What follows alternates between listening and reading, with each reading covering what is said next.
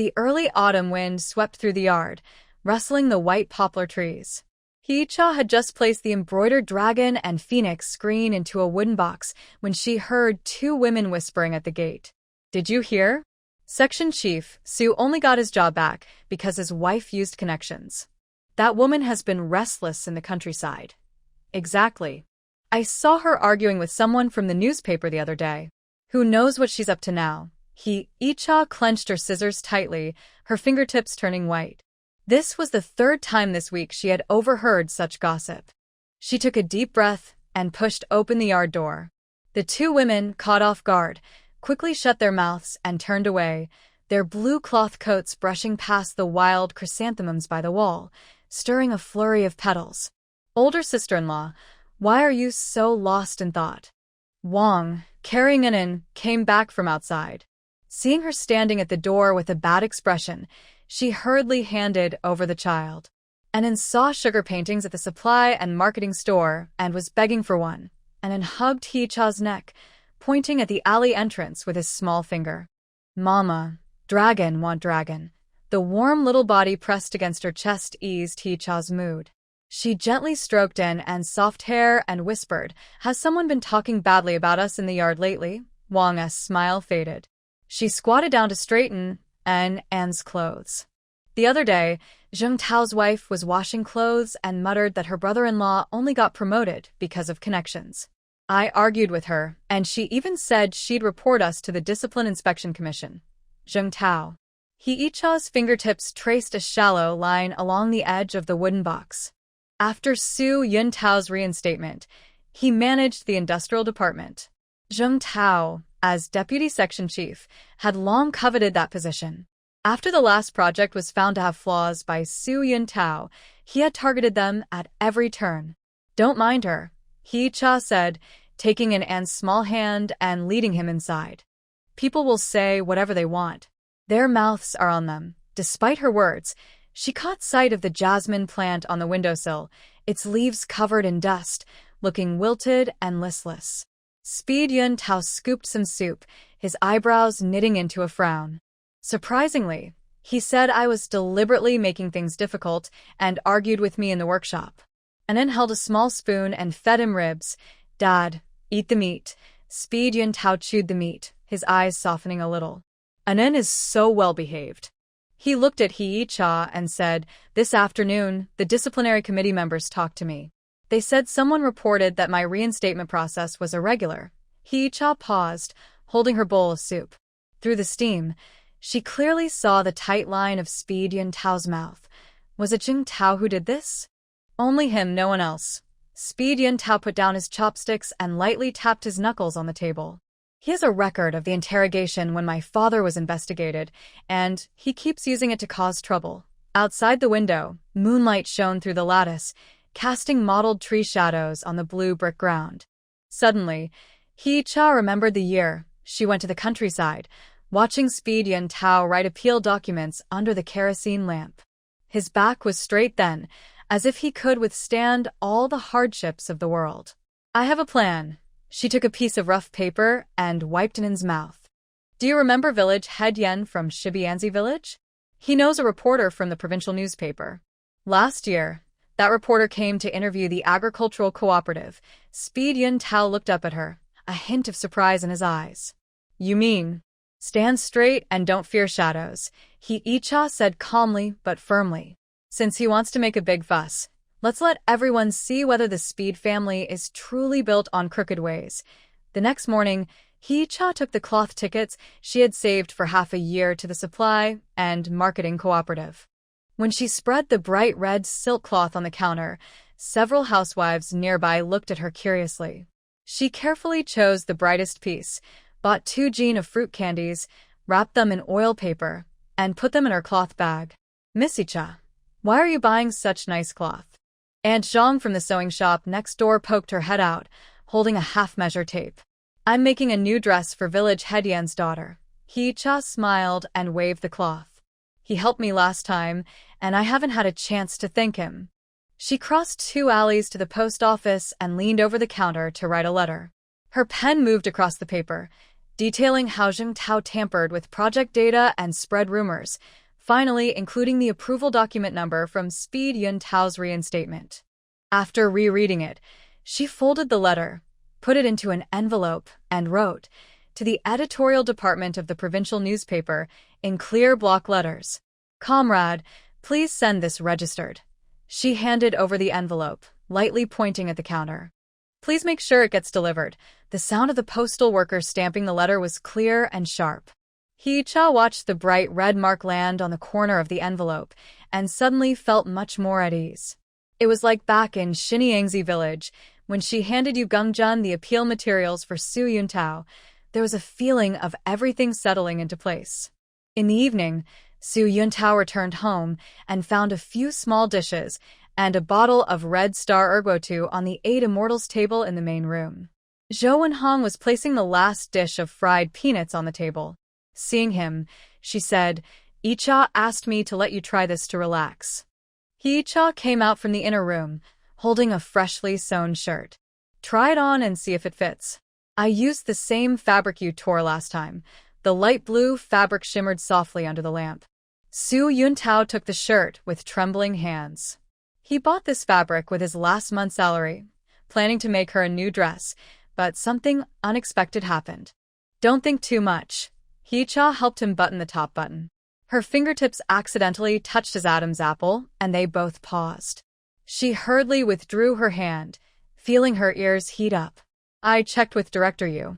All your procedures for returning to work are in order. Zheng Tao can't cause any trouble." Su Yuntao held her cool hand, feeling the warmth through the thin fabric. "Sorry for making you suffer. We are family." Hee-cha looked up at him. The light cast a faint shadow on her eyelashes. "Your problems are my problems." Suddenly, the bicycle bell outside rang.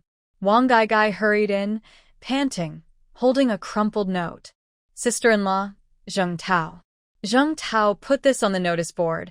The note was crooked, filled with slanderous words accusing Su Yuntao of returning to work through improper relations, even spreading rumors that Hee-cha had an affair with village officials in the countryside. Zhou Wenhong was so angry she trembled, grabbing a broom and rushing out.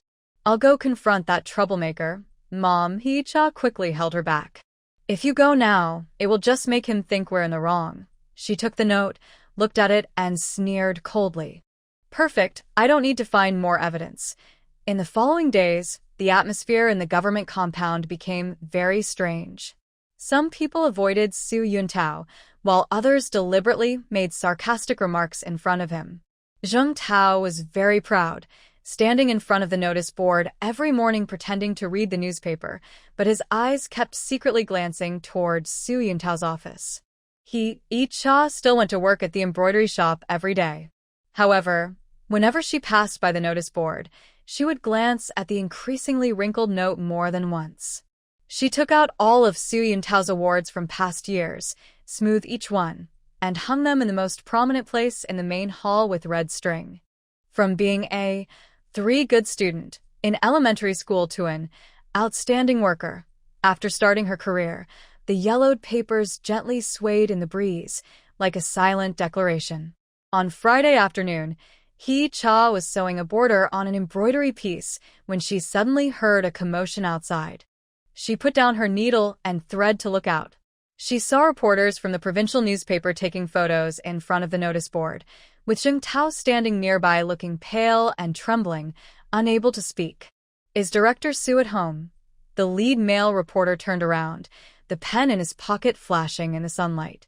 "We received a letter from a reader wanting to know the details about Director Su's reinstatement." Icha invited them inside and brewed a pot of fresh tea. The tea leaves in the glass cup unfurled, releasing a faint fragrance. She took out Su Yuntao's file from a cedarwood box and spread the documents on the table. "This is Director Su's university diploma. These are his awards for outstanding work, and here are the approval documents for his reinstatement." The reporters recorded and took photos as the flashlights lit up the room.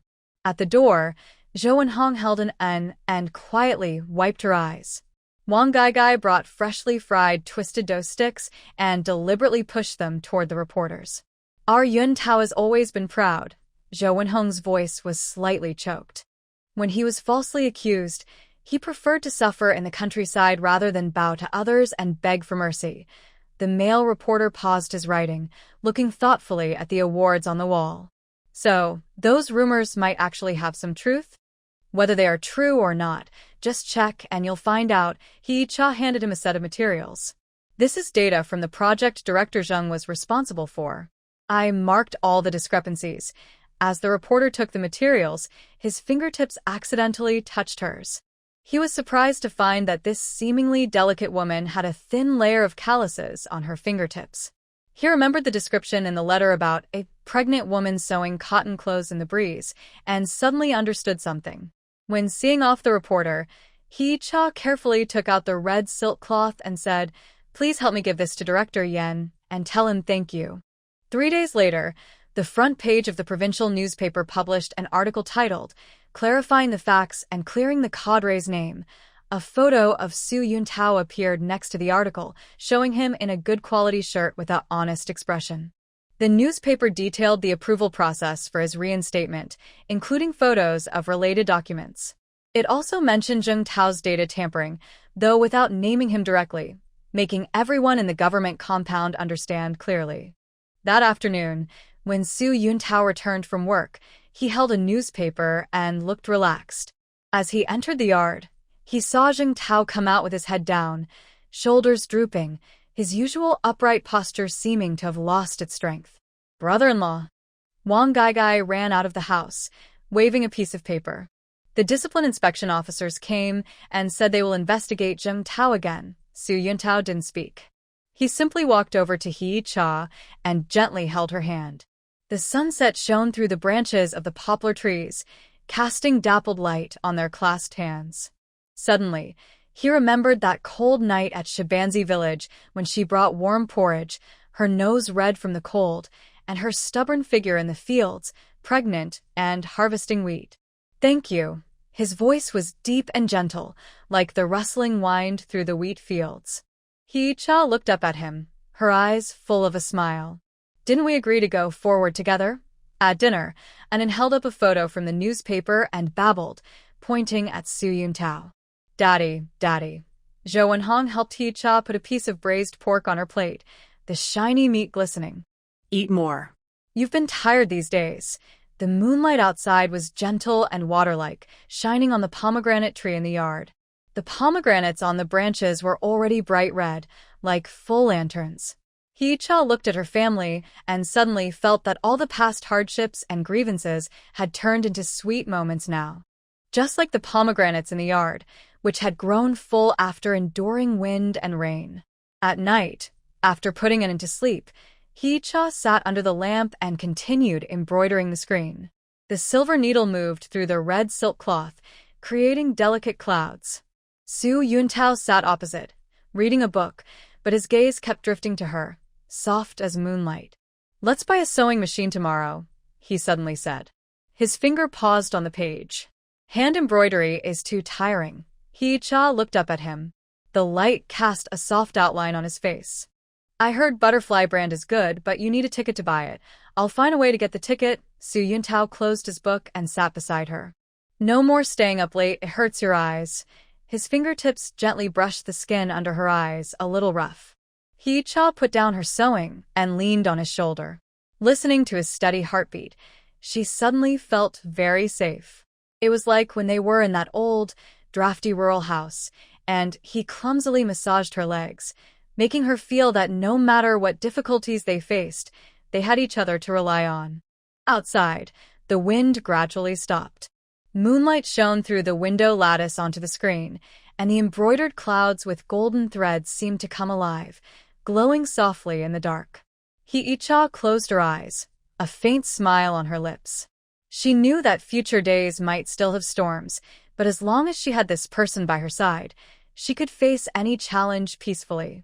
The next morning, the notice board in the government compound was crowded with people. A new newspaper posted there showed a prominent photo of Su Yuntao. Some pointed at the paper and discussed quietly, while others secretly tore down the rumor-mongering note. Sunlight filtered through the crowd and fell on Hee-cha. She held Anan and stood there, watching Su Yuntao come out of the office building and give her a slight smile. At that moment, the autumn breeze was just right, and life felt peaceful. On the day of Frost's descent, the sun was especially stingy. It hid behind the clouds shortly after noon. Hee-cha was carefully finishing the embroidery of a peony petal on her frame when she suddenly heard the copper bell at the door ring. She had installed it herself so that customers would know right away when someone entered. Hee-cha's sister's busy. Sister Lawn Butterfly pushed aside the curtain and came in. Her taupe scarf still had tiny frost flowers on it. She was a clerk at the department store and had recently helped arrange several orders for embroidered kipeos, making her a benefactor of the embroidery workshop. Hee-cha put down her frame and stood up to pour tea. I just finished embroidering the pillowcases ordered by Director Zhang. Look, does this color match well? The jasmine tea in the glass jar was blooming in the hot water, its fresh aroma blending with the scent of silk threads in a room, creating a warm feeling. Sister Lawn Butterfly leaned in to look at the pillowcases. On the royal blue satin, the entwined lotus pattern was outlined with silver thread, and the lotus pods embroidered with gold thread hid full lotus seeds inside. The stitches were so dense that you could count them. She reached out and touched it, her fingertips brushing over the cool satin surface. This craftsmanship is top-notch. Even in the capital, she suddenly changed the subject and took a booklet from her canvas bag with a brown paper cover. Look at this. The booklet had bold black characters that read, "Trademark Registration Tips," with several images of different company logos inside. Sister Lawn Butterfly flipped to a page. Last week, a buyer from Shanghai said that their local handkerchief factories have registered trademarks. The logos look stylish on the packaging, and they can sell for about 20% higher. Hee-cha gently rubbed her fingertips over the words, "trademark." Since opening her embroidery shop, she had been thinking about how to make her work look more professional. The paper wrapping she used at first was too plain, so she switched to plain cotton bags, but compared to the packaging in department stores with their factory names, it still lacked something. Are you saying we can also give our embroidery a name? She remembered her night school economics class where the teacher talked about intellectual property. At the time, she thought it was too far from her, but now it seemed she might actually need it. Sister Lawn Butterfly moved closer to the stove, cupping her hands around her mouth to out white steam. Exactly. Last time, I recommended your embroidery to a customer, and they asked what brand it was. I couldn't answer. Think about it. Whether making kipeos or embroidered pillowcases, putting your own name on the products will help people recognize it over time. Just then, Su Yuntao pushed the door open, his military green coat covered in snowflakes. He took off his gloves and rubbed his red, cold hands. I just passed by the Industry and Commerce Bureau and asked about trademark registration. You need to come up with a name first and draw a logo. He took a note from his briefcase, filled with dense writing. The process isn't complicated, but you'll need to make a few trips to the county seat. Hee-cha took the note and looked at it carefully. Suddenly, she was drawn to the red scar on Su Yuntao's fingertip, an old cut from helping her move her embroidery stand, still faintly visible. An idea struck her, and she suddenly had a plan. How about calling it Hee-cha Embroidery Workshop? Simple and easy to remember. That's a good name. Sister Lawn Butterfly clapped her hands, her scarf's tassel swinging. It has your name, and it clearly says it's an embroidery workshop. It sounds elegant. Su Yuntao nodded too. Sounds good to me. As for the logo, why not use your favorite butterfly? He remembered how, when Hee-cha first moved to the countryside, she often drew butterflies in the margins of her account books, saying they helped her stay calm. Her words reminded Hee-cha. She found a drawing paper, dipped her brush in ink, ready to start. The tip of the pen lightly touched the paper, first drawing a pair of open wings. The wing tips were decorated with 2 budding plum blossoms. In the middle of the wings, fine lines outlined the characters, Hee-cha, in ancient script. Soon, a lively butterfly appeared on the paper, its jagged wing edges showing delicate beauty. That's it, said Su Yuntao as he looked at the design. Suddenly, he remembered a winter night in Shidianzi village, where she sat under a kerosene lamp sewing a padded jacket.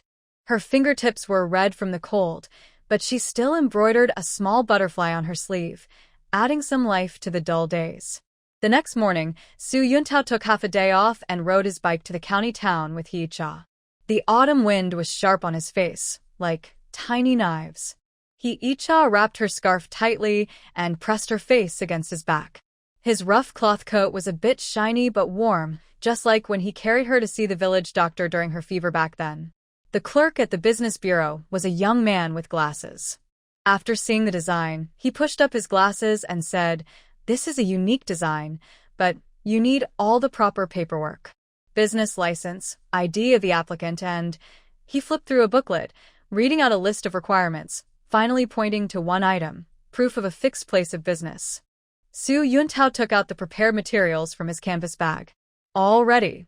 The property deed for the embroidery shop is in my wife's name."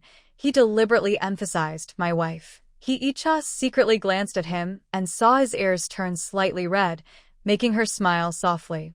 During the paperwork process, the two of them stopped by the Manhwa bookstore. Hee-cha found a book titled Detailed Techniques of Su Embroidery in the Arts and Crafts section. It was priced at 3 yuan 80, about 3 days' worth of her income. She hesitated, putting the book back on the shelf, but Su Yuntao directly took it and handed it to the clerk. "I want this. It's too expensive," she whispered, pulling at his sleeve. "Knowledge isn't costly," he replied, paying for the book and slipping it into her bag. "You always say you want to improve your embroidery techniques. This money is worth it." He remembered the night school teacher saying that Hee-cha's embroidery talent shouldn't be confined to the small embroidery shop. On the way back from the county, the sunset painted the sky orange. As their bike crossed the stone bridge over the city moat, Hee-cha suddenly pointed to a wooden board factory by the roadside. "How about we order some wooden boxes? When customers buy valuable embroidered pieces, they can be placed in boxes, making it look more presentable." Yuntao looked in the direction she pointed, where scraps were piled up at the factory. "I'll talk to the manager tomorrow and ask them to make it to our size. It should be cheaper." He pedaled harder, and the bicycle bell rang in the quiet alley, startling a few sparrows resting in the willow trees. On the day the trademark was approved, Zhou Wenhong specially killed a hen. The clay pot was bubbling with chicken soup. One was leaning on the table, watching Hee-cha sew the stamped trademark onto a cotton bag. The butterfly pattern with gold characters on a red background was embroidered on the corner of the bag, looking much more stylish than before. "Older sister-in-law, does this mean I'm now part of a brand store?" Wang held a needle and gestured, almost poking her finger. She was helping in the embroidery workshop, managing the business more efficiently than before. Even Deng Zhongqiang praised her for improving. Zhou Wenhong came out of the kitchen, holding a plate of freshly fried dough twists. "Don't cause trouble, let your sister-in-law do her work." But her smile couldn't hide her happiness. Ever since Hee-cha opened the embroidery workshop, life at home had been getting better and better. Hee-cha put the sewn bag onto the pair of deep blue pillowcases, suddenly remembering the early days of her stall. Back then, she squatted behind the department store's back door, using an old cloth as her stall, afraid of being caught by the city inspectors. Once it rained, Yuntao came after work, draping his raincoat over her shoulders and helping her gather embroidery pieces. His leather shoes soaked in water, but he didn't complain. "What are you thinking about?" Yuntao came out with a bowl and chopsticks, noticing her staring at the bag, and waved his hand in front of her eyes. "Thinking about the days when I had my stall." She looked up at him. The soft light cast gentle shadows on his face. "Back then, I never thought we'd have our own brand. It will get even better." Yuntao filled her bowl with chicken soup, deliberately scooping more chicken pieces. "Once the trademark is officially approved, I'll make a nice sign to hang at the embroidery workshop's door so everyone passing by can see it." A few days later, Sister Lan Huadai brought good news again. The city arts troupe wanted to make a batch of performance costumes, with embroidered floral patterns on the collar and cuffs. The director said if we do well, they'll come back to us every year. She placed the fabric sample on the table. The deep blue silk shimmered under the light. "But the deadline is tight. It has to be ready by early next month." Hee-cha touched the fabric, feeling its smoothness like flowing water. "This material is delicate. We need the finest silk thread, or it might snag." She remembered the embroidery technique called plate gold embroidery she saw in a book, which might make the floral pattern more three-dimensional. That night, the embroidery workshop stayed lit until late.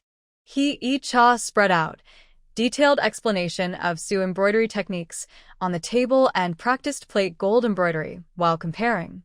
The gold thread was always unruly in her hand, twisting into knots or making uneven lines when stitched. When Su Yuntao finished his work and came over, he saw her fingertips wrapped in several pieces of tape, and the gold thread in her needle case tangled like a ball of. "Take a break and try again tomorrow," he said, pouring a cup of hot water and handing it to her. Seeing the dark circles under her eyes, he felt a little sad. "Just a little more," she said without looking up, biting off the thread and starting a new stitch. "The edge of this flower needs to be even, or it will look rough under the lamplight." She remembered when she first became a teacher, working late into the night by oil lamp to prepare for teaching, quiet night thoughts. Su Yuntao didn't persuade her further. He moved a small stool to sit beside her, helping to organize the gold thread. His fingers were rough but steady, carefully separating the tangled gold threads and winding them into neat little bundles.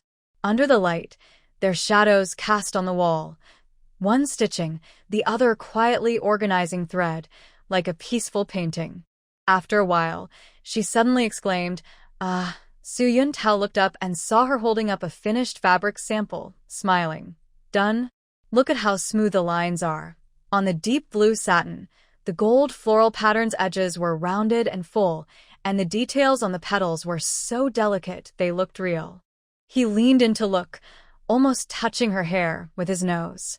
The scent of shampoo mixed with the smell of silk thread was surprisingly pleasant. He quickly looked away, pretending to look out the window. "It's really good, even better than the sample in the book." In the following days, the embroidery workshop was like a well-oiled machine. Yi-cha worked tirelessly with 2 hired embroiderers. One was responsible for ironing and packing, and Zhou and Hong brought hot meals every noon. Su Yuntao came after work to help, sometimes moving the embroidery frame, sometimes going to the post office to send packages. He was quick and efficient at all the chores. One evening, Deng Zhongqiang came over carrying a metal bucket with freshly cooked sweet potato porridge. He placed the bucket on the table, rubbing his hands nervously. "Said you all are too busy to eat, so my mom asked me to bring this," he said. The porridge smelled sweet with osmanthus, which he specially bought from the southern part of the city. Wang blushed and glared at him. "Who asked you to meddle?" she said, but quickly took out a bowl and filled it completely for Yi-cha. Yi-cha was drinking hot porridge and watching the two people awkwardly interact, which made him smile. He remembered the winter in Shibianzi village, where Wang often called her clumsy, but would secretly leave half a steamed bun when she was pregnant and throwing up. That girl is stubborn but soft-hearted, just like her brother. On the day the art troupe came to pick up the costumes, the leader came personally. He looked at the embroidery on the collar and held it up to the light, praising, "This craftsmanship is amazing." Even more delicate than what's made in Shanghai, he immediately decided that all future performance costumes for the troupe would be made by Yichao Embroidery Workshop. After seeing off the guests, Sister Lan Huidai carefully stuck newly printed trademark stickers onto each costume's tag. "Look, once you stick this on, doesn't it look so much better?" The butterfly pattern in gold on a red background was printed on the white tags, making them look much more proper than the handwritten labels before. Yi-cha looked at the costumes with the new tags and suddenly remembered her own early days. Back then, she stood in the Su family's yard, looking at the drafty windows and cluttered ground, feeling lost. Who would have thought that in just a few years, she would not only settle down in this era, but also have her own business? By the way, Sister Lan Huidai suddenly remembered something and took out an invitation card from her bag. "Next month, there's a light industry trade fair. I asked someone to sign you up. When the time comes, let's display our embroidery so more people can learn about Yicha Embroidery Workshop." The invitation was pink with gold embossed writing. Yicha held it, her fingertips trembling slightly. She remembered Sun Fanchi from night school saying that women can also have their own careers, not just work around the stove. She didn't believe it before, but now she truly felt that with her own hands, she could carve out a future. When Su Yuntao finished work and came over, he saw Hee-cha smiling foolishly at the invitation. He walked up and gently hugged her from behind, resting his chin on her head. "What are you so happy about? Look," she handed him the invitation, her eyes shining like stars in the night sky. "Our embroidery can go to the trade fair." Su Yuntao looked at the invitation and then at her glowing face, feeling especially satisfied. He remembered when he was recently exonerated, someone advised him to let his wife stay at home to take care of the children and not go out. He didn't say anything at the time, but in his heart, he was sure that his Icha shouldn't be confined to the small home. "I'll make a proper display stand tomorrow." He picked up the performance costume from the art troupe and carefully smoothed out the wrinkles. "Let's make a big sign and write, Icha Embroidery Workshop, more clearly." Hee-cha leaned into his arms, listening to him plan the future, and suddenly felt very secure. The moonlight outside shone in, falling on the embroidered pieces with butterfly logos, giving them a silvery glow. She knew that Icha Embroidery Workshop was like a butterfly just emerging from its cocoon. The road ahead was long, but as long as they worked together, they could fly higher and farther. On the day of the fair, the booth of Icha Embroidery Workshop was crowded with people. A dark blue qipao dress was hung in the most visible spot, with floral embroidery outlined in gold thread that shimmered softly under the lights. Hee-cha wore a new cotton jacket made by Su Yuntao and stood behind the booth, confidently introducing her embroidery to visitors. Su Yuntao helped by passing items and occasionally looked at her with gentle eyes. Sister Lawn Hoodie was weaving through the crowd, loudly introducing, "This is our local brand, and our skills are just as good as those old shops." A man in a Zhongshan suit was watching carefully. He was a buyer from a foreign trade company and pointed at a pair of embroidered lotus pillowcases, asking, "Can you make these in bulk? We want to export them to Hong Kong." Hee-cha's heart skipped a beat, but she kept her composure. "Yes, we can. How many do you need?" "We can sign a contract." She remembered Yan Xiu's words. Doing business requires honesty and confidence. After the man left his contact information, Su Yuntao held her hand and noticed her palms were sweaty. They looked at each other and smiled, their excitement hidden in their eyes. The wind blew the price list on the booth, and the words, "Icha Embroidery Workshop," shone clearly in the sunlight. At closing time, the setting sun was shining on the shop sign. The golden light outlined the butterfly logo with a gold border, making it seem alive. Hee-cha looked at the sign and suddenly felt that it was more than just a name. It was her roots in this era and the days she and Su Yuntao had built with their hearts. "Let's go home." Mom said she made braised ribs, Su Yuntao said, lifting the box of embroidered items and turning back to hold her hand. "Okay," Hee-cha nodded, holding his hand tightly. In the dusk, their shadows stretched long, walking side by side on the way home. Their steps were light, and their hearts full of hope for the future. She knew that the story of Icha Embroidery Workshop was just beginning. Like the trees in late autumn, they seem silent but are quietly gathering strength underground, waiting for spring to sprout greener branches. The wind in December carries snowflakes, hitting the glass window of Icha Embroidery Shop with a soft sound. Hee-cha is sorting new silk threads when she suddenly hears Wang Gaigai sneeze 3 times in a row behind the counter, almost knocking over the abacus beads in her hand. "Why don't you wear warmer clothes?" She puts down her embroidery thread, turns around, and finds a dark red cotton-padded jacket from the wardrobe inside. "This is the one I made for you last time.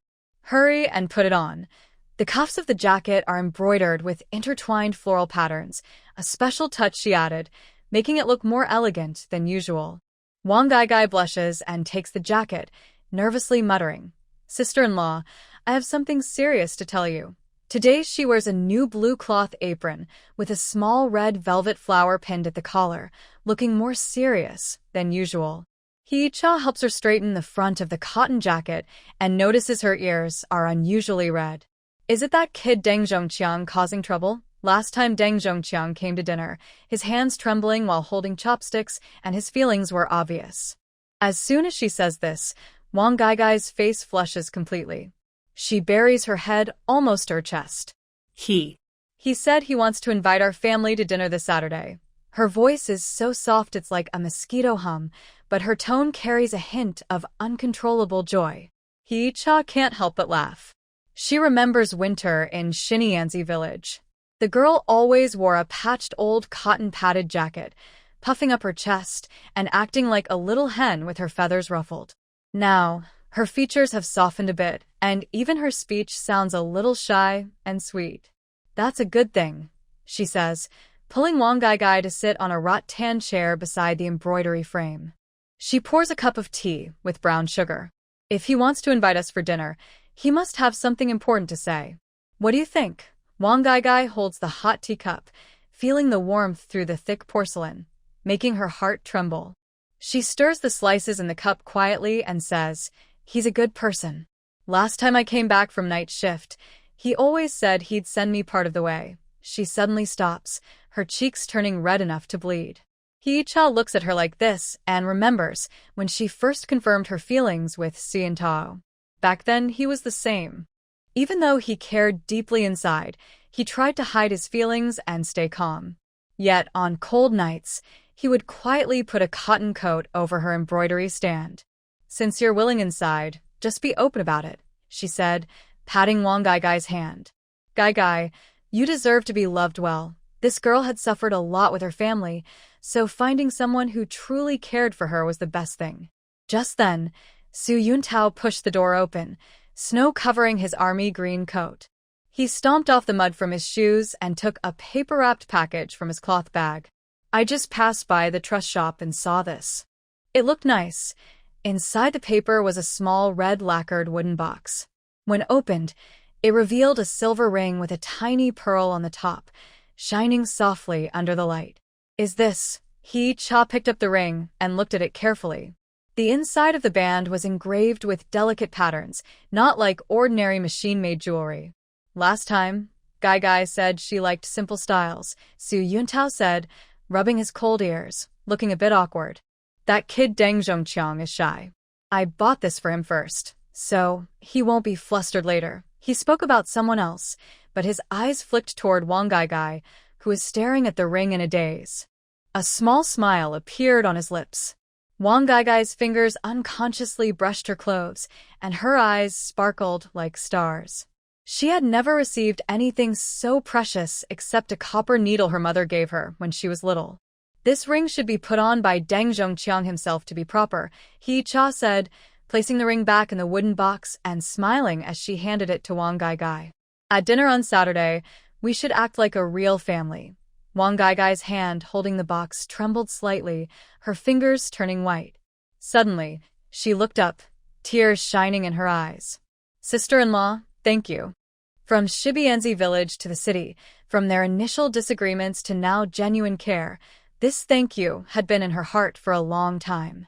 Hee-cha gently ruffled her hair, like she was her own sister. "Don't be so polite with me." Outside, the snow was falling harder, turning the rooftops across the street white, making her feel bright inside. On Saturday, Zhou Wenhong woke early to kill an old hen and asked Su Yuntao to buy 2.5 pounds of pork from the butcher. The kitchen was filled with the smell of stew.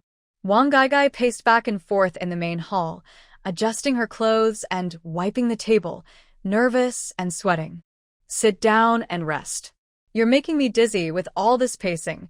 Zhou Wenhong carried out freshly fried meatballs and saw her young daughter looking like that.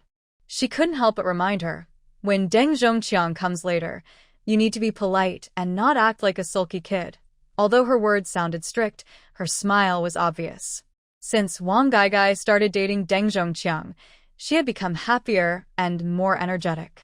Wang Gai responded with a soft, Just as she sat down on the bench, she suddenly stood up and said, "I'll go see how my sister-in-law is preparing." Before she finished speaking, she slipped into the east room. Hee-cha was trying on clothes in front of the mirror. When she saw her come in, she smiled and spun around. "Does this one look okay?" She was wearing a light blue cotton jacket with a diagonal collar, embroidered with elegant magnolia flowers. It was made from new fabric that Su Yuntao had bought her last month. Wang Gaigai's eyes focused on the frog-shaped button on her chest, made with matching silk thread, with wings slightly raised, looking very lively.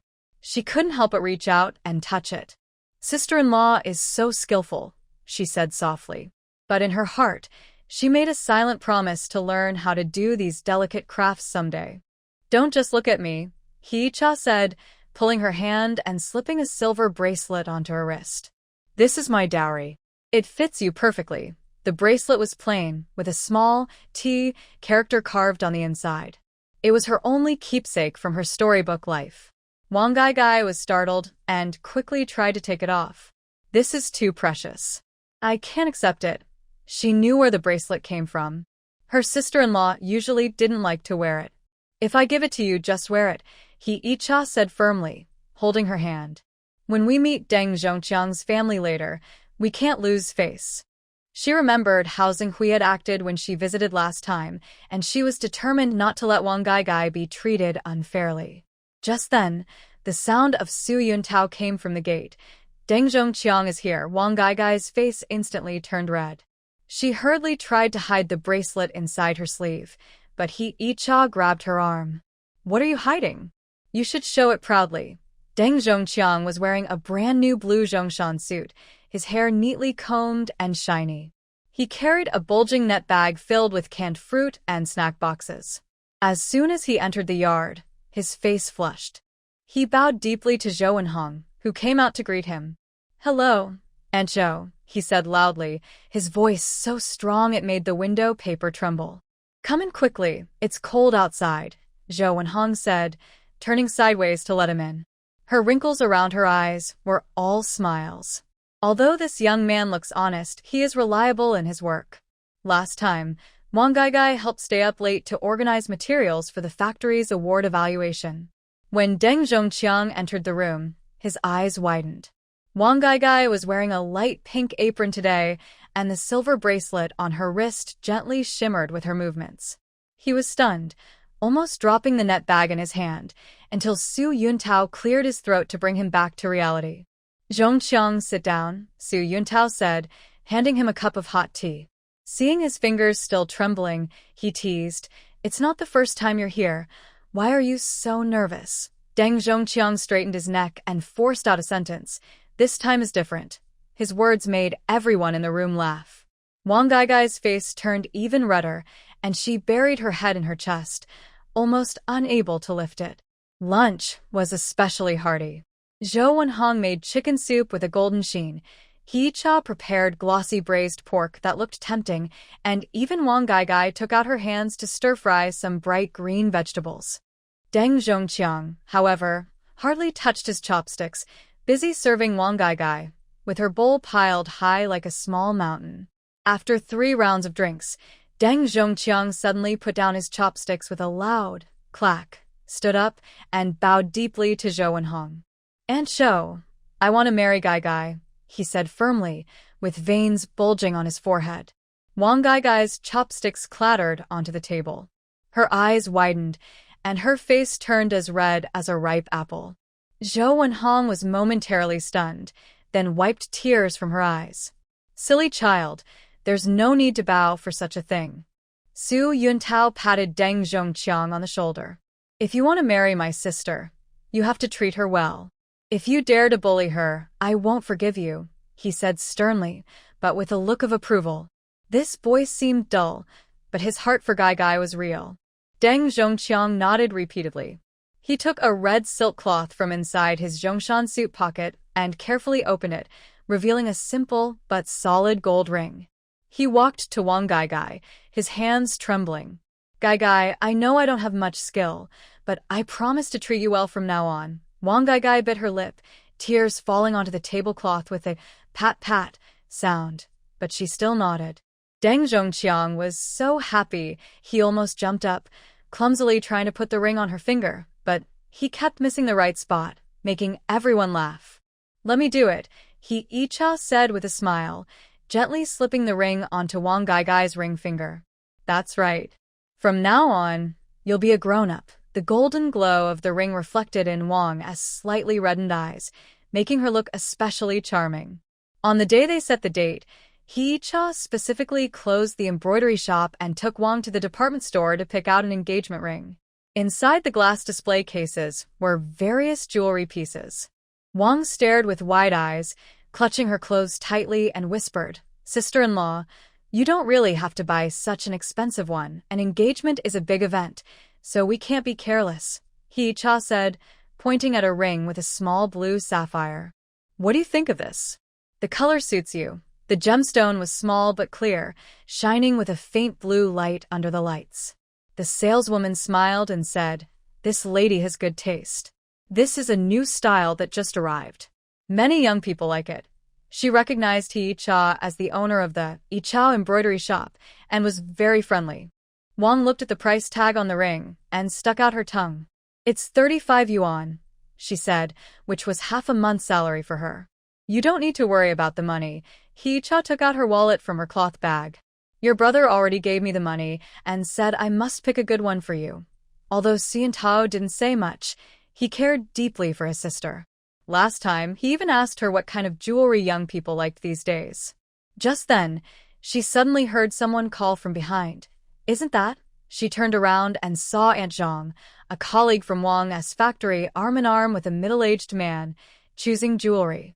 Aunt Zhang's eyes lit up as she looked at the ring on Wang's finger. "Are you engaged?" Deng Zhongqiang really knows how to spend. Her tone was full of envy. Everyone at the factory knew Deng Zhongqiang was honest and straightforward, and he cared deeply for Wang. Wang blushed and nodded, but a smile couldn't help but appear on her face. Hee-cha smiled and said, "Is a good girl and deserves the best." Seeing her like this, she suddenly remembered her own engagement.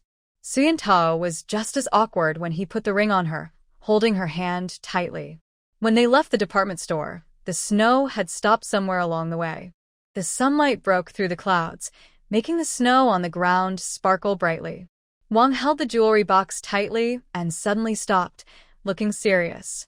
"Sister-in-law, thank you," she said.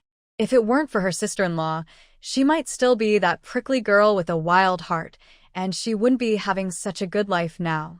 Hee-cha smiled and brushed the snow off her shoulder. "Don't be so polite with me." She looked up into the distance where Su Yuntao was standing at the street corner, waiting for them. His army green coat looked especially bright against the white snow. When he saw them come out, he quickly approached naturally, took the bag from Hee-cha's hand, and then took off his scarf to wrap around Wang Gai. "Are you cold?" he asked Hee-cha, reaching out to touch her ear, his fingertips feeling the chill of the snow. "I'm not cold." Hee-cha shook her head, looking at the snow on his eyelashes. She couldn't help but brush it away. "The ring is chosen. Gai likes it." Su Yuntao looked at Wang Gai, who was lowering her head to look at the jewelry box, a smile hiding on her lips. His heart warmed. "That's good. Later, I'll invite my colleagues from the factory to celebrate. It will be lively."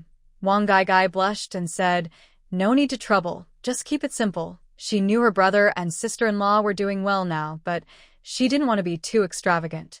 "Engagement is a big event, it can't be simple," Su Yuntao insisted. "When I married your sister-in-law, I felt so wronged. I don't want Gai to feel that way." He remembered when they first moved to the countryside, they didn't even have decent clothes, let alone any ceremony. He always felt guilty about it. Hee-cha held his hand, feeling the familiar warmth from his fingertips. She knew that what Su Yuntao said wasn't just about Wang Gai, but also about making up for their past regrets. The cold they endured in Shidianzi village and the hardships they faced had become the reasons they now cherished each other. The day before the engagement, the embroidery workshop was especially lively. Sister D brought a fine piece of red silk, saying it was for making a quilt cover for the couple. Sister Lan Huidai brought 2 new cotton quilts, soft and light. Even old Master Zhang, who usually loved joking, gave a carved wooden decoration with the character for happiness. Wang Gai, dressed in a new red cotton jacket, was busy helping customers behind the counter, her smile never fading. Hee-cha watched her busy figure and suddenly felt how fast time was passing. It seemed like just yesterday they were in a dirt house in Shidianzi village, watching this girl stubbornly argue with her, and now she was about to get married. "Older sister-in-law, look at this pair of pillowcases. How do they look? Wang Gaigai brought over a pair embroidered with mandarin ducks playing in water, full of anticipation. This was the result of her half-year learning with He Cha. Her stitches weren't as fine as her sister-in-law's, but they looked decent. He Cha carefully examined them. The mandarin ducks on the pillowcases used a gradient embroidery technique, making them look vivid and lifelike. Very good, much better than when I first started learning. She picked up the embroidery needle and gently dotted the eyes of the mandarin duck. Add a bit of shine here, and it will look more lively. Wang Gaigai carefully took notes, then softly asked, "Sister-in-law, can I come help in the embroidery workshop in the future?" She was reluctant to leave the lively atmosphere and missed the days when her sister-in-law personally taught her embroidery. Of course, He Cha nodded with a smile. "When you get married and have free time, come visit us. We'll still sit and talk while embroidering, just like now." She knew some feelings wouldn't fade with distance, but would become like aged wine, growing richer over time. On the day of engagement, the small yard of the Su family was crowded with people. Su Yuntao invited his colleagues from the factory, and He Cha also invited her night school classmates and regular customers from the embroidery workshop. Deng Zhongqiang wore a new Zhongshan suit, with a big red flower pinned to his chest, smiling so broadly his eyes crinkled. Wang Gaigai sat on the kong, her red veil covering her head, clutching the silver bracelet He Cha had given her tightly. During the wedding ceremony, Wang Gaigai's veil accidentally slipped, revealing her rosy face. She saw Deng Zhongqiang sweating nervously, her brother and sister-in-law's proud smiles, and Zhou Wenheng secretly wiping tears. Suddenly, her nose felt sore, and tears streamed down her face. These tears carried farewell to past hardships, hope for a new life ahead, and gratitude for her family. From the broken house in Shibanzi village to the small city courtyard, from initial conflicts to genuine understanding, she knew she had truly found her happiness. At the banquet, Su Yuntao drank quite a bit with his colleagues, his face turning red, but he kept serving He Cha food. "Eat more, you've worked hard today." Seeing the tenderness in his eyes, she felt warmth inside her like a cozy stove, warm and comforting. Deng Zhongqiang came over with a wine glass to toast, followed by Wang Gaigai. The bride was especially generous today, offering drinks to Zhou Wenheng and bowing to He Cha and Su Yuntao. "Thank you, brother." "Thank you, sister-in-law." Her voice was clear, and her eyes sparkled.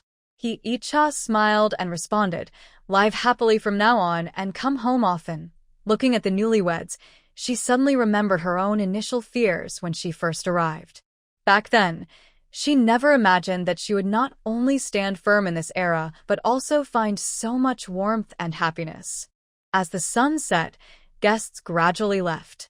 Zhou Wenheng was tidying up the dishes, humming a tune from her youth. Su Yuntao was slowly sweeping the snow in the yard. He Cha leaned against the doorframe, watching this warm scene, feeling very peaceful inside. Wang wore a red padded jacket and saw Deng Zhongqiang to the door. The two of them talked for a long time, reluctant to part. In July, the warm wind carried the scent of locust flowers into the window. Su Yuntao was staring at a bright red official document on his desk. The gold embossed stamp in the top right corner shimmered under the fluorescent light. The words, "Appointed Su Yuntao as Deputy Director of the Office," were clear and bold. The smell of ink mixed with the sharp scent of the printing ink, making him more alert than the cold tea on his desk. "Director Su, it's time for the meeting." Zheng Tao's voice came from the door, with a tone that sounded a bit sticky and unclear. Su Yuntao looked up and saw him holding a porcelain cup, with chipped edges revealing grayish-white metal, matching his tense expression. The fan in the meeting room buzzed loudly, making the smoky air even more choking. As soon as Su Yuntao sat in his new position, he saw the hot water bottle in the corner suddenly burst with a loud bang, splashing boiling water onto Zheng Tao's cloth shoes.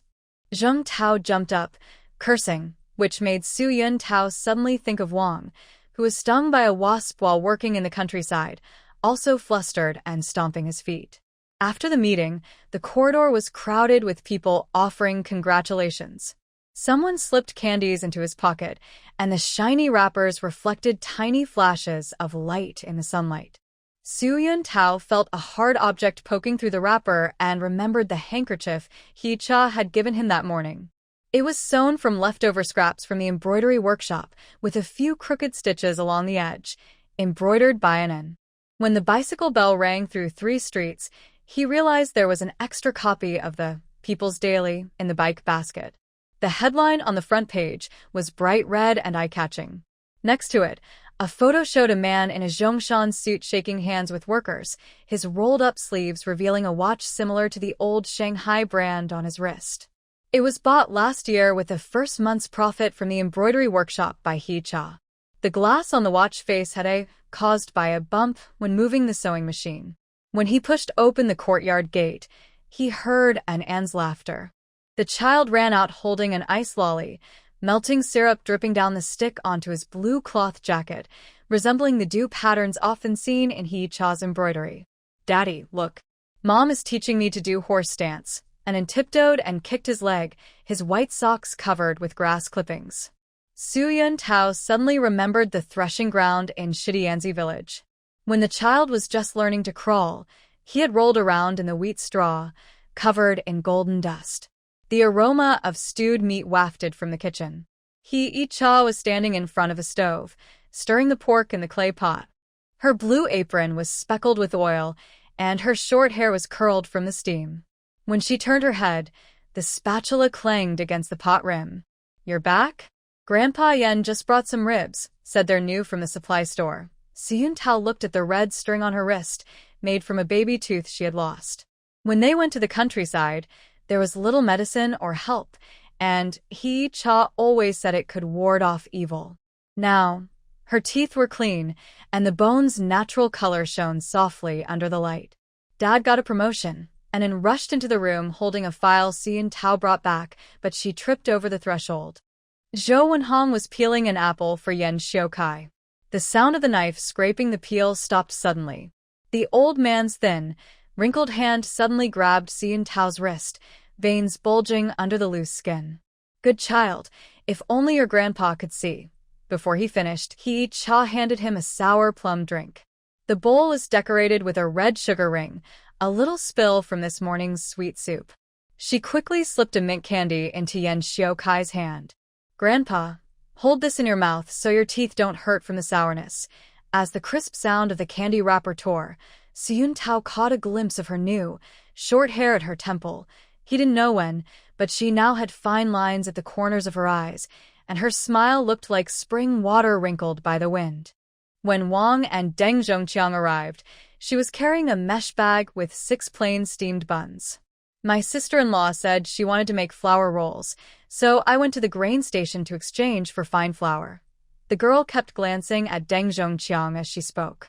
Her new silk shirt was crisp and shiny, with a pen cap sparkling at the collar under the light.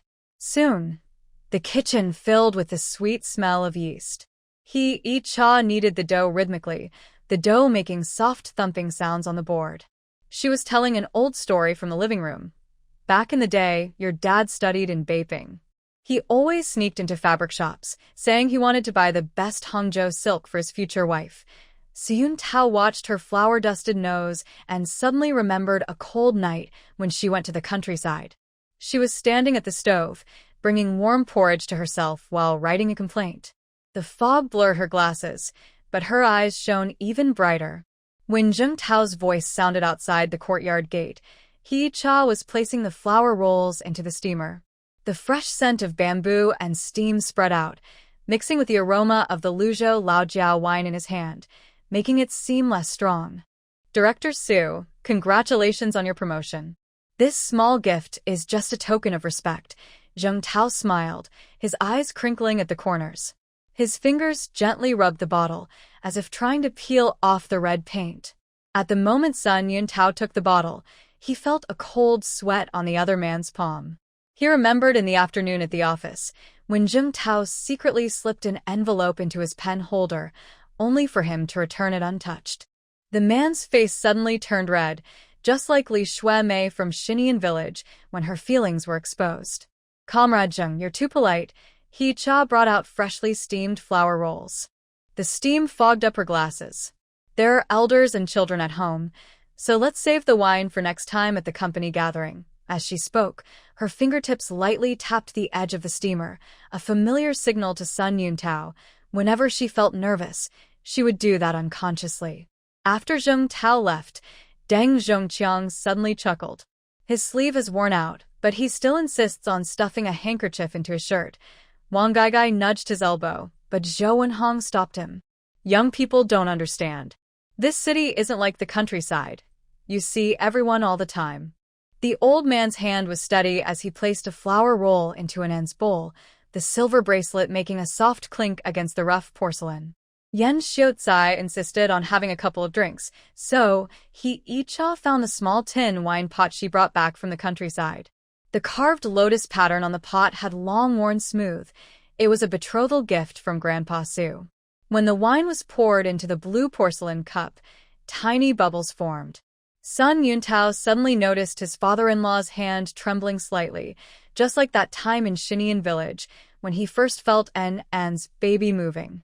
Dad, try this. Hee-cha offered a plate of cold marinated wood ear mushrooms. The sesame oil swirled in the bowl.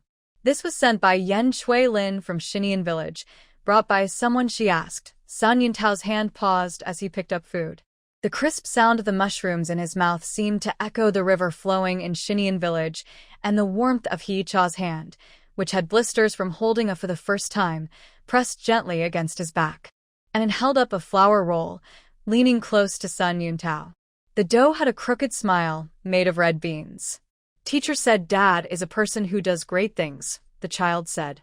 As she spoke, sugar syrup dripped from her mouth onto her blue cloth shirt, just like the little decorations often embroidered by Hee-cha. Suddenly, Sun Yuntao remembered earlier that morning when his daughter held his finger and cheerfully said, "Daddy, keep going." That warm touch made his heart tighten more than any official document ever could. When the last batch of flour rolls was ready in the steamer, the bell outside the yard rang, signaling the waste pickers.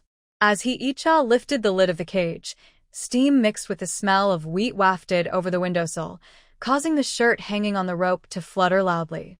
Su Yuntao looked at her flushed face from the heat and suddenly understood that a promotion was just moving from one battlefield to another. Having someone like her by his side, making everyday life feel warm and lively, was the real blessing. Late at night, Su Yuntao was reading documents under a desk lamp while Hee-cha was sewing the cuffs of his shirt. The silver shine of the thimble turning on her fingertip and the moonlight slipping through the curtain combined. "Are you going to wear this to report tomorrow?" she asked softly as she cut the thread. "I also ironed your blue pants. They look more energetic now." Su Yuntao held her hand with the thimble, feeling the cool metal mixed with her warm palm.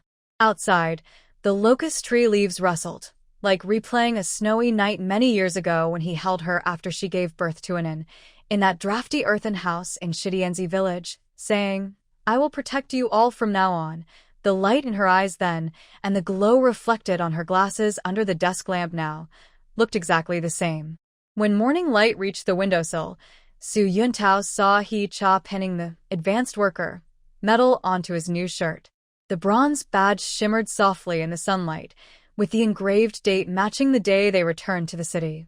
Suddenly, he remembered the elders in Shidianzi village often said that life was like pushing a millstone, watching it spin in place, yet every step was actually moving toward a new day. Downstairs, the bicycle bell rang. As Su Yuntao grabbed his briefcase, Hee-cha quickly slipped a mint into his pocket. "Don't smoke too much at the meeting," she said, adjusting his collar and touching the new pearl buttons she had sewn on, reused from leftover embroidery shop buttons, glowing gently in the morning light. At the alley entrance, Su Yuntao looked back at the second-floor window. The curtain was slightly parted, and Enin was waving her little hand inside. Hee-cha's glasses reflected the morning sun, reminding him of the first time he saw her standing on the podium in Shidianzi village, her eyes shining, her steps full of wind, behind her heavy days and ahead of a bright future. Morning light filtered through the window lattice, casting tiny spots of light on the embroidery hoop. Hee-cha pinched a silver needle with her fingertips, and as the silk thread passed through the plain silk fabric, a few sparrows chirped and fluttered away from the eaves. The peonies on the embroidery were gradually blooming. The central petal was dyed with her newly made crimson color, mixed with a little sapanwood juice, giving it a faint purple hue under the sunlight. It was a technique taught to her by Yen Tsuelin from Shizianzakan. That year, when they dyed cloth in the countryside, the shadow of the old locust tree had also fallen across the dye vat just like this. Sister-in-law, the application form for the Nan Wangshu Design Award needs to be submitted, Wang Gaigai said as she pushed the door open. The red ribbon on her braid brushed against the sewing machine pedal, making a soft clicking sound.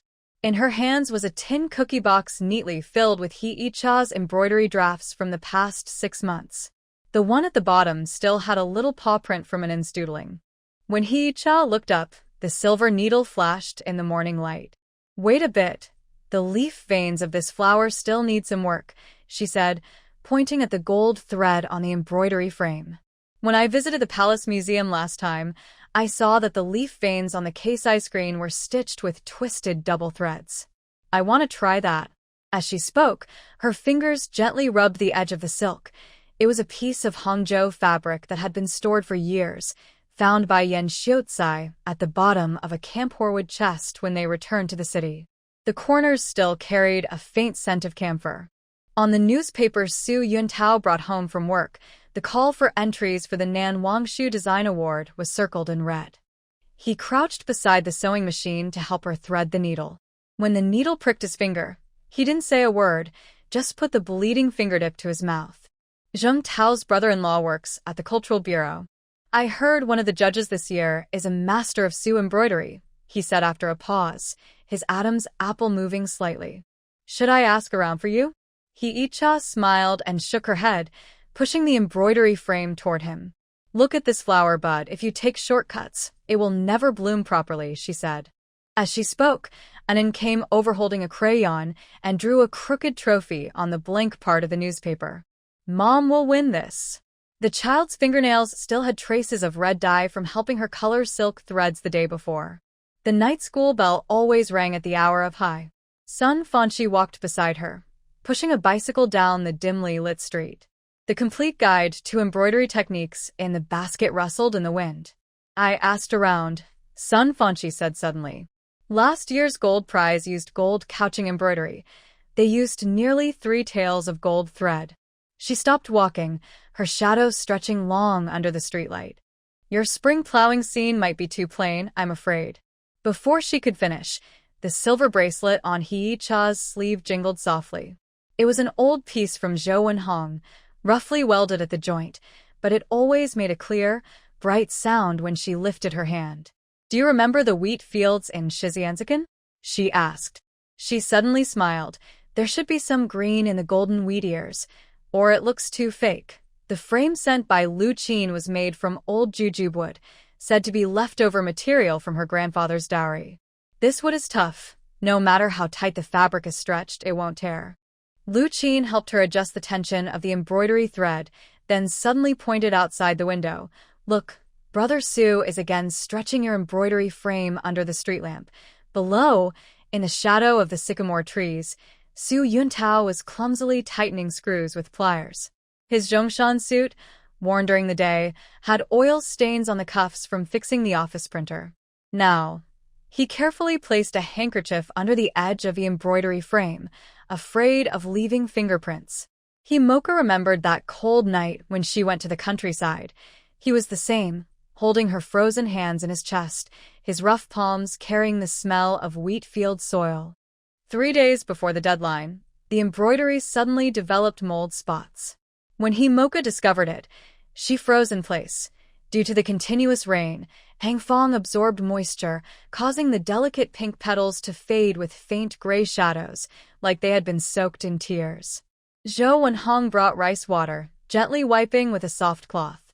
"Don't worry, your mother-in-law also encountered this when she embroidered wedding dresses. Just wipe it, and it will be fine." The elderly woman's silver bracelet brushed over the silk, leaving tiny silver glints. Su Yuntao went to the newspaper at night to borrow a drying machine. As he carried the embroidery back, dew soaked his cloth shoes, but he held the wooden box tightly, as if clutching his newborn in. Passing by Jing Tao's house, he saw the light in the window on and vaguely heard the gossip. A rural woman still hopes to win an award. He didn't stop but held the box even tighter. On the day of submitting the work, Himoka deliberately wore a shantung shirt she exchanged with cloth coupons from Su Yuntao.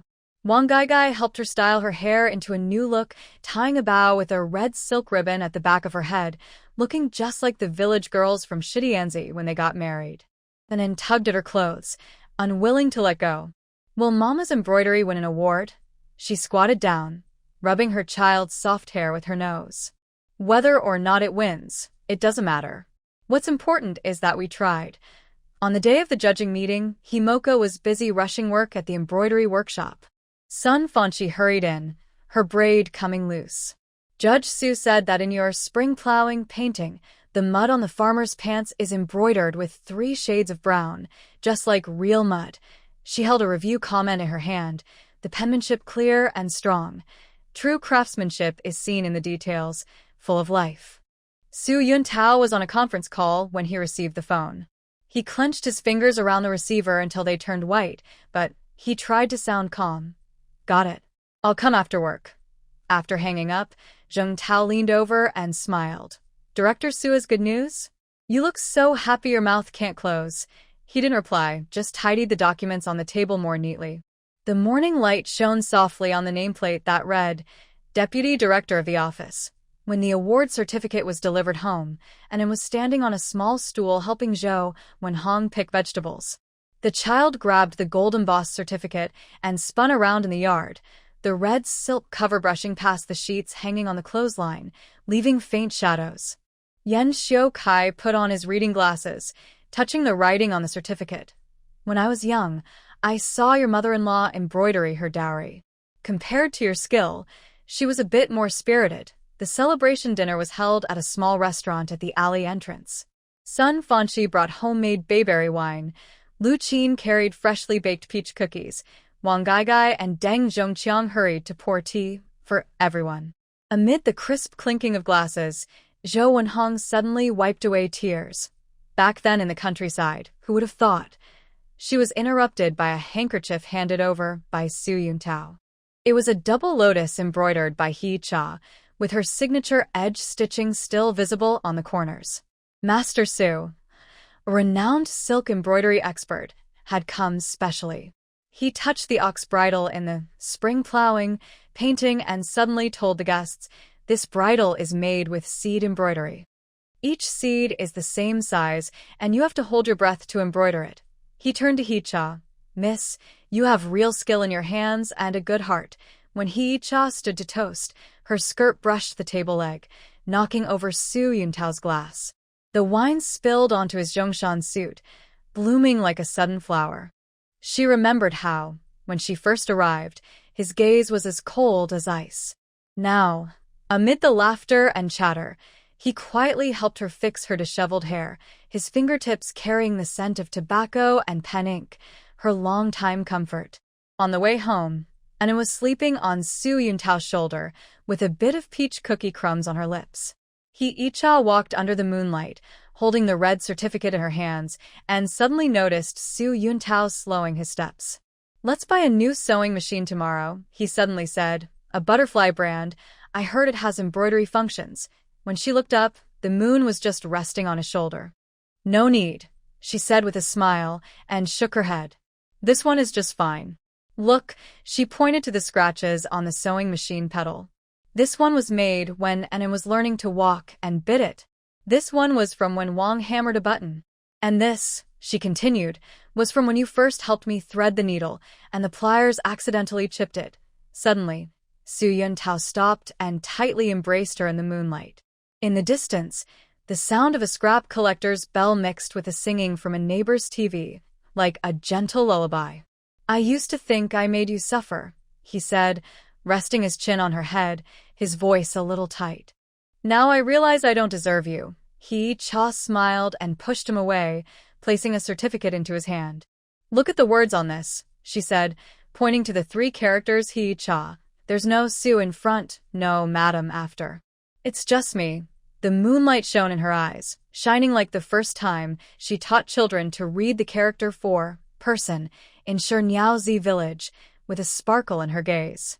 At home, Zhou and Hong had already placed the award certificate inside a box made of fragrant camphor wood.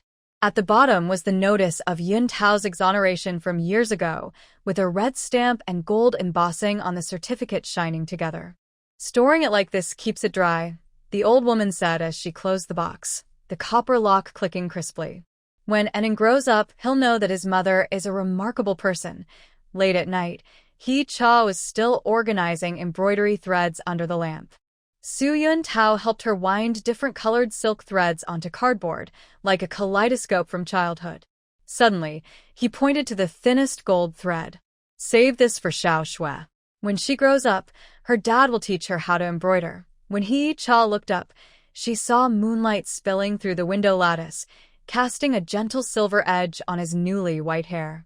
Outside, the locust tree leaves rustled softly, like the words she spoke many years ago on a snowy night inside a mud house in Shernyaozi village.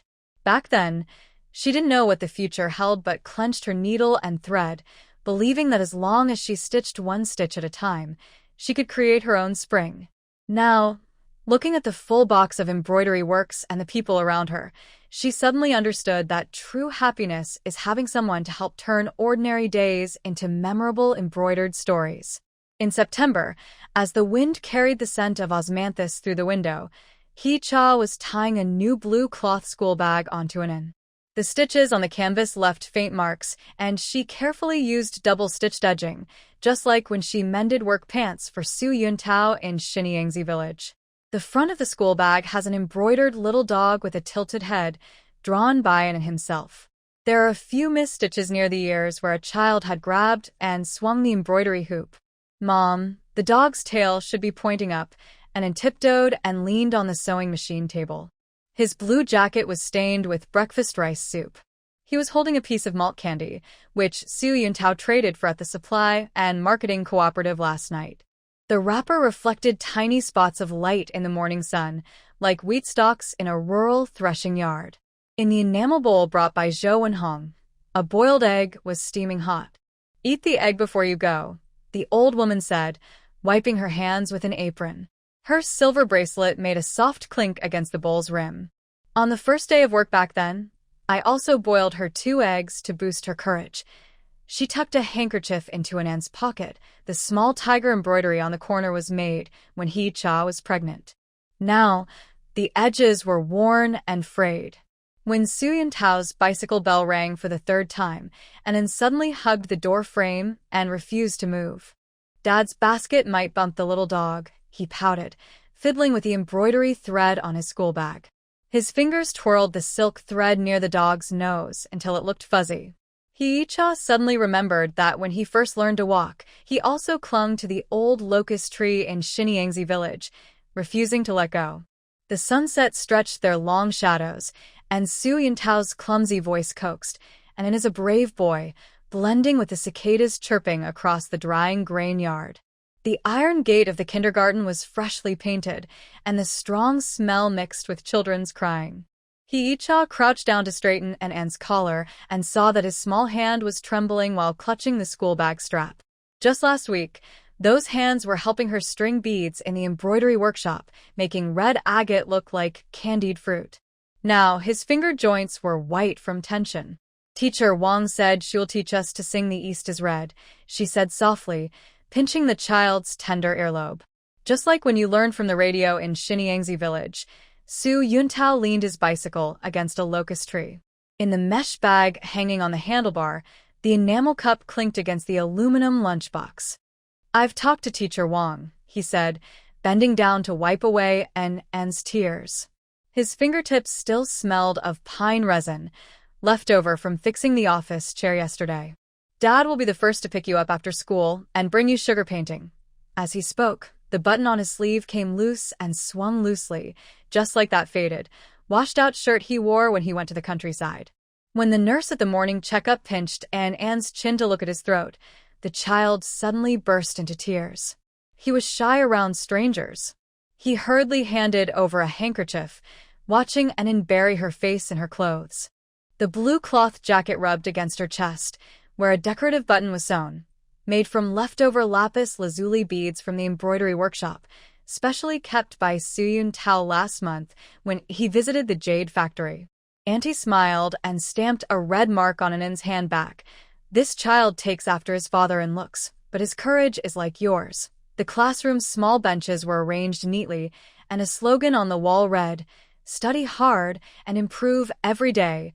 When Hee-cha helped Enin hang her school bag on a wooden hook, she noticed the green cloth bag next to it embroidered with a peach blossom, familiar stitches. Upon closer look, it was indeed Sun Fanchi's handiwork, with the edges of the petals still showing her unique embroidery style. "That's Lu Qin's little soldier," Teacher Wang said with a smile, tucking her hair behind her ear. "The two kids will be friends in the future." When Enin was pulled away to play with building blocks, she suddenly turned back and hugged Hee-cha's leg. "Will Mom's embroidery hoop wait for me?" Tears wet her pants, leaving dark stains. Suyun Tao wanted to speak but saw Hee-cha pull out a cloth bag from her pocket. Inside was a small embroidered bear, with a needle still stuck in the fabric. "When you come back from school, we can sew a nose on the bear together, okay?" Far outside the kindergarten, her voice could still be heard, tearfully calling, "Mom, come early." Suyun Tao's bicycle bell rang softly, as if afraid to disturb anything. Hee-cha sat on the back seat, watching his newly graying hair flutter in the wind. Suddenly, she remembered that year in the countryside, when he carried her, who had just given birth to Enin, to the town. The dirt road jostled the bike handle wildly, but he adjusted the seat steadily, saying, "Don't jostle the child." As they unloaded the third piece of embroidery shop's door panel, Sun Fanchi arrived on her bicycle. Her basket contained a copy of New Embroidery Techniques with a dried maple leaf bookmark, still the one Enin picked up last year at Xiangshan. Little soldier cried all night at home. She wiped sweat from her forehead with her apron. Said the slide at kindergarten isn't as fun as the stone-paved in Kuntiakan. In the bamboo basket Lu Qin brought, there were cloth bags filled with sand for the children. "Made from the indigo-dyed fabric you used last time," she said, handing Hee-cha a bag embroidered with a 5-pointed star. Little soldier said he wants to compare his bag with Enin's puppy to see which is better. The stitches on the fabric were uneven, sewn hurriedly by the children last night, some even piercing Lu Qin's fingertips, blood beads blooming into tiny stars on the blue cloth. As the afternoon sun slanted through the embroidery frame, Hee-cha's needle slipped off course. The thread on the silk fabric formed a crooked knot, like the cloud character that Enin just learned to write. Suddenly, she remembered that before leaving home in the morning, her child clung to the doorframe and said, "Mom, don't sell the puppy." He was afraid he would be sent away like the old yellow dog from Shinyangzi village and never come back. When the parents gathered outside the kindergarten, the setting sun cast the shadow of the locust tree on the ground. Hee-cha saw Enin running at the front with her backpack, her blue cloth jacket stained with mud, looking like a little mud monkey who had just rolled off the field ridge. "Mom, look." The child held up a piece of paper, on which she had drawn 3 little people holding hands with crayons, the shortest one with dog ears drawn on her head. Teacher Wang said this is our family. When Suyun Tao took Enin's backpack, he found a leftover steamed bun inside. "Grandmolly gave it to me." The child proudly pulled it out, crumbs falling into the bicycle basket, mixed with the hawthorn slices Icha had put in that morning. She said it's even sweeter than her grandson's sugar cake. Icha suddenly remembered Yen Tsuelin from Shinyangzi village, who always stuffed corn cakes she couldn't bear to eat into Enin's hands. The old woman, with wrinkled hands, pinched the child's cheeks and said, "This kid is lucky." On the way home, Enin sat on the front bar of the bicycle, humming an off-tune, "The East is Red." He said Teacher Wang praised his quilt folding as the neatest and awarded him a small red flower, pinned on his chest, now a bit wrinkled from sweat. Little soldier took my building blocks. The child suddenly grabbed Suyun Tao's sleeve. "I said I want to be reasonable like Dad, and he stopped taking them." At dinner, Enin's little belly was round. He leaned over the bowl drinking corn porridge, the grains sticking to his chin like pearls. Today I learned a new nursery rhyme, he said, putting down his spoon and gesturing. The sleeve of his blue cloth jacket swept over the enamel plate, splashing vegetable soup onto Xian Tao's Zhongshan suit. That was a new fabric, with fine stitching from He Cha's sewing. When Zhou Wenhong was tidying up the dishes, she found a piece of torn cloth hidden under Anan's pillow. It was a piece of dogtail from his backpack, the thread shiny from being clenched tightly by the child. The old woman quietly tucked the cloth into a box made of camphor wood, alongside the baby's shoes embroidered by He Cha years ago. There, still kept, were the tiny socks Anan wore when he was born, the character embroidered on the soles now almost worn away. Late at night, He Cha was mending the torn cuffs of Anan's pants under the lamp. Xian Tao sat beside her helping with the sewing. When his finger was pricked, he didn't make a sound, only the bleeding finger. Teacher Wang said he picked up fallen rice grains for the children. He suddenly spoke with a smile, like you used to do in Xinyanzi village, always breaking the flatbread for the beggar. The moonlight filtered through the window, shining on the embroidery hoop. He Cha was carefully adding eyes to a small new embroidered bear. The thread curled on the fabric, looking just like the family holding hands in Anne's drawing today. Suddenly, she understood that growing up is just watching the little person who once hugged your neck tightly, stitching their school bag behind your back, walking step by step toward their own world while you stand still holding the loose thread they dropped. Outside, the scent of osmanthus flowers mixed with the sound of autumn insects. Su Yun Tao was already snoring softly. He Cha folded the repaired pants and placed them on Anne's bedside table. She saw the child still clutching a crumpled little red flower in his sleep. Moonlight cast tiny spots of light on his face, like the stars on the threshing ground in Xinyanzi village. That year, she was also like this, watching the baby in the cradle, quietly imagining the future inside the drafty earthen house. When the morning light climbed back onto the window, and untied his school bag straps by himself. Although the knot was crooked, like a flower not yet fully blooming, his proud posture made him look just like Su Yun Tao. Shi Cha watched him run toward his bicycle with his small dog-shaped backpack, suddenly recalling last night when she mended his clothes. Su Yun Tao's words, "Our Anan has grown up," choked with emotion, blending with the scent of osmanthus outside, filling the whole morning. A small yellow flower bloomed on the cactus on the windowsill. When He Cha tied the medical notice to the clothesline with a red silk ribbon, the morning dew was dripping down the knot. The corner of the notice, printed with a red cross, was slightly wrinkled, a result of her rubbing it under the lamp last night. The penmanship of Zhou Wenhong on it reminded her of Zhou Wenhong in Xinyanzi village drawing circles in the work record book.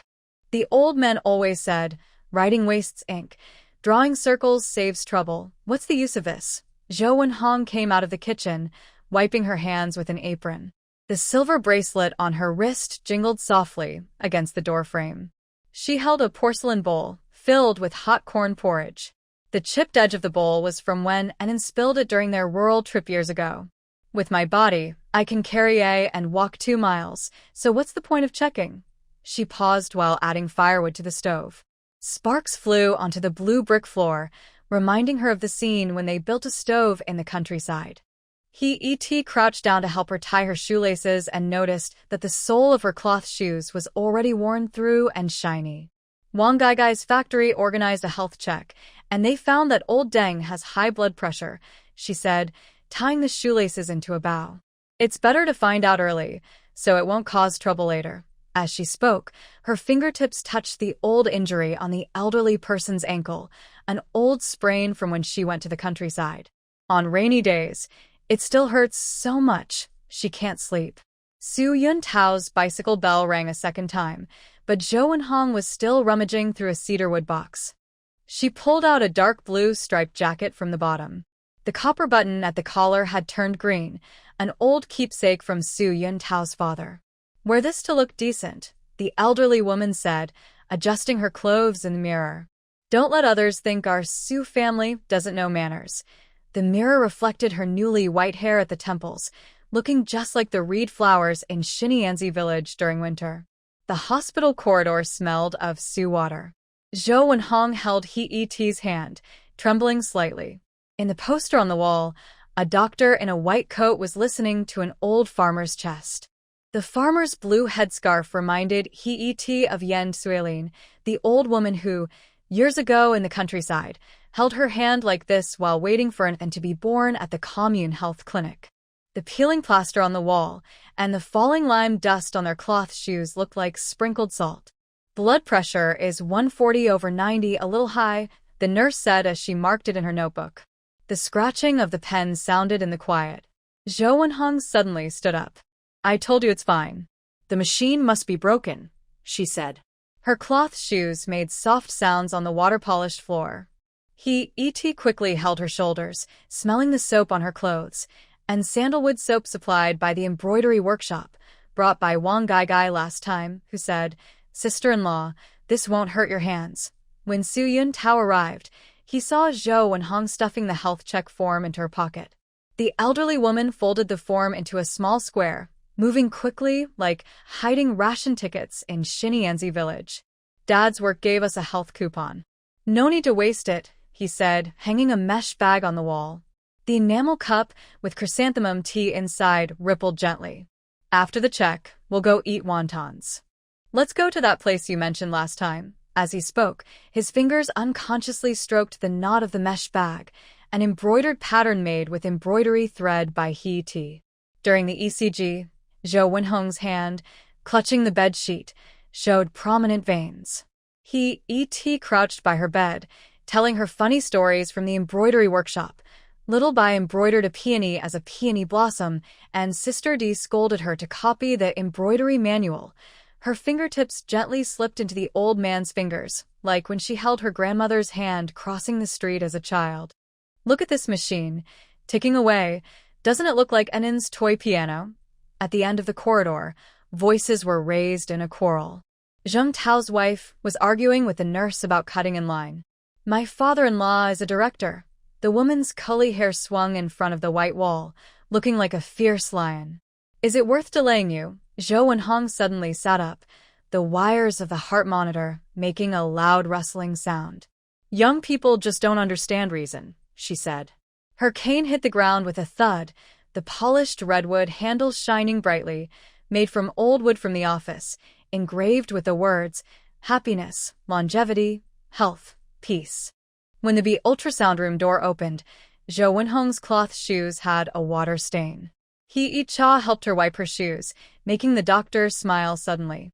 "Nowadays, such a daughter-in-law is rare," he said. The old woman's face flushed red, just like when she was in Shibanzi village, and He-Cha had given her the only egg. In the black and white image on the checkup sheet, a small shadow on the gallbladder looked like an unripe fruit. The doctor lightly circled it with his pen, making He-Cha's heart skip a beat. "Just a small problem." The doctor hung the stethoscope around his neck. "Take your choleretic tablets on time, and avoid greasy food." His pen strokes on the prescription reminded He-Cha of Yu Gongjuan's official notice of exoneration, just as serious, but reassuring. Zhou Wenhong snatched the prescription and stuffed it into her pocket. "I told you I was fine, no need to waste money," she said, her wrinkles still streaked with the coupling agent used during the exam, looking like a layer of pig fat. While Su Yun-Tao went to get the medicine, Zhou Wenhong suddenly grabbed He-Cha's sleeve. That year in the countryside, her voice was very low, as if afraid the wind might hear. "When Enin had a heavy bleed before birth, I secretly prayed to the king of." She glanced out the window, where the leaves of the parasol tree were falling in a flurry. "If I could trade my life for his, I would." He-Cha suddenly remembered that snowy night, when Zhou Wenhong wrapped her only quilt around her and sat by her bedside, wearing an old padded jacket herself. The coal stove at the wonton stall was burning with blue flames. Zhou Wenhong scooped the shrimp shells from her bowl and handed them to He-Cha. "This stuff is good for calcium," she said, tapping the edge of the bowl with her chopsticks. "You spend all day embroidery. Your eyes need rest." As Su Yun-Tao placed the medicine bottle into the net bag, the crisp sound of glass clinking caught He-Cha's attention. Suddenly, she noticed Zhou Wenhong's chopsticks trembling. Those hands had just helped her thread 20 embroidered needles, neatly wrapping colorful silk threads. On the way home, Zhou Wenhong insisted on walking alone. Her cane tapped rhythmically on the cobblestone street, sounding like an old song. When passing the supply store, Su Yuntao went inside to buy a bag of soda crackers. Amid the rustling of the paper bag, Zhou Wenhong suddenly said, "That year when your father left, I was never this scared." He-cha tightened her grip on her hand, noticing the old woman's palms were sweaty, like holding a hot sweet potato just taken from the stove. The girls at the embroidery workshop were busy making new orders. Seeing Zhou Wenhong come in, they all stood up. Little Bai handed her a piece of sesame candy, saying, "Grandma, try this, made by my mother." The shiny reflections on the candy wrapper caught the sunlight and fell onto the new insoles Zhou Wenhong had just cut, made from the leftover satin fabric He-cha had, embroidered with crooked twin lotuses, but with very tight stitches. At dinner, He-cha picked out all the fat from the braised pork. "The doctor said to eat light," she said, placing some greens into Zhou Wenhong's bowl. "This is from Sun Fanqi's family, no pesticides used," and then suddenly stood up with her chopsticks, saying, "Grandma should eat like a little white rabbit." Her mouth was still speckled with rice grains like shiny pearls, making Zhou Wenhong smile happily. Her silver bracelet clinked cheerfully on the table. At night, when delivering medicine to Zhou Wenhong, He-cha found her mending socks under the lamp. The ball of thread rolled to the foot of the bed, looking like a chubby white cat. The patches on the sock soles were made from Su Yuntao's old shirt, with blue and white stripes that looked especially bright in the dim, yellow light. "I can't sleep," Zhou Wenhong said, rubbing the needle on her scalp. "I keep thinking about how I used to upset you when you first married in." She paused, her needle passing through the fabric. "I was just afraid you'd think we were poor like others." Moonlight streamed through the window. He-cha helped place the medicine and warm water on the bedside table. "Tomorrow, I'll teach you how to make vegetable porridge," she said, pulling the blanket up to Zhou Wenhong's shoulders. "Lu Qin said celery can lower blood pressure." Zhou Wenhong suddenly grabbed her hand, feeling the calluses on her palm brush against her back, reminding her of the days in Shidianzi village when she taught her how to sew shoes. "With you here, I'm not afraid of anything," she whispered. Her voice was soft, blending with the chirping outside, as light as a feather. Su Yuntao's shadow, smoking in the corridor, stretched long under the light. The doctor said a minor surgery could cure it. He pressed the cigarette into an iron bucket, sparks flying and then extinguishing. "Once I finish this busy period, I'll arrange it." He-cha remembered that when she went to the countryside, he was the same, sitting at the kitchen door at night, smoking while she had a fever. The red glow of the cigarette flickered in the dark, like a beating heart. When the morning light reached the windowsill, He-cha was embroidering a lotus pod on her embroidery hoop. The green silk thread passed through plain silk fabric, reminding her of Zhou Wenhong eating cold lotus root slices yesterday. Su Yuntao hummed, "The East is red," as he packed pills into a box, while Nan tiptoed to stick star stickers on the medicine bottles, stickers given by her kindergarten teacher, with a child saying, "If you stick enough stars, Grandma will be fine." Zhou Wenhong's aroma of herbal medicine drifted from the kitchen, blending with the scent of osmanthus outside the window, like a gentle morning melody. Suddenly, He-cha understood that family isn't just about remembering her favorite dishes or thinking of the clothes she needs.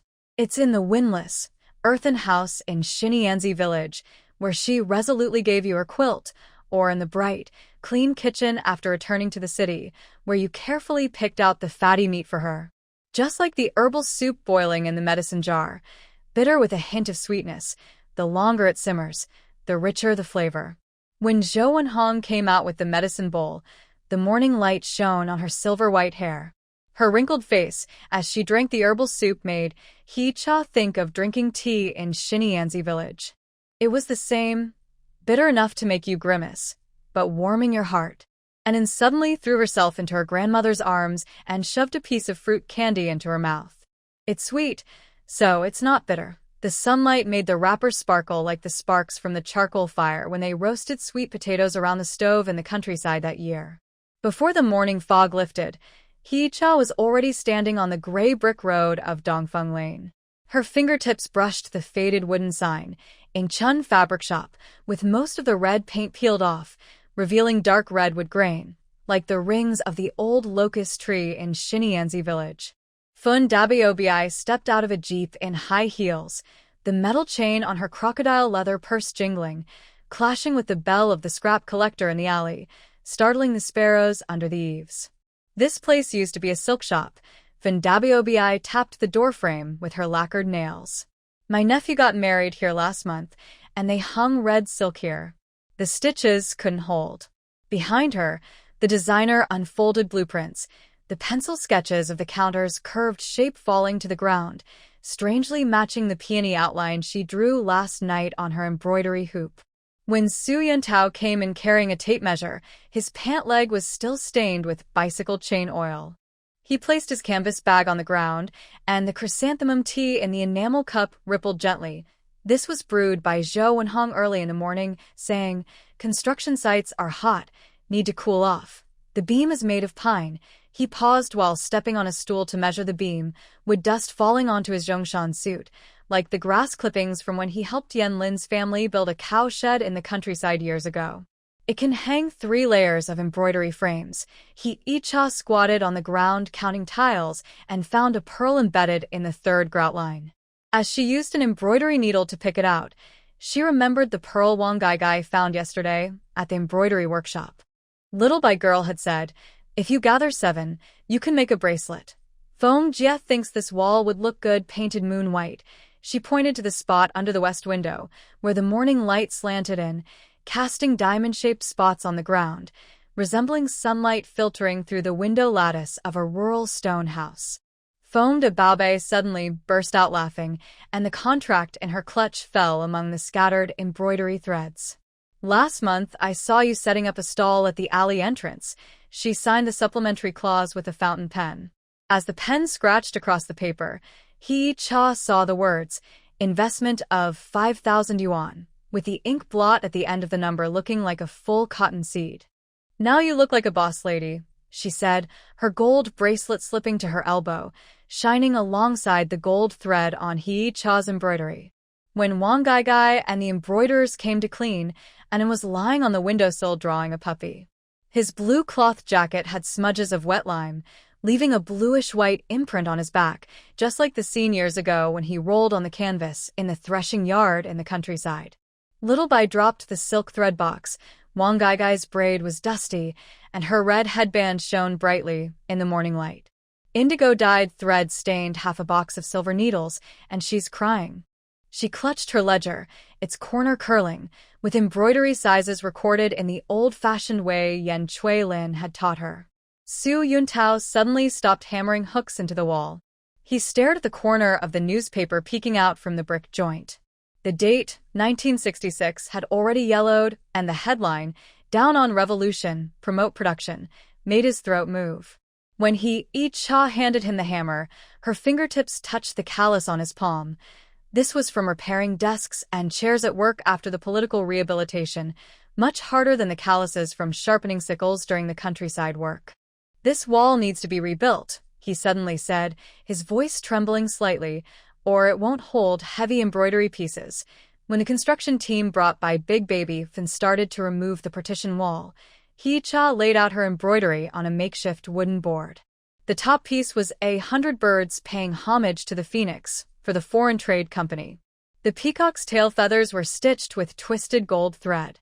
Sunlight shone through the window lattice, casting tiny golden spots on the ground, resembling wheat ears on the threshing ground in Shiliangzi village. Little White Girl suddenly exclaimed, "Ah," because she had embroidered the phoenix's eye crooked. Tears fell onto the silk, creating a small water stain. When Zhou Wenhong came over with a lunchbox, the shadow of the parasol tree at the alley entrance had already moved to the doorstep. She lifted the cotton cloth cover, letting the warm smell of meat buns fill the room, blending with the scent of sawdust. "Xiantao's father, when he was young," the old woman said, handing a bun to He Cha. Oil spots splattered on her blue apron, like plump pomegranate seeds. "He used to set up a stall on Tianqiao repairing fountain pens, saving money bit by bit through hard work," Xiantao paused his wall brushing with a ladder. White ash settled in his hair, like early frost. Sister Fin said she wants to install neon lights. He looked down at He Icha sorting embroidery pieces, pointing to the Chongsan design by Sister Lan Hu Dai. It'll light up at night, and the whole street will see it. He Icha suddenly remembered that year in the countryside, when he used an ink bottle as a kerosene lamp. The flickering flame reflected in his eyes, just like now. But back then, the light carried more confusion. Big Baby Fin's nephew suddenly burst in, nearly knocking over the embroidery stand with a bucket of paint. Third Aunt asked me to paint the sign, the young man said, wearing baggy trousers speckled with silver powder, glancing toward little white girl. It'll be brighter than the Shanghai fashion store. He Icha smiled and handed him the words, Icha Embroidery Workshop, written by Xiantao. The brush strokes still carried the resilience of writing appeal documents in the countryside, but now they were softer and more gentle. During the lunch break, He Icha and the embroiderers ate cold noodles at the alley entrance. The crisp sound of ceramic bowls clinking was interrupted when Wang Gaigai suddenly said, Deng Zhongqiang's sister works as a sales clerk at the department store. She wants to order 20 embroidered shirts. Her action of adding chili oil to He Icha's bowl made little white girl tear up. Last time, when she embroidered peonies as peonies, Wang Gaigai also helped her re-embroider silently, pricking her fingers until they were full of tiny holes. When Xiantao carried back a new embroidery stand, he happened to see Big Baby Fin scolding a designer. The collar's knot should be embroidered at an angle. Fan de Bao Bei placed the blueprint on the table, the gold bracelet on the surface, making a sharp noise. Do you think this is a sack to sew? He Cha quickly handed over the freshly embroidered sample, the pattern of double lotus flowers winding along the knot, with stitches so tight they could be counted. This was the cross knot taught by Zhou Wenhong, who said, only such a knot can withstand pulling. At the end of the workday, He Cha noticed that Su Yuntao's fingernails had wood shavings embedded in them. She took out a handkerchief embroidered with twin lotuses to wipe his hands. Her action made Fan de Bao Bei suddenly laugh. Director Su has become the boss lady's assistant. Su Yuntao pulled her back slightly, the buttons on his Zhongshan suit brushing against her hair. My wife's matters are my matters. The setting sun cast a glow on his temples, and his newly white hair looked like it was gilded, tangled with the stray hair behind He Cha's ear. On the day of the soft opening, Zhou Wenhong brought steamed red sugar cakes, made overnight. As the steamer lid was lifted, warm steam and sweet aromas spread into the street, attracting children leaving school to gather around the doorstep. And wore a new blue cloth jacket, embroidered with a small dog paw on the chest, stepping on a red silk banner that read, Grand Opening. He insisted on adding it himself, saying, that way, customers will know we have a little dog. Before Fan de Bao Bei's golden scissors finished cutting the ribbon, Zheng Tao's wife suddenly burst in with people. Opening without a business license, the woman's permed hair swept over the red silk like a fierce lion. My father-in-law is the head of the Industry and Commerce Bureau. Zhou Wenhong suddenly slammed the steamer onto the table. Steam rose in white clouds, and her cane tapped the ground. Last time, I still haven't settled the score with you about cutting in line during the health check. Su Yuntao took out the license from his briefcase, and the air suddenly grew quiet. The red stamp looked especially bright in the sunlight, matching the ink used on his exoneration notice. Fan Jia helped me get it, he said as he nailed the license to the wall. He Icha noticed his hands trembling. Those hands had once held a sickle in Shidianzi village, then a pen after being exonerated. Now, holding a hammer, they were steadier than ever. The first customer was Sun Fanchi's mother. The elderly woman, leaning on her cane, came in and pointed at the embroidered handkerchief in the display window. For my granddaughter's dowry, she said. He Icha carefully wrapped the handkerchief, and the old woman suddenly started crying. When my husband passed away, he wanted a handkerchief like this to wipe his face. As Fan de Bao Bei handed her a teacup, He Cha saw the twin lotus embroidered on the corner of the handkerchief, stitched with the same stitches as the one Zhou Wenhong secretly embroidered for her years ago. At closing time, He Cha put the earnings into a metal box. The crisp sound of coins clinking made her count 3 10-yuan notes of the big unity, then she handed them to Su Yuntao. Buy a good bottle of wine for Dad. His fingertips touched the small scar on her palm, a callus formed from working hard, tougher than the one from harvesting wheat in the countryside. Tomorrow, buy a sewing machine with a zigzag stitch, he suddenly said, his throat moving, so your hands won't get too tired from hand sewing. When the moonlight reached the counter, Hee-cha was still organizing embroidery threads. The imported silk left by Fun de Baobei shimmered like pearls under the light, reminding her of the moonlight in Shibianzi village. Back then, she often mended shoes under the moon, while Zhou and Hong sat nearby twisting rope, saying, "The thread must be tight, so life can be tight too." The bamboo ladder brought by Su Yuntao leaned against the wall, with muddy footprints at its base, mixed with the grayish-green of Dongfeng Lane and the yellow earth of Shibianzi village. Before closing the shop, Hee-cha took down the open wooden sign. When she flipped it, she saw a small mark carved on the back, a little dog's head, the same as the one embroidered on his backpack, made with a small knife. Suddenly, she understood that what they called a career was just stitching the resilience of Shibianzi village into the city's prosperity and sewing the warmth of their home into the patterns of silk. Like this wooden door, one side bore the new words, Icha Embroidery Workshop, and the other hid the warmth of family. Opening it meant livelihood, closing it meant life. When the street lamp at the alley entrance lit up, Su Yuntao pushed his bicycle, with Hee-cha sitting behind him, the metal box pressing against her waist. The evening breeze lifted her clothes, revealing a lotus pod embroidered inside, a piece she hurriedly stitched this morning, with plump lotus seeds almost falling out. Once the branch store gets on track, Su Yuntao's voice mixed with the bicycle bell, "I'll take you to Suzhou to see Su embroidery." Hee-cha pressed her face against his back, smelling the faint scent of pine wood, fresh wood from the new shop, mixed with his tobacco smell, just like the comforting scent of a peaceful life. As the red-painted wooden door of the cinema was pushed open slightly, the smell of disinfectant mixed with the sweet aroma of popcorn. Hee-cha held 2 wrinkled movie tickets, her fingertips touching the embossed characters of Guerrilla Warfare on the stub, feeling like she was touching the rope of the old well in Shibianzi village, rough but reassuring. In the mesh bag carried by Su Yuntao, the crisp sound of porcelain cups clinking revealed a tea egg specially boiled by Zhou and Hong, with tiny cracks left by her nails on the shell. Hee-cha looked back toward the family compound. The street lamp cast shadows of trees onto the blue brick ground, looking like grain stacks in a rural threshing yard. The pearl hairpin she wore at her temple was bought by Su Yuntao with his first month's salary after returning to work. Now, under the neon lights outside the cinema, it reflected tiny flashes of light, brighter than the fireflies in Shibianzi village. Su Yuntao pushed a mesh bag into her hand. His Zhongshan suit sleeve was stained with oil. He had rubbed it while fixing the projector in the afternoon. "Zhou Ma is watching over her," he said, his fingertips brushing her earlobe. His movement made Hee-cha think of the year in the countryside when he helped her pick out cockleburrs stuck in her hair.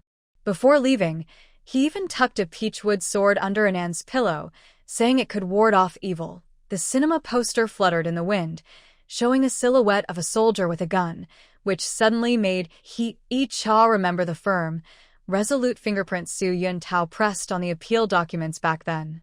The ticket inspector used a puncher to make a crescent-shaped hole in the ticket stub. Amid the clinking of metal, Hee-cha stepped onto the red carpet.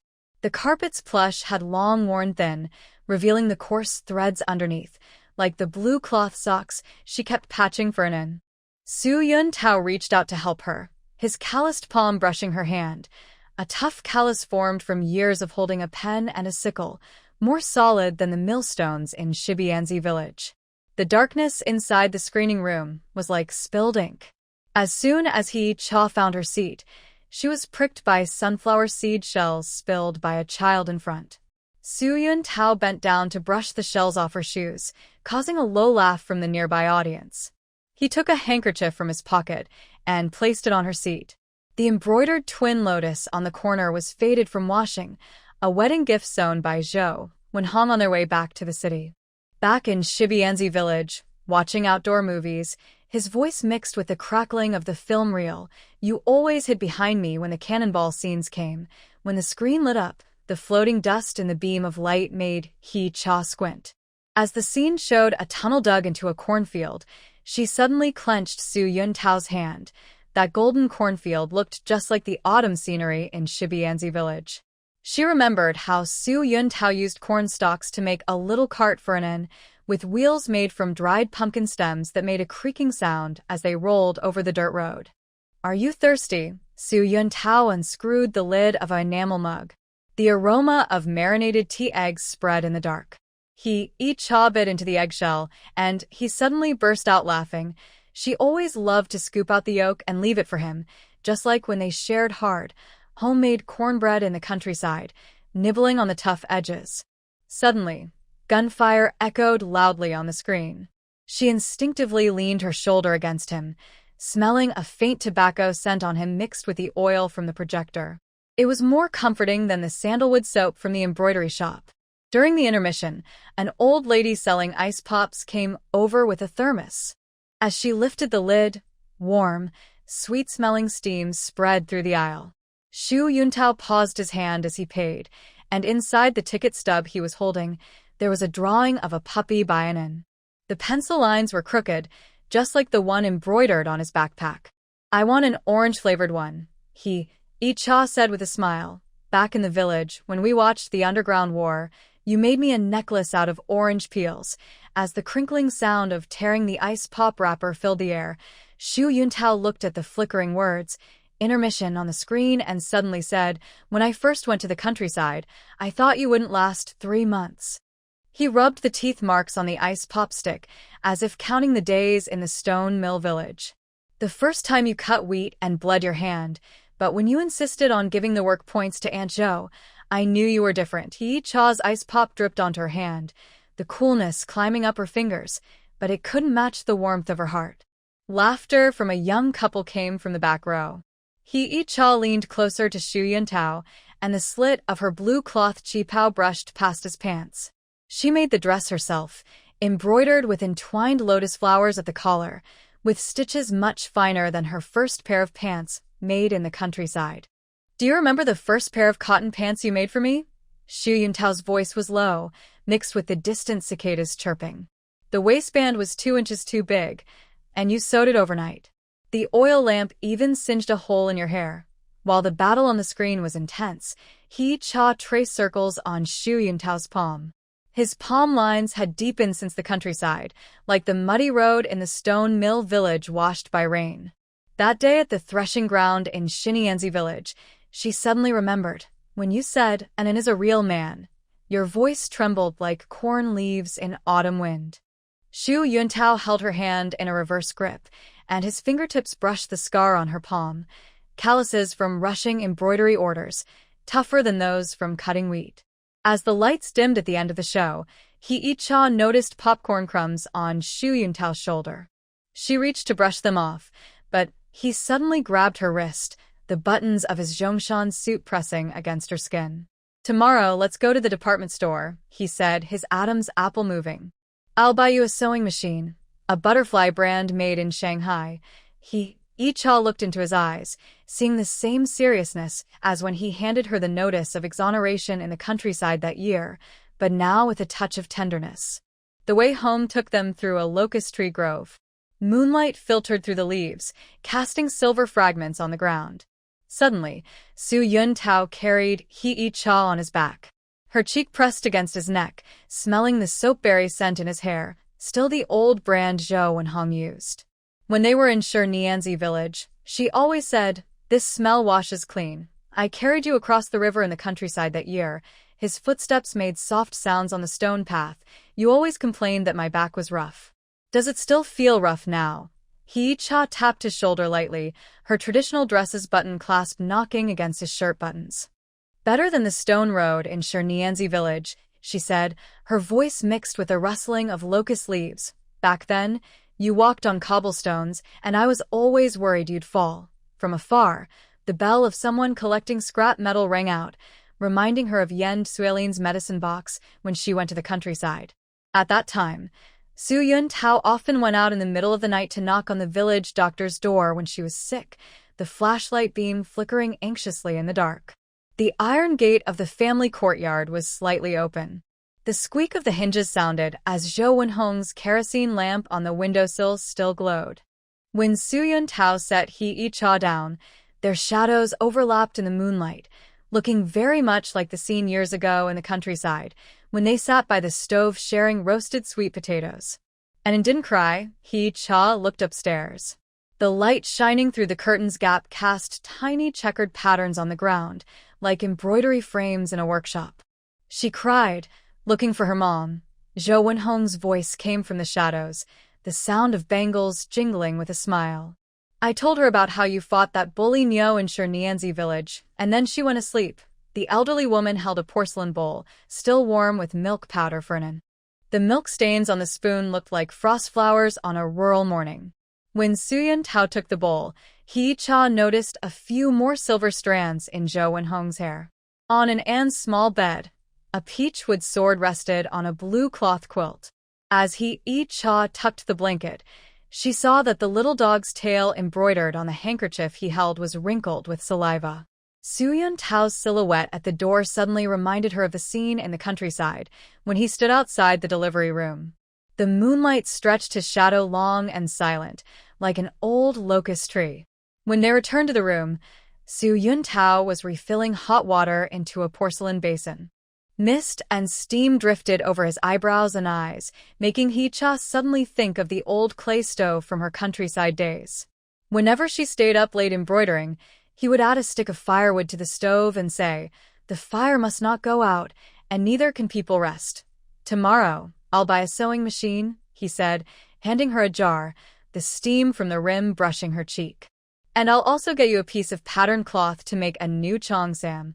The glow of the desk lamp fell on the embroidery hoop, where He Cha was stitching a pair of lotus flowers, already taking shape.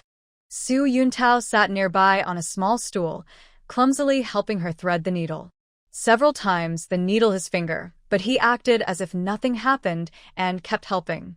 Back in Shiniangzi village, he suddenly said, the thread forming a knot between his fingers, "You said when you returned to the city, you'd open an embroidery shop. Now, isn't that happening?" He Cha put the needle back on the embroidery frame, the silk thread leaving faint marks on the plain silk fabric. Still missing a backyard, she looked out at the moonlight. "Plant some sunflowers like in Shiniangzi village, with golden blooms when they flower."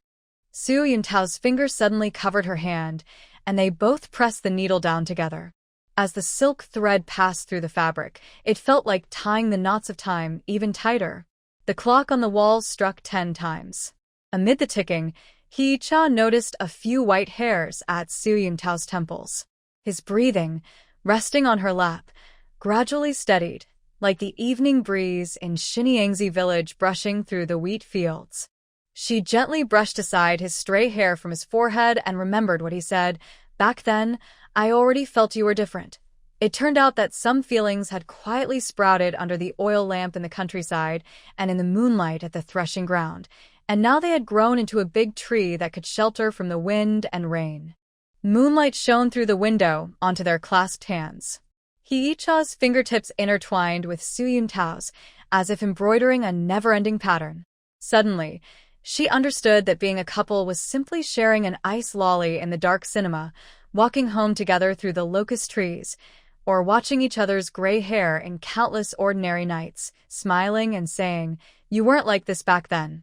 Just like now, the ticking clock and his breathing became the most peaceful lullaby in the world. In his dreams, Su Yuntao licked his lips as if tasting a sweet treat made by Zhou Wenhong. He Cha leaned down and gently kissed his forehead, smelling the familiar soapberry scent in his hair, mixed with a faint tobacco aroma. Suddenly, she felt that this was the human warmth she had been seeking since crossing into this story. The old clay house in Shiniangzi village still leaked in her memory, but the warmth beside her had already turned those hardships into sweet wine. The morning light just touched the windowsill, and Wang's red hair ribbon was tied to the brass lock of the cedar chest. When He Cha helped her untie the knot, her fingertips brushed the blue cloth underneath, The cloth was made from an old quilt cover by Zhou Wenhong from Shidianzi village, with a few wheat husks still caught in the stitches. This red cotton-padded jacket needs to go inside. He-cha held the embroidered double lotus cotton jacket against her. The silver bracelet showing at the cuff was brought from Shanghai by Deng Zhongqiang's people. Don't let yourself get cold. Wang's fingertips tied a tight knot on the wedding dress's collar, just like when she was nervously sewing diapers for Anan in the countryside.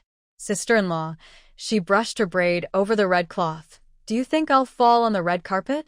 The mirror reflected her reddening eyes, reminding He-cha of that rainy night in Shidianzi village, when Wang, sick with a fever, held her hand and said, "Sister-in-law, don't go." But now her tears carried a sweet feeling.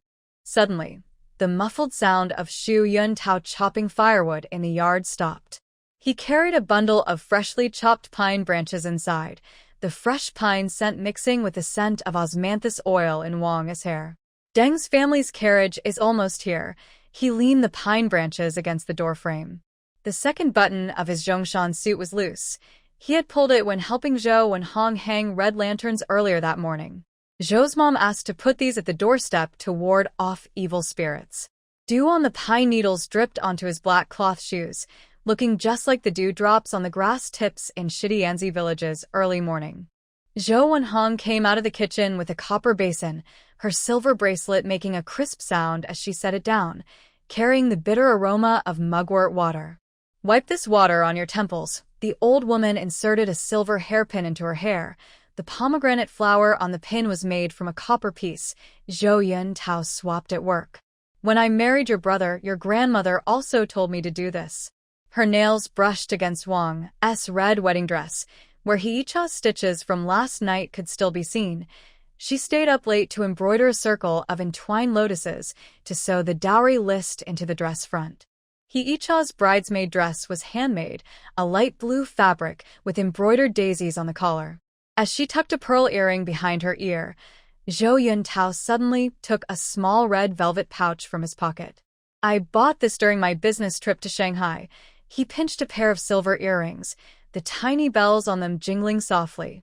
Stronger than pearls and perfect for today's wedding night. He-cha looked at the new white hair at his temple and remembered the time in Shidianzi village when he picked wild dates for her. His hand was hidden behind his back then, just like now, but back then his palm was stained with the rust of a sickle. Suddenly, firecrackers went off outside the courtyard gate, startling the sparrows under the eaves into flight. Deng Zhongqiang, dressed in a new blue uniform, had a red silk flower crooked on his collar. In his net bag, red eggs rolled and jingled.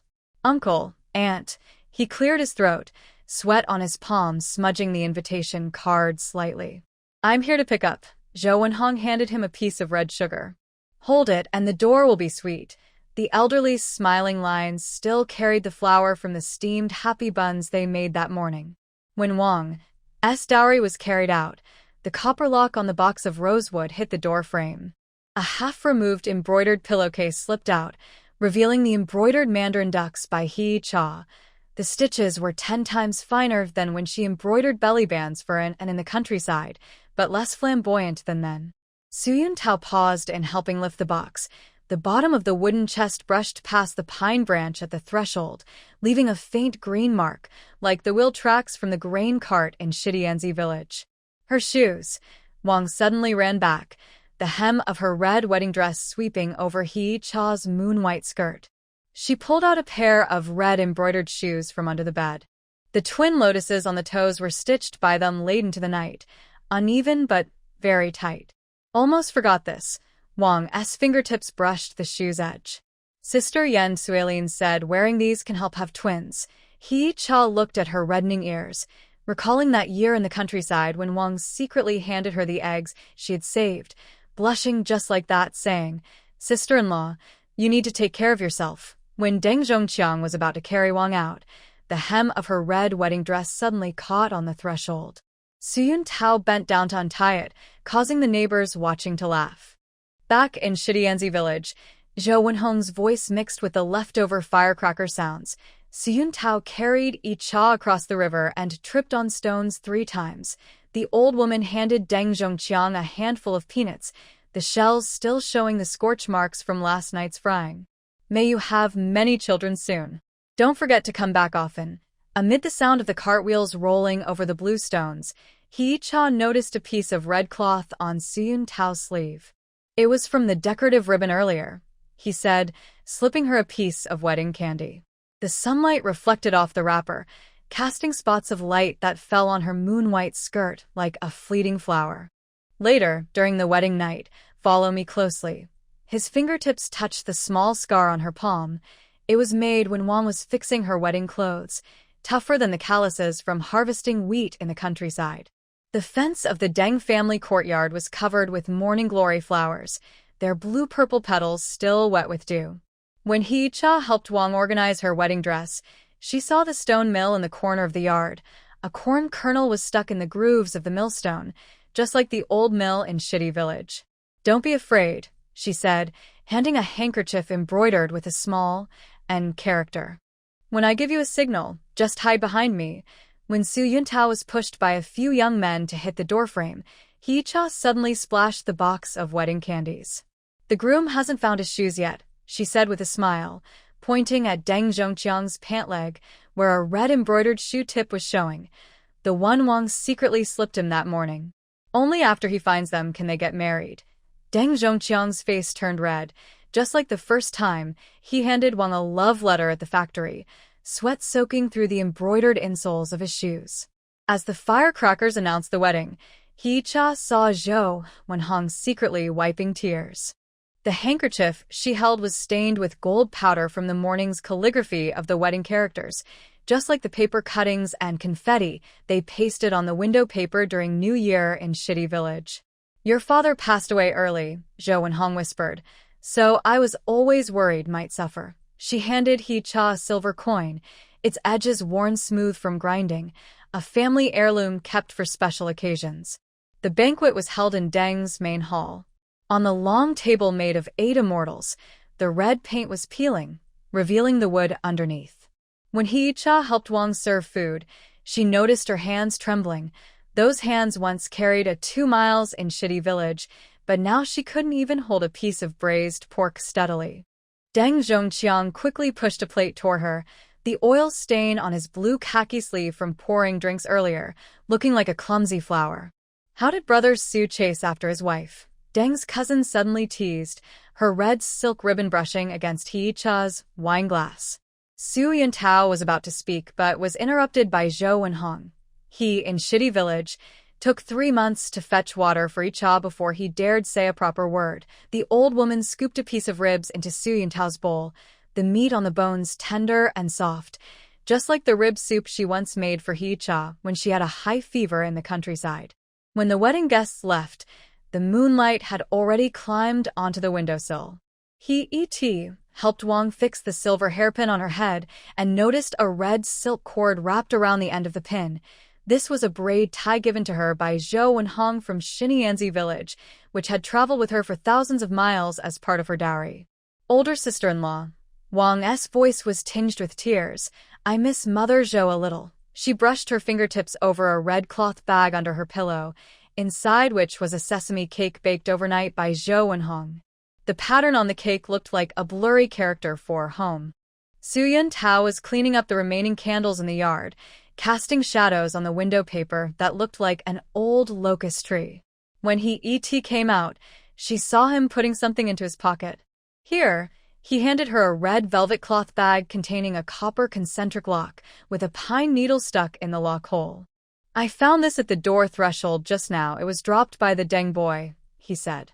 The moonlight fell on his brow bones, reminding Hee-et of that cold night in Xinyanzi village when he warmed her feet, moonlight that also fell on her face then. Now, the light carried a sense of gentle age. On the way home, they had to pass the city moat. The night wind blew the willow branches, sweeping over the water. Suddenly, Su Yuntao stopped and handed something to Hee-et. It was a peanut wrapped in red paper, with a double happiness character printed on the corner in gold powder, which rubbed off on her palm. Back in Xinyanzi village, his voice mixed with the sound of flowing water. I always thought that once everything was cleared up, I would give you a proper wedding. E.T. pinched the peanut, the lines on its shell like the roads they had traveled, rough but solid. Zhou Wenhong was still sitting under the lamp, mending shoes. The embroidered tiger head shoes on the shoe upper were for Deng's future children. The old woman tied a knot on the shoe sole. When she was little, she stole my floral cloth shoes and I chased her all over the street to beat her. She handed He-T a bowl of brown sugar tea, the rim chipped from when and then spilled it in the countryside. Rest early. Tomorrow you need to return the wedding gift, she said. While washing up, He-T discovered her pearl earrings were missing. Su Yun-tao held a kerosene lamp to help her look. The light flickered on the floor, revealing a silver bell underneath the bed. One of the earrings he gave her this morning had fallen off.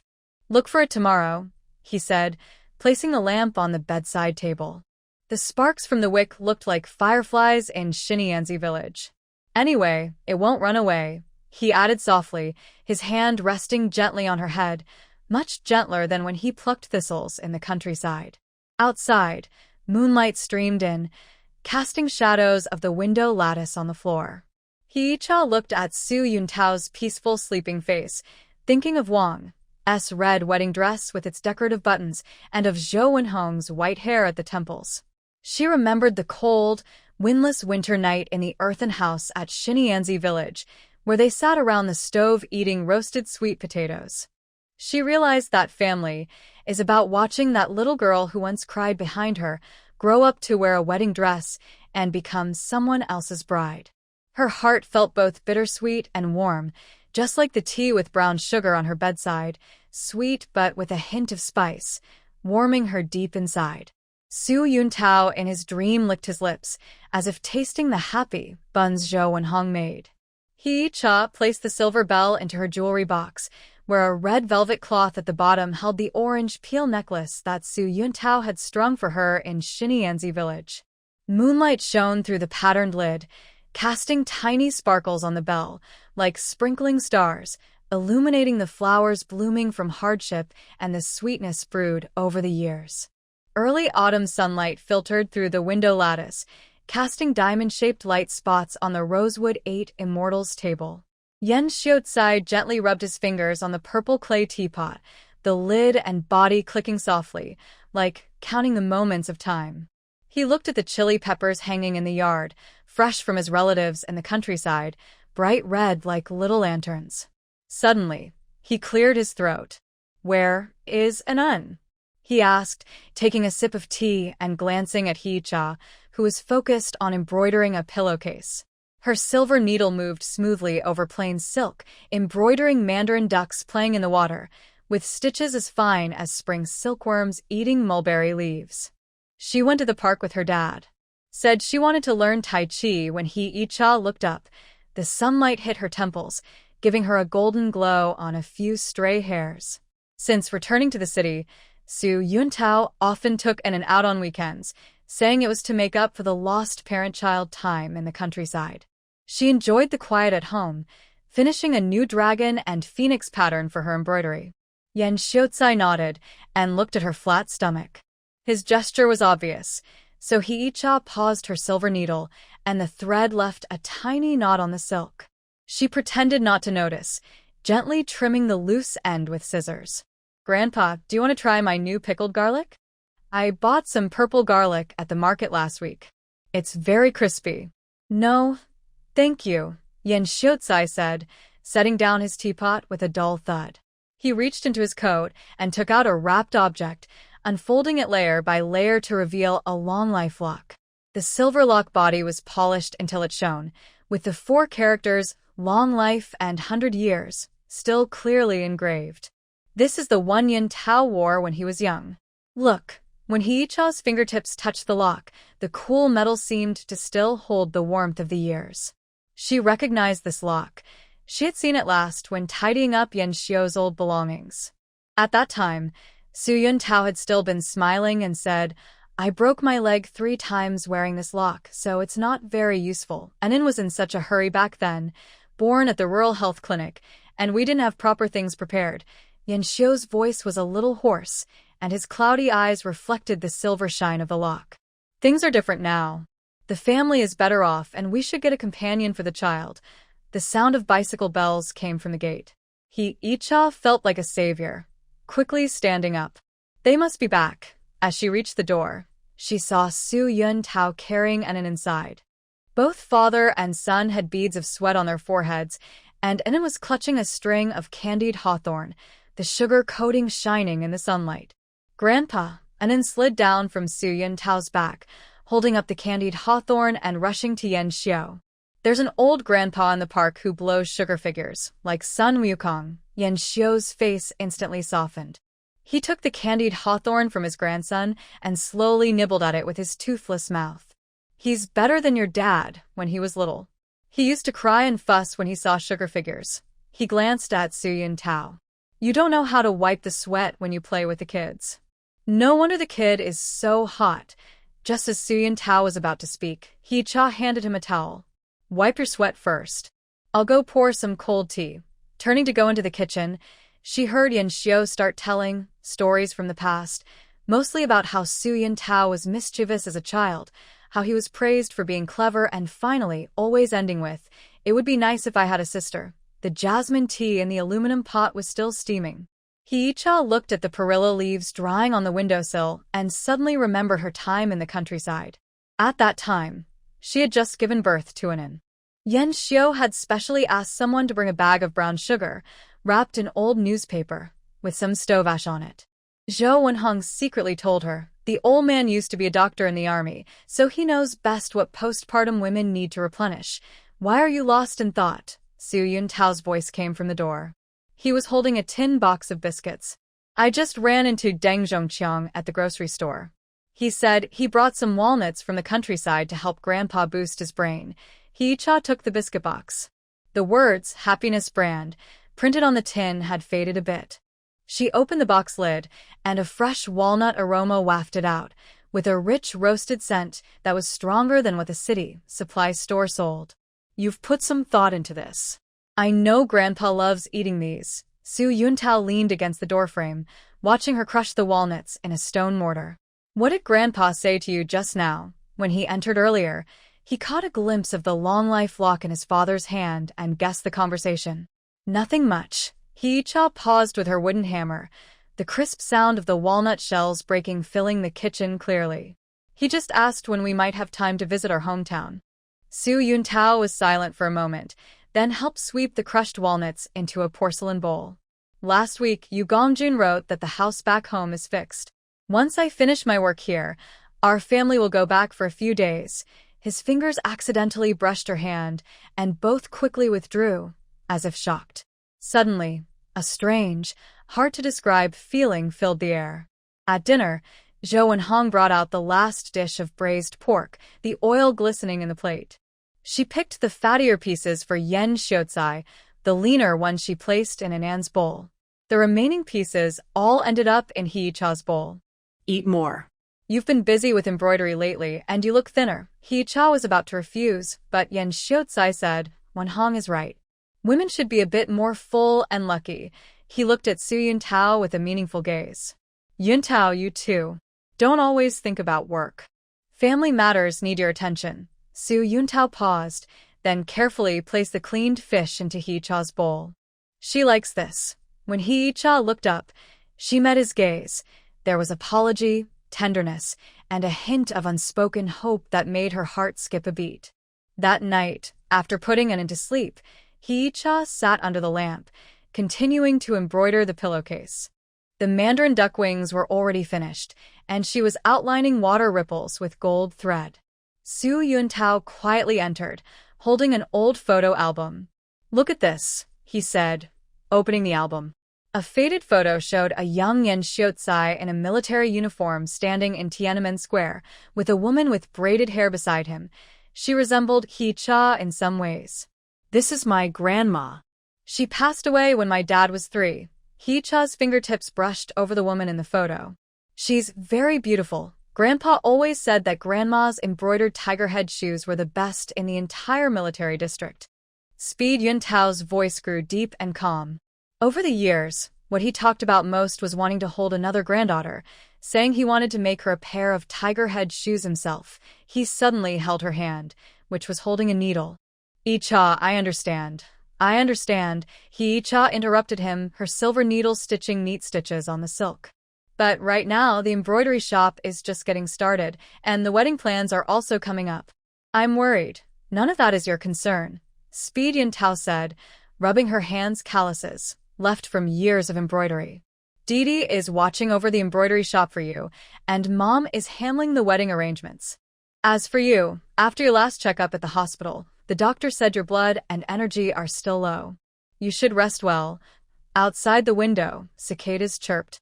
The early autumn cicada sounds were less noisy, like strings soaked in moonlight. Hiicha thought of Yan Xiu holding a long-life lock in the afternoon, and of him slowly nibbling on candied fruit with his toothless mouth. Suddenly she smiled. "Actually, I'm not unwilling."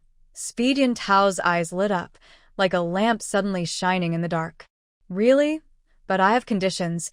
Hiicha turned to face him, the moonlight casting gentle contours on her face. "First, don't doubt me like last time when I was pregnant and throwing up. Second, after the baby is born, you have to share half of the nighttime diaper changing. Third," she deliberately stretched her voice, unable to hide her smile at his nervousness.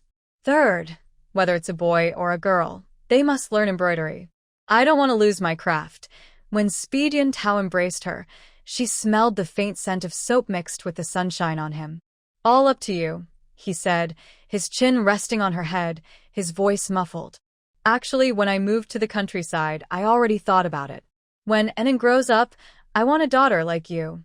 Bright eyes, with 2 dimples when she smiles." Icha's heart suddenly softened, like freshly steamed glutinous rice cake. She remembered how, when she first arrived, Yuntao looked at her with suspicion and coldness, as if she were an enemy ready to run away. How could she have imagined back then that this man would tuck her in on cold nights, stand up for her when Li Xuemei bullied her, and remember that she liked the sugar cake from the South City? By the way, she suddenly remembered something. She took a small cloth bag from the drawer. "I found this while tidying up this afternoon." "Look, what is this?" Inside the cloth bag was a rusty copper medal, engraved with the words, "Model Worker," with the edges worn down. Suyantao's eyes suddenly turned red. "This was given to my dad back in the day at the factory. He always said he lost it, but it turns out you kept it. Last time I helped Grandpa pack his box, I found it. I was afraid he would worry, so I didn't say anything." Hiicha gently wiped the rust off the medal with a soft cloth. "When I have a child someday, I'll give this medal to Enon and tell him how amazing his grandpa was when he was young." Suyantao hugged her from behind, resting his chin on her shoulder. "Then the longevity lock will be for the little one.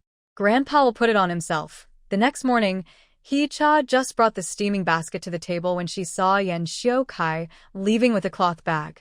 "Where are you going, Grandpa?" She handed him the freshly steamed bun, hot and fragrant, filled with chive and egg. "To the second-hand market." Yan Xiukai took the bun carefully wrapped in oil paper. "I saw a silver bracelet with a pomegranate pattern last time, perfect for, he suddenly stopped, chuckling softly. "If I go late, someone else might buy it." Suyantao bit into his bun and came out from the inner room, winking at Hiicha. She held back her smile and packed some millet porridge into a thermos. "Take your time on the way, come back early for lunch. I've cooked ribs." After Yan Xiukai left, Zhou Wenhong came out of the kitchen holding a small piece of clothing. "Look at my memory. Yesterday, I got this from the tailor. It's made by a relative from the countryside, pure cotton. Perfect for the kid to wear close to the skin." Hiicha took the clothes and froze. It was a lotus-colored little blouse, with fine stitching and a small gardenia embroidered on the collar. It was clearly made with care. "When did Zhao Zhao make this?" "Silly girl." Zhou Wenhong patted her hand. "She's already seen through Grandpa's thoughts. Recently, she asked someone in the countryside to find a skilled embroiderer, saying she wanted to make a few new outfits for her future little niece." She suddenly sighed. "I used to be so naive, thinking that city wives were delicate.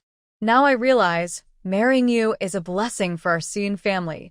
Hiicha's eyes suddenly grew a little moist. She remembered when she first returned to the city. Zhou Wenhong's gaze at her was no longer as critical as when she was in the countryside, but it still carried a kind of distant politeness. Until one night when she had a fever, and Zhou Wenhong stayed by her bedside, applying a cold cloth and murmuring, "If you get sick and ruin your health, what will happen?" Only then did she understand that this mother-in-law's care was always hidden inside her heart, like a seed buried in the soil, quietly sprouting. "By the way, Mom," Hee-cha suddenly remembered, "last time you said you wanted to eat osmanthus flower cakes. I asked some relatives from the countryside to dry some osmanthus flowers. Are you free this afternoon? Shall we make them together?" Zhou Wenhong's eyes lit up. "Sure. I want to learn your way of making them. Last time, I tasted yours and it was a bit more fragrant." She turned to get a basin, her steps lighter than before. Anan, carrying his small backpack, ran out from the inner room, holding a toothbrush in his mouth and calling vaguely, "Mom, Grandpa said he's going to buy me sugar figurines. You can only go after breakfast." Hee-cha helped him straighten his collar. Then she noticed how tall her son had grown, already reaching her waist. "After school this afternoon, I'll make you a Sun Wukong bag charm. How about that?" "Yes," Anan nodded hard, foam spilling from his mouth. "It should be like the one the old man in the park made, with a long golden hoop stick." Xian Tao watched the mother and son laugh and play, a smile unconsciously forming on his face. He picked up his briefcase, about to leave, but suddenly remembered something. He turned back and said to Hee-cha, "I'll come home early tonight. I'll take you to see a movie. The new Underground War is out. I heard it's very lively." Hee-cha watched his figure disappear at the alley entrance. The sunlight stretched his shadow long, like a thin thread connecting the home on one end and her heart on the other. She lowered her head and continued tidying up the dishes. Her gaze fell on the stove. There was a new clay pot she bought yesterday at the department store, specially chosen for making tonifying soup with angelica and lamb for Yan Xiu's health when he returned from the flea market. Outside, the phoenix tree leaves rustled in the wind, occasionally falling like golden flakes, covering the cobblestone street with a layer of shimmering gold. Hee-cha hummed the newly learned song, "The East is Red," while wiping the 8 Immortals table with a cloth. She gently placed the long lifelock that Yan Xiu had forgotten on the table into a drawer. The silver shine of the lock flickered in the dark, hiding a warm secret. She knew that soon, the house would be filled with new laughter, tiny feet would step on the floor, and more stories would be told by Yan Xiu to the children. She and Xian Tao, like the 2 white poplar trees in the yard, had roots tightly intertwined in the soil, their branches leaning on each other in the wind, welcoming one hopeful spring after another. Morning light shone through the glass window of Icha Embroidery Workshop, casting a checkered pattern of light and shadow on the blue brick floor. Hee-cha was wiping the counter with a cloth, her fingertips brushing over the red silk streaks on the glass that said, "Grand Opening Lucky," and she couldn't help but smile. Since the embroidery shop branch opened last month, orders have been coming in rapidly. She and Wang are too busy to handle everything alone. Last night, Su Yun Tao even said, "We need to hire some embroidery workers soon. You can't keep working yourself into exhaustion." "Sister-in-law, here is today's new order," Wang said as she carried a blue cloth bundle, her forehead slightly sweaty. "Manager Zhang from the department store wants 20 embroidered quilt covers before the National Day holiday, with a pattern of hundreds of sons and thousands of descendants." When Hee-cha took the order, her fingertips touched the silk edge peeking out from the bundle, smooth like flowing water. She opened her order book, and her neat handwriting read, 20 quilt covers, each embroidered with the hundreds of suns pattern, with a deposit of 5 yuan. Pickup date September 25th. When she looked up, she saw Wang staring at the help wanted sign on the wall. The bright red paper read, "Hiring 3 embroidery workers, meals and accommodation provided, monthly salary 20 yuan. Do you think is suitable?" Hee-cha poured her a cup of mung bean soup, the rough ceramic bowl covered with water droplets. "We need quick and honest workers, after all. Embroidery skills can't hide shortcuts." Wang took a few sips from the bowl, her eyes brightening. Recently, Deng Zhongqiang's cousin came to the city looking for work. Her name is Xiao Bai. I heard she embroidered wedding dowries in the countryside, with very fine stitches. Also, my factory coworker Lu Guifan, her husband recently died from a work injury, and she's struggling to support her 2 kids. She often says she can sew shoes. Before she finished, the copper bell on the door jingled. A girl in a blue cloth jacket timidly stood at the door, her hair in 2 braids tied with red ribbons, clutching a cloth bag tightly. "Excuse me. Are you hiring embroidery workers?" Her voice was soft, like a mosquito hum, and her eyes fixed on her worn-out cloth shoes, the toes rubbed thin and white. "Come in and sit," Cha said, moving a long bench. She saw that the girl's cloth bag had a crooked peach blossom embroidered on it. The stitches were messy, but there was a serious look in her eyes. "My name is Cha. What's yours?" "I'm Xiaobai," the girl replied as she sat down, the bench creaking. She hurriedly held onto the leg of the bench, and her cloth bag slipped from her lap, rolling out a coarse cloth handkerchief.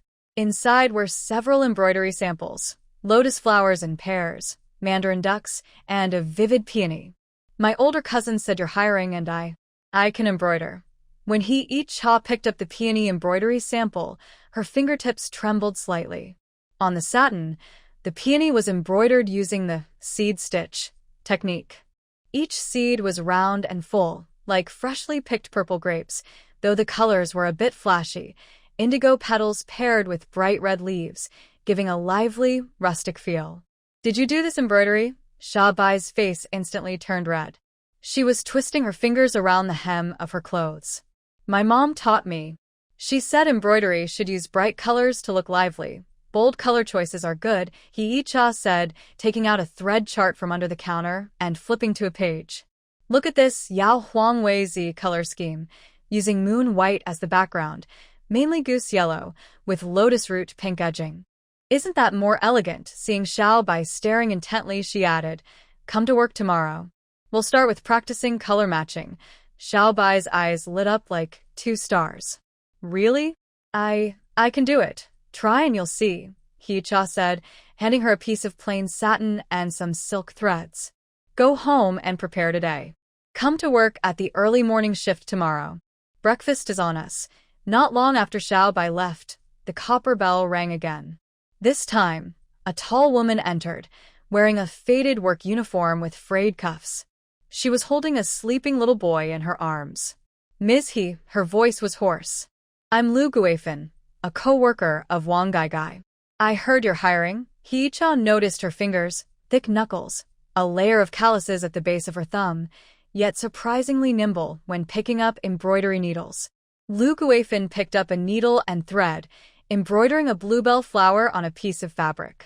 Her stitches were fine and dense like fish scales, but the lines looked a bit stiff.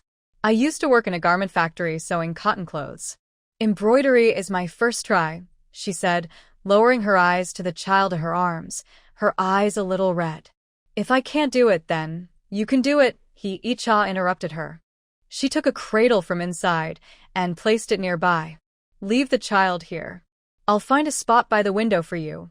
Good light." Seeing Lu Guifan hesitate, she added, "Everyone has tough times. As artisans, relying on our skills to make a living isn't shameful." Early the 3rd day, 3 new faces sat in the embroidery workshop. Besides Xiaobai and Lu Guifan, there was a girl named Zhao Chunyan, introduced by classmate Sun Fanqi. She had worked as an apprentice in a Su embroidery workshop and was said to embroider flat stitches more evenly than a machine. Cha stood behind the counter, watching the 3 sit around a long table, each holding needle and thread, but no one dared to start. She couldn't help but smile. "Don't be nervous. Today, we'll practice the basics. Embroider 100 willow leaves." When Xiaobai picked up the needle, her hand trembled like falling leaves in autumn wind. The thread made several knots on the satin surface. Lu Guifan was calm, but her embroidered willow leaves looked like small knives, lacking flexibility. Zhao Chunyan was the fastest, and the veins of the willow leaves were very clear, but she carried a bit of pride on her face and occasionally glanced at others' embroidery work. "Spring Yan's stitching is flawless," Cha said, picking up her embroidery piece and holding it to the light. Her stitches were even like sieve holes. But the curve of the willow leaves should be softer. Look at the willow leaves by the river. They hang down with a gentle sway. She took a pen and drew a few lines on paper. Try it like this. Zhao Chunyan's face turned slightly red. She didn't speak, but quietly took out her embroidery and redid it. Xiao Bai leaned over to look at He Cha's drawing, eyes wide. Sister He, your drawing is so good, it looks alive. I learned a few stitches at night school, He Cha demonstrated. She showed how to do rolling stitches, with silver thread moving across the satin like a small silver snake. See, for the edges of the willow leaves, you need to use rolling stitches. When the stitches are even, the edge looks smooth. Just then, Lu Guifen's baby in her arms suddenly cried out loud. She hurriedly put down her needlework to soothe the baby. Milk seeped out from her clothes, staining the blue fabric with a dark spot. Xiao Bai saw this and took out a piece of brown sugar from her bag. I brought this. Soaking it in water can help boost milk. Zhao Chunyan also stood up, picked up the cradle from the corner, and said, Put it here. I'll watch over it. He Cha watched the scene, feeling warm inside. She turned and went to the kitchen, steaming the brown sugar buns she bought in the morning and boiling a pot of millet porridge. As the steam rose, mixed with the scent of grass and thread, it felt like a touch of home. The first week was not smooth. Xiao Bai embroidered the dolls in the 100 children picture into little old men. Lu Guifen's effort to sew the soles of shoes always left the satin wrinkled. Zhao Chunyan was fast, but often criticized others for being slow. The three of them sometimes argued. He Cha didn't say much. After work every day, she spread out their embroidery pieces, gave comments one by one, circled the good parts with a red pen, and carefully corrected the flaws. On Friday evening, Zhao Chunyan suddenly slapped the embroidery hoop on the table. This work can't go on, she said, pointing at Xiao Bai's embroidery piece with anger in her voice. The doll's arms are thicker than its legs. If the customer sees it, they'll definitely return it. Xiao Bai's eyes turned red. The needle in her hand clattered to the ground. I've already tried my best. Zhao Chunyan picked up her embroidery piece and said, If Sister He hadn't protected me, I would have been kicked out long ago. Chunyan He Cha's voice was soft but firm.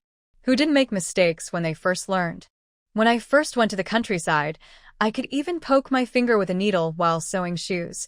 She took out an embroidery piece from the drawer, showing a pair of ducks with crooked wings that looked like two withered leaves. This was my first embroidery, much worse than Xiao Bai's.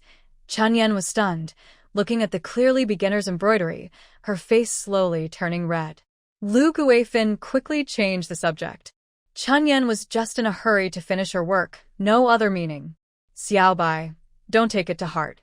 Sister will teach you how to embroider a doll's face. Seeing the atmosphere calm down, He Cha took out a small metal box from under the counter, filled with various embroidery samples she had collected. Tomorrow is our day off. Everyone, take these embroidery samples home and look at them. Especially Chunyan, learn from Xiao Bai's bold color choices. Xiao Bai, learn from Chunyan's careful stitching. Sister Guifen's calmness and patience. If the three of you can complement each other, our embroidery workshop will definitely thrive. The next morning, as He Cha arrived at the embroidery workshop, she saw a bamboo basket at the door filled with fresh green beans and eggplants, still dew-covered. Xiao Bai ran out from behind a tree, holding a sickle in her hand. I picked these early in the morning from the field, to give Sister He a taste. Seeing He Cha reaching for money, she hurriedly waved her hands. My mom said, when someone teaches you, you should repay kindness, not ask for money.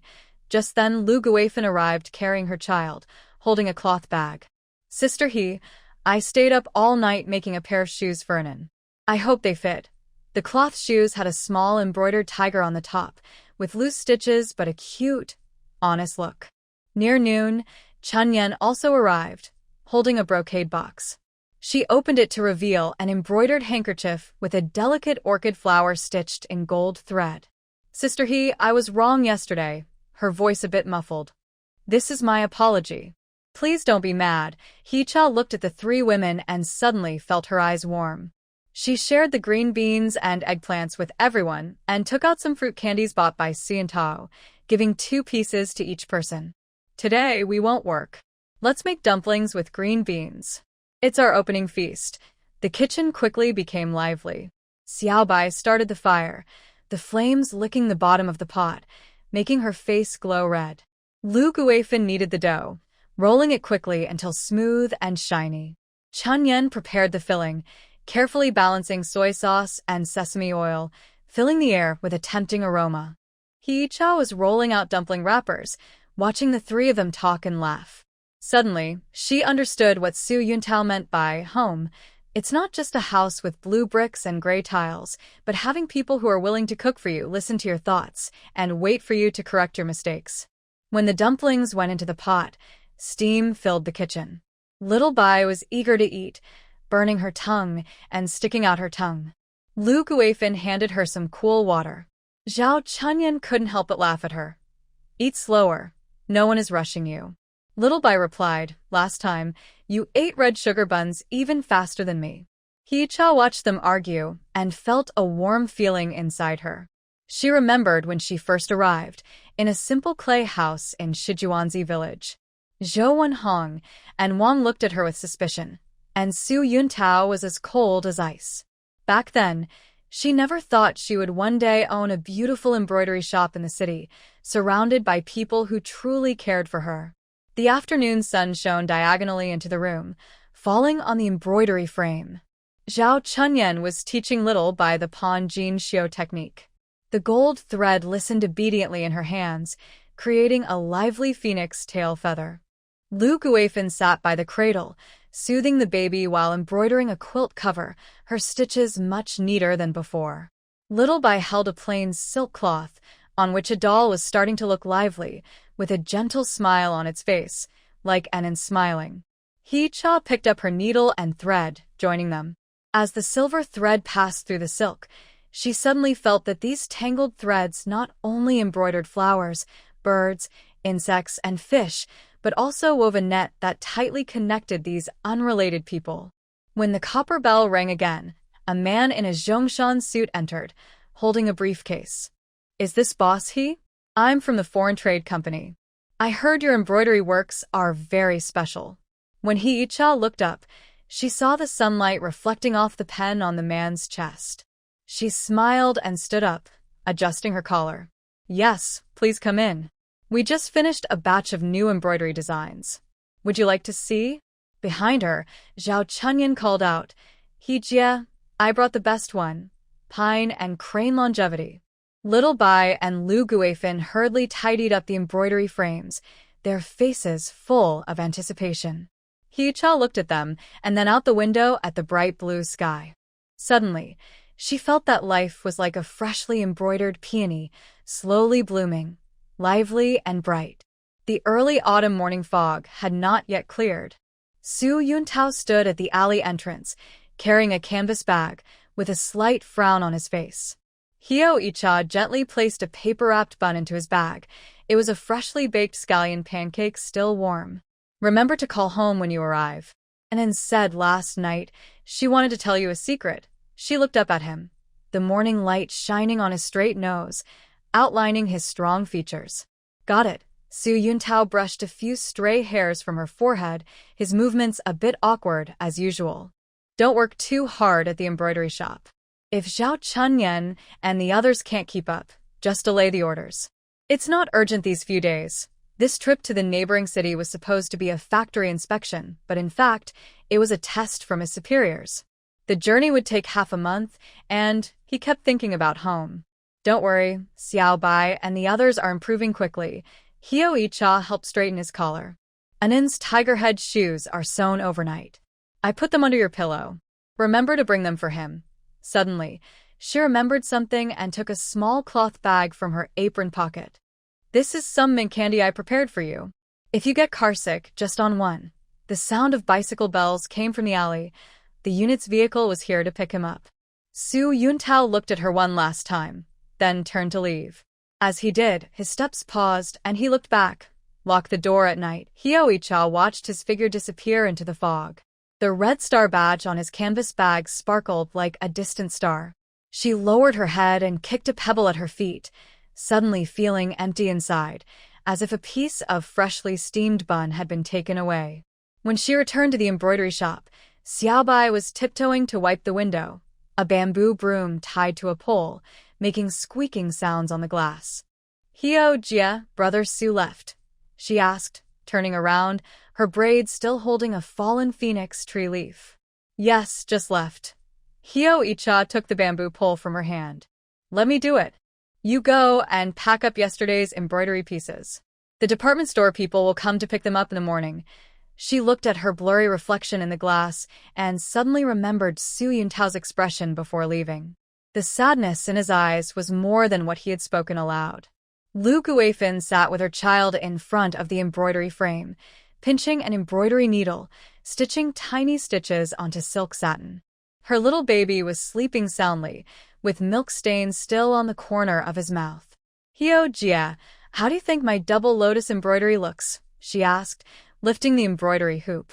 The pink and white petals were decorated with silver thread, giving them a lively appearance. "Wouldn't it be better if the stitches were more even?" Hee-cha leaned over to give advice. "Look at the edges of this flower petal. Using a rolling stitch would make it softer." Suddenly, she noticed Lu Guifan's sleeve was torn, revealing a patched shirt underneath. She thought for a moment and said, "When you have free time this afternoon, I can teach you how to make a new apron. There are some leftover fabrics in the storeroom." Lu Guifan paused, her eyes turning a little red. "Sister He, you're so kind to me. It's all family." He-cha smiled and interrupted her. "Hurry up with the embroidery or we won't make the delivery on time." She turned around to the counter to look at the thread chart. Her fingers brushed over familiar patterns, and she suddenly remembered that Su Yuntao often said her embroidered phoenix looked like a hen. She used to get annoyed and argue with him about it, but now she felt there was warmth hidden in his jokes. At lunchtime, Annan leaned on the table and asked, "When will Dad come back?" He was holding a tin frog that Su Yuntao bought yesterday. When wound up, it could hop quite far. Hee-cha scooped some egg custard onto his plate. "Dad went out to earn some sugar candies for you.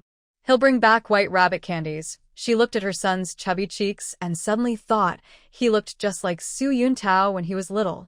Yen Xiao often said, "Not from the same family, not in the same house." In the afternoon, just as she started working, the post office staff arrived with a phone notification slip. Hee-cha held the thin paper in her hand, her fingers trembling slightly. It meant Su Yuntao had arrived at his destination. She should have been happy, but her heart was pounding like a cat's claws scratching her inside. She explained a few words to Zhao Chunyan, then hugged in and ran to the Post and Telecommunications Bureau. The bureau was filled with the smell of ink. The aunt behind the counter pushed up her glasses. "Long-distance calls. 2 cents for 3 minutes, extra if over," she said. Hee-cha held Annan on her shoulder, and, when she picked up the receiver, her palms were sweaty. "Hello?" The voice on the other end crackled with static, mixed with Su Yuntao's deep voice, like a stone falling into water, making her heart tremble. "It's me," Hee-cha said nervously. "Have you arrived? How's your place?" "Pretty good." The factory arranged a guest house, came Su Yuntao's voice, and she heard someone talking in the background. He seemed to have moved a little farther away. "Where's Annan?" "Let him listen to the phone." Annan snatched the receiver and, in a cute voice, shouted, "Dad, when will you buy me a toy gun?" Yesterday, he heard from the neighbor's little tiger that the supply and marketing cooperative in the city had plastic toy guns that could shoot. "I'll buy it when I come back." Su Yuntao's laughter came through the phone, a bit distorted but very clear. "Listen to Mom at home. No being naughty. Annan, be good." The little one pressed the receiver to his face, saliva smudged on it. "Dad, Mom embroidered a little tiger yesterday, just like Grandpa's cat." When Hee-cha took the phone, she heard someone calling him for a meeting on the other end. "I'll hang up first. Take care of yourself." His voice suddenly lowered. "Don't stay up late embroidering at night, got it?" "Got it." Hee-cha's eyes welled up a little. "You should smoke less too. Your stomach isn't good." The busy tone after hanging up felt like a tiny needle pricking her ears, making her ears buzz. Annan tugged at her clothes. "Mom, Does Dad not love it anymore? Silly child. Hee-cha hugged him and kissed his forehead. Dad loves Anin the most. Otherwise, why would he work hard to earn candy? She stepped out of the post office, sunlight falling on her son's fluffy head, and suddenly she felt lighter on her feet. Back at the embroidery shop, Zhao Chunyan was worriedly looking at her embroidery hoop. She had embroidered half of 20 cloth covers. In one of the patterns, a doll's arm was stitched crooked, and the stitches looked messy, like tangled thread. Sister He, what should I do? She asked, voice trembling. No matter how I try, it's wrong. Hee-cha picked up the embroidery hoop and examined it, then took scissors to remove the crooked thread. Don't worry. Let's use gold thread to re-outline the edge. It can hide the stitches and look nice. She demonstrated how to wrap the gold thread around the doll's arm, making it look round and lively, even better than before. Zhao Chunyan watched her nimble fingers and suddenly blushed. Back when I was at the Su embroidery workshop, the master always said I was too impatient. Looks like it's true. Everyone has moments of hurry. Hee-cha handed her the embroidery hoop. Yuntao used to write appeal letters in a rush, and he didn't sleep for 3 days. He even wrote the character for Injustice as Rabbit, and Grandpa laughed at him for half a year. Xiao Bai and Lu Guifan both laughed, and the atmosphere in the embroidery shop relaxed. Lu Guifan held her child close. Sister He, Brother Yuntao really cares about you. Last time, my husband was on a business trip and didn't even call. Hee-cha felt warmth in her heart, gentle and warm. She remembered when she first went to the countryside, Yuntao looked at her like she was an enemy of the class. Now he would worry about her sleeping well when he was away. Life was like the silk thread in her hands, slowly winding around, forming a knot she couldn't untie. At the end of the workday, Xiao Bai took a sweet potato out of her cloth bag. She said her mother had sent it from the countryside, and it was very sweet. Hee-cha buried the sweet potato in the ashes of the stove and roasted it until it was fragrant and crispy. And then held the sweet potato, nibbling on it with a face covered in black, like a little kitten that had just stolen some food. Mom, will Dad call tomorrow? He asked, licking the sugar on his fingers, his eyes shining. Yes, Hee-cha said, wiping the dirt off his face. Dad misses Anin too. She looked at the moon outside the window, round like a silver plate. Suddenly, she remembered what Su Yuntao had said. When he returned, he would take them to the park to see the lantern display. The days passed quickly, like flowing water. Every evening, Su Yuntao called on time. Sometimes he talked about work at the factory, sometimes asked about the embroidery shop's progress, but mostly he listened to and babble about funny things at kindergarten. Once, Anin accidentally revealed that his mother often sat at the table late at night embroidering. On the phone, Su Yuntao was silent for a long moment and then said, "Ask Zhao Chunyan to work a bit harder." Hee-cha nodded in agreement, but she kept working without stopping. The order for bedding from the department store was urgent. Zhao Chunyan was good at embroidery but often struggled with color choices. Xiao Bai was bold with colors, but her stitches weren't even enough. Lu Guifan was steady but slower. She decided to reassign their tasks. Zhao Chunyan would do the edging, Xiao Bai would embroider flowers and grass, and Lu Guifan would work on figures. They worked well together. That afternoon, Hee-cha was teaching Xiao Bai how to embroider a face in the 100 Suns pattern. The postal office sent another phone bill. Anin dropped his building blocks and pulled her outside, shouting, "Mom, hurry. Dad must have bought me a toy gun." When the call connected, Su Yuntao's voice sounded tired but excited. "Hee-cha, the inspection went well. The higher-up said I'll be in charge of building the new factory. I might be transferred next month." Hee-cha almost dropped the receiver. "Really? So, What should we do? I've asked the leaders and my family can move with me," Su Yuntao said with a smile in his voice. "Once I return, I'll handle the paperwork and the embroidery shop will move too. The market there is bigger." Anin grabbed the phone and shouted, "Dad, do they sell toy guns in the new place?" "Yes, bigger than at the supply store," Su Yuntao said, laughing. "And be good. I'll be back the day after tomorrow." After hanging up, Hee-cha held Anin at the entrance of the postal office. The autumn breeze brushed her face, carrying the scent of osmanthus. She looked up at the clouds in the sky, like the canvas bag Yun Tao carried when he left, full and bulging, holding all her hopes. Back at the embroidery shop, she told Zhao Chunyan and the others the news. Xiao Bai was the first to cheer. Great. I've never been to such a big city before. Lu Guifan also teared up. Hijia, wherever you go, I'll follow. He Cha looked at the light in their eyes and suddenly felt that the embroidery shop was no longer just a simple store, but a home. There was noise and laughter, tears and joy, and in every stitch, they shared their care for each other. She picked up her needle and thread and embroidered a swallow on the unfinished quilt. Its wings were spread, as if ready to fly far away. At night, He Cha folded Yun Tao's clothes and placed them on the bedside table. She also packed his favorite pickled radish into a jar, and then was lying on her lap, touching her belly with small hands. Mom, when will the baby come out? Dad said he'll buy a rattle for them. Soon, He Cha gently patted his back. When Dad comes back, we'll buy two. One for an inn and one for the baby. She looked at the moon outside the window and suddenly remembered Yun Tao's words. Once everything settled down, he wanted a daughter, like her, with bright, smiling eyes. The next evening, Yun Tao's call came earlier than usual. Icha, I'll arrive tomorrow afternoon. No need to pick me up. The company's car will take me straight home. His voice was eager but hidden. I bought in a toy gun, and I brought you a scarf, Lake Blue. It'll look good with your gray jacket. Icha held the receiver, listening to the train whistle from the other side, and suddenly smiled. She seemed to see Yun Tao standing on the platform with his bag, the canvas bag full of her scarf, and Anne's toy gun, and his deep longing, all approaching her with the roar of the train. After hanging up, she shared the news with her sisters at the embroidery shop.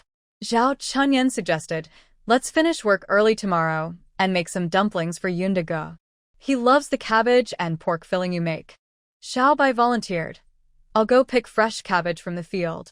Lu Guifan also said, I'll need the dough overnight to make sure it's strong. Watching their busy figures, He Cha felt her heart soften like warm water. She picked up her needle and thread and embroidered a pair of lotus flowers on the last piece of quilt. The dewdrops on the petals sparkled, like the light in her eyes at this moment. It was late at night, and Anne was already asleep, still muttering Dad in her little mouth. Icha sat under the lamp, mending a tear in Su Yun Tao's shirt. The stitches were tight and close together, like weaving a net to keep the distant person firmly in her heart. Outside, the moonlight fell on the needle, shining with a faint silver glow, as if saying that although waiting is long, warm reunions will eventually come. The autumn sun shone through the wooden lattice window of Icha Embroidery Workshop, casting mottled shadows on the stone floor. Icha was teaching Xiao Bai how to embroider a carp jumping over the dragon gate in the 100 Suns pattern. Silver thread moved across the satin, like lively little fish. Suddenly, a creak sounded at the door. She looked up and saw Zheng Hui standing outside, holding a cloth bag, her face pale like old paper. Icha is at home. Zheng Hui's voice sounded a bit unnatural, trying to seem friendly.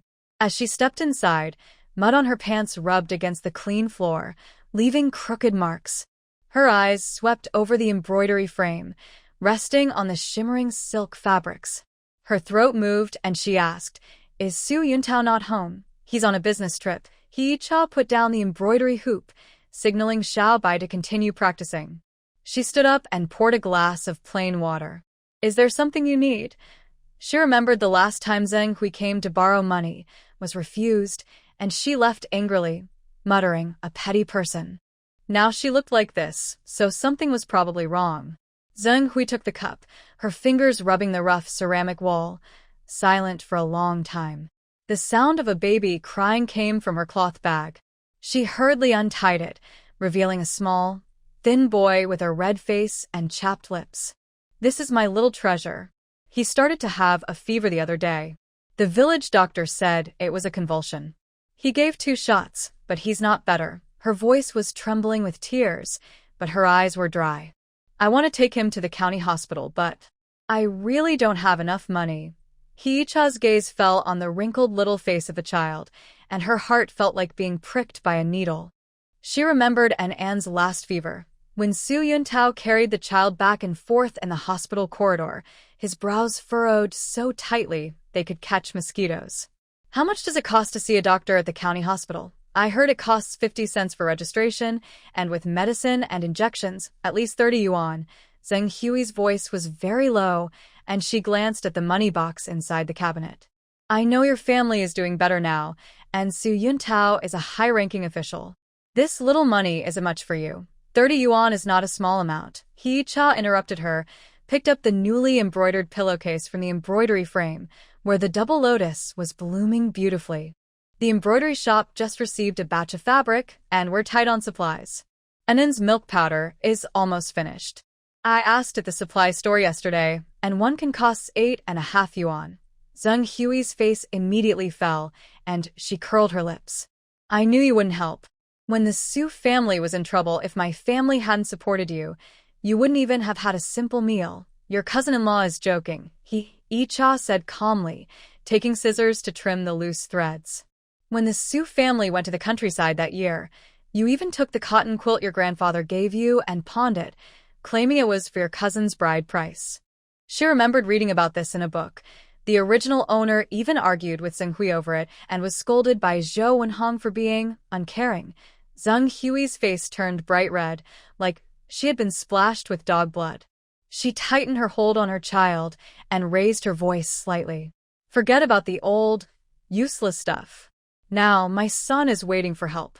Can you bear to watch him die?" Xiao Bai was so frightened that she dropped her embroidery needle on the ground. Lu Guifan, holding her child, looked over with worry. Hee-cha signaled them to continue working, then stepped in front of Zheng Hui. Looking at the feverish, dazed face of the child, she sighed inwardly. "I really don't have that much cash right now.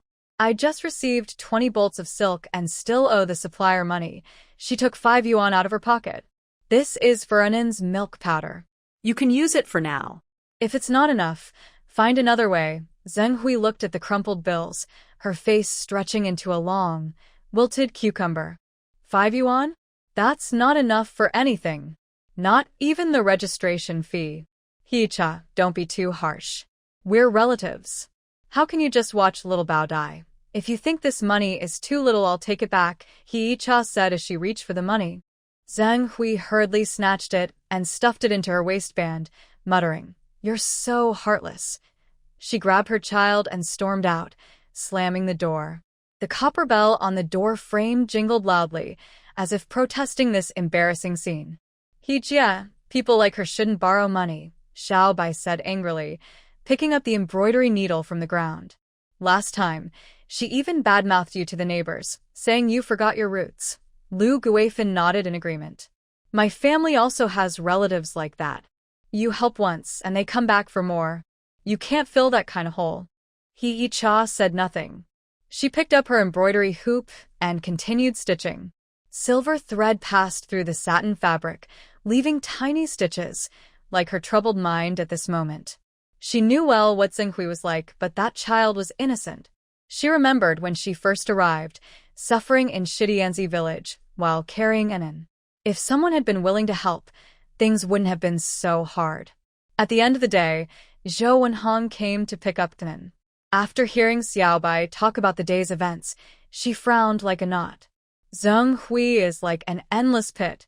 You helped her this time, but she'll come back again."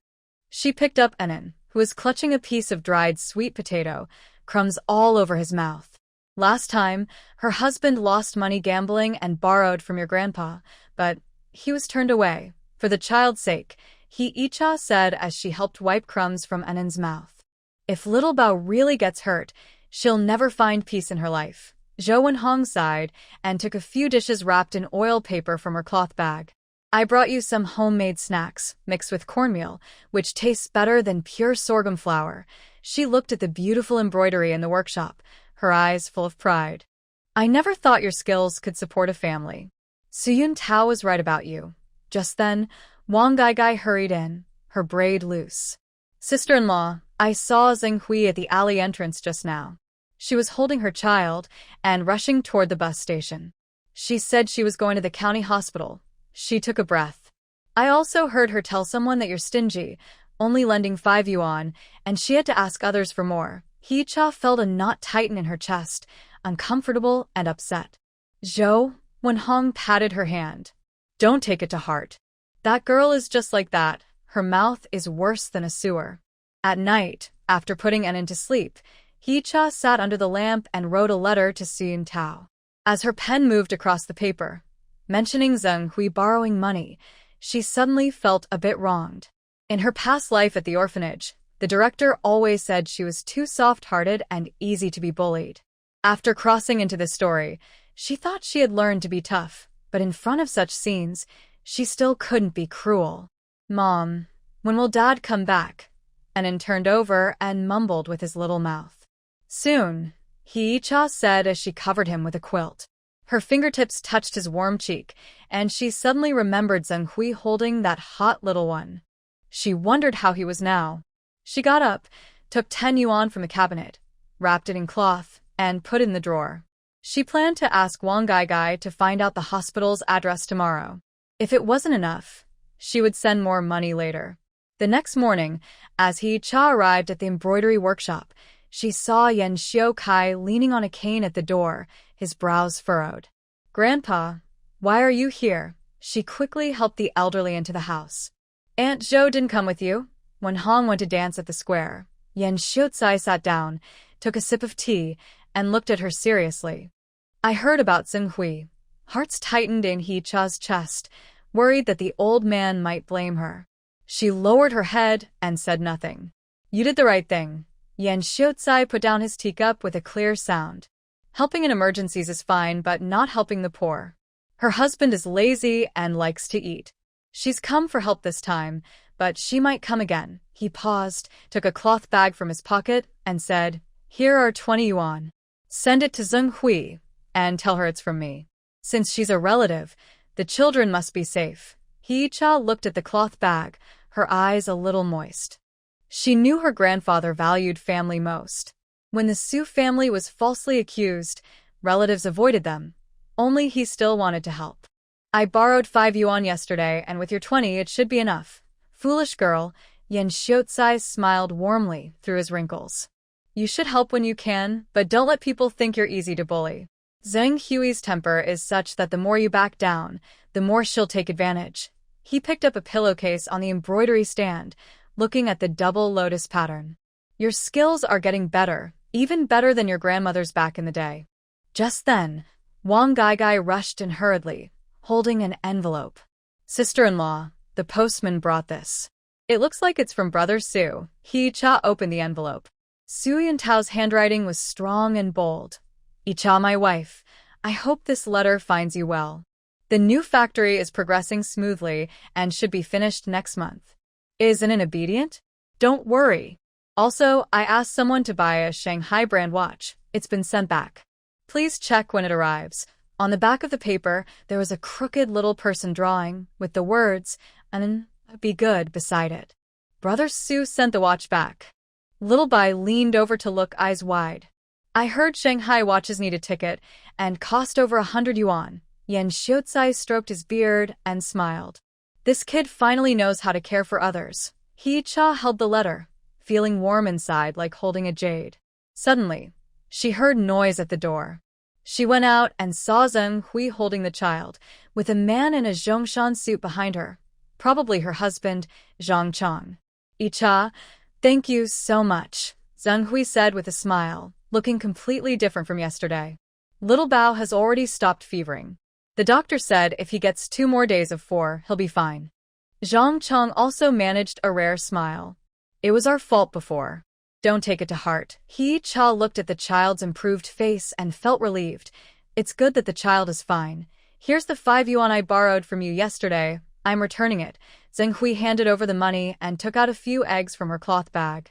They're from our family chickens, not worth much. Don't mind. Hee-cha took the eggs and smiled, saying, We're relatives, no need to be polite. She handed over the 20 yuan that Yan Xiao-kai gave her. Grandpa asked me to give this to you, saying it's for buying some nutritious food for the child. Zheng Hui's face turned red, and her hand trembled as she took the money. Uncle. Uncle is really kind. I won't be careless anymore. After seeing Zheng Hui off, Wang couldn't help but say, I didn't expect her to pay back the money. I thought she would just keep it. People always have a conscience. He Cha put the eggs into a basket. Grandpa is right. We should help when we can, but we shouldn't make others think they can take advantage. She picked up her embroidery hoop. Sunlight shone through the window onto the satin fabric, making the twin lotus flowers seem alive, quietly blooming in the autumn sun. At the end of the day, as she finished work, He Cha passed by the supply store. She went in to buy a can of milk powder for An and chose a dark blue scarf for Su Yun Tao with subtle patterns, looking very steady. When paying, she saw Zheng Hui there, reaching on tiptoe for the malted milk on the top shelf, with Chang Zhang helping beside her. They were talking and laughing, looking quite harmonious. Zheng Hui also saw her, paused for a moment, then forced a somewhat awkward smile. Yi Cha also came to buy something, buying some milk powder for An. Yi Cha raised the can in her hand. People say this malted milk is good for children. I want to buy some for Xiao Bao to boost his health. Zheng Hui's voice lowered a bit. Thanks to you and Uncle for yesterday. You're welcome. Yi Cha smiled and turned to leave. The setting sun cast her long shadow, overlapping with Zheng Hui's, like two vines meeting after a long separation. Back home, Zhou and Hong had already prepared dinner. The smell of braised pork filled the house. An, holding the watch sent back by Su Yun Tao, was so excited he couldn't sleep. He put the watch on his wrist and ran around showing off, saying, Mom, look. I have a watch now. Seeing her son's happy face, Yi Cha felt warm inside. She knew that life was like embroidery. There are good times and bad times, bright threads and dark stitches. But as long as you put your heart into it, you can create your own beautiful pattern. Like a lotus flower growing from a pair of intertwined stems, it blooms more beautifully after experiencing wind and rain. At night, Yi Cha sat under the lamp, writing a reply to Su Yun Tao. Her pen moved smoothly across the paper, recording today's events. She finished with, Everything at home is fine, don't worry. Hope you return soon. The moonlight outside the window cast a gentle silver glow on the letter, as if telling endless feelings of longing. She believed that no matter how far apart they were, as long as their hearts were connected, there was no obstacle too big, and no tomorrow out of reach. Early winter sunlight slanted into the Yi Cha embroidery workshop, giving the hanging embroidery pieces a warm golden edge. Yi Cha sat by the window at her embroidery frame, holding a thin silver thread, carefully stitching a budding plum blossom on a piece of lake blue silk. The workshop was quiet, with only a few subtle sounds of needle and thread and occasional clear bird songs from outside. Miss He, here are this month's accounts. Please take a look, Xiao Bai said happily as she brought over a thick ledger. Business has been very good this month, earning quite a bit more than last month. Yi Cha put down her needle and thread, took the ledger and opened it. The records were clear, showing income and expenses. She looked at the final, impressive balance, a slight smile on her lips. She was thinking about how to use the money, perhaps expanding the workshop, adding new embroidery frames and silk threads, and giving the workers a proper raise. While she was pondering, there was a gentle knock on the door. Come in, she called. She looked up to see Wang Gaigai entering, holding a letter. Sister-in-law, this is a letter from the countryside, Wang Gaigai said curiously, handing it over. It looks like it's from Xinyi village. Yi Cha took the letter and saw the childish handwriting on the envelope. Her heart moved. She recognized the writing. It was from Yen Suelin, a teacher at the village primary school. She opened the envelope to find a yellowed piece of paper with neat, careful handwriting. The letter said that there was a girl named Li Danny, 10 years old, who was doing very well in school. But her family was very poor. Her parents were sick in bed, and they couldn't afford to send her to school anymore. She was about to drop out.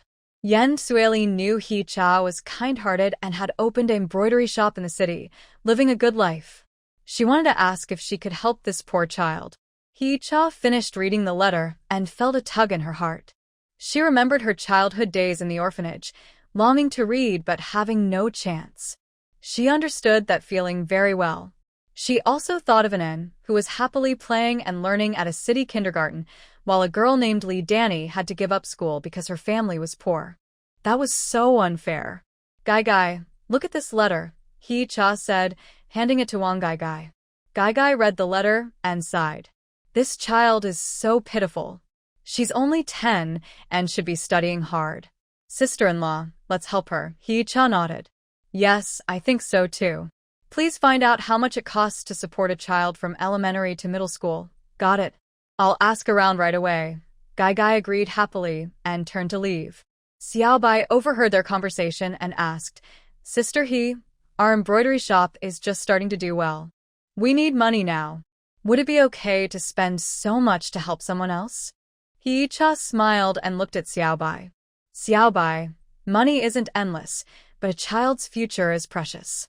I didn't have the chance to study well when I was young, and I always felt it was a regret. Now I can help. I won't just watch this child lose her chance. Besides, our shop's success is thanks to everyone's help. It's right to give back to society. Xiaobai listened carefully and nodded thoughtfully, feeling more respect for Hee-cha. Soon, Gai returned, catching her breath. Sister-in-law, I found out. To support a child from elementary to middle school, including tuition, books, and daily expenses, it costs about 20 yuan a year. 20 yuan, Hee-cha thought to herself. This month's savings could support several children. She told Gai, prepare everything. I want to go to Shibianzi village myself and see that child. Sister-in-law, you're going yourself? Gai was surprised.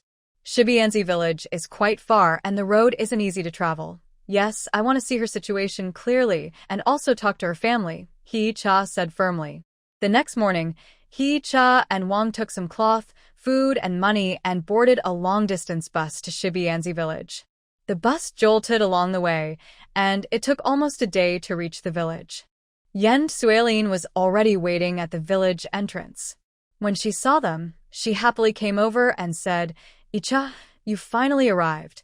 Big sister Yen, sorry to keep you waiting, Hee-cha said with a smile. Come with me. I'll take you to see Lee Danny, Yen Suelin said warmly as she led them into the village. The roads in the village were bumpy, and most of the houses on both sides were old, mud brick buildings. After walking for a while, they arrived in front of a small thatched cottage. Yen Suelin pushed open the door and called out, Danny, look who's here. Inside was dimly lit. A small girl came out from the back room. She wore an old, patched cotton jacket with yellowed hair and a somewhat dirty face, but her eyes shone brightly like stars, showing a stubbornness and a desire for knowledge. This is Lee Danny, Yen Suelin introduced. Lee Danny looked shyly at Hee-cha and Wang, softly saying, Hello, sister, hello, Annie. Hee-cha squatted down gently and patted Lee Danny's head kindly. Hello, Danny. My name is Hee-cha. I come from the city. I heard you're good at studying. Is that right? Lee Danny nodded shyly, a hint of pride flashing in her eyes. Do you want to continue going to school? Hee-cha asked again. Lee Danny's eyes lit up immediately, but then dimmed again. She lowered her head and whispered, I want to, but we don't have enough money. Seeing her disappointed look, Hee-cha felt uncomfortable inside. She took a cloth bag from her bag and handed it to Lee Danny's mother. Big sister, this is a small gift. Inside there are 20 yuan, some cloth, and food. From now on, I will cover Danny's school expenses. Please let her study peacefully. Lee Danny's mother was stunned. She looked at the cloth bag handed to her, and then at Hee-cha's sincere eyes. Tears suddenly welled up. Young lady, you are truly a kind person. Our Danny is so lucky to have met you. It's a blessing from our past lives. Lee Danny was surprised and looked up at Hee-cha, her eyes full of gratitude. Sister He, thank you. I will study hard, Hee-cha smiled and said, Danny, there's no need to thank me. Just study well and become a useful person in society in the future. That's the best way to thank me. They sat at Lee Danny's home for a while, asked about her family in detail, and also explained some matters about her schooling to Yen Suelin before leaving. On the way back, Wang Gai said emotionally, Sister-in-law, you did a great thing today. Lee Danny will remember you for a lifetime. Hee-cha smiled and replied, I didn't do much, just helped as much as I could. I hope she values this chance and studies hard. Back in the city, Hee-cha sent tuition and living expenses to Lee Danny every month on time. She also often wrote letters to encourage her to study well and shared news from the city. Lee Danny was very sensible. Every time she received money and letters, she would reply, telling Hee-cha about her studies and even send small drawings. In the blink of an eye, half a year passed. One day, Hee-cha received another letter from Lee Danny. The letter said she scored first in her class on her final exams and was named a 3 good student. She also wrote, Sister Hee, thank you for your help and encouragement all along. I will work even harder to get into college someday, just like you, to be kind and capable and to help more people in need. After reading the letter, Hee-cha felt warm inside, happier than if she had earned a lot of money. She carefully kept the letter and secretly decided to help more poor children like Lee Danny, giving them a chance to study and change their fate. The workers in the embroidery workshop learned about Hee-cha sponsoring poor students and praised her highly. Lu Guifan said, Sister Hee, you're such a good person. My family also has many children who can't go to school because of poverty. It would be great if there were more people like you. Hee-cha smiled and said, as long as each of us does a little, we can help more people. In the future, when our workshop makes money, we will set aside some for charity to support poor children in going to school. Everyone agreed enthusiastically. The atmosphere in the embroidery workshop became warmer and more harmonious, and everyone felt motivated. That evening, Su Yuntao returned from a business trip. As soon as he entered, he saw Hee-cha sitting under the lamp, happily reading a letter in her hand. What are you looking at? You seem so happy, Su Yuntao said as he gently hugged her from behind. Hee-cha handed him the letter. Look, this is a letter from Lee Danny. She scored first in the class this time. Su Yuntao took the letter and read it carefully. After finishing, he smiled happily. Hee-cha is becoming more and more caring. You did a great job. I support you. Really? Hee-cha looked at him with surprise. Of course, Su Yuntao said, playfully pinching her nose. If you need money for charity work, just tell me. I fully support you. But don't overwork yourself. Take care of your health. Hee-cha leaned into Su Yuntao's arms, feeling very happy inside. She thought everything she did was worth it. From then on, Hee-cha would set aside some of the profits from her embroidery shop each month to do charity work. More and more students in need received her help, and her kind deeds became well known. Some people said she was silly for not earning money but instead helping strangers. But Hee-cha didn't think so. She believed helping others was a very happy thing. In spring, Hee-cha received a package from Lee Danny. Inside were a pair of beautifully embroidered insoles, decorated with small wildflowers. Although the stitching was still a bit rough, it was clear she put a lot of effort into it. There was also a note that said, Sister Hee, I embroidered these insoles myself. I give them to you. Thank you for helping me.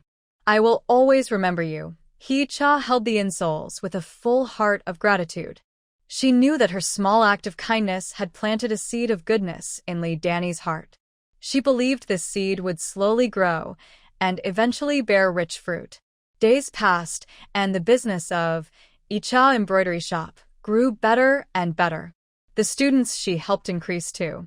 Her charity work was like a warm ray of sunshine, lighting the way for poor children to go to school and warming the whole society. As she helped others, Hee-cha also found great happiness and joy. She felt that this kind of life was truly meaningful. Early summer sunlight streamed through the window, casting dappled light on the concrete floor of the living room. Hee-cha was busy in the kitchen, simmering pork rib soup that bubbled and released a rich aroma. Then, carrying his small backpack, ran inside happily, cheeks flushed with excitement, like a ripe apple. Mom, Mom. Anand's clear voice rang out like a silver bell in the house. He hurried to the kitchen door, his face red from running, with tiny beads of sweat on his forehead. Hee-cha turned around and saw her son like this, smiling softly. She picked up a towel draped over her shoulder and gently wiped his sweat. Walk slowly. Look at all that sweat. Were you good today at kindergarten? Yes. Look, Mom. Anan proudly took out a neatly folded piece of paper from his bag and carefully unfolded it. It was a pink certificate with gold lettering that read, "Little Angel of Love." There was also a stamp of the kindergarten and a small photo of Anan smiling with his head tilted. Hee-cha's eyes lit up. She took the certificate and looked at it carefully, her fingers gently tracing the words. A warm feeling filled her heart. This was Anan's first certificate, very special.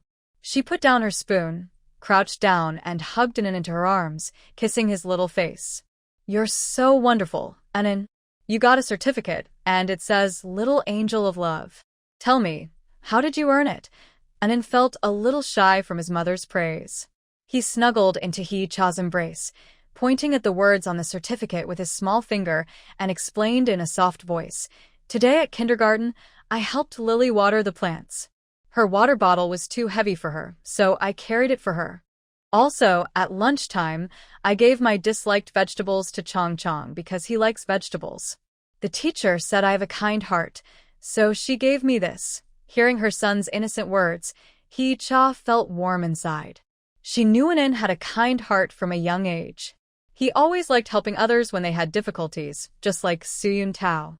She gently patted his head and smiled. "Anan is such a good boy, helping others. Mom is so proud of you. Mom, let's put up the certificate." Anan tilted her small face up, looking at Hee-cha with full of hope. "Okay, we'll put it in the most visible spot," Hee-cha happily agreed. She found some glue, took in An's little hand, and walked to the living room wall. The wall already had several things on it, including a certificate for Outstanding Worker, awarded to Soo-yoon-tao, a report card from Hee-cha's night school, and a few family photos. Hee-cha carefully chose a spot right next to the Outstanding Worker certificate, then gently pasted in Anne's Little Angel of Love certificate there. The two certificates were placed side by side, one representing the adult's pride, the other the child's growth, creating a warm and charming scene that made the simple living room feel more cozy. Anan stood in front of the certificates, tilting her head up to look at them again and again, her face full of pride. She occasionally reached out with her small hand to gently touch it, as if afraid it might fall. In the evening, Soo-yoon-tao came home from work. As soon as he opened the door, his eyes were caught by the bright pink certificate on the wall. He put down his briefcase and walked over to look closely. When he saw the words, "Little Angel of Love," and in Anne's name, a slight smile appeared on his face, and his eyes shone with happiness. "Didn't get this." Soo-yoon-tao turned around and looked at Hee-cha, who came out of the kitchen with a hint of surprise in his voice. Hee-cha carried a plate of freshly cooked vegetables, smiled, and nodded. Yes, she brought it home from kindergarten today. The teacher rewarded her because she helped her friends. Soo-yoon-tao walked to the kitchen door, gently hugged Hee-cha from behind, resting his chin on her shoulder. His voice was full of tenderness. "Our son is really amazing. He just started kindergarten and already has a certificate. He's much better than I was at his age." Hee-cha felt a little shy under his embrace, gently pushed him away. "Go wash your hands quickly. Dinner will be ready soon. And Anna's outside waiting to tell you about her award." Soo-yoon-tao smiled, released her, and kissed her cheek before turning to wash his hands. When Anan saw her dad come back, she immediately followed him like a little tail, holding his hand and animatedly telling him all about how she got her certificate. Her excitement was still shining on her face. During dinner, Anan was especially well-behaved. She held her small spoon and ate eagerly, occasionally helping her parents by serving food. Jo Eun-hong looked at her grandson, who was so sensible, and couldn't help but smile widely. She kept scooping meat into Anan's bowl. "Our Anan is such a good child. When he gets an award, he's even more well-behaved. Here, eat more meat so you can grow tall. Great-grandma, you should eat too." Anan carefully picked up a rib and gently placed it into Jo Eun-hong's bowl, speaking softly and cutely. Jo Eun-hong smiled, so much her eyes squinted. She patted Anan's little head. "Oh, our Anan still cares about great-grandma. He's such a loving child." No wonder he received the Little Angel of Kindness award. After dinner, Soo-yoon-tao sat on the sofa reading the newspaper. Hyo-cha was tidying up the dishes, and Enin was running around in the living room. Sometimes he brought slippers to his dad, sometimes handed a cloth to his mom. Busy and happy. Su Yuntao put down the newspaper, watched his busy little son, and looked at the bright award on the wall. A feeling of deep satisfaction filled his heart. "Icha," Su Yuntao said, "look at Enin. He's getting more and more sensible." Hyo-cha wiped her hands and came out of the kitchen. She looked at Enin and smiled. "Yes, this child has a kind heart just like you." Today at kindergarten, he helped a little friend carry a water bottle and even shared his disliked vegetables with others. He's not selfish at all. Su Yuntao stood up, walked over to Hyo-cha, and gently put his arm around her shoulder. "That's because of your good teaching." Hyo-cha leaned into Su Yuntao's embrace, feeling warm inside. "We taught him together. By the way, look at this award on the wall next to your Outstanding Worker certificate. Don't they look good together?" Su Yuntao looked at the two awards on the wall and couldn't help but smile. "They do. One is for work excellence, and the other is for being a little angel in life. Our family is getting luckier and luckier." Just then, Wang Gaigai and Deng Zhongqiang arrived. As soon as they stepped inside, they saw the awards on the wall. Wang Gaigai's eyes lit up. She quickly walked over, pointed at the awards, and said happily, "Wow, and got an award? It's the little angel of kindness again." "Amazing." Deng Zhongqiang also praised with a smile. "Anin is so well behaved. He'll definitely be a successful child in the future." Hearing the praise, Anin puffed up his little chest proudly. He ran to Wang Gaigai and proudly recounted how he received the award. Wang Gaigai listened with interest, occasionally patting his head and giving him a thumbs up. Zhou Wenhong sat down with Wang Gaigai and Deng Zhongqiang, poured them some water and smiled, saying, "This child came back today, and it made us all very happy. This is his first certificate of achievement since he grew up." Wang Gaigai looked at the certificate on the wall, and then at the Advanced Worker certificate next to Su Yuntao. He smiled and said to Hee-cha, "Sister-in-law, look at your family. It's really a family full of love and success. Brother Su is an outstanding worker at his company, and Enin is a little angel at kindergarten. Your family will definitely become more prosperous in the future." Hee-cha smiled shyly and said, "Don't tease us. Enin is still young, and there's a long way to go. But you and Zhongqiang, when will you also bring some good news to our family?" Wang Gaigai's face suddenly turned red. He looked at Hee-cha with a playful glare and said, "Sister-in-law, you keep saying that." Deng Zhongqiang was quite generous and smiled, saying, "We plan to get married at the end of the year.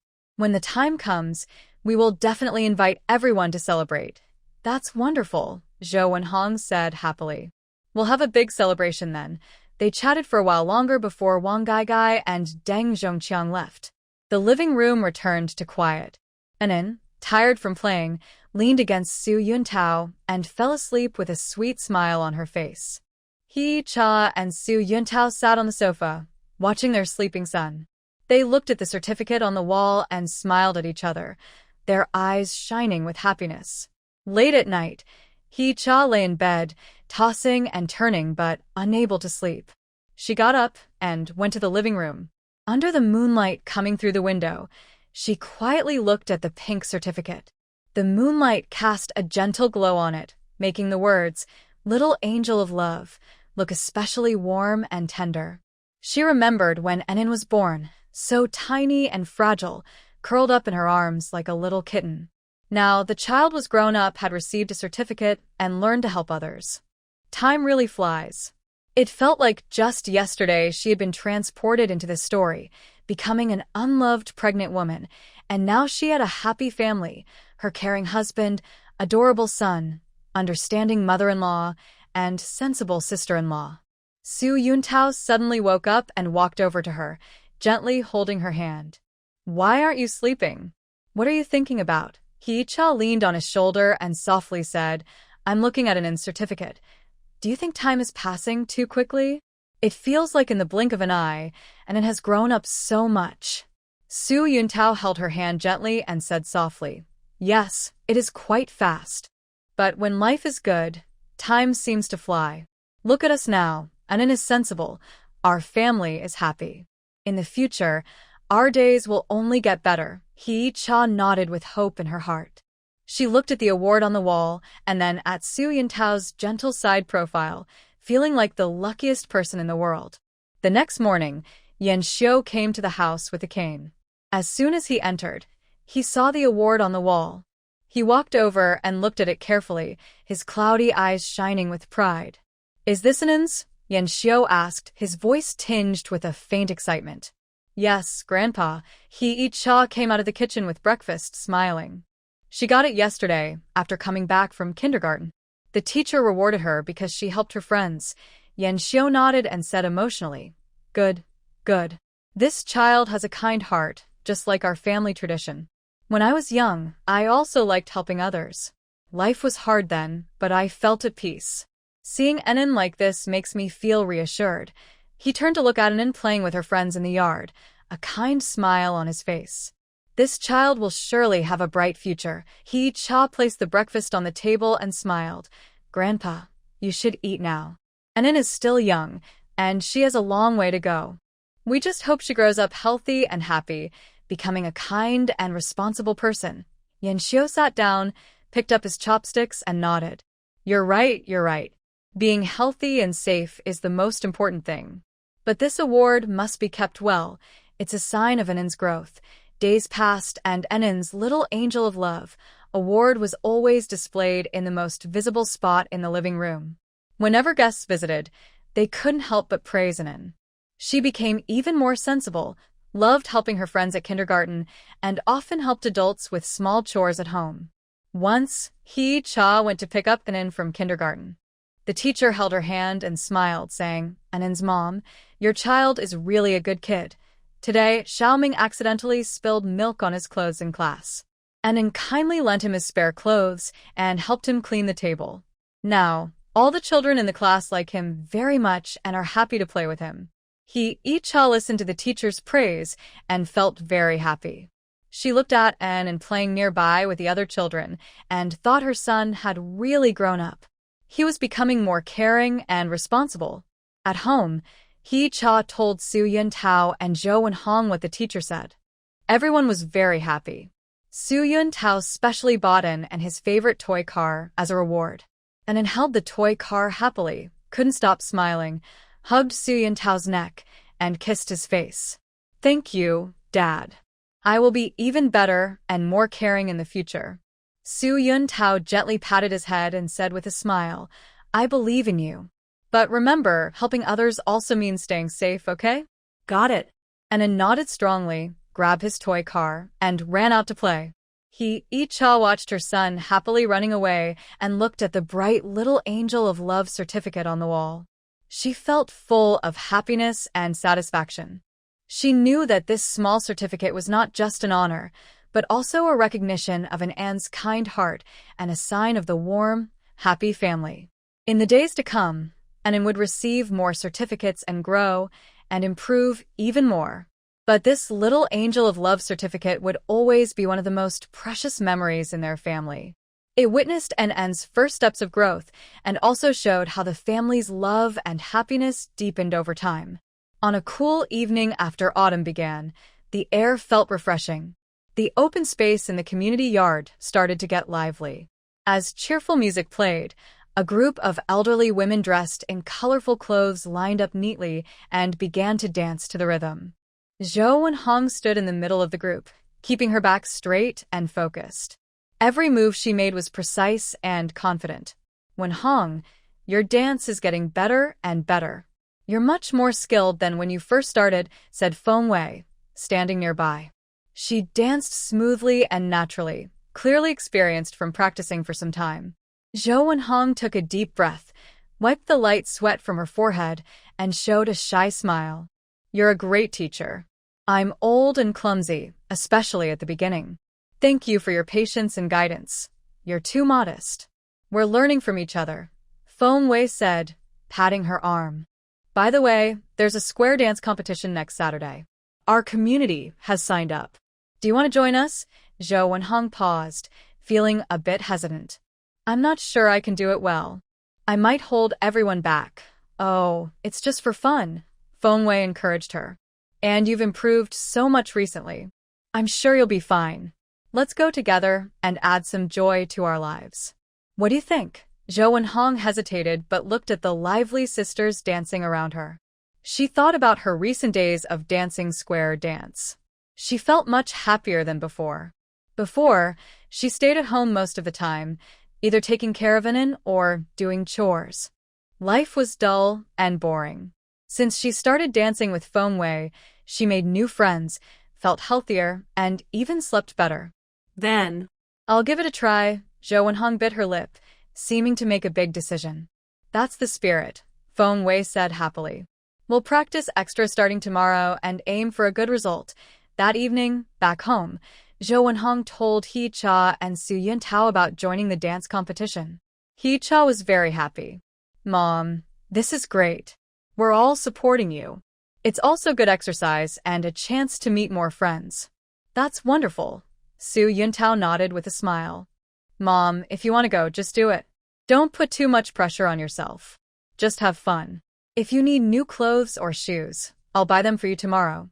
Seeing her son and daughter-in-law support her, Zhou Wenhong felt warm inside. I have clothes and shoes already. I'm just worried I won't dance well and embarrass our family. Mom, what are you saying? He Cha handed her a cup of warm water. Having the courage to join the competition is already impressive. Remember, it's just for fun. Winning isn't important. The most important thing is you enjoy it. And then also cheerfully said nearby, Great-grandma, keep going. Hello, I will be cheering for you then. Grandma Zhou was amused by her grandson and felt less worried. She patted Nin's head and said, Okay, Grandma will do her best. I'll bring back a certificate for you. From that day on, Grandma Zhou and Feng Wei led the sisters in the community to start practicing seriously. They chose a lively song and created simple, energetic moves. Every evening, you could see them busy in the open space, with music and laughter filling the air, making a lively scene. Grandma Zhou practiced very carefully. Sometimes at night, she would lie in bed, still thinking about the steps, even mimicking the moves unconsciously. He Cha saw this and felt caring inside. She would cook nourishing soups for her every day to help her regain strength. Su Yuntao also took Anan to watch her practice after work, encouraging her. Once, Grandma Zhou struggled with a turn. She either turned too slowly or couldn't keep her balance afterward. She got a little anxious, practicing over and over, sweat dripping down her forehead. Feng Wei came over and patted her shoulder. Don't worry, Sister Zhou. This move is a bit tricky, but we'll take it slow. Watch my steps. Keep your weight low when turning and stay steady, she demonstrated patiently, explaining the key points. Grandma Zhou watched carefully, practiced a few times, and although still a bit awkward, she improved a lot. Thanks, Xiao Feng. If it weren't for you, I wouldn't know what to do. No need to thank me, Feng Wei said with a smile. We're teammates and we help each other. He Cha brought in to watch the practice. Seeing this, she stepped forward and handed Grandma Zhou a towel. Mom, take a break. Don't tire yourself out. Grandma Zhou took the towel, wiped her sweat, and smiled happily. It's okay. I'll practice a few more times. I think I've improved a little. Anan ran over and held her hand. Grandma, you dance really well. You look much better than yesterday.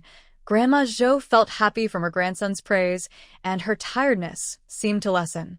Really? Grandma needs to practice even more so she can dance the best for Anan. Time flew by quickly, and the day of the competition arrived. That morning, Zhou Wenhong woke up very early. She changed into a performance outfit chosen by Feng Wei, a red floral shirt paired with black pants, making her look energetic and neat.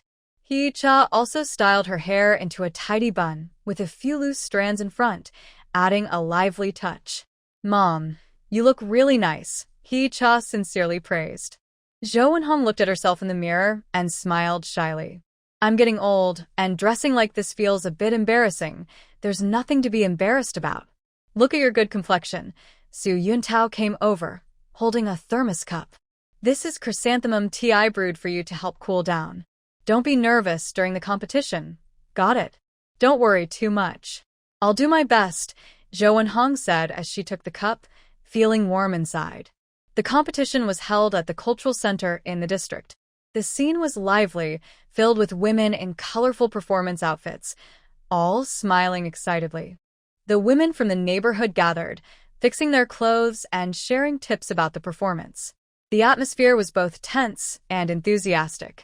Zhou Wenhong took a deep breath, trying to calm herself. She looked at Feng Wei beside her, who winked and gave her an encouraging look. When it was their turn, the music started, and Zhou Wenhong and her friends walked onto the stage in neat steps. At first, she was a little nervous, her palms sweaty, but as she danced, she fully immersed herself in the music, forgetting everything around her. She focused on doing each move well. Her movements weren't as smooth as Feng Wei's, but she performed each one carefully and with energy. The audience, including He Cha, Su Yuntao, and Nen, sat watching and clapping loudly to cheer her on. And even held up a small paper sign that said, "Great job, Grandma," making everyone around laugh. After finishing the dance, the audience erupted in applause. Zhou Wenhong and her friends bowed and took a bow. When they stepped down from the stage, her legs felt a little weak, but her heart was full of excitement and happiness. "Grandma Wenhong, you danced so well just now. Even better than during practice," Feng Wei said happily. Zhou Wenhong's face was a little red, and she panted slightly. "Really? I was so nervous I was trembling. Of course, it's true. I'm not lying to you," Feng Wei replied with a smile.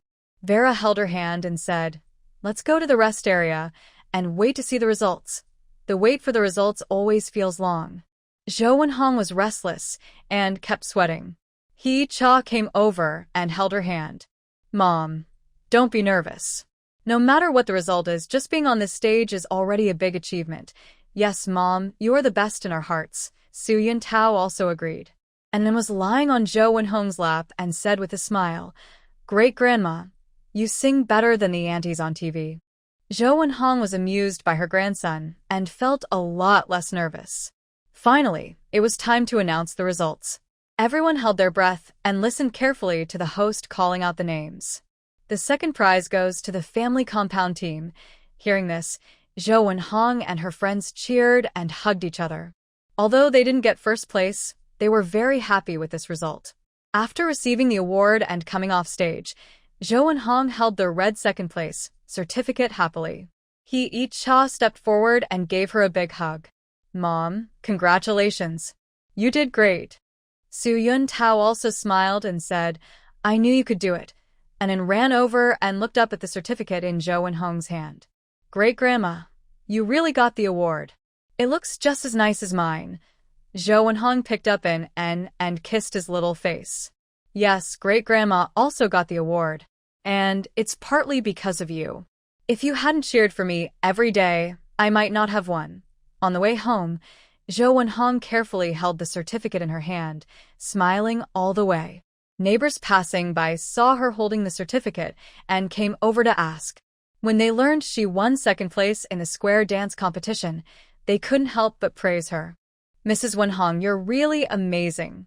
You can win awards for square dancing. Yes, I didn't expect you to have this talent. Teach us sometime." Zhou Wenhong felt a little shy from the compliments, but was very proud inside. She smiled and said, "It's nothing special, just some random dancing. Thanks to my friends for helping." When she got home, He Cha had prepared a table full of delicious food, all her favorites. Wang Gaigai and Deng Zhongqiang also hurried over to celebrate Zhou Wenhong. "Mom, congratulations. We knew you would definitely win," Wang Gaigai said happily, pouring her a glass of juice. Deng Zhongqiang nodded in agreement. "Yes, Auntie, you're really amazing. You don't seem like an old person at all." Zhou Wenhong looked at the table full of food and then at her lively family, feeling very happy inside. She raised her juice cup. "Thanks to everyone's support and encouragement, I was able to win this award today. Cheers to all of you." "Cheers." Everyone raised their glasses and clinked them, making a clear, cheerful sound.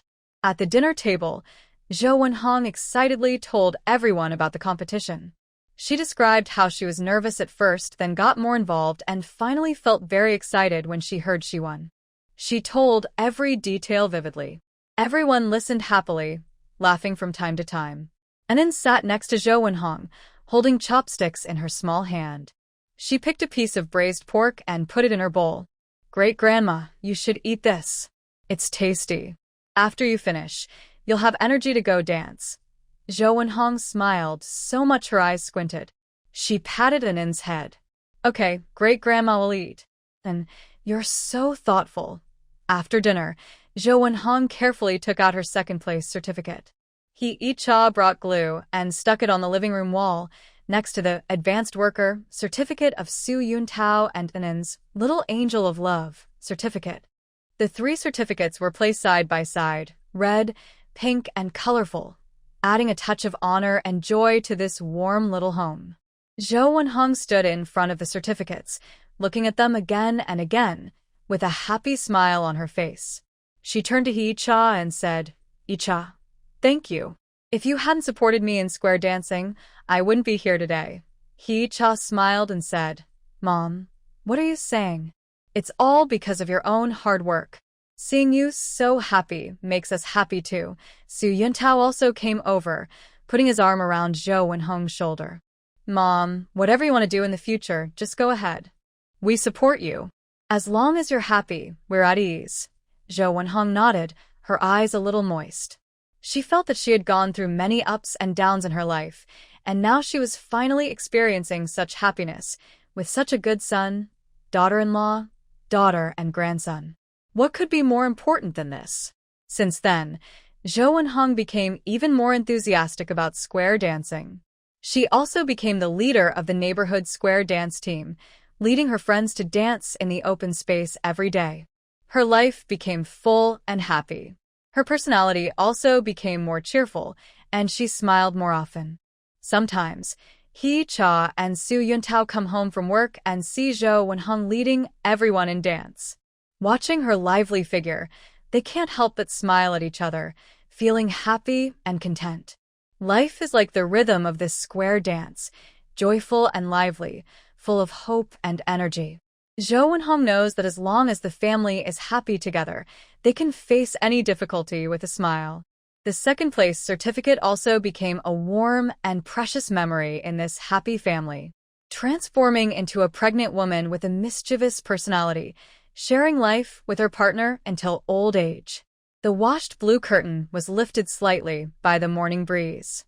Yicha was bending over, sewing An's clothes.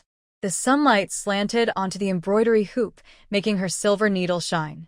The thread embroidered a tiny dandelion on the coarse cloth, with fluffy fibers that seemed ready to fly away in the wind.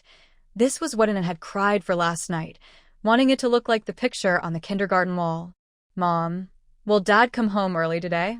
4-year-old, and was lying on the bed edge, poking at the thread on the embroidery hoop with his little finger. He wore a small, faded shirt with a patch of the same color sewn on the collar, sewn by Yicha a few days ago. Outside, the bell of a scrap collector's cart rang, clanging loudly, startling the local chickens to flap their wings and fly.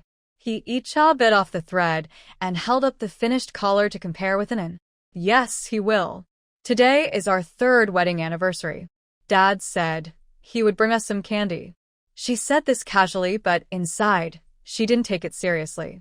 These days, supplies were tight. Just being able to eat cornmeal porridge every day was good enough. There was no need to worry about special occasions. At 5 o'clock, the familiar bicycle bell sounded outside the yard. An shot out like a small cannonball, and then his excited scream came. "Dad."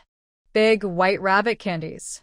Yicha put down her embroidery needle, and just as she reached the door of the main hall, she saw Su Yuntao standing in the yard. Today, he was wearing a new Zhongshan suit, with the cuffs still unbuttoned, holding a bulging cloth bag. His pants were muddy from the ground, clearly coming straight from work. "You're back." She stepped forward, reaching to take the cloth bag, but he turned sideways to avoid her. Su Yuntao's tall figure shone with a mysterious glow in the sunset, a smile on his lips, and bright eyes like stars in a summer night. "Guess what I brought you?" He hid the cloth bag behind his back, bent down, and ruffled An's hair. "Son, go pour some water for Dad. Dad has something to tell Mom." and ran into the house clutching a milk candy. Hee-cha looked at Su Yuntao's back, soaked with sweat, and suddenly remembered when she first arrived 3 years ago. Back then, she was a pregnant, bad wife, and Su Yuntao avoided her. Their conversations were full of tension. It was the thread from the embroidery shop that slowly tied their fate, and the warmth from cooking and daily life that softened their hearts, making their days what they are now. Stop the mystery. Did you bring new silk threads from the embroidery shop again? Hee-cha reached out to grab the cloth bag. Her fingertips touched something hard inside, not like a spool of thread. Su Yuntao took her hand gently, his calloused palm rubbing the thin calluses on her fingers, marks left by holding and embroidery needles. Close your eyes. His voice was deep, pleasant, and gentle. Hee-cha obediently closed her eyes. She heard the rustling of the cloth bag opening, then felt a piece of stiff paper being placed in her hand. The paper's edges were rough, and it seemed to have some writing on it. Open your eyes. Hee-cha opened her eyes, and the sunlight fell perfectly on the paper. The bold words, "Land Use Certificate," caught her attention. She quickly looked up at Su Yuntao, her lips moving but no sound coming out. She recognized the address on the certificate, located on the newly planned empty lot at the east end of the county town. The area was marked as Tu Fun, and a bright red official seal was stamped at the bottom. This is. Her fingers trembled slightly, and the corner of the paper was wrinkled. Over the past 2 years, her embroidery skills had improved a lot. Women from nearby villages came to learn from her. Her small side room was already too crowded. Many nights, she thought about having a proper studio, but she never seriously discussed it with Su Yuntao. He gently wrapped his arms around her waist from behind, his chin resting on her head. Hee-cha could smell a faint oil scent on him, mixed with a fresh scent of soapberry, his habit of washing his hands 3 times before touching her embroidery works before going to work. Build an embroidery studio. His voice was close to her ear, with a vibrating chest sound. I asked old Zhang from the City Construction Bureau about that land. It's suitable for building 2 small houses with a little yard where you can plant your favorite roses. In the future, you won't need to embroider at the table anymore, and the sisters will have a proper place to work. When Hee-cha turned around, tears almost fell. She looked at the sweat on Su Yuntao's forehead and suddenly remembered last month when he said he had to work overtime. He came home late for 3 nights in a row, and now his dark circles looked heavy, like he had been punched. At that time, she complained that he didn't care about the family. Now she understood he was busy handling paperwork and using connections. Why didn't you tell me? She reached out to touch his cheek, her finger brushing his stubbly chin. Over these 3 years, Su Yuntao had changed so much, from a quiet, reserved man to someone who quietly kept her thoughts in his heart. Su Yuntao held her hand and pressed it against his face, smiling like a child who got candy.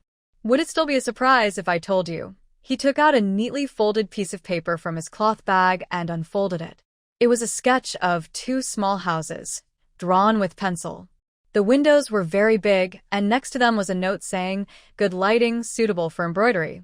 I asked Old Lee from the carpentry team, he explained while pointing at the drawing.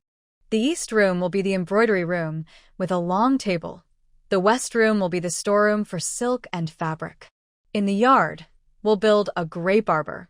When you're tired from working in summer, you can rest underneath. Hee-cha looked at the crooked lines on the drawing and suddenly saw a tiny figure in the corner, with a note saying, "Anan is playing here." She couldn't hold back anymore, and tears dropped onto the paper, blurring a small patch of ink. Why are you crying? Su Yuntao hurriedly took out a handkerchief to wipe her face. The handkerchief still smelled faintly of pine wood, made from soapberry he boiled himself. Is it not to your liking? If the location isn't good, we can change it. No, she clutched his wrist, choking on her tears. It's too good. So good that she wanted to say, it's so good, I feel like I'm dreaming, but she swallowed the words again. These 3 years, from the chaotic life of a wicked wife to now being cherished in his hands, each part felt like a dream, yet each was also a real, warm moment. Anan ran out holding an empty bowl. Seeing his mother crying, He quickly stuffed a sugar candy into her mouth. Mom, don't cry. Eating candy makes it sweet. Hee-cha chewed the candy, looking at her son and husband's similar expressions. Suddenly, she felt the sweetness in her mouth flow down her throat and into her heart. During dinner, Zhou Wenhong brought a bowl of egg custard, deliberately adding half a spoon of sesame oil. Yuntao told me about the land. The old lady sat on the kong, smiling at Hee-cha. This child is becoming more responsible. Hee-cha, your skills are finally useful. Keep working hard so that everyone in the county will know our Su family daughter-in-law's talent. Hee-cha helped her mother-in-law by putting a piece of steamed bread on her plate. Suddenly, she remembered how, when she first arrived, her mother-in-law looked at her with icy eyes. Many times, when she was pregnant and feeling sick at night, Zhou Wenhong quietly brought water. When she was busy with embroidery, the old lady secretly took it away to care for her. When villagers gossiped about her, the old lady would stand up for her and argue. Life, like her embroidery, was stitched with care, each stitch creating warmth and comfort. It was late at night, and Anan was already asleep, holding a milk candy. Hee-cha lay beside Yuntao, watching his peaceful face in the moonlight. His high eyebrows, straight nose, and slightly upturned lips suggested he was dreaming happily. She gently reached out and traced the calluses on his hand, marks left from working hard for the family, carrying wood, and fixing machines. Yuntao, she whispered softly, as light as a feather, thank you. Suddenly, Yuntao turned over in his sleep and held her tightly. His voice, a little hoarse from waking, was clear. Thank me? No need. You're my wife. Your embroidery shop is my greatest thought. Outside the window, moonlight shone through the lattice, illuminating the embroidery hoop on the kong. On it, a new design was taking shape. 2 swallows snuggling on a branch full of roses, with a small house in the background and smoke rising from the chimney. She leaned into Yuntao's embrace, listening to his steady heartbeat, and couldn't help but smile. Being a pregnant wife in the 1960s might be the best arrangement from heaven. After all, not everyone has the chance to meet a man who would turn a small piece of land into his whole world during such hard times. At dawn, when the rooster crowed, Hee-cha quietly got up and sat under the oil lamp to continue embroidery.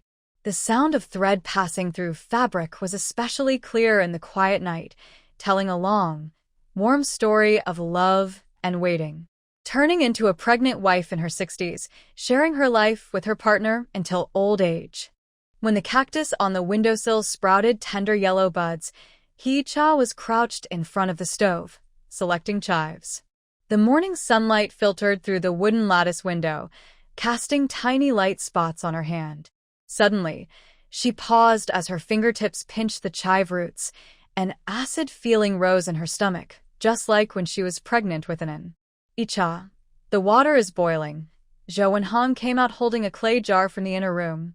Seeing her covering her mouth and frowning, she quickly set down the jar and came over to support her. What's wrong? Did the chives smell bother you?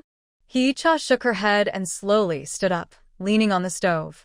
Recently, she often felt tired.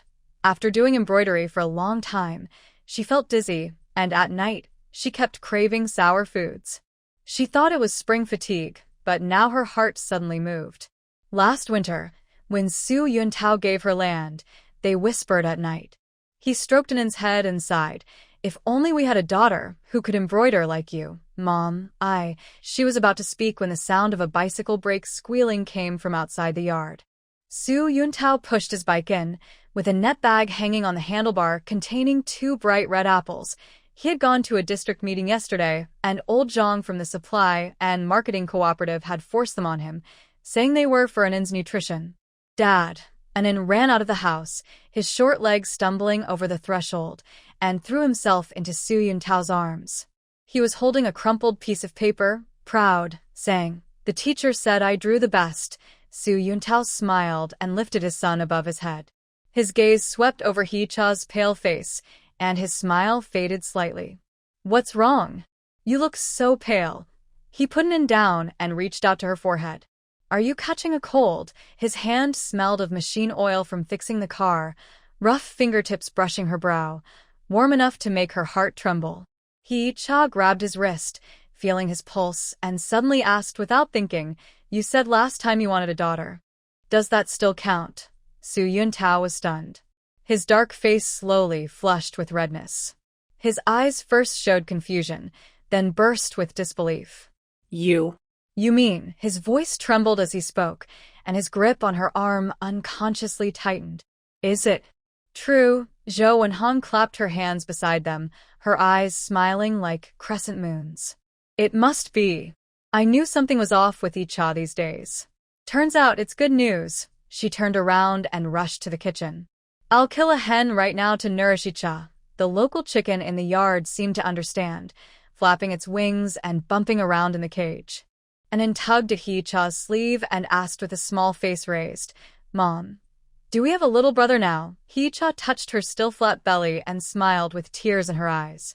"Maybe it's a brother, or maybe a sister." Su Yuntao stood still, pursing his lips, then suddenly turned and ran into the house.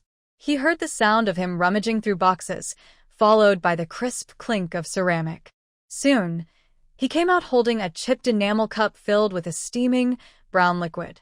"Drink this quickly," he said, handing her the cup, his hand trembling. "It's dried tangerine peel from last year. Old Zhang said pregnant women can drink this to stop nausea." The cup had on its rim a souvenir from when he first started working. Usually, he kept it carefully, but now he wiped it repeatedly with his sleeve. Hee-cha took a small sip. The slightly bitter tangerine peel flavor mixed with a faint sweetness slid down her throat, easing her stomach's acidity quite a bit. When she looked up, she saw Su Yuntao staring at her belly, his eyes full of nervousness and joy, like a child holding a fragile treasure.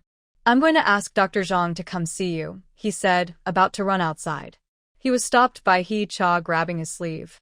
"There's no need to rush." She smiled and tugged his sleeve gently. "Dr. Zhang said not to overexert yourself now that you're pregnant. Besides, I know my body well." But Su Yuntao didn't listen. He turned and held her hand firmly. "No, that won't do. Last time, when you were pregnant with Anan, you suffered so much. This time, no matter what, we can't be careless." He remembered clearly. Back then, she was that fierce, bad wife, from the stories, fighting with others even while pregnant. She went into early labor in the woodpile. When he found her, she was curled up with the baby in a pile of straw, covered in blood. In these 3 years, he kept thinking, if he had been kinder to her earlier, maybe she wouldn't have suffered so much. Now, fate had given him another chance, and he wished he could take out his heart to protect her. When Dr. Zhang arrived, Hee-cha was sitting in front of an embroidery hoop, embroidering. The old lady, wearing reading glasses, was feeling her pulse. Suddenly, she looked up and smiled at Su Yuntao. "Congratulations. Your pulse is very steady." "It's been almost 2 months." Su Yuntao's tense shoulders relaxed immediately. Sweat from his back darkened his shirt, leaving a damp mark. He was twisting his hands and pacing around the room. Sometimes he asked, "Can I eat chives?" And other times he said, "Should the embroidery stop?" Finally, he squatted in front of Dr. Zhang, like a little student taking notes, with the tip of his pencil poking holes in the cigarette box paper. "Look at how nervous you are," Dr. Zhang teased as he packed his medicine box. "It's your first time being a dad, but I've never seen you like this." Su Yuntao scratched his head and chuckled. "It's different this time. I have to take good care of her and the baby." He looked at Hee-cha's side face as she focused on her embroidery. The sunlight shone on her hair, making every soft hair visible. Suddenly, he felt that the good days of his life had just begun. At lunch, Su Yuntao put all the chicken onto Hee-cha's plate, carefully removing the skin, and then held up her spoon and shouted, "Daddy is being unfair." He frowned and said, "Mom is pregnant with a baby. She needs to eat more. When your sister is born, I will also take care of her. What if it's a brother?" And pouted, feeling upset. "A brother needs care too," Su Yuntao said softly as he gave his son a piece of chicken liver. "Whether it's a brother or a sister, they're your companions, just like Dad and your uncle." Hee-cha watched the father and son arguing and suddenly remembered how, when she first arrived, Su Yuntao looked at her like she was an enemy. Back then, he often didn't come home for days, and when he did, they slept in separate rooms. He didn't even hold in much. When did things start to change? Maybe it was the moment she handed him the money she earned from embroidery, and he froze in surprise, or when she sewed his torn work clothes late at night, pretending to sleep while her eyes turned red. Or perhaps it was when Anan first called out, "Daddy," and he stood frozen in place. Their days were like the pattern on her embroidery hoop, stitch by stitch, slowly transforming from rough, sparse stitches on coarse cloth into a fine, tight silk fabric. In the afternoon, Su Yuntao took leave from work and came back holding a paper bag with half a pound of brown sugar and a small bag of red dates. "I told the boss I won't work overtime anymore, and I've declined social events," he said as he placed the items on the table. Then he started packing Hee-cha's embroidery hoop. "No more embroidery from today. Rest well." "That's not possible," Hee-cha said anxiously. "I promised Aunt Lee and the others that I need to finish 20 embroidered pouches this week. Let Wang and the others do some of it first." "It's not urgent," Su Yuntao said firmly but with a gentle, coaxing tone. "Don't you remember last time you worked too hard and had stomach pain all night? This time, everything is up to me, okay?" As he spoke, his Adam's apple moved up and down, and the nervousness in his eyes was hard to hide. He suddenly remembered how last night he turned over in bed and, half asleep, gently touched her belly while mumbling, "Don't catch a cold." This quiet man always hides his care in clumsy actions, like the furniture he made himself, rough-looking but sturdy and durable enough to hold a lifetime's weight. In the evening, Wang came to deliver the embroidered pouch. When she heard that Hee-cha was pregnant, she clapped happily. "That's great. Then we'll have a companion now." She looked at the unfinished work on the table and voluntarily packed the fabric into her bag. "Sister Hee-cha, from now on, I'll keep a close eye on the embroidery work. You just focus on resting and taking care of the baby. No need to worry about anything." Hee-cha wanted to stop her, but Su Yuntao held her hand gently. He said to Wang, "Thank you for your hard work. Later, I'll have Hee-cha embroider a nice little belly band for you." Wang blushed and shyly said, "It's still early," making everyone laugh. When the moon rose, Su Yuntao was chopping firewood in the yard. The rhythm of his axe hitting the wood was steady, like a heartbeat. He sat on the doorstep watching him. He wore a faded blue cloth jacket, and his back muscles moved with each swing. Sweat trickled down his neck into his collar, shining in the moonlight. "Take a break," she said, handing him a towel. "Don't overwork yourself." Su Yuntao took the towel to wipe his face. Water droplets splashed on his dark face, like tiny stars. "Not tired," he said with a grin, showing his white teeth. "I need to chop more wood, so I can keep the stove warm in winter. By the way, tomorrow I'll go to the supply store to buy some colorful fabric for a new cotton jacket, something soft and comfortable." Hee-cha looked into his eyes and suddenly felt her stomach's sourness turn sweet.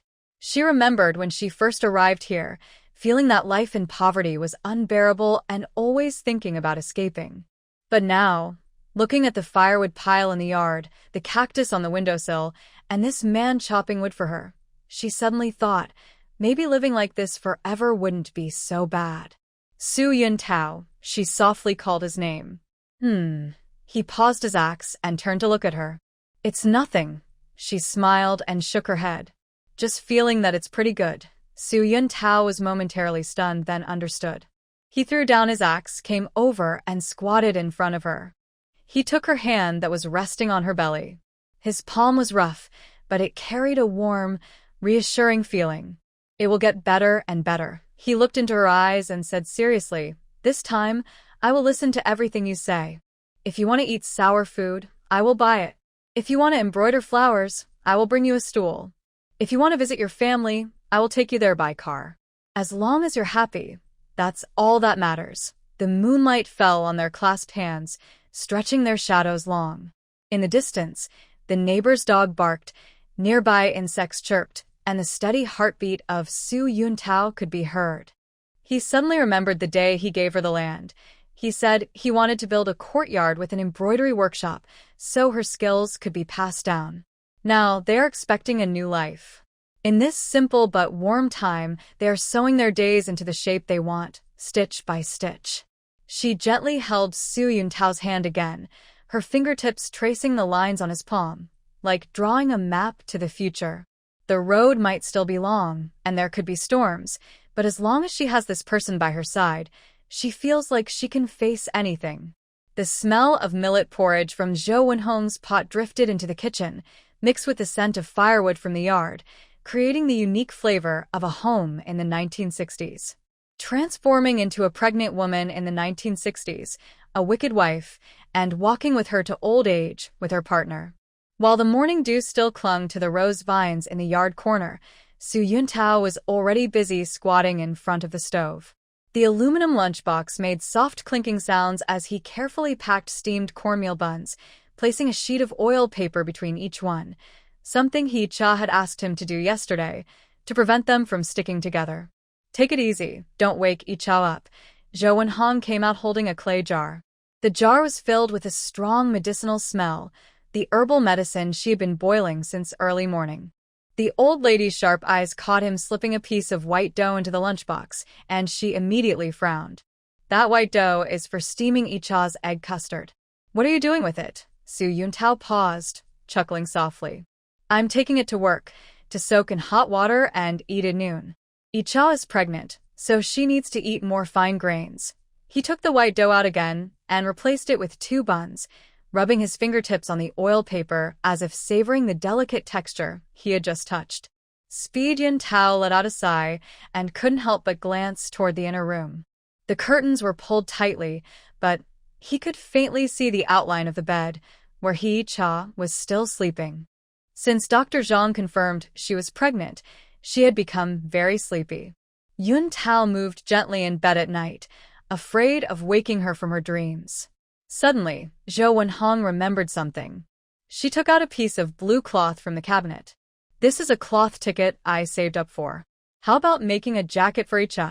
The fabric is soft and comfortable to wear close to the skin." The cloth still had a label from the supply store. It was a new type of fabric called dingliang from last year, which was quite rare these days.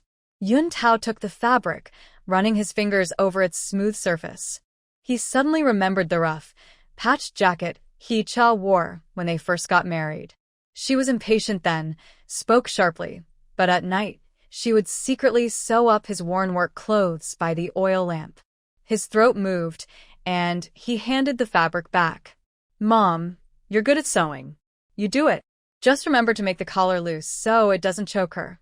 The door to the inner room creaked open. Yi-cha stood at the doorway, leaning on the doorframe, still wrapped in Yuntao's old cotton-padded coat. Her face was a little pale, with faint blue shadows under her eyes, clearly not sleeping well. "Why are you up so early?" she asked in a hoarse voice, still a bit sleepy, her hands unconsciously resting on her belly. "You're awake." Yuntao stepped over quickly to support her. His brows furrowed immediately. "Why not sleep a little longer? Did we wake you up talking?" He reached out to feel her forehead and then her hand. "Is it cold? Or should you go back to bed and rest a bit more?" Yi-cha chuckled at his fussing. "I'm not a porcelain doll. Not that delicate." She looked toward the kitchen and smelled the aroma of chicken soup. Her stomach suddenly churned, and she quickly covered her mouth. "What's wrong?" Yuntao immediately became worried. He reached out to get some dried tangerine peel water. "Are you feeling nauseous again? I'll go get some dried tangerine peel for you." "It's nothing, really." Yi-cha held his arm, her fingertips touching the frayed edge of his sleeve. "It's just that it smells a bit oily. It will pass soon." She looked at the bloodshot in his eyes and suddenly remembered that he had gotten up several times last night, covering her with a blanket, feeling her forehead. "Did you not sleep well again?" Yuntao's eyes flickered for a moment. He turned to fetch a basin of water. "I'm strong, so staying awake a little longer is fine. Sit down quickly, and I'll wash your face." The copper basin made a soft sound as it was placed on the table. He added some hot water, tested the temperature with his hand, and then handed it over. "The water is just right, not hot." At this moment, Annan rubbed her eyes and climbed out of bed. Her small feet made a tapping sound on the floor. She rushed into He-cha's arms, her small hand immediately reaching to her belly, and asked with a curious face, Mom, is the baby awake? Just woke up, Hee-cha smiled, gently patting her son's head. His hair was soft like cotton. Do you want to play with your brother or sister? Anin tilted her head and thought for a moment, her eyebrows furrowed tightly. If it's a brother, I'll play marbles with him. If it's a sister, I'll braid her hair. Suddenly, she clapped her hands. I know. Dad can buy me 2 marbles, one for the brother and one for me. And Mom can embroider 2 red ribbons, one for the sister and one for me. Zhou Wenhong laughed so hard she wiped away tears. This kid, she's quite clever. She served a bowl of chicken soup, inside which was a whole egg. Hurry up and let your mom drink the soup. Once she drinks it, the baby will grow strong. Anin immediately took the bowl, tiptoed, and brought it close to Hee-cha's mouth. Mom, drink quickly. I'll feed you. He peeled the eggshell unevenly. Some bits of shell stuck to the egg white, but Hee-cha ate happily. The warm soup slid down her throat, soothing her like a gentle touch on her heart. Sud Yuntao watched the scene and suddenly felt his heart fill with something warm. He remembered Hee-cha, who had just traveled here 3 years ago. She was pregnant and arguing with the neighbor, standing with her hips akimbo like a cat with raised fur. He remembered the first time she handed him the money she earned from embroidery, nervously sweating. He also remembered when Anin first called her Mom, and she froze in place, tears welling up. Life was like slow-cooked soup, initially bitter, but as it simmered, it became sweet. I'm going to work now, Sud Yuntao said, lifting his lunchbox. He turned back and added, Wang Gai is coming over today. Let her take all the embroidery work back to her house. Don't sew or embroider today. If you're hungry at noon, just heat the steamed bread I made in the morning. Don't start a fire yourself. Got it. You're more nagging than my mom, Hee-cha said with a playful glare, but a smile was on her lips. Yuntao reached the door, then stopped. He took something wrapped in a handkerchief from his pocket and carefully handed it over. This is for you. I forgot earlier. He opened the handkerchief, revealing a piece of fruit candy. The transparent wrapper sparkled in the sunlight. It was a treat he had received secretly from Lao Zhang while repairing the supply store's shelves yesterday. Eat this, Anin. Hee-cha pushed it back. It's for you, Su Yuntao said softly, pushing a piece of candy into her hand. If you feel sick again, on this might help. He paused, then suddenly blushed. I'll come home earlier after work. Watching him hurriedly leave on his bicycle, Hee-cha held the piece of fruit candy. The crinkled wrapper pressed against her palm, but it warmed her heart and made her tremble. In the late morning, Wang Gai came carrying a basket filled with half-finished embroidered pouches. Sister Hee-cha, look, I brought all these, she said, placing the basket on the table and starting to tidy up the stove. Deng Zhongqiang told me to work harder. You rest and take care of the baby. I'll handle the embroidery shop. Inside the basket was also a rough cloth bag. When she opened it, there were several plump, white steamed buns. My mom steamed these with a little sugar. Try one, Wang Gai said shyly, offering a bun. I know your taste is picky now, don't mind if they're not perfect. Hee-cha took a bite. The sweet flavor spread on her tongue, mixed with the aroma of wheat, making her feel very refreshed. She remembered when she first met Wang Gai, she used to hide whenever she saw her. Later, Wang Gai learned embroidery from her, often pricking herself by mistake. Now she could do it on her own. Gai, your skills are getting better, she said, pointing at the embroidered pouch. This pair of mandarin ducks is really lively. Wang Gai blushed and lowered her head, fiddling with her needle and thread. It's all because you taught me well. By the way, yesterday Aunt Lee and the others said they want to learn that panning gold embroidery. They say it looks nice on pillows and can sell for more money. Let's talk about it after I have the baby, Hee-cha said softly, touching her belly with tenderness. When the time comes, I'll teach you in the embroidery workshop Su Yuntao built for me. I want you all to earn money and not have to rely on men's approval. Wang Gai's eyes lit up. Really? Then I'll ask my sister-in-law to come too. She's good at sewing, but she's shy and afraid she won't learn. Just as they were talking, Zhou Wenhong came in carrying a clay pot. Inside was freshly cooked jujube and white fungus soup. Drink some of this to soothe your throat, she said, filling a bowl. The white fungus was sticky and soft, and the sweetness of the jujubes seeped into the broth. One sip made her feel warm all over. Mom, you should have some too, Hee-cha said, scooping half into Zhou Wenhong's bowl. I don't like sweet things, the old lady replied, pushing the bowl back, but her eyes smiled like crescent moons. It's more important for you to stay healthy. By the way, your eldest uncle wrote a letter saying he wants you to stay at your parents' house for a while. He also arranged for some brown sugar to be brought over for you. Hee-cha's heart moved. When she first arrived here, her family didn't visit her because they thought her reputation was bad. It was only last year, after she earned money from embroidery, that she bought a sewing machine for her uncle's family. Their relationship slowly improved. When Suyun Tao finishes his shift, I'll ask him to take me back to visit, she said softly, her fingers tracing the pattern on the bowl's edge. Suddenly, she felt that family members are not always defined by blood. Over time, they become close like family. In the afternoon, Anan came back from kindergarten holding a drawing. It showed 3 crooked figures, a tall man, a big-bellied woman, and a small child in the middle. Next to them was a round, chubby object. The teacher told me to draw a family portrait. He pointed at the round thing. This is the baby. I drew a bow on her. Mom, do you think it looks nice? Hee-cha stuck the drawing on the wall, next to Suyun Tao's advanced worker certificate. Sunlight shone through the window, casting a golden glow on the crooked figures, making them look like they were sprinkled with gold dust. In the evening, Suyun Tao came home about half an hour earlier than usual.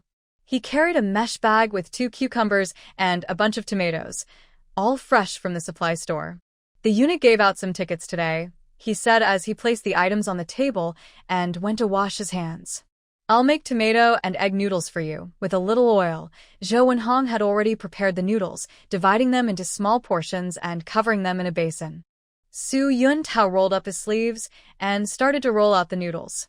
The rolling pin moved rhythmically on the cutting board, making a steady thumping sound.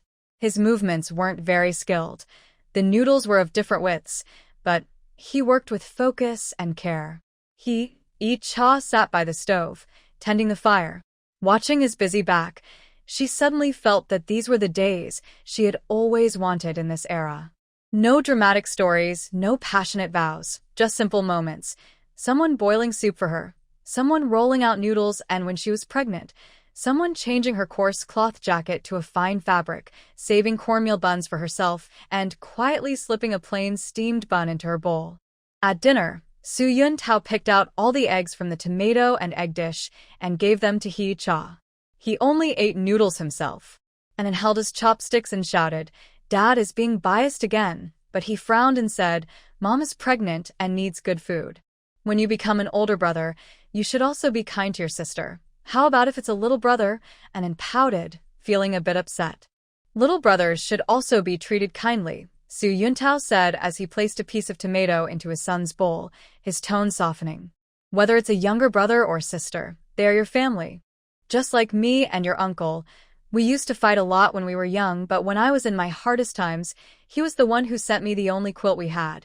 Hee-cha watched the father and son argue, suddenly recalling last night when Suyun Tao was touching her belly and talking in his sleep, mumbling, "Don't be like me, be like your mother, smart and capable." This quiet man hides all his tenderness in clumsy actions, like the old locust tree in the yard, which seems unremarkable most of the time, but provides dense shade in summer. It was late at night, and Anan had already fallen asleep holding her pillow. Hee-cha leaned against Suyun Tao, listening to him talk about work. He said Yang Jinliang had been bothering him lately, saying he took too many days off and it affected his work. He said old Zhang had left him a piece of fabric, hoping she could embroider a small vest for the newborn grandson. He said once the harvest was divided in autumn, he would bring her a piece of red cloth to make a new cotton jacket. "Suyun Tao," she suddenly interrupted, "who do you think this child will look like?" Suyun Tao was silent for a moment, and his deep voice sounded in the darkness. "Maybe like you, with big eyes, like the peach blossoms you embroidered." He paused and added, "Or maybe like me, strong and able to work." Hee-cha couldn't help but laugh softly and snuggled into his arms. The moonlight outside shone through the window, casting mottled shadows on the ground, like the unfinished patterns on her embroidery hoop. She suddenly felt that the so-called peaceful life was probably like this: having someone by your side, a home to return to, and a new life slowly growing in hope. Days were like the stitches on coarse cloth, dense but full of warmth. Su Yuntao's hand gently rested on her belly, the warmth of his palm passing through the thin fabric, giving her a sense of reassurance. Whether it's a boy or a girl, his voice was as soft as a sigh. As long as you and the baby are safe and sound, I will be satisfied with everything. From afar, the long whistle of a train sounded clearly in the quiet night. Hee-cha closed her eyes, listening to the steady heartbeat of the man beside her, and a faint smile appeared on her lips. Being a pregnant wife in the 1960s might be the luckiest thing she had ever done, because it was through this that she met him, this home, and the warmth that still shined brightly through the hardships of those lean years. In the kitchen, Zhou Wenhong's pregnancy medicine was still warming in a clay pot. The scent of the medicine mixed with the fragrance of locust flowers from the yard, slowly spreading through the air like a gentle song about waiting and hope, softly wrapping around the gradually sleeping home. Transformed into a jealous wife pregnant at 60, journeying with her partner to old age. Before the morning fog had completely lifted, Wang was already standing outside the courtyard door with a basket. Inside the basket was a pillowcase half-embroidered. The indigo coarse cloth had just begun to show the outline of peony petals, with fine stitches as delicate as new willow shoots in spring. She tiptoed to look inside, seeing Hee-cha sitting under the grape arbor, embroidering, while Zhou Wenhong held a white porcelain bowl nearby, feeding her water. Her heart warmed at the scene. "Yi-cha, I've arrived." Wang pushed open the fence gate, which made a soft squeak. When Hee-cha looked up, she almost pricked her finger with her embroidery needle. She had been feeling more sleepy lately, staying up late last night to finish a sample. Her eyelids still felt heavy. "Come in and sit." She moved aside to make space for Wang. "Did Brother Deng come with you?" "He went to work at the team." Wang placed her basket on the stone table and carefully examined the embroidery sample. "Wow, the phoenix tail is embroidered so realistically. The people from ZT Company will definitely be happy." The sample was on a piece of dark blue fabric, embroidered with a phoenix spreading its wings. The tail feathers were outlined with gold thread, shining softly in the morning light. This was a piece ordered by ZT Company a few days ago, to be embroidered on the chest of new employee uniforms, 200 pieces, meant to symbolize unity and progress. "We're not sure if it will work out." Hee-cha touched the edge of the fabric, sounding uncertain. "They're a big company with strict requirements. I'm worried our skills might not be enough." "How could they not be enough?" Zhou Wenhong came over with freshly steamed egg custard, handing a spoon to Hee-cha. "Last time, the people from the county guest house ordered tablecloths, and they said ours were better than those bought in the city." "Yi-cha, you're just too modest." Just then, the sound of a bicycle bell came from outside the yard. Su Yuntao pushed his card in, with a brown paper envelope hanging from the handlebar and a smile that couldn't be hidden on his face. "It's done. The contract with ZT Company has been signed." He slapped the paper envelope onto the stone table, and the papers inside slid out. An official printed contract, stamped with a bright red seal at the end. Chief Zhang said he was very happy with the sample and mentioned that if this cooperation goes well, the factory's protective supplies will all be embroidered by us in the future. While speaking, Su Yuntao took a paper-wrapped package from his pocket and opened it to reveal 4 white steamed buns. "This is from Chief Zhang, saying you should eat to strengthen your body." Hee-cha's fingers trembled slightly as she held the contract, causing a few wrinkles along the edges of the paper. She remembered when she first started the embroidery workshop last year, only 3 sisters worked with her, making small needle and thread items.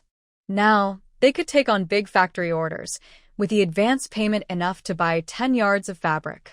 "This is really great news." Wang clapped her hands happily, her eyes shining like stars. "I'll go call Aunt Lee and the others. Let's quickly divide the work so we can finish early. Don't rush." Hee-cha stopped her, pointing to the contract's terms. "Look at this clause. Delivery is due by the 15th of next month, with 200 pieces in total." That means we need to embroider 7 pieces every day. We don't have enough people, so we need to find a few more quick and skillful sisters. Su Yuntao crouched nearby, helping with the calculations. I've figured it out. Each piece pays 50 cents, so 200 pieces total, $100. After paying for thread and fabric, we'll still have over $70 left, enough to buy you 2 new outfits. As he spoke, he suddenly remembered something. He took a small wooden box from the back of his bicycle. This is gold thread I bought from the district, specially for embroidering phoenix tails. It's much stronger than what we usually use. Inside the box, 12 spools of shiny gold thread were neatly arranged, dazzlingly bright. Wang stared in awe. That must have cost a lot of money, right? Earn more if the money isn't enough, Su Yuntao said seriously, handing the thread to He Cha. Since we've taken this job, we must do it well. We can't let people say that the folks from Hongxing village are careless. He Cha looked at his dark side face and suddenly remembered when he first arrived. He didn't even look at her directly. Back then, he often said she was not serious about her work, believing women should stay at home to have children and cook, not run embroidery workshops. When did he start to change? Maybe it was the first time she handed him the money she earned, and he froze holding it, or when she stayed up late working under the lamp, and he silently put a cotton-padded coat on her. Or perhaps it was the last time she delivered goods to the county town, and he rode his bike behind her, worried she might tire herself out. I'll go tell everyone now, Wang said, holding the sample and rushing out, her braids swinging behind her in a curved line. In less than half an hour, the area around the stone table was crowded with people. Aunt Li was holding her 1-year-old grandson, who was clutching a sewing needle. Sister Zhang had just come back from the fields, with mud on her pant legs. Even the shyest girl, Luya, came along, holding a half-finished embroidered pouch, saying she wanted to learn the craft. Everyone quiet down. He Cha stood up, her belly already showing, moving a bit awkwardly. We've taken on work from ZT Company. I'll divide the tasks. Aunt Li, you're experienced, so you'll embroider the phoenix's head. Sister Zhang, your eyesight is good, so you'll do the wings. Luya, your hands are skillful, so you'll work with Wang on the tail feathers. As she spoke, she handed out the sample sketches. The sketches were drawn by her based on pictures of phoenixes from a magazine, with each part marked with thread colors and stitching methods. Even the spacing of stitches was clearly written. Everyone, don't worry. Quality comes first. If you make a mistake, don't hide it, bring it back, and I'll fix it. We can't let our embroidery shop's reputation suffer. Don't worry, Cha, Aunt Li said, adjusting her grandson on her back and carefully examining the sketches. We farmers may not have much, but we're honest. Sister Zhang touched the fabric, then suddenly sighed. Honestly, I should thank you, Icha. If I hadn't learned embroidery from you, I wouldn't be able to earn real money in my life. Her husband had injured his leg last year at the construction site, and her family relied on her embroidery earnings to buy medicine. When she mentioned this, her eyes reddened. Icha held her hand, feeling the calluses on her palm, marks from years of farm work. We're sisters. We should support each other. She took a ceramic jar from inside the house, filled with her own silk threads. These threads were bought through a friend, Xiantao. The colors are right, so everyone can use them. If you run out, just tell me. When the sun reached its highest point, the sisters gradually left, each carrying their assigned work, walking lightly as if they were stepping on the wind. Before leaving, Wang handed the key to the embroidery shop to He Cha. I moved everything here, so you don't have to worry about running back there. Rest assured at home. He Cha watched their distant figures, feeling suddenly very peaceful inside. After 3 years in this era, from being disliked as the bad wife to running an embroidery shop with her sisters, the road hadn't been easy, but it was worth it. At lunch, Xiantao specially made her a fish soup. The milky white broth had a few greens floating in it, freshly caught from the river that morning. This afternoon I took half a day off. He scooped a spoonful into her bowl. I'm going to buy you a new sewing machine. It's too tiring to hand embroider all the time. No need. Icha pushed the bowl toward him. Hand-embroidered items have more spirit. Machine embroidery looks too stiff, and the ZT Company people might not like it. Also, The sisters are used to hand embroidery, and switching to machines suddenly might cause delays. Su Yuntao knew her temper and understood that once she made a decision, it was hard to change her mind, so he gave up. I'll come home early tonight to help thread the needles. He leaned over the bowl of corn paste and suddenly remembered something. By the way, Section Chief Zhang said someone will come next week to check the progress. If you're tired, don't meet them. Wang and I can handle it. I'm fine, Hee-cha said, picking a piece of fish to give him. They're clients, so I have to personally entertain them. In the afternoon, Hee-cha sat under the grape arbor continuing her embroidery. Zhou Wenhong moved a small stool to sit beside her, helping to thread the needle. The old lady's eyesight wasn't very good, so she had to squint and try several times to get the needle through, but she enjoyed it very much. You know, the world has really changed, she said, arranging the spools of thread neatly. In the past, women didn't leave the house. Now they can earn money on their own. That's right. Hee-cha embroidered a phoenix's eye with the finest silk thread. If my mother were still alive, she would be happy to see me like this. Her biological mother was a skilled embroiderer who always told her, having a skill means you won't have to worry about food and clothing, but she passed away when Hee-cha was 10. She never expected that after crossing into this era, she would pick up this craft again. Zhou Wenhong sighed and wiped her eyes with her sleeve. If your mother knew you were with Yuntao, who cares for you so much, she would be at ease. She looked at Hee-cha's slightly rounded belly and suddenly smiled. When this child is born, I'll teach her embroidery. 3 generations of skillful hands. Wouldn't that be wonderful? As the sunset faded, Wang Gaigai and a few sisters came to deliver work. Aunt Li's embroidered phoenix had looked vivid, with black thread for the eyes, full of spirit. Sister Zhang's wings had clear layers, like real feathers, and Lu's tail feathers were the most striking, with just the right touch of gold thread, shining in the dusk. Your embroidery keeps getting better. Hee-cha arranged the samples together and nodded with satisfaction. We'll definitely meet the deadline. She took a small box from her drawer, filled with change, and paid everyone their wages for the day. Aunt Li counted her money happily, smiling widely. Enough to buy a good bottle of wine for my old man.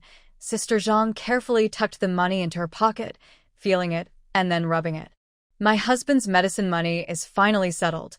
Seeing them so happy, Hee-cha suddenly remembered when she first arrived. The original owner had taken all the family's money to gamble, and after being caught by Su Yuntao, they argued loudly. Back then, she never thought that one day she could use her own hands to help so many people live better lives. At night, Su Yuntao helped Hee-cha thread a needle. His fingers were rough, and he had to try several times to get the fine needle through. The thread curled around his fingers like a playful little snake. Watching him focus so seriously, she suddenly felt warm inside. Su Yuntao, she softly said, "Thank you." "Thank me for what?"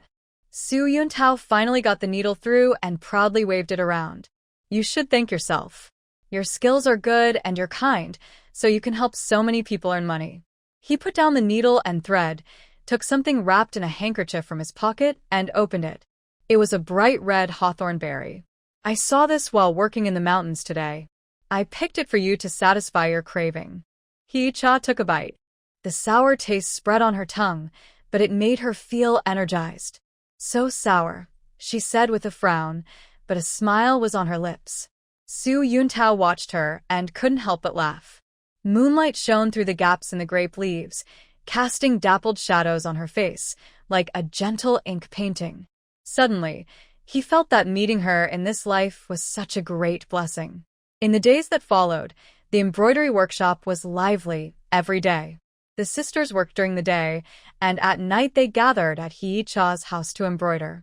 The kerosene lamp lit up the room brightly, and the sound of needles moving was like a cheerful song.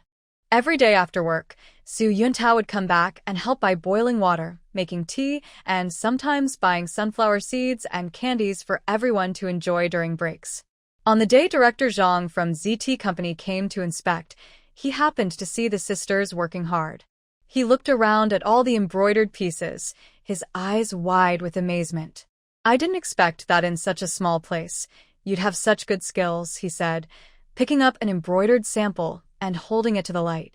Your stitches are even better than machine embroidery. Hee-cha smiled and handed him a cup of hot tea. It's all made with care by the sisters. It's a bit slow, but the quality is guaranteed. Director Zhang nodded repeatedly. Good, good. I'll report to my leaders and try to get next year's orders for you. He looked at her slightly rounded belly and suddenly smiled. Comrade, he is truly impressive. Even pregnant, she can handle such big tasks perfectly. That's remarkable. On the day she saw Officer Zhang off, Hee-cha stood at the gate of the courtyard, gazing at the distant sunset, feeling deeply moved. Having traveled to this era, she had cried, been afraid, and resented, but she never imagined she would have today. Perhaps life is like that. If you are willing to work hard and put in effort, even the poorest land can bloom with flowers. On the day of delivery, the sisters pushed a unicycle cart to deliver embroidered goods, stacked with 200 finished uniforms, like a small mountain. Hee-cha stood at the door watching their distant figures, suddenly feeling that this is the meaning of her crossing into this era, not only to live a good life herself, but also to bring along the people around her. Together, in these tough yet hopeful times, they will embroider their own wonderful lives. At night, Xiantao handed Hee-cha the advance payment from ZT Company. The money was wrapped in newspaper and felt heavy. Save it, he said, when the baby is born, buy her new clothes and toys. Hee-cha placed the money into a box but kept some aside. Tomorrow, I'll buy each sister a piece of colorful fabric as a bonus. She looked at the moonlight outside the window and suddenly smiled. Once the embroidery workshop that Xiantao is building is ready, we'll hire more sisters. Everyone can earn money with their own hands, and we won't have to look at others' faces anymore. Xiantao gently hugged her from behind, resting his chin on her head. Okay, he whispered, I'll listen to you. Moonlight shone through the window lattice, illuminating the box full of money and also her slightly rounded belly, casting a gentle glow over this hopeful future. Transforming into a pregnant wife in her 60s, she and her partner faced the future together. As the morning mist just reached the old locust tree at the street corner, Yanxiu was already standing at the park entrance with a cane. Dew wet his trousers, and his shoes were muddy from the fresh soil he stepped on from the vegetable garden at home. Today, he wore a dark blue silk jacket, bought with the money Hee-cha earned from the embroidery workshop. The collar was neatly ironed, radiating a sense of vitality. Old Yen, you're here early today. Grandpa Zhang, who sold soy milk, pushed his cart past. The soy milk in the iron bucket was bubbling, and the aroma drifted with the breeze. Yanxiu moved aside to give way, his face wrinkled into a smile like a blooming chrysanthemum. Can't sleep, so I came out for a walk. Give me a bowl of soy milk, sweet one. He took out 2 dimes from his pocket and carefully wrapped them in a handkerchief. It was pocket money that Hee-cha had just given him yesterday. Grandpa Zhang scooped soy milk into a plain ceramic bowl and added half a spoonful of sugar. You're getting stronger and healthier. I saw you coughing the other day, but today you can go for a walk in the park. Thanks to my daughter-in-law, Yanxiu said as he held his bowl of soy milk and took a small sip. The sweet taste slid down his throat, making his heart feel warm. Hee-cha made me a snow pear with rock sugar. I've been drinking it for half a month, and my cough is gone. That girl is not only skillful, but also very thoughtful. Just after he finished speaking, a few old men who were bird-watching gathered around. Grandpa Wang carried a birdcage. Inside, a thrush was chirping happily. He asked, is she the daughter-in-law of the embroidery shop owner? I heard she's doing quite well, even working for ZT Company. That's right. Yanxiu straightened his back and gently tapped his cane on the ground. My daughter-in-law's embroidered phoenix is even more beautiful than in the picture. A few days ago, people from ZT Company came to see her work. They all praised her, saying she's young and talented. He took a cloth bag from his pocket and opened it. Inside was a handkerchief embroidered with pine and cranes, symbolizing longevity. Hee-cha embroidered this for me, wishing me a long life. Everyone admired the handkerchief. The stitches were so fine that no thread was visible. The pine needles were outlined with silver thread, shining softly in the morning light. Grandpa Lee touched the handkerchief and sighed. Old Yen, you're really lucky to have such a good daughter-in-law. Remember when you were sick last winter? Everyone said you wouldn't make it through the cold. That remark touched Yen Xiaozai's heart. Last winter, he caught a cold and coughed so badly he couldn't straighten up. He had trouble breathing at night, and even the doctor shook his head, preparing for the worst. It was Hee-cha who took care of everything. She entrusted the embroidery shop to Wang, stayed by his side, fed him medicine and food during the day, and helped him turn over at night. She even found an old Chinese doctor from the mountains and had him prescribe more than 10 kinds of herbal medicines. She saved him from death's door. That's true. Yen Xiaozai's eyes reddened as he wiped them with his sleeve. My old bones were saved by Hee-cha. People used to call her a bad wife. But that's all nonsense. I've seen it myself. She treats Yun Tao well, is close to an inn, and she's even better to me, her old father. Just then, Su Yun Tao rode up on his bicycle, carrying a bamboo basket hanging from the handlebar. Inside were fresh vegetables he had just bought. Dad, it's time to go home and have breakfast. He parked his bicycle by the roadside and saw Yen Xiaozai chatting with a group of old men, smiling. Mom and Icha are waiting for us. Is this your son? He looks honest. Grandpa Wang patted Su Yun Tao on the arm. You're lucky to have such a good wife. Su Yun Tao scratched his head and chuckled. I'm just lucky, he said. He helped Yen Xiaozai with his arm. Dad, let's go home. Icha made steamed eggs for you. Once it cools, it won't taste good. Yen Xiaozai was helped by his son and walked more steadily than before. He waved to his old friends. Talk to you tomorrow. My daughter-in-law is waiting for me to come home for dinner. His tone was proud, like a child who just got candy. On the way home, Yen Xiaozai looked at Su Yun Tao's back and suddenly sighed. Yun Tao, I used to be confused. I thought Icha wasn't good enough for you. Now I see we've aimed too high. He remembered when they first got married.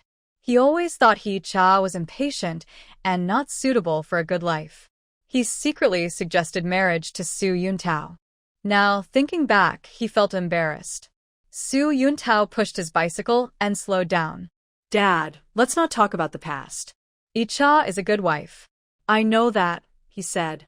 He remembered Icha checking Yen Xiaozai's temperature late at night, saving imported milk powder to help the old man, and her smiling saying, family talks are family talks. His heart felt warm. When they arrived home, Hee-cha was sitting on the bed in the main room, sewing a cotton-padded jacket for Yen Xiaozai. Sunlight shone through the window, highlighting her hands. Silver threads moved through the fabric, making tiny stitches. Zhou Wenhong came out of the kitchen with a clay pot, cooking millet porridge with a faint date aroma. Dad is back. Hee-cha looked up, almost pricking her finger with a needle. She had been very sleepy lately. Last night, she sewed the jacket until late. Her eyelids still felt heavy. Come rest on the bed. The porridge will be ready soon. Yen Xiaozai was helped to sit on the bed by Su Yun Tao. He looked at the jacket in Hee-cha's hands. The torn part of the sleeve was patched with matching fabric, and the stitches were neat and barely visible. Your hands are really skillful, he said with admiration. Even the village embroidery women didn't have your talent. You're flattering me, Dad. Hee-cha bit off the thread and compared the jacket to Yen Xiaozai. It can last another 2 years. When winter comes, I'll make you a new one with last year's cotton, so you'll stay warm. Zhou Wenhong brought a bowl of millet porridge to the table, along with 2 small dishes of pickled vegetables, one with pickled radish and the other with seasoned cucumber, all carefully prepared by Hee-cha. Icha knows you like it crispy, so she used less salt, the elderly lady said as she handed Yen Xiaozai a bowl of porridge. Try it quickly. I added your favorite golden dates. Yen Xiaozai held his bowl, looking at the red dates inside. Suddenly, he remembered when he was young, his wife also used to make red date porridge for him. Back then, life was hard, and they didn't want to eat too many dates, saving them for their children's health. Now, it's different. He can enjoy red date porridge every day, and he has a daughter-in-law who cares for him more than his own daughter. Icha, he said, setting down his bowl and taking a small cloth bag from his pocket. He handed it to Hee-cha. These are few silver coins I saved. Keep them for the embroidery shop, to buy some supplies. The coins were wrapped in red paper and had been saved from his days working on ships when he was young. He never wanted to spend them, but now he thought they'd be best for his daughter-in-law. Icha pushed the bag back and smiled. Dad, the embroidery shop isn't short of money. Keep it for yourself. Besides, I earn enough now, so you can rest easy and don't worry about anything. She knew Yan Xiaotsai's temper and that he valued money. The fact that he gave her these coins showed he truly cared. Yan Xiaotsai's eyes reddened, and tears almost came to his eyes. He had lived most of his life and met many daughters-in-law, but none like Icha, who was not only filial to the elders, but also worked hard to support the family. Good girl, he said, trembling as he held her hand. Her fingertips had a slight callus from embroidery, a mark of her hard work. From now on, this family will rely on you. Yun Tao watched nearby and suddenly felt very at peace. He remembered when he first got married, how Icha and Yan Xiaotsai often argued. One thought the elders favored her, the other thought she was too naive. He was caught in the middle, feeling torn. When did things start to change? Maybe it was the first time Icha brought medicine to Yan Xiaotsai, or when Yan Xiaotsai gave her the cloth tickets to buy new fabric, or perhaps it was when they sat around the hearth, making tiger head shoes for and together. Life was like the handkerchief Icha embroidered. Stitches gradually grew tighter, patterns more beautiful, and before he knew it, it became a warm family portrait. In the late morning, Wang Gaigai came carrying a basket filled with embroidered pillowcases she had made for the county guest house. Icha, does this pattern look okay? She asked, spreading the pillowcase on the Kong. It was embroidered with plum blossoms, orchids, bamboos, and chrysanthemums, with neat stitches, as if measured with a ruler. Yan Xiaotsai moved closer and looked with wide eyes. Your embroidery skills are just as good as those in the city. Icha, your embroidery shop is really improving. Suddenly, he remembered something and said to Wang Gaigai, Gaigai, can you help me send a message to Widow Li at the east end of the village? Tell her that Icha's embroidery shop is looking for apprentices. Maybe she can come try it out. It's good to have a job. Wang Gaigai was surprised for a moment, then nodded. I'll go tell her now. Aunt Li has a hard life, so it would be great if she could learn from Sister Icha. Icha looked at Yan Xiaotsai and suddenly smiled. Dad, you're kinder than anyone. Learning from you, Yan Xiaotsai said as he stood up with his cane and walked into the yard. I'll go pick some cucumbers from the vegetable garden and make cucumber salad for lunch. Now, he went around the garden every day to water and his health was better than before. Zhou Wenhong watched his back and said to Icha, your father truly accepts you as his daughter-in-law. A few days ago, he told me that the happiest thing in his life was seeing Yun Tao marry you. Icha's face turned a little red. She lowered her head and kept tidying her embroidery thread.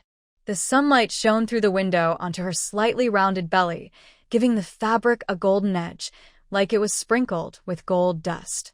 Suddenly, she felt that being in this era and meeting such a family was the greatest luck of her life. At lunch, Yan Xiaotsai brought out the cucumber salad he made, sprinkled with minced garlic and a few drops of sesame oil. It smelled so good that Nan licked his lips. Grandpa's cooking is the best. The little boy held a spoon and scooped a piece of egg into Yan Xiaotsai's bowl, making the old man laugh happily. Yan Xiaotsai fed the egg to An and watched him eat with a greasy face. He suddenly said to Icha, Icha, when this child is born, I'll make her a peachwood longevity lock to keep her safe and healthy as she grows. Thank you, Grandpa. Icha just finished speaking but suddenly felt her stomach turn. She quickly covered her mouth. Su Yun Tao immediately handed her some dried tangerine peel water. Are you feeling nauseous again? If you need, go back to your room and rest. It's okay. Icha took a sip of the tangerine peel water and felt much better. It's just that the smell of sesame oil makes me a little dizzy. Yan Xiaotsai put down his chopsticks and said to Zhou Wenhong, this afternoon, I'll go to the mountains to pick some wild hawthorn berries for Icha to make tea. It's sour and will help with her appetite. Don't go. The mountain path is hard to walk. Icha quickly stopped him. Let Su Yun Tao go after work and buy some instead. I went for a walk just to get some fresh air and it's fine. Yan Xiaotsai patted his chest. Now my body is stronger than a young man's. In the afternoon, Yen Xiaozai indeed carried a basket and went to the mountains. He walked slowly with a cane, greeting familiar people along the way, always talking about his daughter-in-law. My daughter-in-law embroidered this handkerchief for me. Isn't it beautiful? Icha's embroidery shop got a big order, so she can help the country in the future. My Icha is hardworking and very filial. When this news reached the village secretary, he came to see Yen Xiaozai and asked if Icha could hold embroidery classes for the women in the village to help everyone get richer. Yen Xiaozai patted his chest and promised, "No problem. My daughter-in-law is the most enthusiastic. I'll take care of this." He went home and told Icha. She immediately nodded. "Dad, you tell the secretary a date. I'll prepare some samples and make sure to teach the sisters well." Suyun Tao came back from work and heard about this. He was happy too. "I'll go to the supply and marketing cooperative tomorrow to get some white cloth for practice." Yen Xiaozai looked at his son and daughter-in-law and suddenly felt that life was like sunflowers in the yard, blooming brighter each day. He remembered how last year, when he was sick, he thought he wouldn't survive the winter. Now he was already planning that after the harvest, he would build a new shed for Hee-cha's embroidery shop, so she wouldn't be cold in winter. In the evening, Yen Xiaozai poured the wild hawthorn berries he had picked into a basket. The bright red berries piled up like little lanterns. Hee-cha picked one, washed it with clean water, and handed it to Yen Xiaozai. "Dad, try this." Yen Xiaozai took a bite. It was very sour and he frowned, but he couldn't help but smile. "Sour. Just right. Icha, when you soak it in water, add more sugar." The sunset shone through the window, casting long shadows of the family. Yen Xiaozai sat on the calm, a traditional bed, watching Hee-cha and Suyun Tao organize embroidery pieces. He listened to and chasing after the reed flowers in the yard. Suddenly, he felt that this was the life he wanted most. No great wealth or fame, just family around him, hot meals, laughter. More than enough. That night, lying in bed, Yen Xiaozai listened to Hee-cha and Suyun Tao talking nearby. Suyun Tao's voice was low, talking about building a shed for the embroidery shop. Hee-cha's soft voice said she wanted to make new embroidery frames for the sisters. He touched the handkerchief under his pillow, where the soft crane and longevity pattern shimmered gently in the moonlight, and felt warm inside. He remembered hearing when he was young that a harmonious family leads to success in everything. At that time, he thought it was just empty words. Now, he understands that having a good wife makes life better. Yen Xiao rolled over and smiled, then quickly fell asleep. In his dream, he saw Hee-cha's embroidery workshop thriving, with the sisters wearing new clothes and holding embroidery needles, smiling like flowers. Outside, the moonlight shone through the window, illuminating the peachwood cane on the bed. The smooth wood glowed, telling a story of family love and warmth. In this quiet night, it flowed gently and peacefully. The hot June sun had just risen over the office building. Suyun Tao's fingers, holding the expense report, were sweaty. The finance window was closed, with a red notice saying, "Suspended operations," stuck on the glass, like a barrier he couldn't cross, making him feel upset.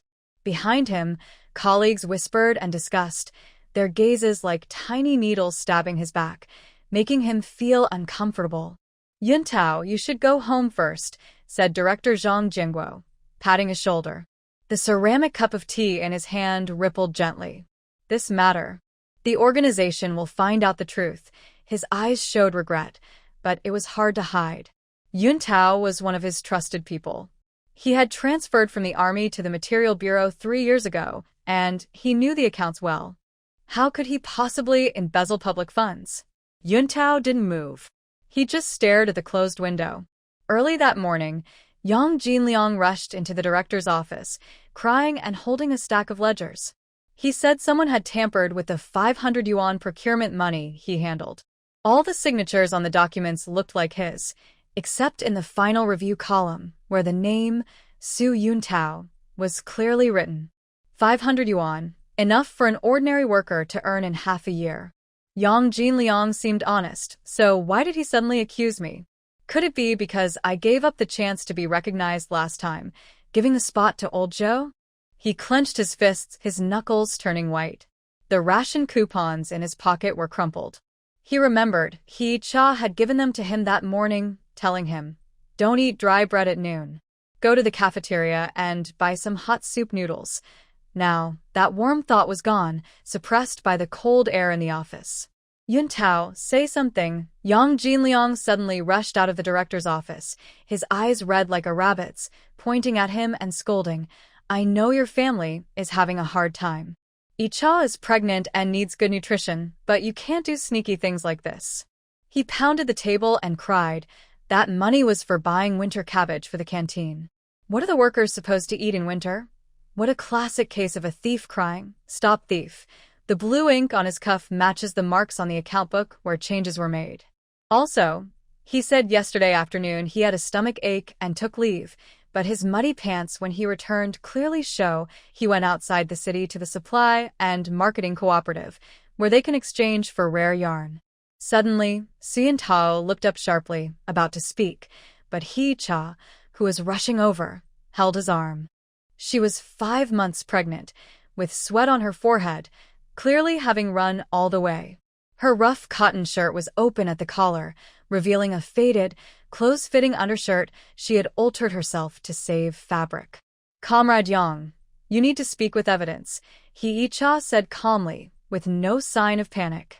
She took a metal lunchbox from her canvas bag, containing the leftover steamed buns Sien Tao hadn't finished this morning. "Yuntao was at work since 7 a.m., and we left together. Neighbors can testify.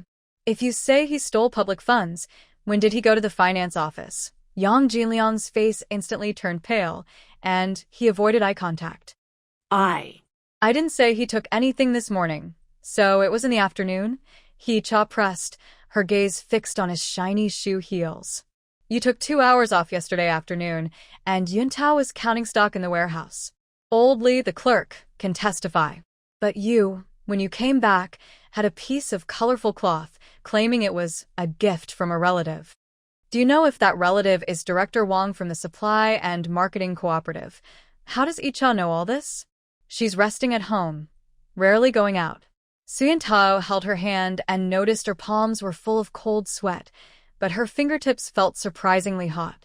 Yang Jinliang's lips trembled, unable to speak for a long time.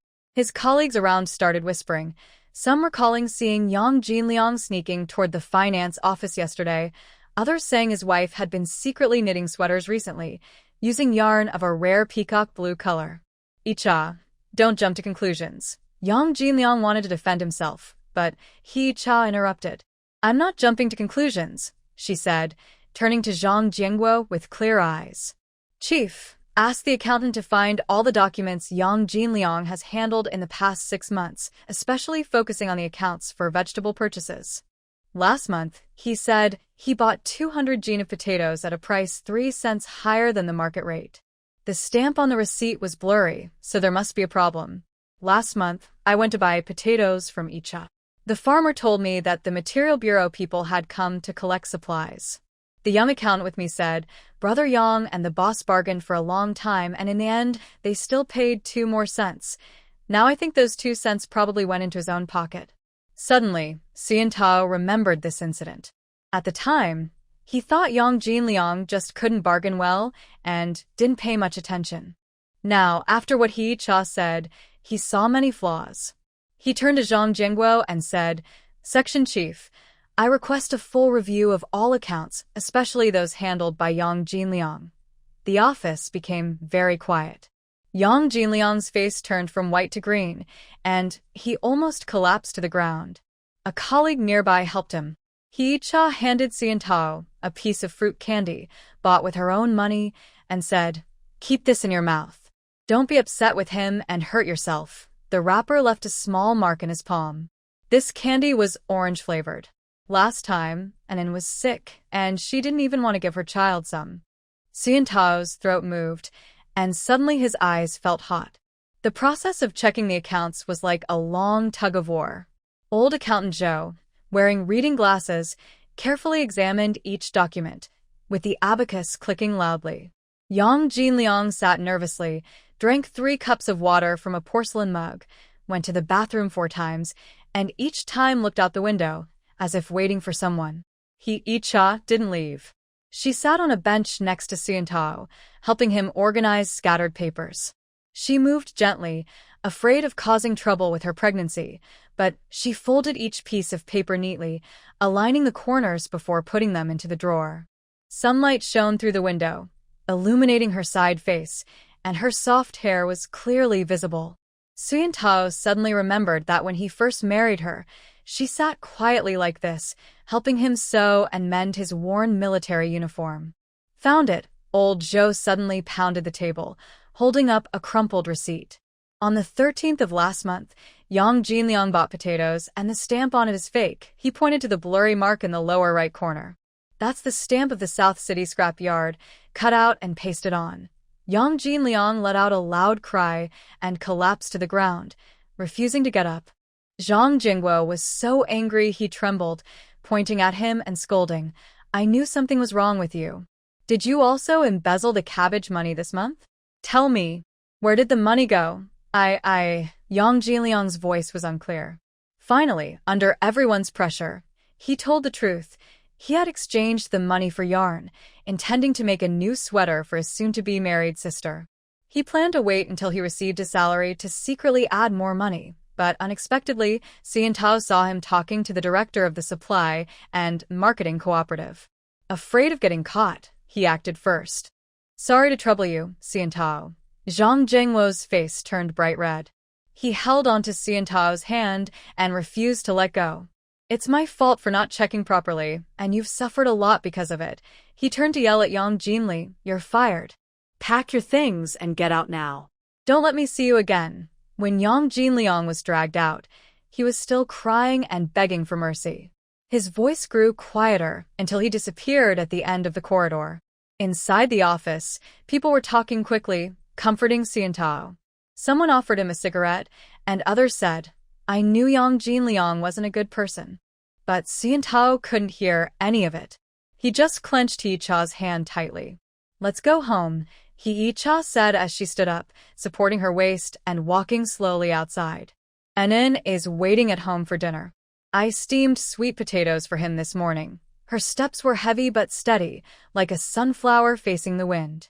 When they stepped out of the office building, the sunset was just right. The golden light shone on the dirt road, stretching their shadows long and long. Seon-tao suddenly squatted down and rolled up Hee-cha's pant leg.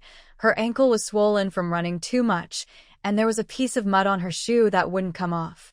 "How did you know his accounts were wrong?" His voice was a bit hoarse. He took a piece of fruit candy from his pocket, unwrapped it, and offered it to her. The orange-flavored sweetness filled the air around them.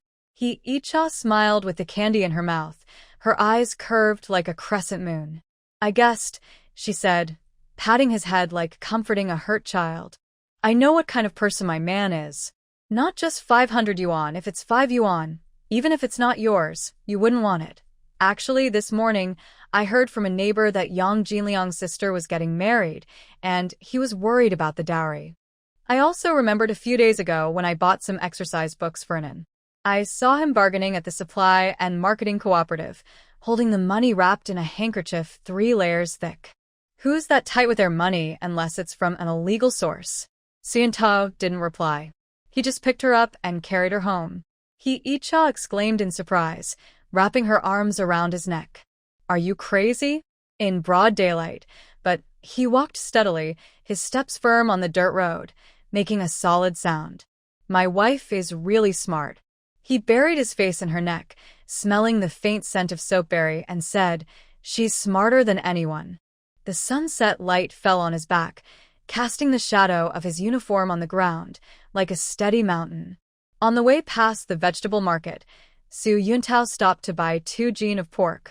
He wanted to stop Hee-cha from paying, but he held her hand and said, "Let me nourish you." He spoke firmly, and when he took out his wallet, it only had a few small bills and a bunch of ration tickets, his entire savings for this month.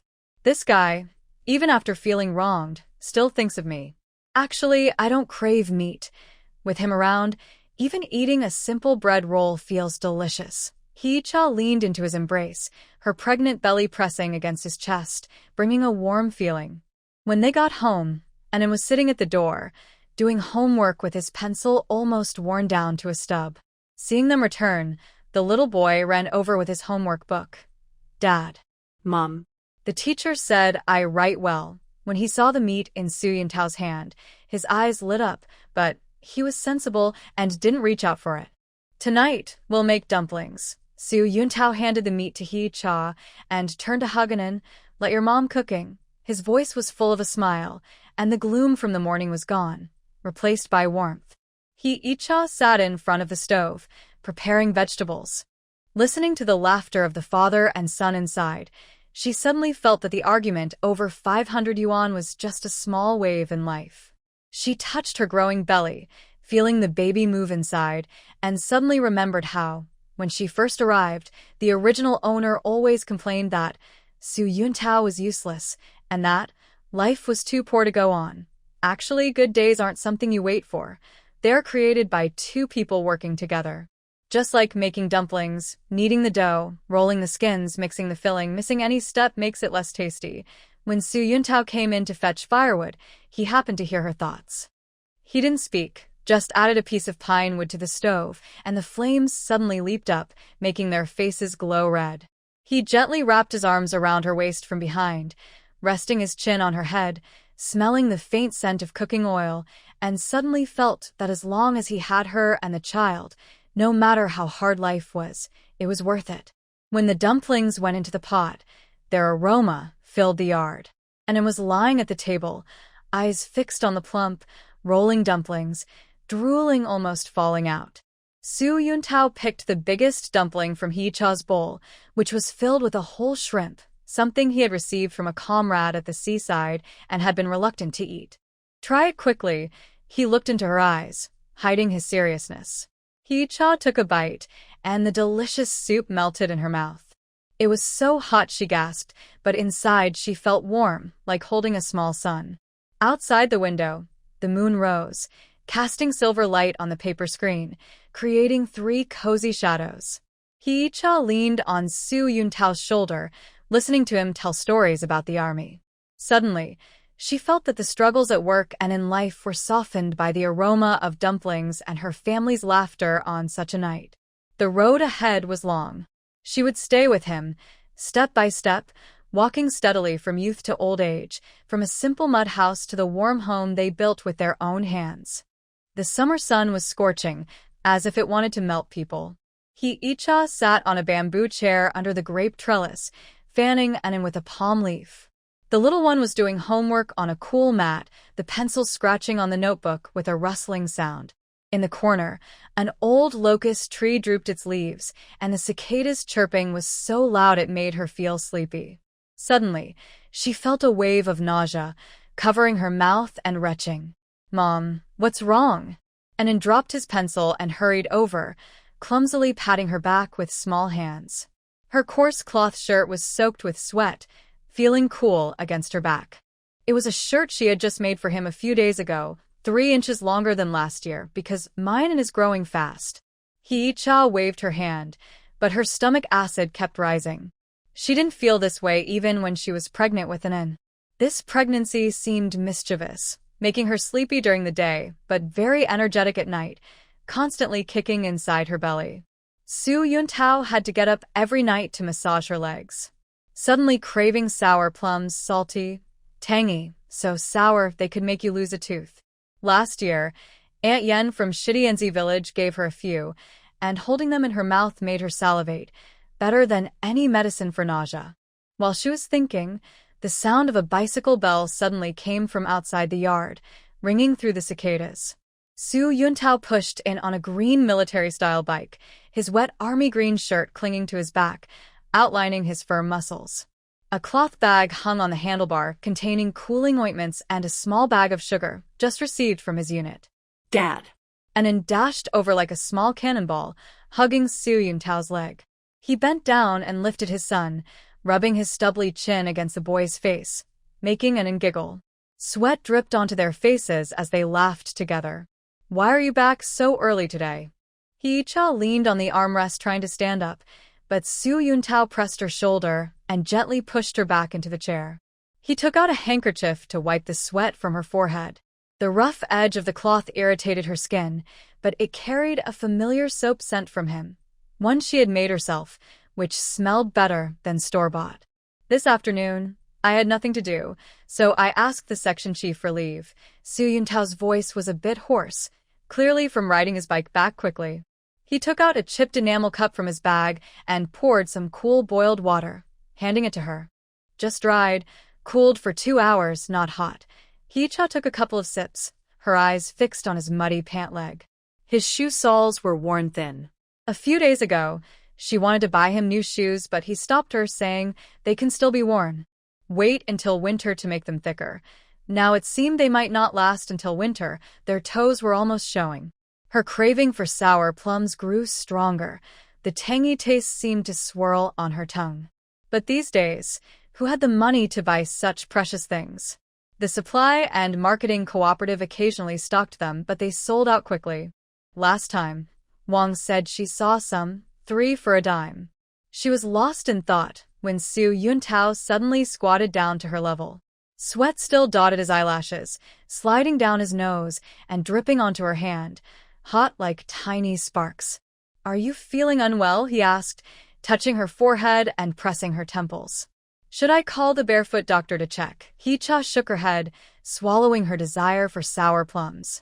The family's money had to be split in half for everything: her school fees for Anan, her prenatal checkup costs, and the money for buying medicine for Zhou and Hong. All had to be carefully saved. She grabbed a fan and fanned him, smiling. "It's nothing, just too hot and feeling a bit lazy." Su Yuntao didn't speak. He just looked at her steadily. He knew her well. Recently, she kept saying she had no appetite and couldn't sleep well at night. She must be missing something.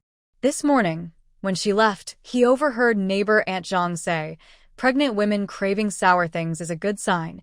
It means the baby is growing strong." He hadn't paid much attention then, but now, seeing her like this, he suddenly understood.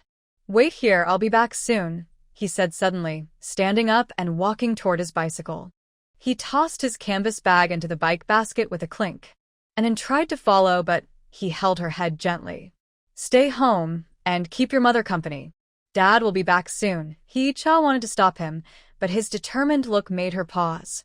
He didn't say where he was going, but that confident look warmed her heart. The shadow of the grapevine fell on his back, swaying like a moving painting. "This fool must have gone to find sour plums for me. The supply and marketing cooperative is 3 miles away. By now, they might have sold out. Plus, the sun is so hot that the asphalt is almost melting. I hope he doesn't get heat stroke." She gently sighed, touching her belly and tracing the bamboo pattern on the mat with her fingertips. Last year at this time, she had just arrived here. The original owner was upset because Su Yuntao didn't buy her new fabric for clothes and had even gone on a hunger strike, smashing the family's pots. Now, he would remember her favorite things she mentioned casually, and he would run all over town in the blazing sun just to make her feel better, even if only for a moment. Anan was lying on her lap, his small hand touching her pregnant belly. "Mom, does little sister also want to eat sour plums?" He looked up with his little face, his nose dotted with ink. "When Dad comes back, I'll ask him to give me one. I'll eat less." Hee-cha's heart felt a soft, sour ache, like something was gently hitting her inside. She pinched her son's cheek. "Silly boy, it's okay if I don't eat. When your dad comes back, we'll make him some mung bean soup with 2 big spoons of sugar." When the sun reached its highest point, the cicadas' chirping grew louder. Hee-cha dozed off in a daze, dreaming she was sitting on the doorstep of Shidianzi village. Granny Yen handed her a glass jar filled with bright red sour plums, saying, "Hee-cha, women carrying babies go through a lot. Eating something sour can make you feel better." "Mom, Dad's back." Anan's shout woke her up. She opened her eyes to see Su Yuntao pushing a bicycle at the gate. His army green shirt looked as if it had just been pulled out of the water, clinging to his body and showing his ribs. He was holding a paper-wrapped package high in his hand, smiling at her with bright white teeth. "Look what I brought you," he said, walking quickly over and handing her the paper package. Inside were a few round, plump sour plums covered with white salt crystals, shining enticingly red in the sunlight, just what she wanted to eat. Just as Hishicha was about to take it, she saw the scratches on his arm, a long one with blood beads seeping out. "What happened?" she asked, grabbing his wrist, her voice changing. Su Yuntao scratched his head and said casually, "It's nothing. The supply and marketing cooperative sold out, so I went to Li Po's house on the outskirts of town. She has a sour plum tree in the back mountain. I climbed the tree and picked some. Accidentally scratched myself on a branch." He handed her the biggest sour plum. "Try it." "It's even more sour than the ones Granny Yen gave last year. I've been to the back mountain of Grandma Li's house. The rocks are very slippery, and if I fall..." Suddenly, Hiicha's tears fell, splashing onto the oil paper package, creating a small wet spot. "Why are you crying?" Su Yuntao was panicked. He hurriedly wiped her tears, but they kept coming. His hands were rough, with calluses from working, and they made her face itch. "Is it not tasty? Should I find something else for you?" "No."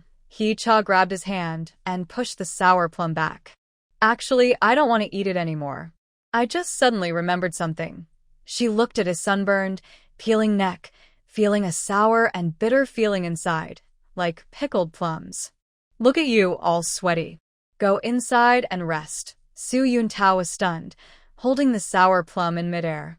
The sunlight shone on his face, showing tiny beads of sweat rolling down his chin and falling to the ground, disappearing instantly.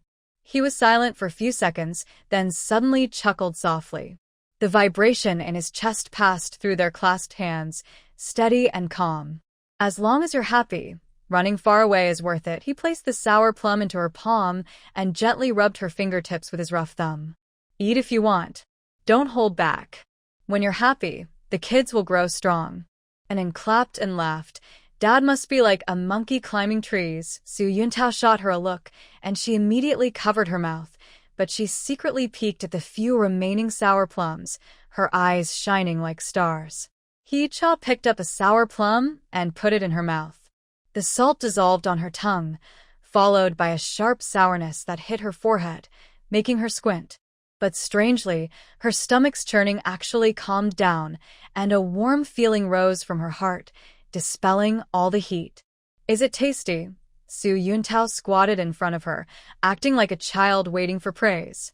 He took off his military cap, revealing his sun-darkened forehead with a leaf stuck on it. Hiicha nodded, spit the seed of the sour plum into her hand, and wrapped it with a tissue.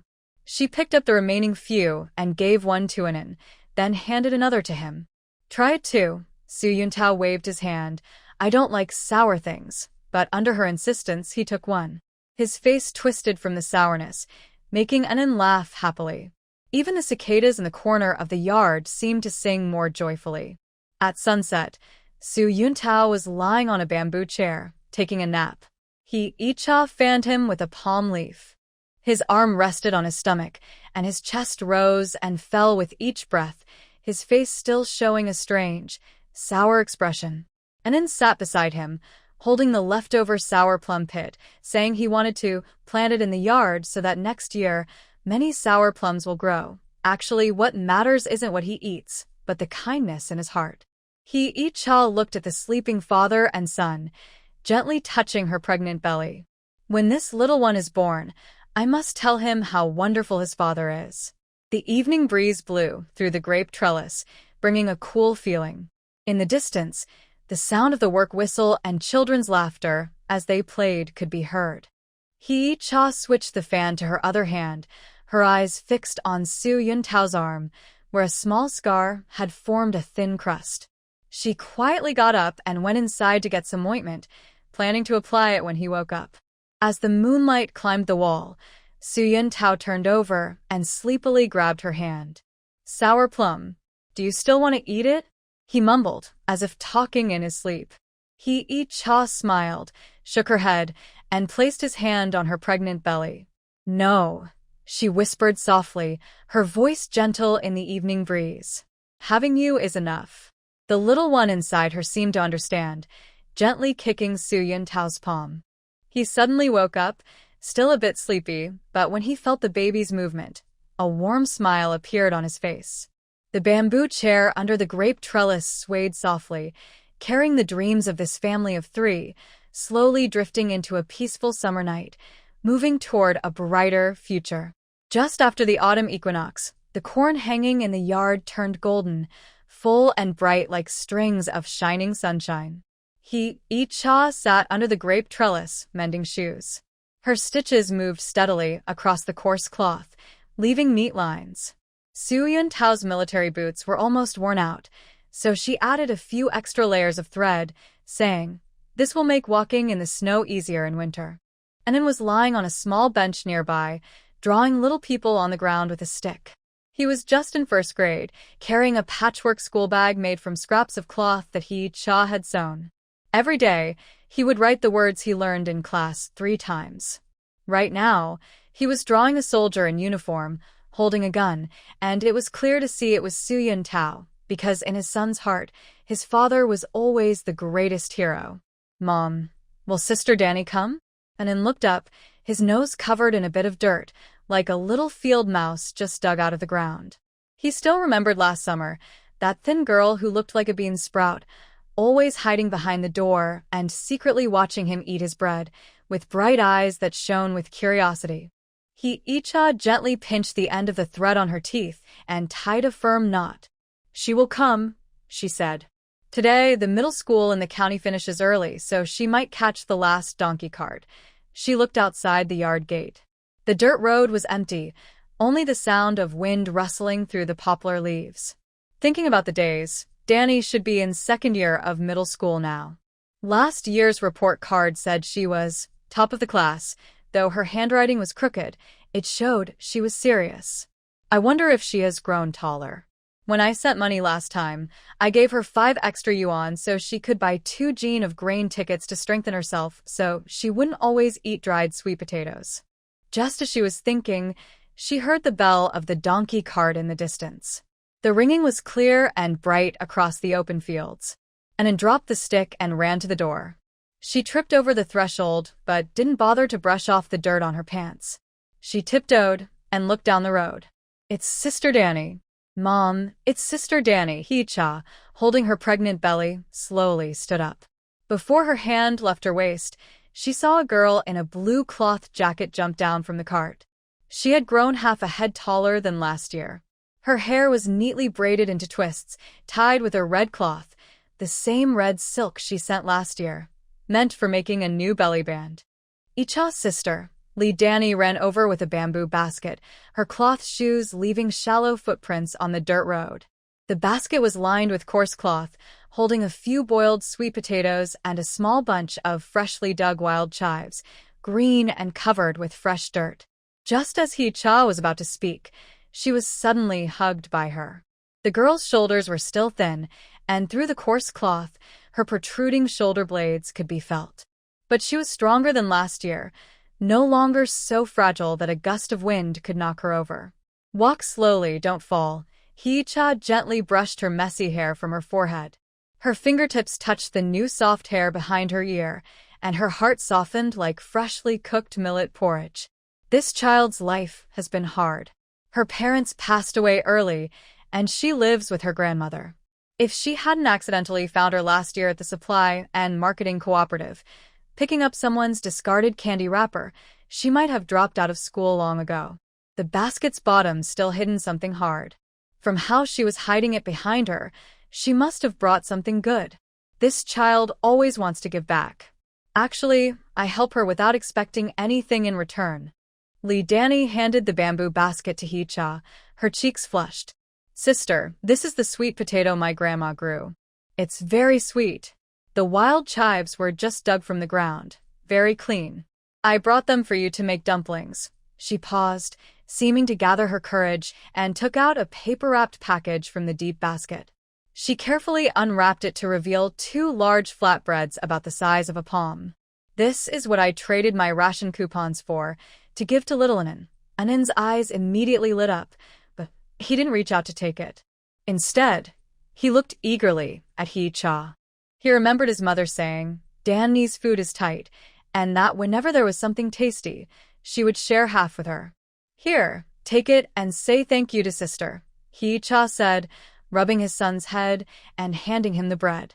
Anin held the bread and ran to lead Danny, excitedly saying, "Thank you, Sister Danny," then carefully broke it in half and gave one piece to her. "Sister, you eat too." Lee Danny's eyes suddenly turned red. She quickly wiped her face and shoved the bread into her mouth. The dry, hard crumbs scratched her throat, making it hurt, but she ate quickly, as if afraid someone would take it away. Hee-cha saw this and turned to the kitchen to bring out a small bowl of millet porridge with a boiled egg inside, something Zien Tao had specially left for her yesterday from the army canteen. "Eat slowly, no one is going to take it from you," Hee-cha said, handing her the bowl. Watching her gobble it up, he felt a tug in his heart. This child probably hadn't eaten well again and had saved up her ration coupons. Last time she told her in a letter, "Don't always save, your health is more important," but it seems she didn't listen. Later, I need to tell her grandmother to watch her more. At this age, she's growing fast and starving her isn't good. Lee Danny finished the last sip of porridge, licking the bottom of the bowl clean, then shyly smiled. "My grandma said this egg is precious, so I gave it to Littlin." She took out a small notebook tied with a red string from her cloth bag. It was the cheapest kind bought at the county supply and marketing cooperative, with thin, transparent pages. "Sister, look, I got into the county high school. I'm the only girl in my class to get into the key class." The front page of the notebook had her name, Lee Danny, written more neatly than last year, but her handwriting was still forceful, poking small holes in the paper. Hee-cha flipped through it and saw dense notes, even copying the example questions the teacher casually mentioned. Small stars were drawn in the margins, as if to reward herself. "That's really impressive," Hee-cha said, patting her head. His fingers brushed through her coarse hair, which she had cut herself with scissors, uneven but thicker than last year. "If you ever run out of money or coupons, just tell sister." "Don't force yourself." Lee Danny suddenly plopped down on her knees with a loud thud, startling Hee-cha, who quickly went to help her up. The girl's knees hit the blue stone slab with a dull sound, but she stubbornly refused to get up. "Sister, I know you and brother Sue have helped me a lot. My grandma says I'll never be able to pay it back in this life." She looked up, tears falling heavily and splashing onto the ground, creating tiny dust clouds. "I want to be like you in the future, helping others so that children who are suffering like me can also go to school." Hee-cha's heart trembled suddenly, and her hand, which was holding her arm, unconsciously tightened. The girl's eyes were very bright, shining like stars in the night, reflecting her shadow and a heavy hope. She remembered when she first arrived, the original owner often complained about her hard life and blamed Su Yuntao for being useless, but she never thought about how some people work hard just to eat a full bowl of porridge. "Foolish child, get up and talk," Hee-cha said gently, helping her up and brushing the dirt off her knees. "Helping others isn't to repay favors, but because we can help." She pointed to the corn hanging in the yard. "Look at this corn, it was a good harvest this year. Share some with neighbors, and next year, when they have a good harvest, they'll share with us too. Life is like that. Helping each other is the way to get through." Lee Danny nodded as if she understood, then took a small object wrapped with thread from her cloth bag and handed it to Hee-cha. It was a bracelet made of red string, with a smooth peach pit threaded on it, carved with a crooked and character. "I learned to make this to wear for my little brother or sister," she said softly, twisting her fingers around the hem of her clothes. "My grandma says peach pits can ward off evil and keep children safe. This child's heart is so delicate. The peach pit is so smooth, she probably keeps it in her pocket every day, rubbing it until the edges are rounded. The red string was made from the piece of red silk I gave her last year. I didn't want to use new material, so I carefully pulled out the threads bit by bit." Hee-cha put the bracelet on her wrist. It fit perfectly. The peach pit pressed against her skin, giving a warm, gentle feeling, like a tiny heart beating. Suddenly, she remembered when she was pregnant. Wang Gaigai gave her a pair of tiger head shoes, and Zhou Wenhong sewed a cloth tiger. Both gifts full of warmth, more precious than any gold or jewelry. "Dan and I, Jia, I want to show you my award," and then suddenly remembered something, ran into the house, rummaged through a box, and pulled out a crumpled piece of paper with 3 good student, written in brush strokes. Lee Danny carefully took it, gently smoothing out the wrinkles, with envy clearly visible in her eyes. "I will also get an award," she whispered, as if making a promise to herself. "I want to go to medical school, become a doctor, and treat sick people like my mother did, without charging money." Her mother had fallen ill when she was born and couldn't afford treatment, passing away before she was 30. That was a pain in her heart forever. Hee-cha's eyes suddenly filled with tears. She touched her growing belly, feeling the baby's movements inside. At that moment, she felt that all the hardships she endured at night and the worries she carried for a living suddenly made sense. Like this small peach seed, after being polished, will eventually shine with a gentle light. As the sun set in the west, the sound of a donkey cart bell rang again. Lee Danny carried a new school bag sewn by Hee-cha, filled with 2 jeans of food coupons and a small padded jacket that Anan had outgrown. Hee-cha had altered it to make it warmer for winter. "Big sister, I'm leaving," she said, standing by the cart's yoke, constantly looking back. "When school's out, I'll come see you again and bring you my mother's pickled vegetables." The donkey cart slowly moved away, and she kept waving. Her blue cloth coat became smaller and smaller on the yellow land, like a stubborn little blue flower. Anan ran a few steps after the cart but was caught by Su Yuntao. He had just returned from the army, carrying a net bag with apples he bought for Hee-cha. The apples were bright red, quite rare in these times of shortages. "Isn't that Danny girl?" Su Yuntao lifted his son, looking at the departing donkey cart. "That kid has grown a lot." He handed an apple to Hee-cha, still fresh and fragrant. "Just saw these at the supply store. They came from Shandong and are very expensive. Here, have one to nourish yourself." Hee-cha brought the apple close to his mouth. "You eat too," she said. They bit into the same apple, sweet juice flowing into their mouths, warming them like holding a little sun. Anan leaned on his father's shoulder and pointed at the sunset, shouting, "Sister Danny's cart is in the clouds." The corn hanging under the grape trellis was still gently swaying. Sunlight shone through the gaps, illuminating the peach seed bracelet on Hee-cha's wrist, giving off a warm glow. She touched her belly and suddenly remembered what Lee Danny had said. "I want to help others like you do. Perhaps that is the meaning of kindness." She looked at the slowly disappearing shadow of the donkey cart in the distance and softly said in her heart, "It's not to gain anything, but to let the light in this world shine on more corners, so that children who once felt lonely can also see hope." Suddenly, Su Yuntao seemed to hear her thoughts and tightly held her hand. His hand was rough but warm, like a steady mountain. The sunset stretched their shadows long and intertwined with the corn hanging in the yard and the vines on the grape trellis, creating a warm picture. In this picture, there is waiting, hope, and endless strength. At dinner, Hee-cha chopped up the wild vegetables brought by Lee Danny and steamed them with cornmeal into small buns. Anan ate happily, saying, "It tastes like Sister Danny's cooking." Su Yuntao put a piece of pickled meat into her bowl, a gift from Zhou and Hong, saying, to help Hee-cha get stronger, but he only nibbled on a corn cake himself.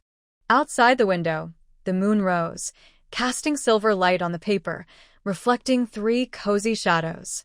Hee-cha touched the peach pit bracelet on her wrist and suddenly felt that this autumn was especially warm. The people who had been helped, the kindness passed on, like the moonlight, seemingly faint but capable of illuminating a very long way. At the end of the road, there are always children like Lee Danny, carrying hope, step by step, walking toward a brighter future. On the day of the frost descent, the wind carried tiny snowflakes that swept past the street corner, making the red slogans on the utility poles flutter loudly. Hee-cha pulled Anan's cotton hat up to his chin, touched his cold, red ears with her fingertips, and quickly handed him a hot water bag made from a hospital glucose bottle filled with hot water, wrapped in 2 layers of coarse cloth, specially prepared last night by Su Yuntao. "Mom, does the Yenyu Xian art exhibition have many beautiful paintings?" Anan looked up with her small face, her breath forming little fog in the cold air. The cotton shoes on her feet were knitted by Hee-cha, with thick soles like little boats, and embroidered with a crooked little bear, learned from a magazine. Although the stitches weren't perfect, they were much warmer than the ones sold at the supply store. Icha wrapped her scarf around his neck twice more, covering half her face, and said, "Not only paintings but also things I embroidered." She touched the exhibition badge inside her canvas bag, which was personally given by the shopkeeper of Starry Sky a few days ago. The gold-embossed characters on the red paper read, "Icha's craftsmanship should be seen by more people. Pan Yusin is a well-known artist in the provincial capital. I heard her art exhibition requires an invitation letter to enter." This time, she was able to display her embroidery thanks to her cousin Wang, who works at the Cultural Bureau. He said, "Folk crafts should have a place to show themselves. Anin has never seen such a big event before. She must not be nervous later." The bus arrived shaky, covered with a thin layer of ice. When the door opened, a cold wind blew in. Icha protected Anin and pushed her inside.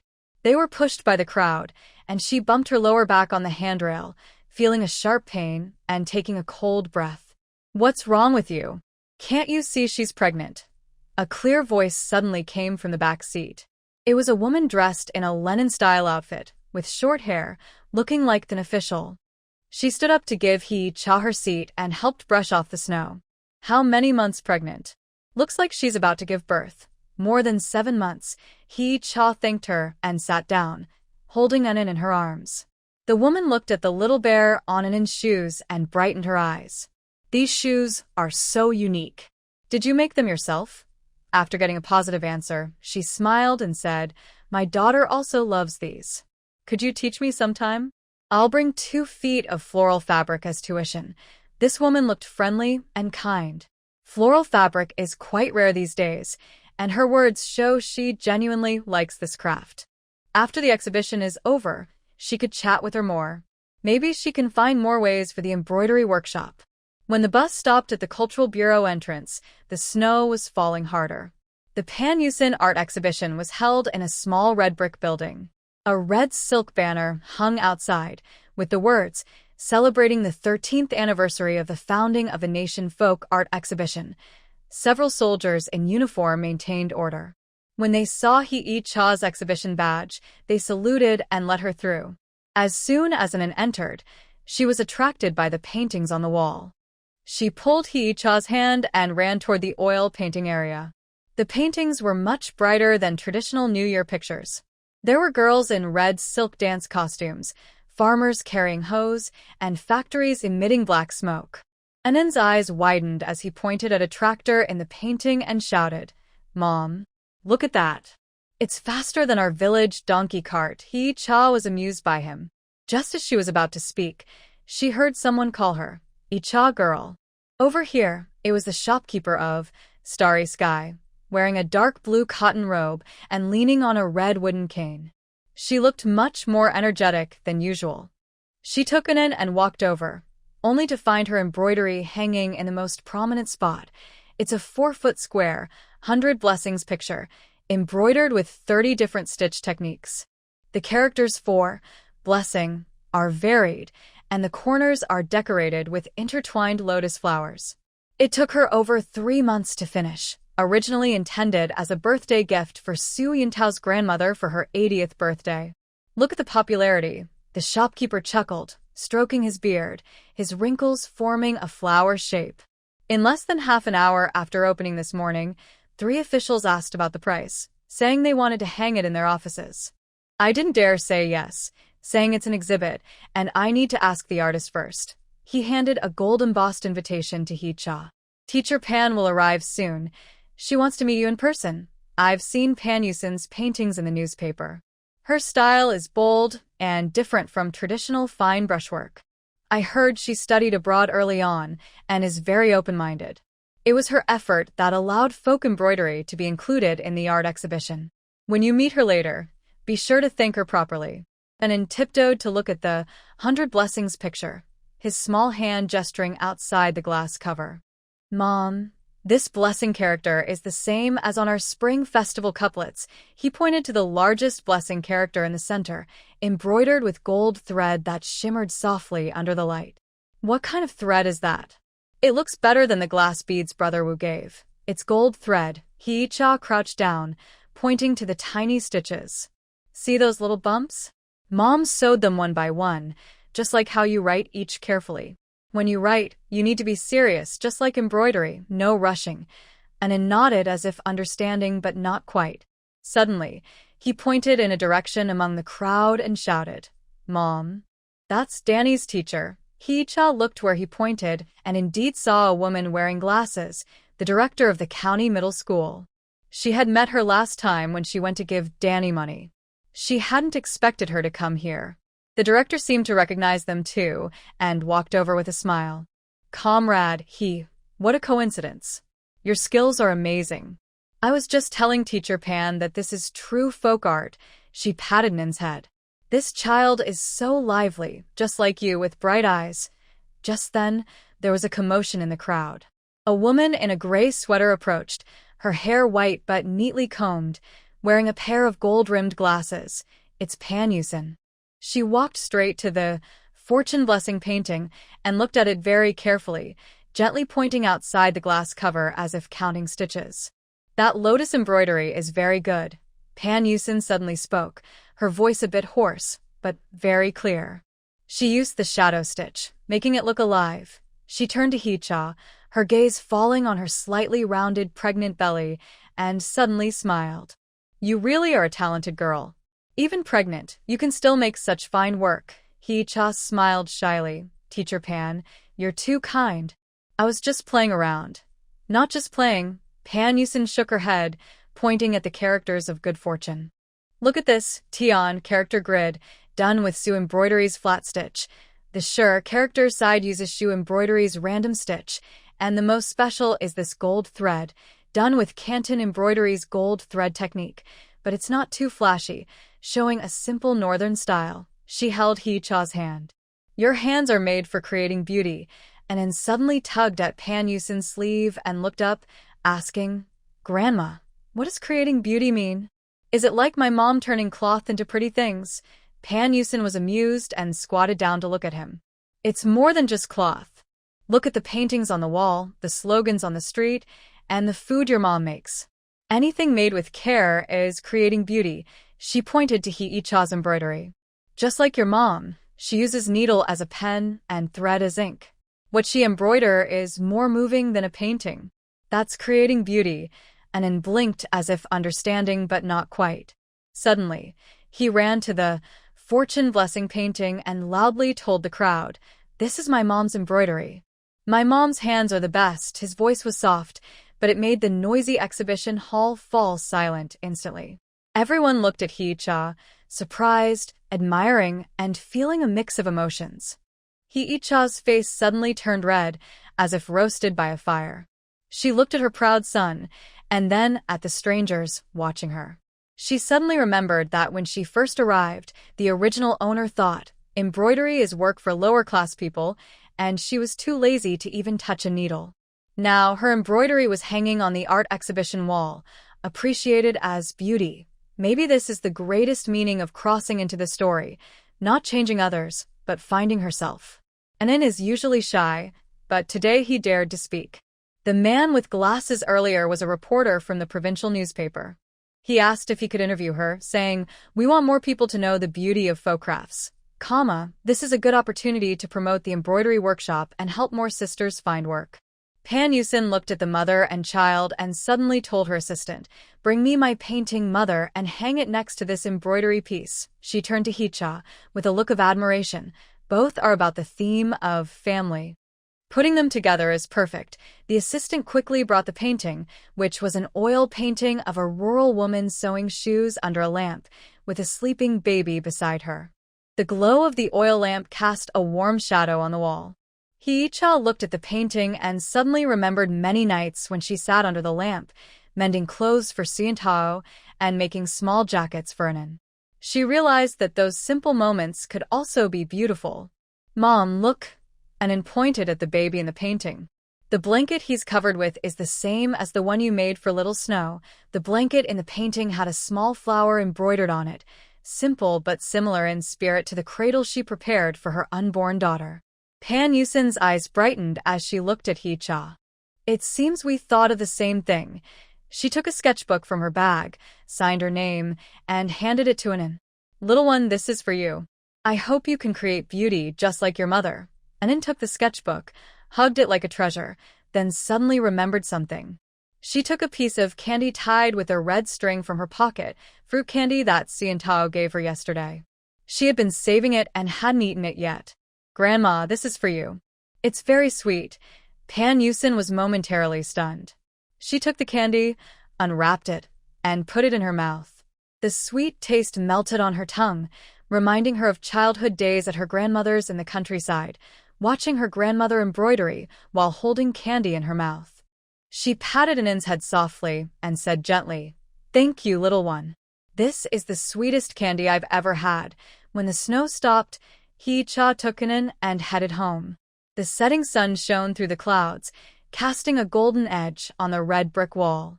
The sketchbook in Anin's hands was glowing in the sunlight, and the painting of Mother seemed to be shining. Hee-cha jumped and skipped ahead, humming an off-key song she learned in kindergarten. The East is Red. Her singing was out of tune but more beautiful than any music. Mom, I want to create beauty too. Anin suddenly stopped and said seriously, I want to learn how to shoot like Dad and protect the country. That's also creating beauty, right? Hee-cha smiled and nodded, bending down to help him tie his loose shoelaces.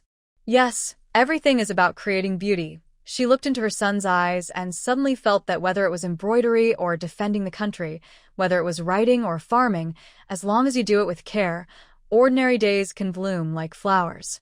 When the bus started to shake again, Anin was already asleep in Hee-cha's arms, clutching a picture book tightly. Hee-cha gently stroked his head and looked out the window at the passing street scenes. Suddenly, she remembered Pan Yusin's last words. Beauty is not in the halls of power, but among the people, not on the canvas, but in life. The exhibition badge inside her canvas bag was carefully stored away.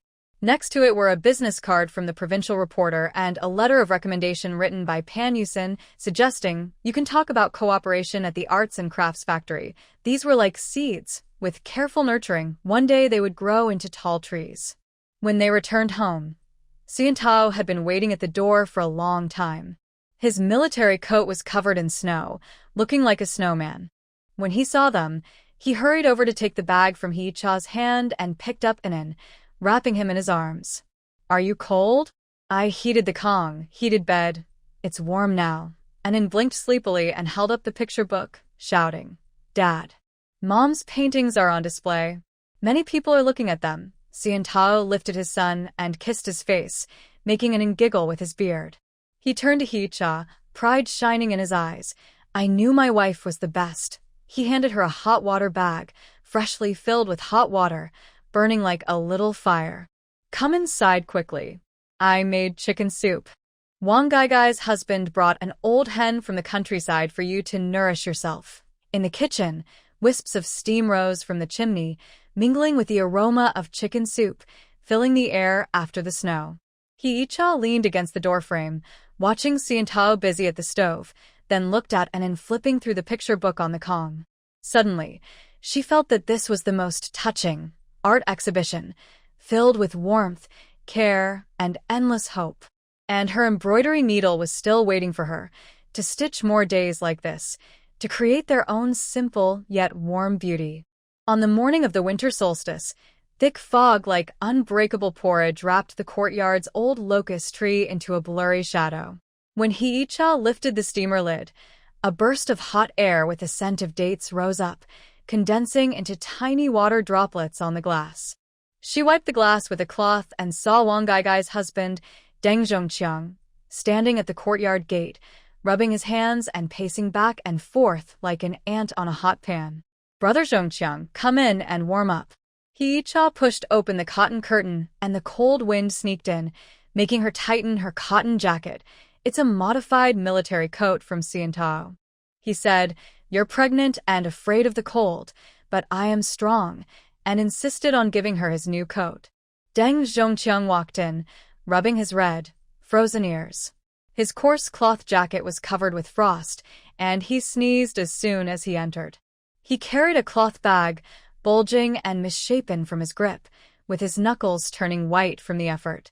Icha's sister-in-law, he hesitated, his face flushed as if hiding something difficult to say.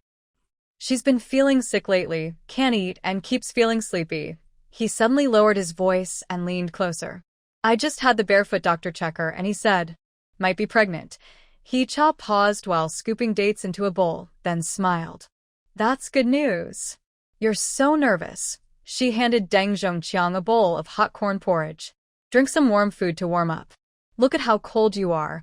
Counting the days, has been married for almost a year. When she first married, she kept crying, saying brother Zhongqiang was a dullard who didn't know how to care. Now it seems he's quite thoughtful. Look at the mud on his shoes, coming from the old well at the east end of the village. He probably went to fetch fresh well water before coming here. Deng Zhongqiang held the bowl, the steam fogging up his glasses, but he didn't bother to wipe them. I don't have much experience, he said, scratching his head with a simple smile. Said she wants to eat your pickled green beans, so I thought I'd ask if I could. Maybe get some. Just as Hee-cha was about to nod, she heard S voice outside the courtyard door, clear and a little annoyed. Why did you run so fast? I told you not to trouble sister-in-law. She leaned on her waist and slowly came in. Her cotton coat was looser than usual, her face pale but healthier than before, and her chin was rounder. Why are you here too? Hee-cha quickly helped her sit down and handed her a hot water bag made from an 4 bottle filled with freshly boiled water. Warm your hands, it's so cold today. She looked at us, slightly rounded belly, feeling soft inside, like freshly cooked millet porridge. Life has been hard. She had polio as a child, which left her right leg a bit weak. Her in-laws never liked her. If brother Zhongqiang hadn't insisted on marrying her, she might not have married at all. Now that I have a child, I can stand a bit taller in my in-laws' house. Wang Gai blushed as she pressed the hot water bag close to her belly. I couldn't stop him. He had to make this trip. She shot a quick look at Deng Zhongqiang, but her eyes weren't angry, more like hiding a smile. Actually, I didn't really need to eat sour beans. I just suddenly missed my sister-in-law. And then ran out from the inner room, holding a cloth tiger that Hee-cha made for the unborn Xiao Shui. The stitches were uneven, but it was sewn tightly. He handed it to Wang Gai. Gai, here's a toy for your baby. Wang Gai's face turned even redder. Carefully, she took the cloth tiger, gently touching the soft fur with her fingertips. It's so pretty. Sister-in-law Hee-cha, you're so skillful. She paused, her voice softer. My mother said I shouldn't tell anyone about the pregnancy in the first 3 months to avoid disturbing the baby's spirit. But I just couldn't help telling you. Hee-cha smiled and patted her hand. I understand. She stood up and went inside. Wait a moment, I'll find something nice for you. Soon, she took out a piece of red silk from a cedarwood box. It was a gift from Shang Xuyantao, who had gone to the provincial city for a meeting, specially for her. He said, make a little belly band for Xiao Shui. What's this for? Wang Gai watched as Hee-cha took out a needle and thread, sketching on the red silk. Sister-in-law, you don't need to work so hard. We're just here to see you. Just killing time, Hee-cha said, threading her needle and embroidering a lotus flower on the silk. Her stitches were fine and even, her best Sioux embroidery technique. Making a small quilt for the baby, to keep warm when close. She looked up and smiled. Your pregnancy seems steady. It's definitely a strong little boy. Deng Zhongqiang sat nearby, feeling restless. Sometimes he poured water for Wang Gai, sometimes he helped Hee-cha burn fire. When he saw Wang Gai craving the sour beans on the table, he quickly picked one with chopsticks, blew on it to cool, and handed it over. His movements were clumsy but careful. In the past, Gai said that Zhongqiang was an orphan, raised by his uncle. Since childhood, he's been caring and gentle, warming her feet in winter, fanning her in summer. Though he's not good with words, he's kind. Now that she's pregnant, he probably cherishes her even more. Wang Gai ate the sour beans, and suddenly her eyes welled up. Sister-in-law, I used to complain about my fate, feeling my legs weren't good, thinking I'd never have a good life. She held Hee-cha's hand, her fingertips cold. It was you who told me, life is what you make of it. That gave me the courage to be with Zhongqiang. Hee-cha moved the half-embroidered small quilt in front of her. Silly girl. Life is something you make yourself. She pointed to the newly embroidered double lotus flower. Look at this flower. One bloom isn't enough. Two together look better. It's the same with married life. People need to care for each other. Deng Zhongqiang suddenly stood up and bowed deeply in front of He Cha. She was startled and quickly held him. Brother Zhongqiang, what are you doing? Thank you, sister-in-law, he said with a choked voice. If you hadn't advised her to change, she wouldn't have married me. He took a small cloth bag from his pocket, opened it layer by layer, revealing a few pieces of brown sugar, which were rare in these days. I traded for these at the county supply and marketing cooperative. They're good for her health, and you can keep some too. He Cha wanted to refuse, but Wang held her hand. Sister-in-law, just accept it. It's Zhongqiang's kindness. She also put a date-filled pastry into He Cha's bowl. You're pregnant, so you need to nourish yourself. Brother Su always says you're too thin. Outside, the fog gradually lifted, and sunlight streamed through the window, casting dappled shadows on the ground. He Cha lowered her head and continued to embroider the small quilt. Wang watched her, occasionally helping by threading a needle. Deng Zhongqiang was busy at the stove, boiling water and washing fruit, some frozen pears soaking in cold water, bought from the market yesterday after queuing. Anan was lying by the table doing homework, glancing up now and then at the three adults. Suddenly, she said, when your baby is born, I'll teach him how to climb trees and get birds' nests. Wang chuckled and gently patted her head. Girls shouldn't climb trees. What if it's a boy? Anan pouted stubbornly, making everyone laugh. Wang's laughter was clear and tinkling, like silver bells, especially sweet in this cold winter. He Cha looked at the scene before her and suddenly felt warm inside. Over the past year, from cautious beginnings to now being able to relax and get along with neighbors, watching everyone around her live better lives, this sense of stability was more valuable than any magical power.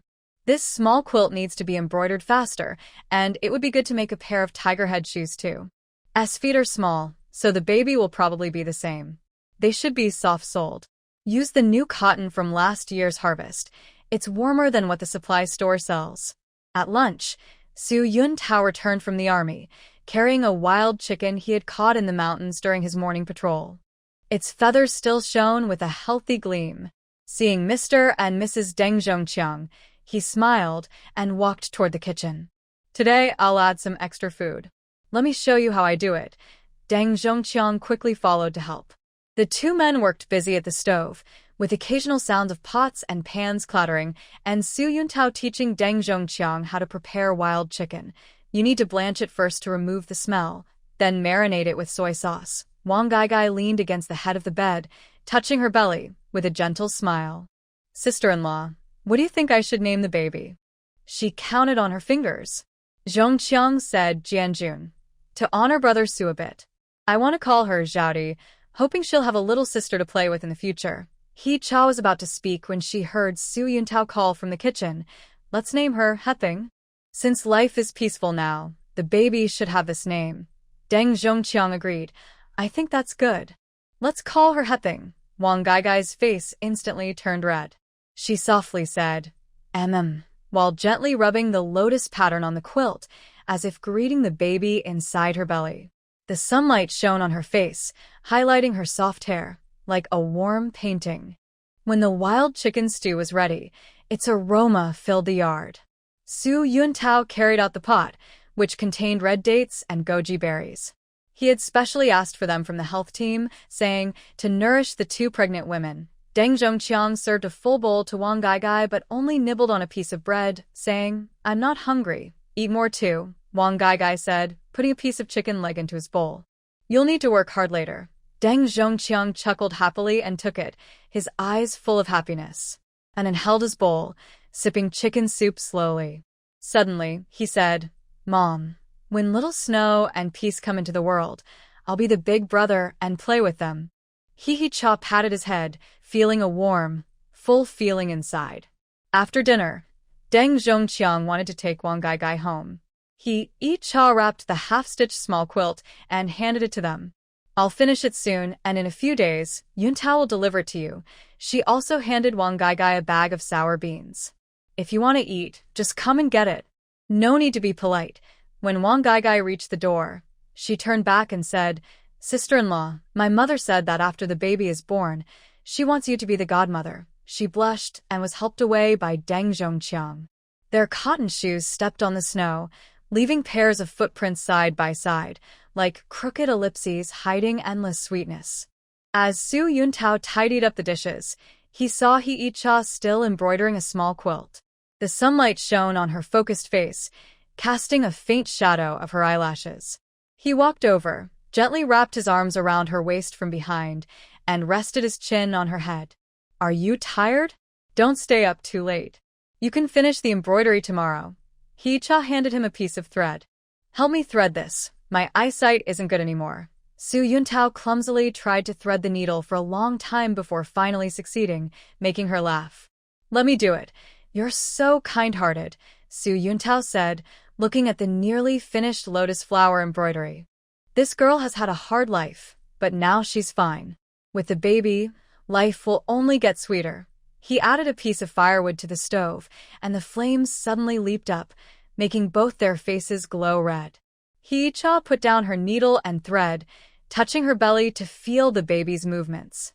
Suddenly, she felt that during this cold winter, these small hopes and warmth made it less difficult to endure.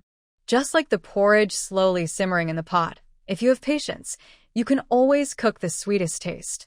All she needed to do was carry this patience, and with the people around her, stitch this ordinary life into the warmest shape, thread by thread. On Laba Day, heavy snow was falling, turning the edges of the window paper into white. Just after Hee-cha finished packing the pickled laba garlic into a glass jar, she heard familiar footsteps outside the courtyard door, knocking steadily, like a drumbeat on the heart. It was Zhou Wenhong, probably carrying the freshly cooked laba porridge. "Icha, are you at home?" Zhou Wenhong's voice, tinged with cold, came in with a bit of panting. Hee-cha quickly pulled aside the cotton curtain to greet her. She saw her mother-in-law wearing a faded blue cotton-padded jacket, holding an aluminum lunchbox, with snow on her cloth shoes, rubbing them on the door mat before coming inside. "Mother, why did you come out in such heavy snow? You'll catch a cold. What should we do?" Icha took the lunchbox and headed inside, feeling her mother-in-law's hand, frozen like iron. She hurriedly handed her a hot water bag she had tucked in her arms. It was made from an enameled cup sent by the army, filled with hot water and wrapped in 2 layers of coarse cloth. Zhou Wenhong held the hot water bag, rubbing her hands, her eyes smiling into slits. "You're pregnant and craving food. I cooked laba porridge with your favorite red dates and peanuts. I made extra for you, and also brought some for Anan." She looked into the kitchen and saw the pickled garlic on the chopping board. "Oh, you also made pickled garlic? I was just about to bring you some." Hee-cha poured the porridge from her lunchbox into a clay pot to heat it. Steam rose up, carrying the sweet aroma of glutinous rice, filling the cold room. She added a piece of pine wood to the stove, and the flames suddenly flared up, making Zhou Wenhong's silver hair shine. She had grown quite a few new white hairs since the last trip by Su Yuntao, when she stayed up worried about her son. "Where is Anan?" Zhou Wenhong took off her scarf, revealing a patched, close-fitting blouse that Hee-cha had made for her. It was altered from Su Yuntao's old military shirt, and she said, "The cotton silk fabric feels comfortable to wear close to the skin." "She's doing her homework in the back room," Hee-cha said, filling a bowl with porridge and handing it over. "Eat it while it's hot. You're freezing." The red beans in the porridge were soft and melting in her mouth. It was Zhou Wenhong's cooking, an indescribable comforting taste. Zhou Wenhong took a few sips, then suddenly put down her bowl. "By the way, I came today to teach you how to make a traditional dish from Su family's recipes." She walked toward the kitchen, her step slower than when she was young, but still steady. "The new year is coming soon, and Yuntao's grandmother loves this dish the most. She used to make it herself, but this year you can learn. From now on, it's your turn." Hee-cha followed her into the kitchen and saw Zhou Wenhong take out a piece of cured meat from a cloth bag. It was greasy and rare in these hard times. This was brought back from the countryside by Yuntao's eldest uncle a while ago. "I haven't had the heart to eat it," Zhou Wenhong said, slicing the meat into thin pieces. The knife made a rhythmic sound on the chopping board. It's perfect for family happiness, paired with radish and rice noodles. It smells so good. Family happiness is a traditional New Year dish from the Su family, said to have been passed down for 3 generations. Last year, when Jo Eun-hong first made it after her marriage, she included meatballs, fried tofu, and vermicelli in a big pot, symbolizing unity and reunion. The original owner found it too greasy and didn't eat any, even breaking the bowl. Now, looking back, she feels sorry for not appreciating her mother-in-law's kindness. Hee-cha picked up a radish and tried to cut it into chunks, mimicking Jo Eun-hong's way. Her hands moved skillfully on the embroidery hoop, but she was a bit clumsy with a knife. The radish pieces were uneven, making Jo Eun-hong laugh. Cut slowly, don't hurt your hand. Your hands are for embroidery, after all, they're precious. Mom, teach me to recognize these spices, Hee-cha said, pointing to the bottles and jars on the stove. They held Sichuan peppercorns, star anise, and some unknown herbs. Jo Eun-hong had dried them herself, saying, "They're more fragrant than what you buy at the store." Jo picked up a paper bag containing dark red powder. This is made from cinnamon and bay leaves, ground up. I add a little when stewing meat, and it smells so good it can make the neighbor's kids cry with envy. She poured some into Hee-cha's hand. Smell it. Doesn't it smell better than plain pepper powder? A spicy, yet slightly sweet aroma filled the air. Hee-cha nodded. Yes, it smells really nice. She looked at Jo's hands, rough with calluses, with bits of flour still caught under her nails, probably from steaming buns earlier. Mom, how did you learn to cook so well? You can do everything. Jo poured oil into the pot. When the oil splattered, she quickly moved back. How else? I had no choice but to learn when we were poor, she said while frying meatballs.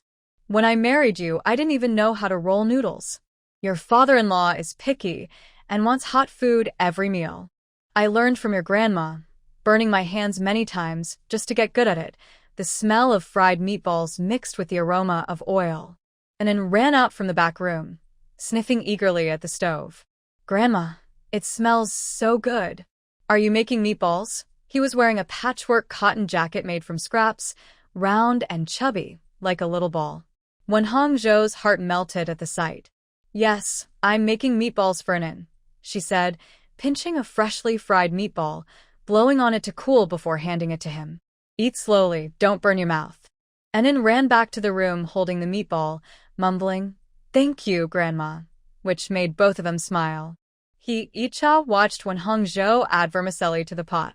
Suddenly, she remembered her first days here.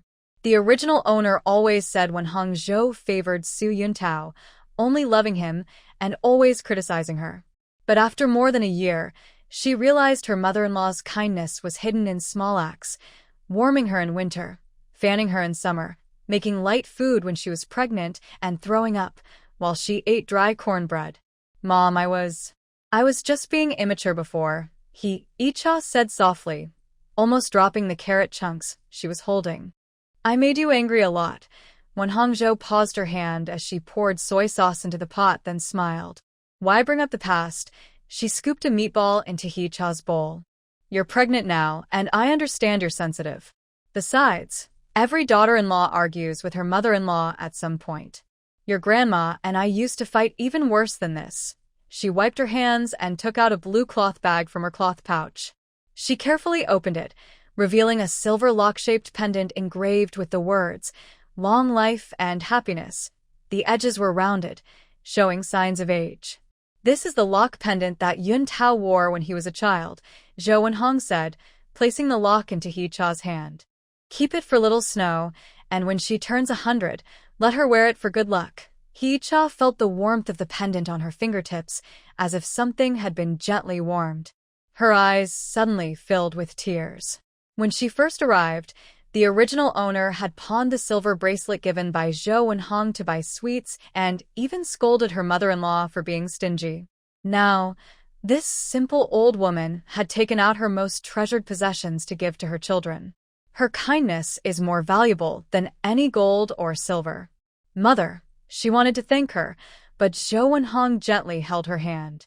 Foolish child, Family members don't need thanks, Zhou Wenhong said, adding a piece of firewood to the stove. The firelight reflected on her face, and her wrinkles seemed to glow with warmth. You marrying Yun Tao makes you part of our family. I hope you all live happily, better than anything else. She paused, her voice softer.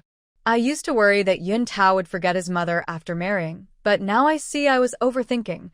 The pot on the stove was bubbling with a dish called Family Happiness, filling the yard with a fragrant aroma.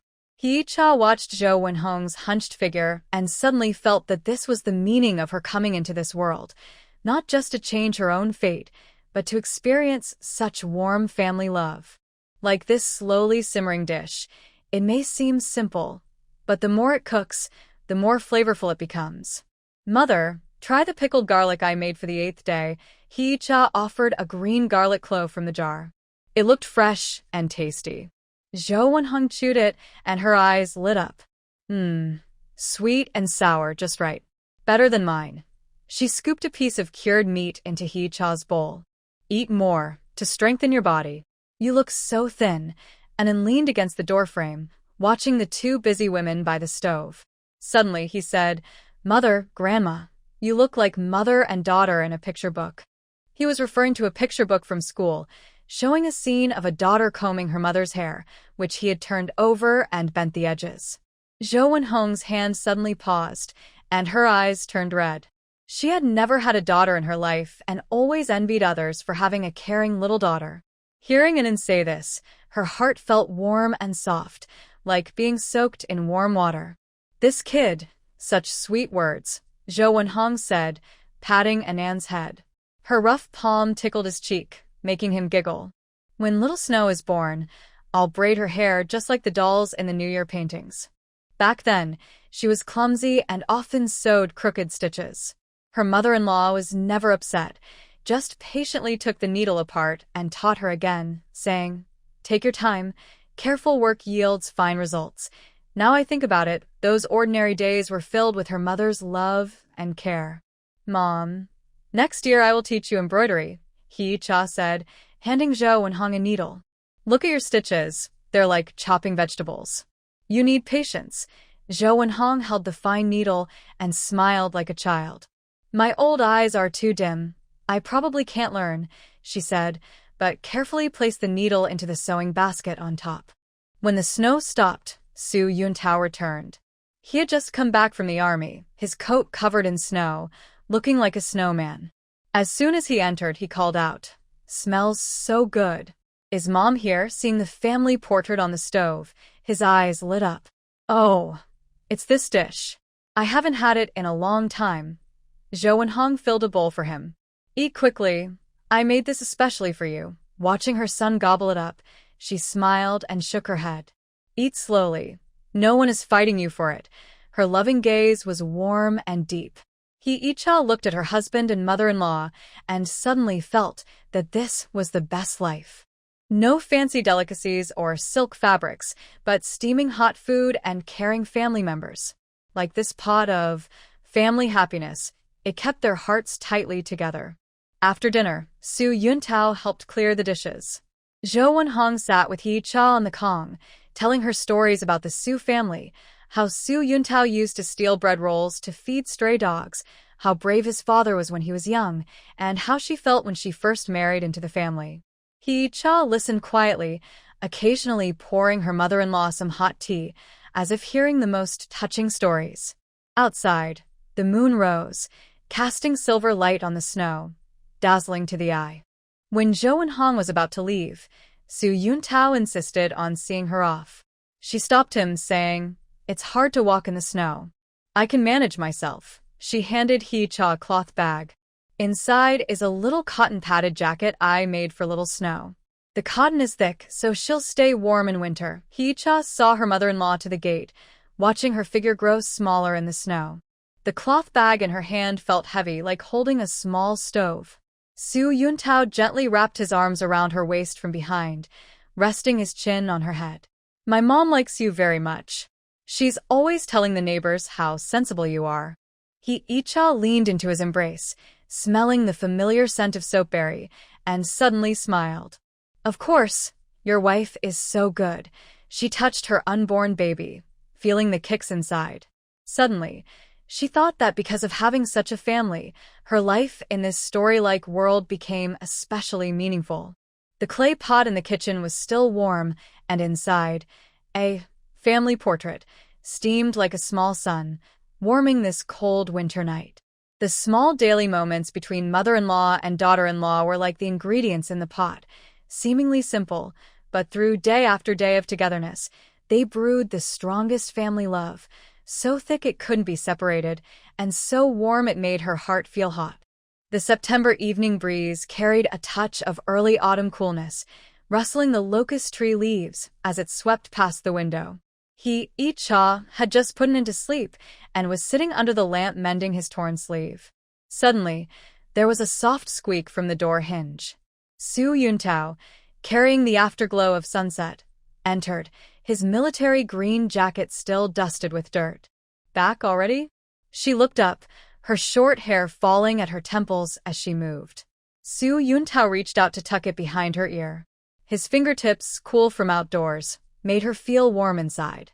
Yeah, the work at the team finished early, he said, taking off his coat and hanging it on the wall. His gaze swept over the rough ceramic bowl on the table, leftover corn porridge from noon, and half a plate of pickles. She followed his look, her cheeks slightly flushing, and was fussing this afternoon about wanting roasted sweet potatoes. I roasted 2 for him, and your dinner is still warm in the pot.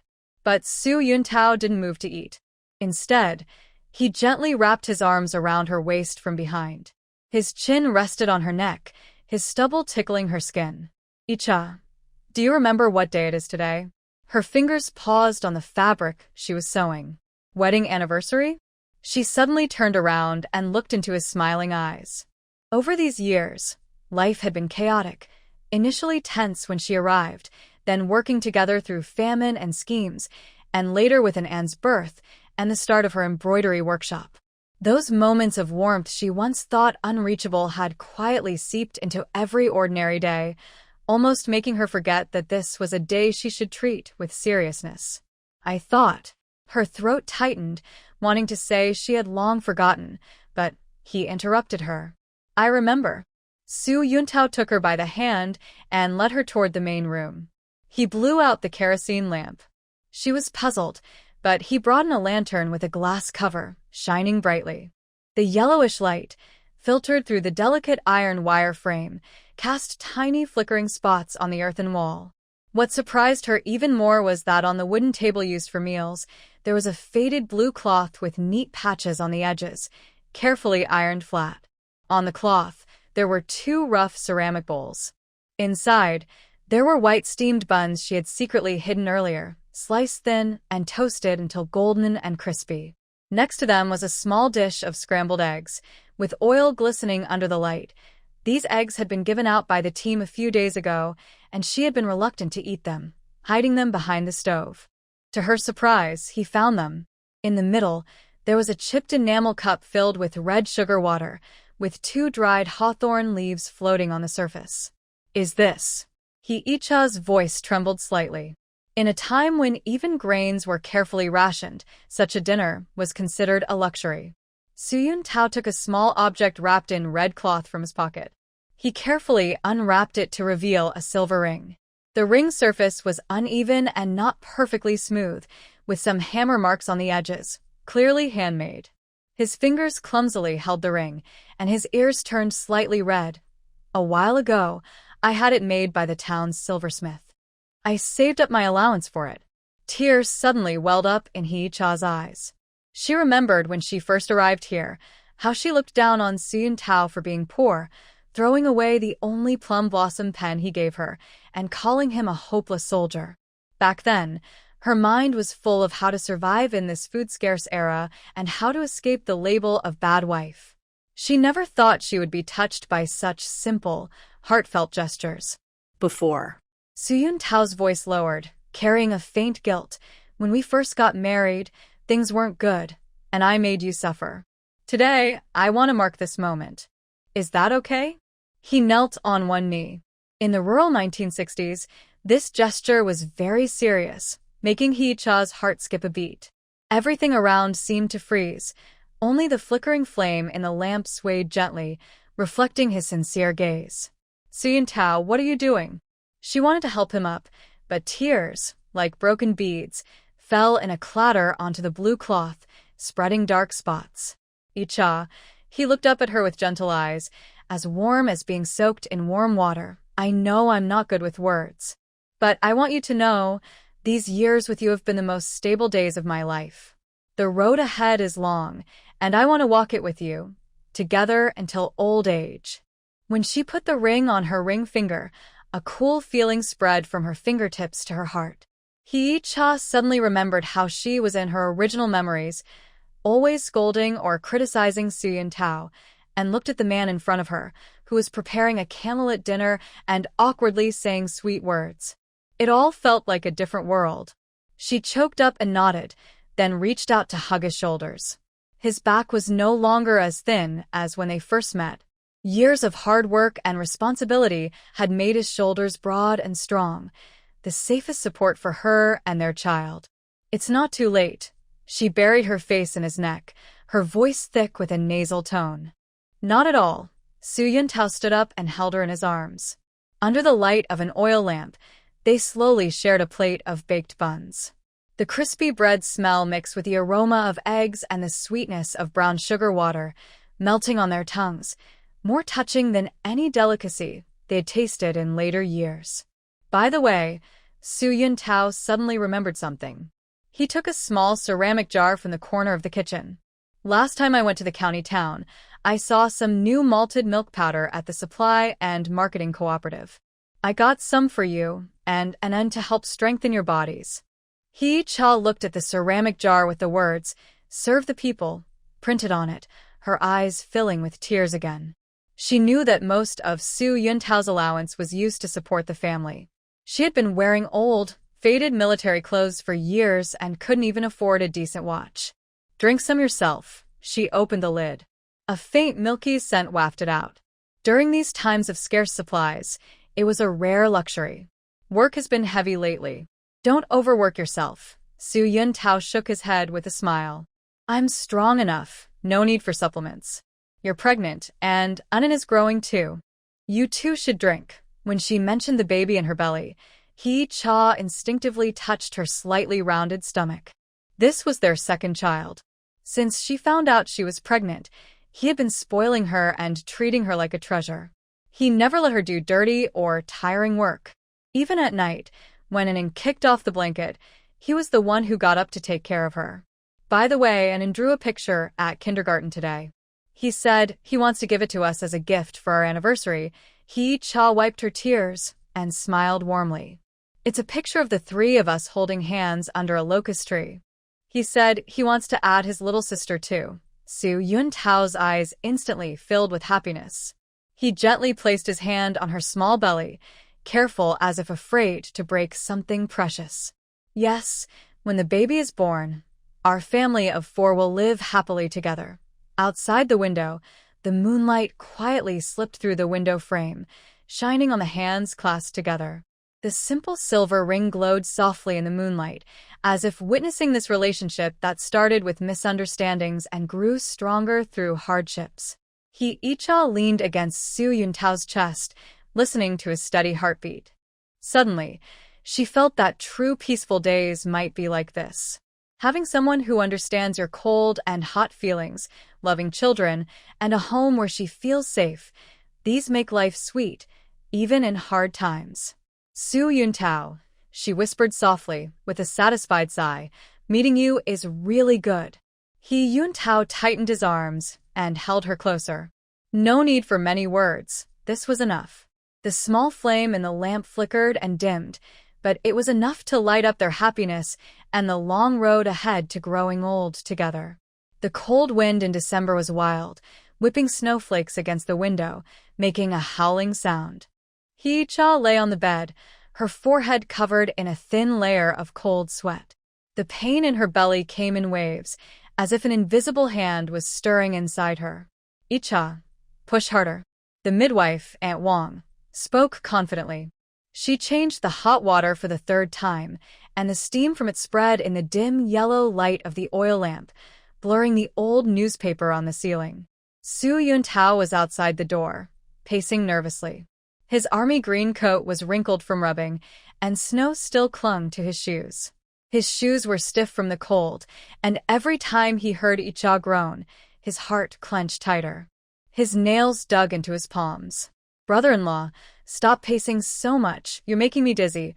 Wang came out with a cup of hot and brown sugar tea. Seeing him restless like a trapped animal, she advised, "Aunt Wang is the most experienced in our area. Icha is strong, she'll be fine." Su Yuntao didn't say anything. He just leaned closer to the door, trying to listen carefully. Zhou Wenhong held an in, standing nearby. The little boy wore thick tiger head shoes, his face red from the cold, but he was sensible and didn't cry. He quietly clenched his fists and asked softly, "Grandma, will Mom feel pain?" "Silly child. Women all go through this when giving birth." Zhou Wenhong gently patted his grandson's head, full of love. "Soon, you'll see your little sister." As soon as she finished speaking, a clear cry suddenly came from the room, like a thunderclap breaking through the snowstorm. Su Yuntao shivered and almost staggered as he rushed to the door.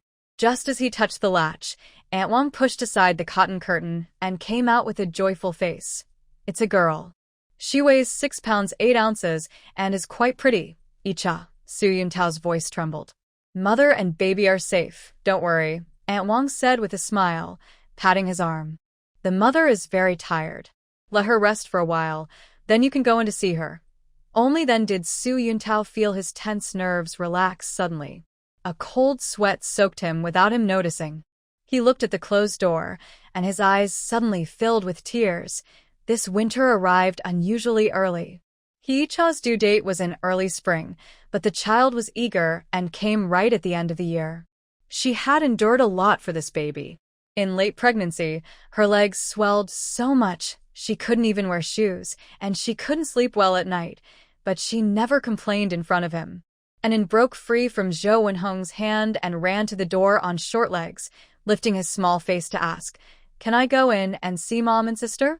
Picked him up. "The sister just came out. She needs to be cleaned first. Anan is a big kid now. Wait a little longer, okay?"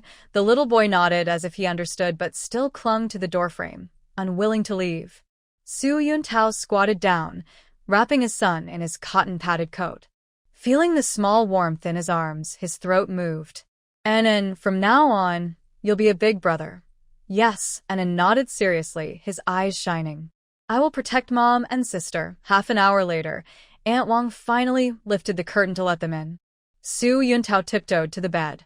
Hee-cha was already asleep, her face pale like rice paper, lips cracked and peeling, sweat-dampened short hair sticking to her skin. He reached out to wipe her sweat, but as his fingertips touched her cheek, her eyelashes fluttered, and she slowly opened her eyes. "You're awake." Su Yuntao's voice was very gentle. "You must be exhausted." Hee-cha gave a weak smile and looked toward the cradle in the corner. "Where's the baby?" "Here," Zhou Wenhong said, carefully carrying the small bundle wrapped in red cloth and placing her gently beside her. "Look at her features.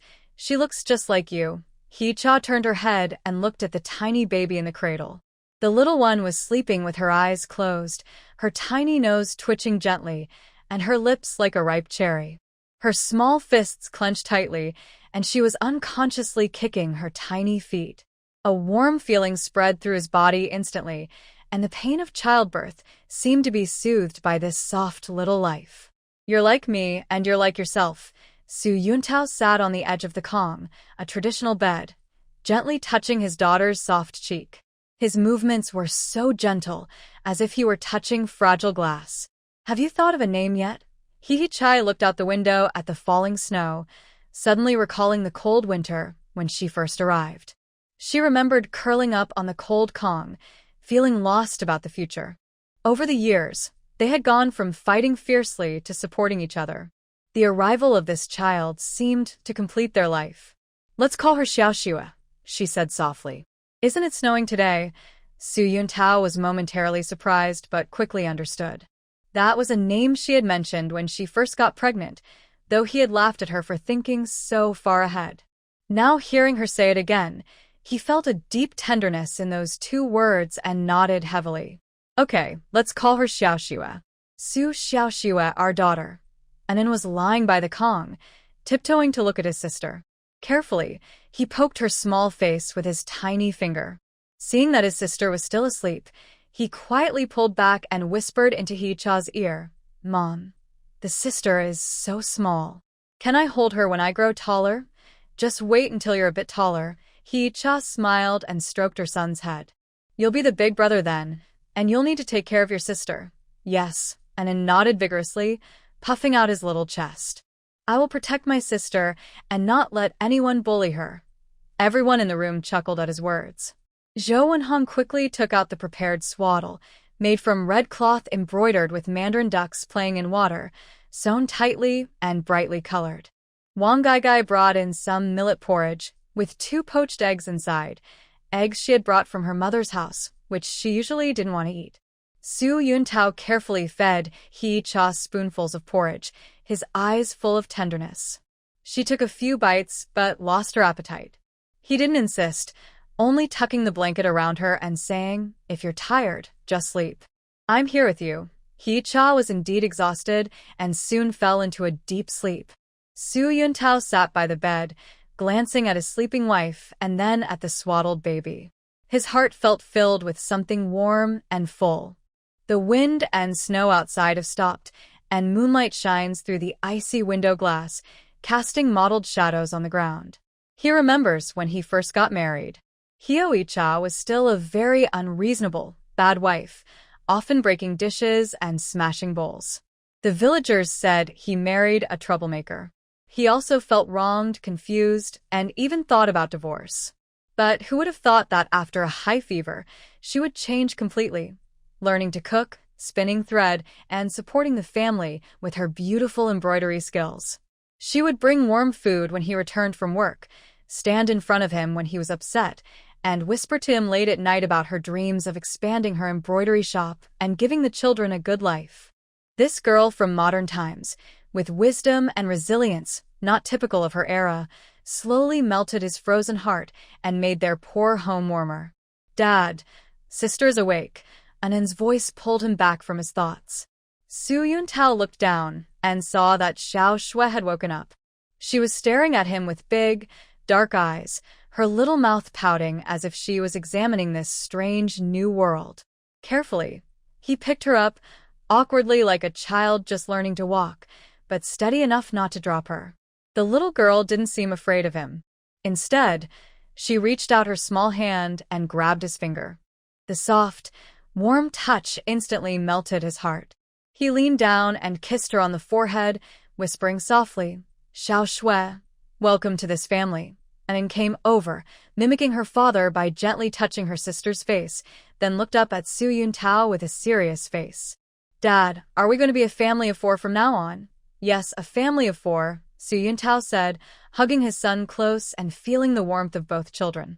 His heart was filled with an unprecedented sense of peace. At that moment, there was a knock on the door. Yen Xiaozai, braving the snow and wind, came in.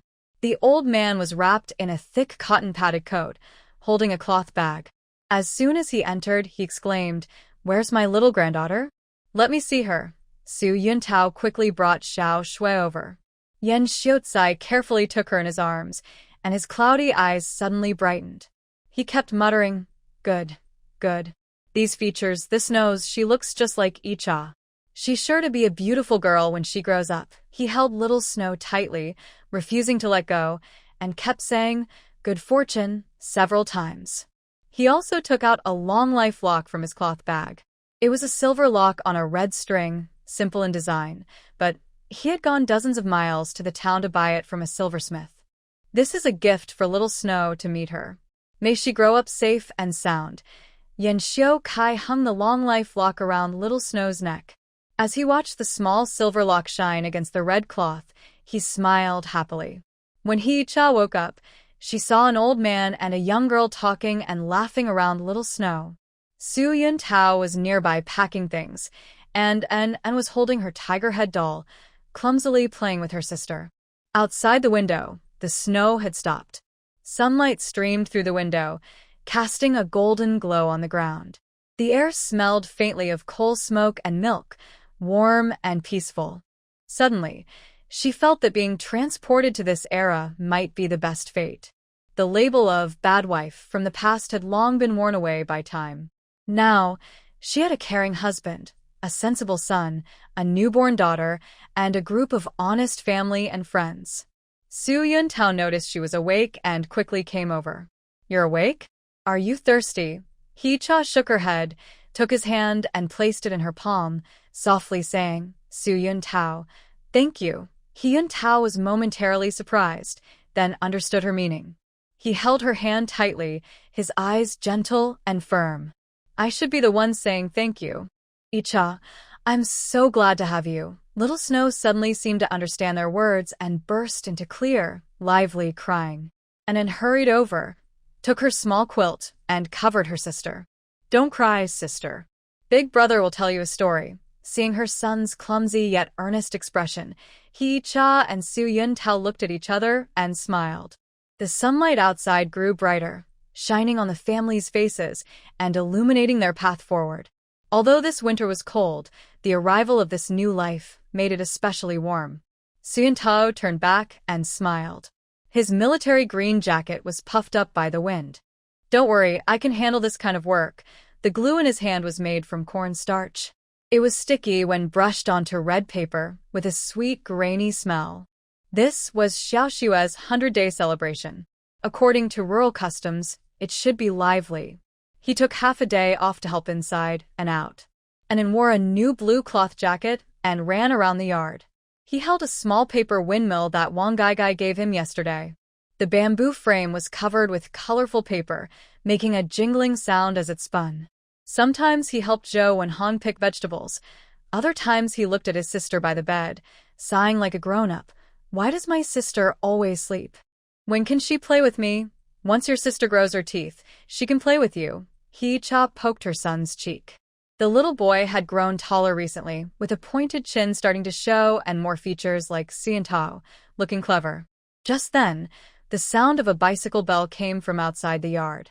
Yan Xiao came in, leaning on a cane, supported by Yan Lin. The old man wore a new dark blue cotton-padded jacket, specially made by He-cha. The collar and cuffs were lined with mink fur, a rare item she had exchanged from the county supply and marketing cooperative. "Grandpa," and then rushed over like a small cannonball and hugged Yan Xiao's leg. Yan Xiao smiled, his eyes narrowing into a slit. He bent down and patted his heavy grandson's head. "Walk slowly, be careful not to fall." His gaze shifted to Xiaoxue in He-cha's arms. His steps became lighter. "Let me see my precious granddaughter." He-cha quickly handed the child over. Yan Xiao carefully took her, more gently than holding fragile porcelain. His thin, bony fingers brushed her soft baby hair. "Oh, this girl is so pretty, just like her mother, carved from the same mold." Xiaoxue seemed to be startled. Her eyelashes fluttered, and she opened her big, dark eyes. She was a rare double eyelid, with black pupils as deep as inkstones submerged in water. When she looked at people, her gaze was steady and sharp, full of cleverness. "Look at these bright eyes," Yan Xiao said happily, his beard almost curling up. He turned to Xiantao and said, "I told you this girl is lucky." It snowed on her birthday, and on her 100-day celebration, the sun came out. Yin and Yang are balanced. She will surely have good fortune. Xiantao smiled and nodded, still busy with his work. In the yard, a temporary stove had been set up. It was built by neighbor Zhang Mujiang using a few thick wooden planks placed next to the millstone. Firewood was stacked underneath, and the flames licked the iron pot, warming the air comfortably. Wang Gaigai was squatting in front of the stove, pulling the bellows back and forth, making a hissing sound. Her husband, Li Tiniu, was nearby killing a chicken, with feathers blown by the wind and sticking to the red paper on the wall. "Icha, sister, is this rice wine enough?" Wang Gaigai straightened up, sweat on her forehead, holding a clay jar. It was homemade rice wine from her family, buried underground for 3 years, and today she dug it out to bring happiness to Xiaoxue. "Enough, enough. If I make 2 more jars, There won't be space. Hee-cha smiled and waved her hand. Recently, many people came to offer congratulations.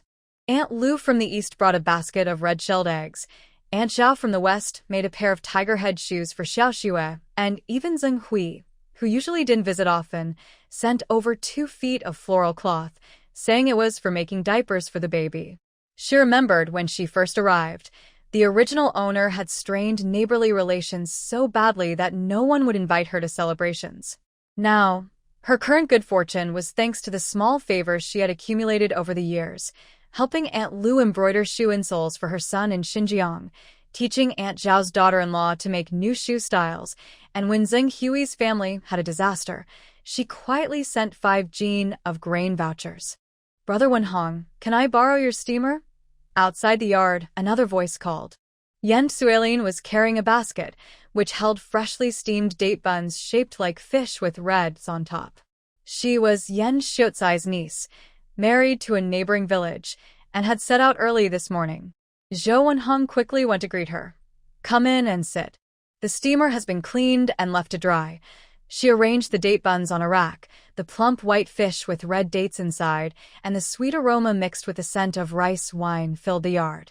More and more people arrived, and the yard soon became lively. Men gathered under the eaves smoking and chatting about farm work and recent news. Women sat around the Kong, watching the children and praising Xiaoshua's proper appearance. Children ran around like wild horses under the elm leaf plum tree, chasing and playing, stomping flower petals all over the ground. Su Yuntao carried freshly brewed tea to the elders. Today, he wore a freshly washed military uniform with the collar neatly fastened, looking very spirited. An uncle he knew teased him. "Yuntao, now that you've children, your family is truly complete." Su Yuntao smiled and scratched his head, thanks to everyone's help. He looked over the crowd, and his gaze settled on Hee-cha. She was talking with Yen Suelin, a gentle smile on her face. Sunlight streamed through the window, highlighting her side hair and making her soft fuzz clearly visible. Suddenly, he remembered when they first got married. She was a hot-tempered woman who often threw things. Now, she managed the home perfectly, and even relatives like Yen Suelin, who used to avoid her, could sit together and chat comfortably. "Icha has really changed," Yen Xiu said, walking over to him. He looked at the scene inside and sighed. "I used to worry you'd suffer a lot in life. Now I see I was wrong." Su Yuntao didn't say anything. He just clenched his teapot tightly. Yes, he never expected that the troublesome wife who gave him headaches would become the warmest light in his life. At noon, the feast officially began. Since there were no proper tables, they used door panels placed on stools, covered with coarse cloth that had turned white from washing. The food wasn't fancy, but it was the best they could do for this time. Braised pork was made from the village's annual pig, with a good mix of fat and lean, topped with chopped green onions. Fried meatballs were made from sweet potato flour and shredded radish, crispy outside and tender inside. There was also a big bowl of cabbage stewed with tofu, topped with a bit of oil. This was Zhou Wenhong's specialty dish. The wine was sorghum liquor from Su Yuntao's army days. It was spicy and rich, poured into rough ceramic bowls, and the aroma could drift down the street. The men raised their bowls, clinking them and offering blessings.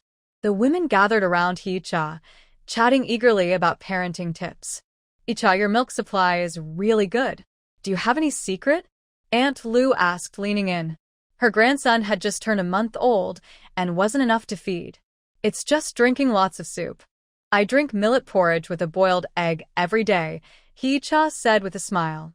"If that's not enough, I roast sesame seeds until fragrant, grind them into powder, and mix with hot water to drink.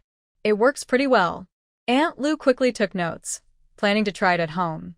Wang Gaigai came over holding her 1-year-old son, who was dressed in a red bib and looked chubby, like a New Year picture doll. He reached out to grab Xiao Shue's blanket. "Little one, don't make trouble," Wang Gaigai said, patting her son's hand. Then she turned to Hee-cha. "Hee-cha, I made a pair of shoes for Xiao Shue. Do they fit?" She took out a pair of tiger head shoes from her cloth bag. The stitches weren't very fine, but they were made of red silk and embroidered with a yellow and black tiger face, looking lively. They're so beautiful. Guy, you're really talented, Hee-cha sincerely praised. Before, Wang Gai couldn't even hold a needle. She learned embroidery for half a year, which gave her the skill. Just then, Yan Xiu carried Xiao Shui over and insisted on giving the child a red envelope. Inside was 5 yuan, saved from the elder's secret savings. Hee-cha refused to accept it, pushing it away, but suddenly Xiao Shui giggled, her voice like a silver bell, making everyone laugh. Look, this girl isn't shy with me. Yan Xiu was even happier, forcefully putting the red envelope into Xiao Shui's blanket. This is Grandpa's small gift. I wish my little Shui long life and great happiness. Seeing this, Su Yuntao quickly tried to smooth things over. Yi-cha, since Grandpa means well, just accept it. He then told Yan Xiu, next time, I'll get you a new, stronger walking stick. Yan Xiu's walking stick was from years ago, taken from a landlord's house. The wood was old and had a. Hearing this, the old man smiled, so much his eyes disappeared. Good, I'll wait for my new stick. Later, during the feast, the men drank until their faces turned red and started talking about Su Yuntao and Hee-cha's past. Someone said that when they first married, Su Yuntao was sent to sleep in the cowshed for 3 days by Hee-cha. Others said Hee-cha used to secretly exchange family ration tickets for cloth. Someone else mentioned that last time Su Yuntao went to the county, he bought snow cream for Hee-cha and hid it in his pocket to keep it from freezing. Stop talking nonsense. Su Yuntao blushed and waved his hands, but he held Hee-cha's hand tighter. Hee-cha wasn't upset, just listened with a smile. The stories that once embarrassed her now sounded funny. Maybe because she knew those days were long gone. Now, she had a loving husband, a cute child, and a warm home. That was enough. As the sun set, guests gradually left, leaving behind a messy yard and a faint smell of wine. Zhou Wenhong and Wang Gai tidied up the dishes, while Su Yuntao chopped firewood in the yard, preparing for the evening. And held Xiao Shui's blanket, lying by the bed watching her sleep, muttering softly. Hee-cha walked over and gently hugged Su Yuntao from behind. His faint sweat and smoky smell made her feel very safe. Are you tired today? She asked softly. Su Yuntao put down his axe, turned around, and hugged her, resting his chin on her head. Not tired. As long as you and the children are well, I feel full of energy. He paused for a moment and then said, Yi-cha, thank you. Hee-cha looked up at him. The sunset's glow lit his face, softening his features. She knew what he wanted to say. This man, who was not good with words, always expressed his love in simple ways. I should be the one saying thank you, she said softly. She tiptoed and gently kissed his cheek. Su Yuntao, I'm really glad to have you. Su Yuntao was surprised for a moment, then he smiled and held her tighter. The wild plum blossoms in the yard were still falling, and a petal landed in her hair, like a small blessing.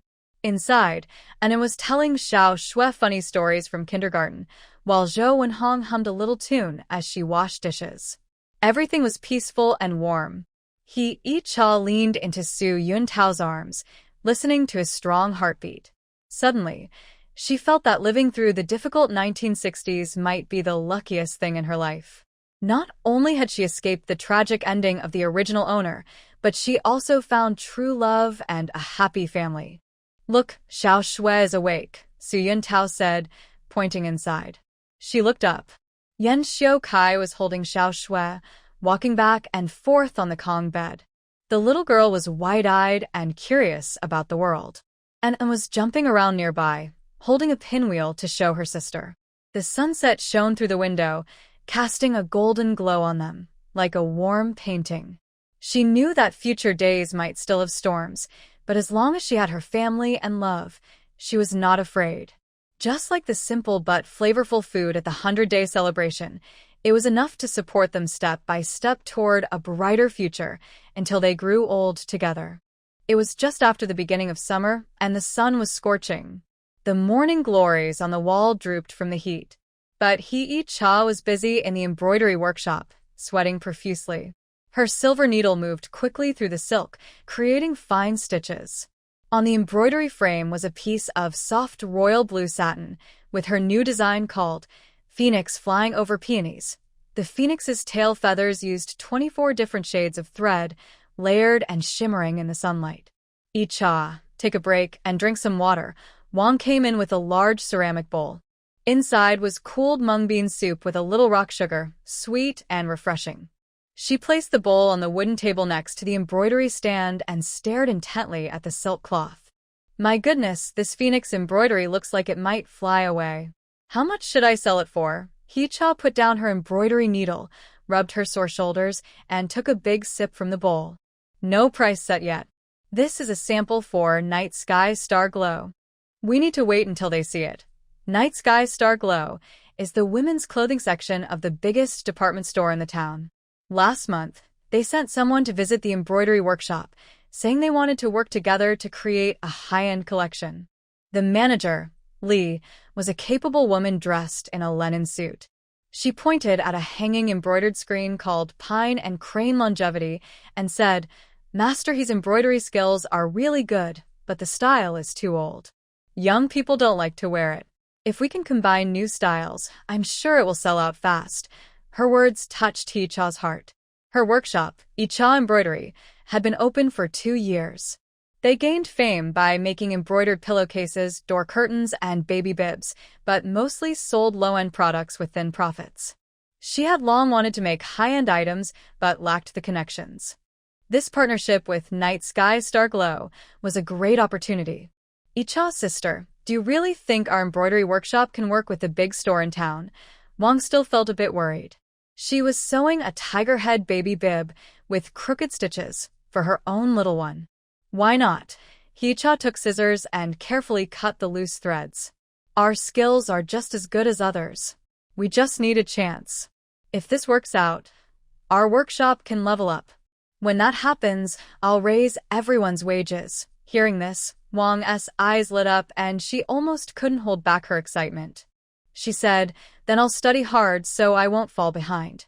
Just then, the sound of a bicycle bell came from outside the yard. Su Yun-tao pushed his bike in, with a large wooden box tied to the back. He wore a military green short-sleeved shirt, sweat on his forehead, and pushed his cap back to reveal a smooth forehead. "Icha, I brought back the silk fabric you wanted." Hee-cha hurried over. The wooden box was sent from Shanghai, containing 5 different colors of soft silk satin. She had asked her comrade in the army, who helped buy it for her, spending half a year's savings. She opened the box, and a faint smell of silkworm cocoons wafted out. Her fingers brushed the cool, smooth fabric, and her confidence grew stronger. Manager Lee said high-end collections need real silk. Ordinary satin can't match the quality. She unfolded a piece of deep blue silk, sunlight shining through the window pane, making it look like it was sprinkled with tiny diamonds. "Look at this fabric. It will look great as a cheongsam." Su Yun-tao came over to look, reached out to touch it, and said in surprise, "This fabric is really soft, even more comfortable than cotton. But the color is a bit too bright, don't you think?" In his opinion, women should wear more simple and plain clothes. "This is called royal blue, the most popular color in Shanghai this year." Icha smiled as she folded the fabric. "Once it's made, I'll show you. It will definitely look good." She then turned to Wang Gai and said, "Gai, go call Aunt Zhang and the others. We're having a meeting to discuss the new designs." Wang Gai nodded and ran out. Soon, several embroiderers from the workshop arrived. Aunt Zhang with her gray hair, the young bride Xiao Chui, who just got married, and the skilled girl Xinghua from the neighboring village. Usually they worked from home, only coming to the workshop for big projects. "Icha, what's the matter? Why did you call us?" Aunt Zhang put down her needle and basket, her reading glasses slipping to the tip of her nose. She liked to push them up when she spoke. Icha explained about her collaboration with Starry Sky, and then took out the royal blue silk. "This time, we're making a high-end series. The materials and styles need to change. I designed 5 styles: cheongsam, dress, vest, and a cape for children. Take a look and tell me what you like." She laid out her sketches on the table. They were drawn with a brush, with smooth lines, and included measurements and colors. The women gathered around to look, nodding in amazement. "Why is the slit so high on this cheongsam?" Aunt Zhang pointed at the drawing, eyes wide. "If someone wears it out, won't they get poked in the back?" "Aunt Zhang, this is a new style. Girls in the county town wear it like this," He Cha explained with a smile. "Look at the collar. It's a round neck, not as tight as the old-style Mandarin collar.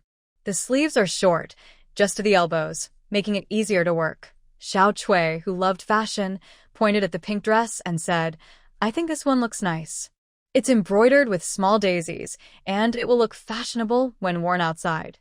Xinghua, who had just had a baby and hadn't regained her figure, also shared her opinion. "I think the vest is practical. It can match with any clothes." Everyone started discussing excitedly. Styles, colors, and embroidery patterns, each giving their opinion passionately. He Icha listened patiently, occasionally jotting down notes on paper. Finally, she made the decision. The cheongsam will be royal blue, embroidered with phoenixes and peonies. The dress is made in pink with small daisy embroidery. The vest is dark green with bamboo leaf embroidery. The child's cape is bright red with a pattern of 100 birds. What does everyone think? Great! Everyone replied in unison. In the following days, the embroidery workshop was busy every night. Cha cut the silk fabric and distributed it to everyone, while focusing on the most difficult piece, a phoenix and peony qipao. Silk is much harder to embroider than ordinary satin. Even a small stitch can cause the thread to break. She often worked until midnight, her eyes red from exhaustion. Su Yuntao watched her with concern, and every night brought her 2 boiled eggs in a small bag to the workshop. One night, he came in to bring water and saw He-Cha sleeping on the table, clutching a silver needle. He quickly covered her with a military coat. Moonlight shone through the window onto her tired face, and he couldn't help but sigh. This woman always pushes herself too hard. After half a month, 5 sample dresses were finally finished. He-Cha took half a day off and rode a bicycle with Su Yuntao to the county town. A wooden box covered with red cloth was tied to the back seat, holding the sample dresses. Manager Lee from Starry Night Sky was already waiting at the counter. When she saw the samples, her eyes widened.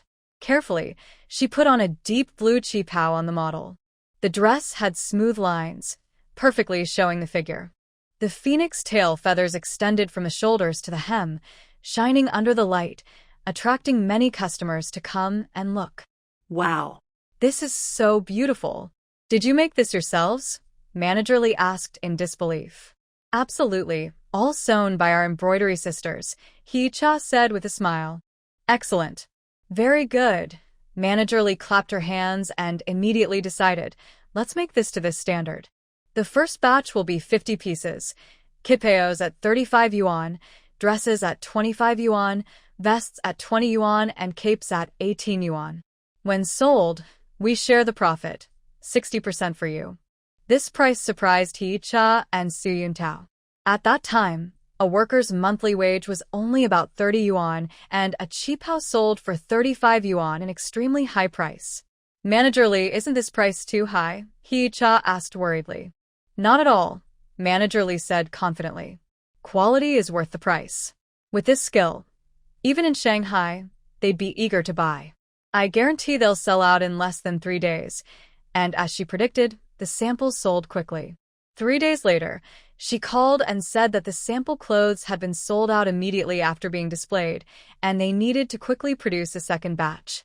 He-Cha hung up the phone, her palms sweating with excitement, and hugged Su Yuntao's arm, jumping up and down. "Yuntao, we made it." Su Yuntao looked at her red eyes, feeling both sweet and a little sad. He reached out to wipe her sweat. "I knew you could do it." The embroidery workshop suddenly burst into excitement. Aunt Zhang touched the dark green vest and murmured, "I've never seen so much money in my life." Xiao Cui was thinking about how, once she received her wages, she would buy a piece of new fabric for her husband to make a jacket. Wang even brought her little nephew to take a photo in front of a qipao, saying he wanted to keep it for his child to see when he grew up. However, He-Cha was not blinded by victory. She knew that just a few of them couldn't produce so many clothes. So she decided to expand. She recruited more than 10 clever girls from nearby villages and started a training class. She personally taught, starting from basic embroidery stitches, and even compiled a small booklet called Embroidery for Beginners, with simple diagrams of different stitches. Su Yun Tao also helped out, making 10 embroidery frames for the new students from wood used in the army, and built a small kitchen behind the workshop, hiring a cook to prepare meals so everyone could work peacefully. On the day the new series was launched, Night Sky Star Glow specially hung a red banner that read, Icha Embroidery Workshop times Night Sky Star Glow High-End Series. Icha took Aunt Zhang and Xiao Chui to see the excitement. They saw long lines in front of the counter, mostly fashionable young women and some female officials from workplaces, all admiring the embroidery pieces. That phoenix and peony chi pao is so beautiful. I want one. I want that little daisy dress to match my new leather shoes. Buy a cloak for my daughter. It will be lucky for her first birthday. Seeing the lively scene, Aunt Zhang was so moved she wiped away tears. Back in the day, I embroidered dowries secretly. I never thought I could sell such expensive clothes openly. Cha held her hand, feeling a mix of emotions. She remembered how, when she first arrived, the original owner was scolded by her mother-in-law, Zhou Wenhong, for being lazy and refusing to learn embroidery. She thought about how she first took her embroidery to the market to sell, only to be undercut because she didn't understand the market. She remembered pawning the silver ring Su Yun Tao gave her to raise money to open the embroidery workshop. Those hard days still felt like yesterday, but they had already come so far. Cha, look, isn't that Zheng Hui? Little Chui suddenly pointed at the crowd and said.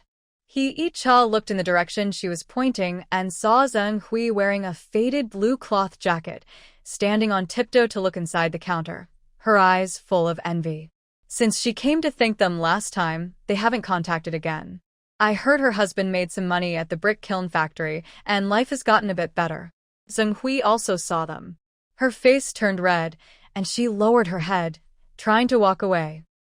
Cha quickly called out, Zheng Hui, come over and chat. Zheng Hui hesitated for a moment but then came over, nervously rubbing her sleeve and whispering, Sister Cha, your embroidery is really beautiful. If you like it, just look. If something fits, buy one, Cha said with a smile. Zheng Hui shook her head. It's too expensive. I can't afford it. She paused and then said, Actually, I want to learn embroidery too. I have nothing to do at home and want to earn some pocket money. Cha was surprised but then smiled. That's perfect. Our embroidery workshop is hiring. If you're willing, you can start learning tomorrow. Zheng Hui's eyes lit up, and she looked a bit incredulous. Really? I treated you badly before. Are you still willing to accept me? Let's not talk about the past. Cha patted her arm. We are fellow villagers, and helping each other is right. Besides, if you learn well, you'll also help the workshop. Zheng Hui was so excited she couldn't speak, only wiping tears from her eyes repeatedly. Aunt Zhang sighed nearby. Sister Cha is so kind-hearted. If it were me, I couldn't do it. Cha smiled but said nothing. She knew that everyone makes mistakes in life. Giving someone a chance to change is also a way to earn good karma. On the way back from the county town, the setting suns stretched their shadows long. Aunt Zhang and little Chui hummed a tune, happily holding the new hairbands Cha bought for them, as happy as children. Cha rode her bicycle, thinking about her next plan. Once she finished this batch of embroidery, she wanted to design some men's embroidery items, like ties and handkerchiefs. Maybe they would be popular too. Xu Yintao was waiting at their door, holding a watermelon he had just swapped from the army, cooled with cold water. When cut open, its red flesh and black seeds looked very tempting and sweet. An N and Xiao Shui circled around the watermelon. The little ones could already sit, wearing the small bear bib embroidered by Cha, reaching out eagerly to grab. Dad, Mom, you're back, Anan ran over and hugged Cha's leg. Picked up her son and kissed his face. Do you miss Mom? Yes. Anan hugged her neck and whispered, Mom, I got a small red flower at kindergarten today. The teacher said I drew very well. Really? Arnon is so talented. E.T. smiled and patted her son's head, feeling very happy inside. After dinner, Su Yun Tao was chopping firewood in the yard. E.T. sat with Xiao Shui under the lamp, counting money. The amount in the account book was growing, and she couldn't help but smile as she said to Su Yun Tao, once we save enough money, we will build a big tiled house with a yard, so your parents can come live with us. Su Yun Tao stopped chopping and looked into her eyes, nodding strongly. Okay, I agree. The moonlight shone into the yard, casting their shadows together. The window of the embroidery workshop was still lit, and Aunt Zhang and others were working overtime. The sound of sewing needles moving was like a gentle song, full of hope for better days. E.T. knew this was just the beginning. Her embroidery shop and her life would become more beautiful, just like the carefully stitched patterns. The autumn wind carried the sweet scent of osmanthus and swirled the locust tree leaves on the kindergarten playground. E.T. gently placed Xiao Shui in a woven bamboo stroller and squatted down to adjust the tiger hat straps for Nin. The hat was sewn from yellow and black corduroy, with a king character embroidered on the forehead and cotton balls stuffed in the ears, soft and cute. Don't be nervous. It's okay if you forget your lines. Just follow the teacher, she said, wiping the sweat from her son's nose. An was wearing a tiger costume made with help from Wang. The one-piece suit had yellow stripes, and the tail was made from a cotton-filled fabric tube that swung as he moved. An clenched his small fists and nodded, his round face turning red. Mom, I will do well as the little tiger. His eyes glanced at the sycamore tree by the playground. Su Yun Tao was adjusting a borrowed camera, standing on tiptoe. The army green bag was hanging on a branch, filled with film and spare batteries. This camera was a Seagull brand brought back from Shanghai by Su Yun Tao's military friend. Its shiny black body was quite rare in the countryside of the 1960s. To record a video for Anin, he specially went to the town's photo studio to learn for 3 days. When he returned, he practiced with the chickens and ducks at home, making Zhou and Han laugh. Are you filming our old hen like a movie star? Icha's sister, Yuranin, is so lively. A teacher from the neighboring class passing by couldn't help but praise. She was holding a red paper sunflower and was sticking it on the blackboard at the back of the classroom. Your class is sure to win first place in the drama contest this time. Icha smiled and thanked her, but she was more nervous than her son. When Enin first started kindergarten, he often cried and refused to go, saying the children laughed at him for wearing patched clothes. That night, she sewed a new shirt for him from leftover floral fabric from the embroidery shop. Suyantaw would also take him to school half an hour early every day, sitting with him by the slide until he gradually got used to group life. All classes, get ready. The principal's voice came through the loudspeaker with some static. Icha quickly pushed the stroller to the front row. Suyantaw was already standing with his camera, aiming at the red curtain in the center of the stage. The curtain was made of several old red cloth pieces, frayed at the edges, but shiny from being touched by the children's small hands. Suddenly, drums and gongs sounded. 2 children in white shirts pulled apart the curtain, revealing a fake mountain and forest made of cardboard behind it. A little girl playing the rabbit mom stepped forward first. She had pigtails and wore a carrot apron sewn with Icha's help. She sang in a sweet voice, "Little white rabbit, so white, loves to eat carrots and greens." The parents burst into laughter below. Icha looked among the small figures and finally saw an following Tiger Mom, awkwardly stepping out. His tiger head mask was crooked, revealing half of his tense, pale face, but his tail was held straight, like a stubborn little flagpole. Roar! Anin spread his arms and roared like a tiger. His voice was so soft it sounded like a kitten meowing, making everyone laugh. He suddenly panicked, froze in place, clutching his tail tightly, and looked like he was about to cry. Icha's heart jumped to her throat. She was about to stand up, but was held back by Siantao. He whispered, "Don't disturb him. Let the child do it himself." His fingers turned white from gripping the camera as he kept it steady on the stage. At that moment, a boy playing the little goat gently touched Anin's arm and mouthed, "Don't be afraid." Anin paused for a moment, suddenly remembering what his mother had told him last night. He took a deep breath and again adopted a fierce, clawing pose. This time, although his roar was still quiet, it carried a serious and determined tone. Yi-cha let out a breath of relief. Looking down, he saw that Xiao Shui had woken up at some point. She was staring at her brother with big, dark eyes, her small hand reaching out in the stroller as if clapping for him. Sunlight filtered through the leaves, casting a golden glow on her fuzzy hair, and the long life lock that Yan Xiu had given her sparkled with tiny flashes. The story was building to a... When the tigers pounced on the little white rabbit, Anan suddenly forgot his lines and spun around in the middle of the stage. The parents below started whispering. Yi-cha's palms were sweaty, but he heard Suyan Tao whisper softly in his ear, "Look at his tail, it's wagging so well." That's right. Anan's tiger tail was swinging left and right with each spin.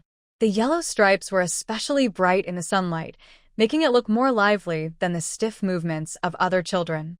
The girl playing the rabbit's mother reacted quickly, grabbing his paw and running behind a fake mountain. She whispered, "It's time to say we are the forest's little guardians," and Anan immediately responded, "We are the forest's little guardians." His voice was so loud it made the microphone hum, and the audience burst into even more enthusiastic laughter, this time filled with friendly encouragement. Yi-cha watched his son's face turn red and suddenly felt that, more than how well he performed, the courage to try was what truly mattered. The play ended with the tune of "The East is Red." When the principal came on stage to award prizes, he specially praised Anan. Little Tiger Anan may have forgotten his lines, but his actions were the most vivid. "We award him the Best Performance Prize." Anan received a pencil wrapped in red paper, saluted in a not-so-perfect military style, which made Suyan Tao quickly press the shutter. As everyone left, parents gathered around their children. When Yi-cha took off Anan's tiger hat, she saw Wang carrying her little boy over. He was wearing a split pants and clutching a piece of candy. When he saw Anan's tiger tail, he reached out to grab it. "Tiger, little, this is Big Brother's costume." Wang gently pushed his son's hand away and took out a paper-wrapped item from her cloth bag. "Sister Yi-cha, I fried some sweet potato balls. Let's give some to Anan and Xiao Shui to try." The sweet potato balls were still steaming, their sweet aroma mixed with the scent of osmanthus, filling the air. Anan grabbed two and put them in his mouth, mumbling, "Thank you, Annie." Quick Ta took the opportunity to take a group photo of the three children. In the picture, Anan is smiling while holding a pencil, Snow is biting her finger in the stroller, and little Za is drooling while staring at a tiger's tail. It became a funny keepsake. On the way home, Anan insisted on carrying the tiger's tail himself. He stopped every few steps to perform for the wildflowers by the roadside. Yi-cha pushed the stroller behind, listening to his son chatter about funny things on stage. "Mom, I just saw you clap below, and it was louder than the teachers. Because my son performed well." Yi-cha squatted down to wipe the sugar residue from his mouth. The sunset stretched their shadows long. Yan Tao, carrying the camera, walked at the back, stopping now and then to take a few photos, saying he wanted to save all the light and shadow of this day on film. Zhou and Hong had already been waiting at the gate. Seeing Anan, she hurried over. "My good grandson, did you win an award?" Anan raised his pencil and shouted. "Yes." The old lady smiled happily, her wrinkles relaxing. She turned and brought out a porcelain bowl from the kitchen, with 3 poached eggs inside, cooked with eggs she had saved up for a long time especially for her grandson. At dinner, Anan insisted on wearing his tiger costume. His tail fell into the porridge bowl, leaving a yellow stain. Yi-cha pretended to hit his hand, but the little boy snuggled into Yan Tao's arms, shouting, "Daddy, help." Yan Tao lifted his son onto his shoulder, holding the camera and said, "Don't move. This pose is perfect. I'll keep this proof for your mom." After putting the 2 children to sleep, Yi-cha sat under the lamp sewing the tail that got stained with porridge. Yan Tao spread out the washed photos on the table, carefully pinching them with tweezers and hanging them in a bamboo sieve to dry. Under the dim yellow light, the figures in the photos are a bit blurry but radiate a warm, lively atmosphere. "Look at this one," and Anne's tiger teeth are showing. Yan Tao pointed to a close-up photo. In it, his son was holding a pencil, his eyes shining like stars. Tomorrow, I'll go to the photo studio in the county and print these into large photos to frame and hang on the wall. Don't waste money. Save it for the kids' school fees, Icha said with a smile, though her lips curled up unconsciously. She remembered how, when she first arrived, the original owner tore up Anand's homework and scolded him as a worthless kid. Now, this once unloved child was wrapped in the family's love and had grown into a lively, cheerful young boy. Suddenly, Speed Yun Tao hugged her from behind, resting his chin on her head. No waste. These are proof of good days. We must keep them well. His voice carried the scent of tobacco and sunshine, reminding Hee-cha of the afternoons at kindergarten when he held the camera steadily, not noticing the sweat drops on his forehead in the lens. At night, the wind picked up, making the window paper rustle. Hee-cha folded the old tiger costume and placed it at the bottom of the cedar box, on top of an in certificate and the silver ring sent by Sian-tao. She knew that these ordinary objects would eventually connect the pearls of time, turning into the most precious memories someday in the future.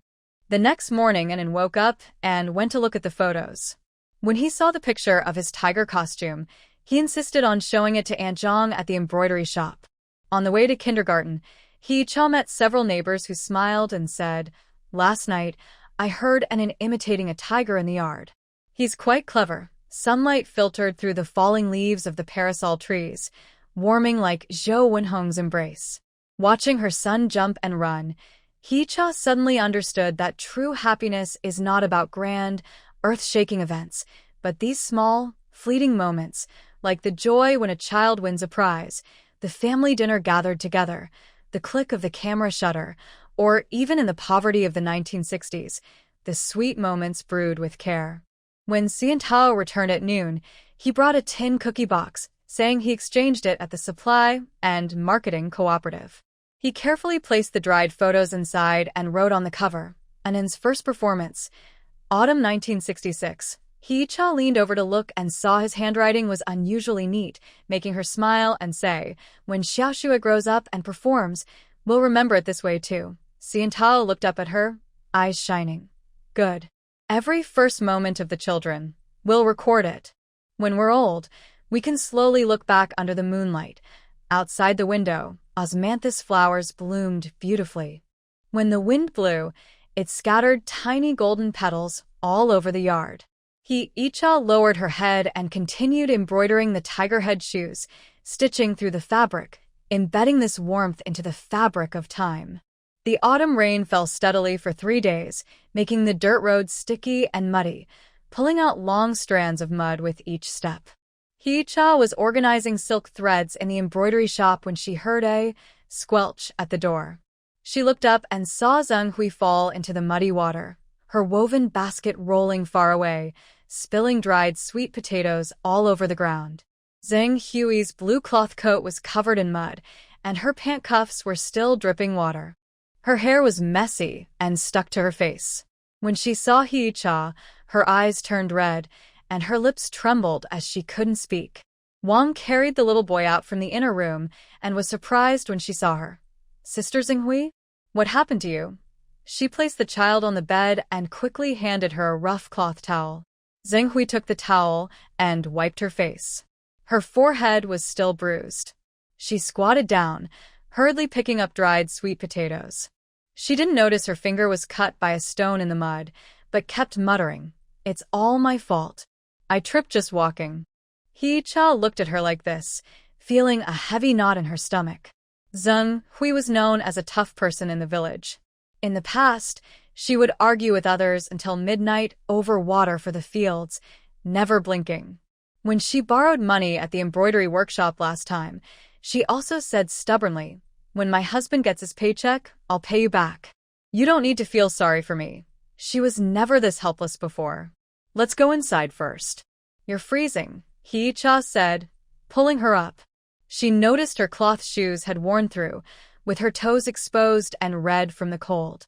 Just a few days ago, Tong Xiao had brought back 2 pairs of rubber shoes from the army. She turned around and rummaged in the inner room, saying, "Here, change into these so your feet don't freeze." Zheng Hui held the brand-new rubber shoes, her knuckles turning white. The shoes were army green, with a 5-pointed star printed on the sides. They could only be bought with industrial coupons at the supply store. Her husband had worked at a brick kiln for half a year, but never bought a pair. I can't take your things, she said softly, pushing the shoes back, her voice barely a whisper. Just wear them, Icha said firmly, pulling her onto the edge of the bed and helping her take off the wet shoes herself. Zheng Hui's feet were red and swollen, with cracks on her heels and dark blood scabs. Wang looked on in shock. My goodness, how much suffering has she gone through? Zheng Hui's sister, Zhou Wenhong, brought a bowl of sugar water in a thick ceramic bowl, with 2 slices of floating on top. Zheng Hui held the bowl and took a few sips. The warm liquid flowed from her throat into her stomach, but tears suddenly fell, splashing into the sugar water and making tiny ripples. Icha, I'm sorry, she said, setting down the bowl and bowing deeply to Icha. It was my fault. I was reckless and not a good person. Please don't hold it against me. Everyone in the room was stunned by her words. Everyone knows that Zheng Hui used to look down on Icha. She often said she was a delicate young lady from the city who would leave sooner or later. When her embroidery workshop first opened, she secretly cut the door curtain that was hanging in the yard. Icha was so angry she trembled. Yun Tao wanted to confront her, but she stopped him, saying, "It's not worth arguing with her. We should focus on living our lives well. Let's not talk about the past," Icha said as she poured her some hot water. "You're here today. What's the trouble?" Zheng Hui's lips moved for a long time before she choked out, "My man hurt his leg at the brick kiln factory and is now bedridden. We've run out of food stamps at home. I went to pick wild vegetables in the mountains and got bitten on the ankle by a snake." She rolled up her pants to show a dark bruise. "If it weren't for the 20 yuan you lent me last time, my man might have already died." Last month, Zheng Hui came to borrow money, saying her husband needed medical expenses. Seeing how anxious she was, Icha didn't ask many questions and used some money from her embroidery shop's account. Wang Gaigai also advised her, Zheng Hui is a tricky person. She might be lying, but she believed that even the worst person wouldn't joke about their husband's life. "How is he now?" Icha asked with a frown. "Much better. He can walk with a cane now." Zheng Hui took out an oiled paper package from her pocket, carefully unwrapped it. Inside were a few crumpled bills, the largest denomination being 5 yuan, and some small change. "I earned this from selling dried sweet potatoes and pumpkin seeds. Plus, my husband's work injury subsidy, it adds up to exactly 20 yuan.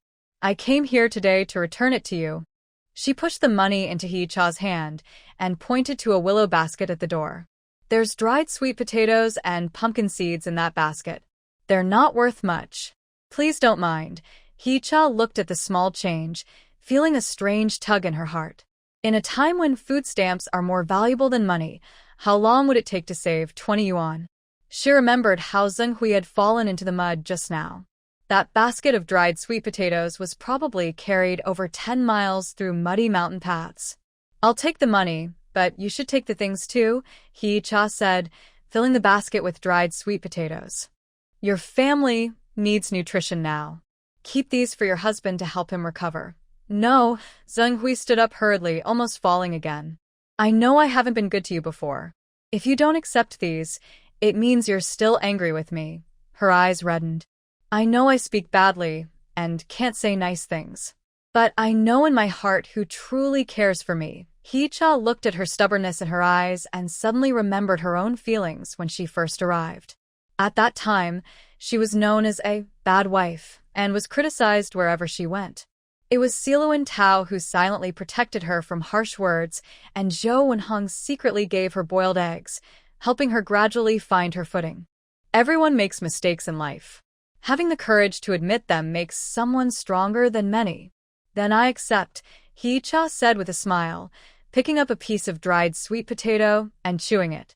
"It's really sweet, even better than what my mother sun-dried." Zheng Hui finally relaxed and showed a small smile. Though tears still streaked her face, she looked much better than before. She looked at the embroidered screen hanging on the wall with the words, Pine and Crane Longevity, and couldn't help but say, "Your embroidery skills are getting better and better. Last time I went to the county town, I saw a cheongsam with your embroidery in the department store. It was 35 yuan. It's just some random embroidery," Hee-cha modestly replied. "Not at all random," Seung-hui said with envy. "My neighbor Ariel learned embroidery at your workshop for half a year. Now she can sew her own pouches to sell and save tuition for her brother." She paused, gathering her courage, and said, "Icha, I want to learn embroidery from you too. Is that okay? I won't ask for wages, just 2 meals a day." Wang Gai, who had just fed the little mess, almost dropped his spoon when he heard this. Didn't you say embroidery was a woman's job and not worth much?" Seung Hui's face immediately turned red. She fidgeted with her clothes and whispered, "I was confused before. My husband has bad legs, and he can't do heavy work anymore. I need to learn a skill to support this family." She looked up, her eyes shining. "I know I'm not smart, but I can work hard. Will you teach me?" Seeing her hopeful eyes, Hee-cha remembered how difficult it was when she first started her embroidery workshop. She already had a plan in her mind. "All right, come to work tomorrow. Start with basic straight stitch embroidery. I'll pay you 15 yuan a month and provide lunch." 15 yuan. Seung Hui's eyes widened in surprise. The strong workers at the brick kiln factory only earned 20 yuan a month. For a woman, 15 yuan was like a gift from heaven. "If you learn well, your pay can increase." Hee-cha pointed at Wang Gai. Gai started with nothing, and now she can sew her own pouches. Wang Gai shyly scratched his head. "That's just luck." Suddenly, Seung Hui knelt down with a loud thump, startling Hee-cha, who quickly went to help her. She stubbornly bowed her head and said, "Icha girl, you are my lifesaver. From now on, I will do whatever you ask with no second thoughts." Outside, the rain had stopped some time ago. Sunlight broke through the clouds and cast dappled shadows on the muddy ground. When Seung Hui said goodbye, her steps became lighter. Her new rubber shoes made a dong-dong sound on the stone path, like drums beating in the heart. Wang Gai watched her back and frowned. "Sister Yi-cha, do you really believe she can learn well? I heard she couldn't even hold a needle before. Does anyone come into the world knowing everything?" Yi-cha picked up the needle and thread, continuing to embroider the unfinished phoenix flying over peonies. "Give her a chance, and it will also add a new person to our embroidery shop." "Isn't that good?" That evening, Su Yuntao returned home. After hearing Hee-cha talk about this, he was silent for a long time before saying, "You're right. Everyone has difficulties. Helping is the right thing to do." He took out a small bottle from his bag. "This is military anti-inflammatory ointment. Tomorrow, take it to Seung Hui and have her apply it to her foot." Hee-cha looked at his sharp profile and suddenly felt warm inside. This man, who was not good with words, always supported her decisions in the most straightforward way. The next morning, Seung Hui arrived on time, wearing a faded blue cloth jacket and her hair neatly combed. Hee-cha asked Wang Gai to teach her how to sew with a needle while she guided from the side. Seung Hui's hands were too rough. She couldn't hold the tiny silver needle properly. She pricked herself repeatedly, blood welling up, but she bit her lip and kept silent. She used saliva to wipe away the blood and continued sewing. After and finished school, she saw Seung Hui practicing embroidery and curiously asked, "Andy, are you embroidering a little tiger?" Seung Hui's face turned red. The crooked stitches indeed looked like a flattened tiger. Hee-cha smiled and said, "Once Auntie learns, I'll make you a real tiger pillow." Days passed, and Seung Hui improved very quickly. She had strong hands and embroidered sturdy patterns with thick thread. Hee-cha let her take charge of embroidering the door curtain and quilt cover, even teaching her the most difficult goldwork embroidery. One day, when Su Yuntao brought lunch to the embroidery shop, he saw Seung Hui squatting on the ground, carefully picking up thread ends and collecting small pieces of cloth from the floor, saying she wanted to take them home to make shoes for her children. "This woman has truly changed," he told Hee-cha.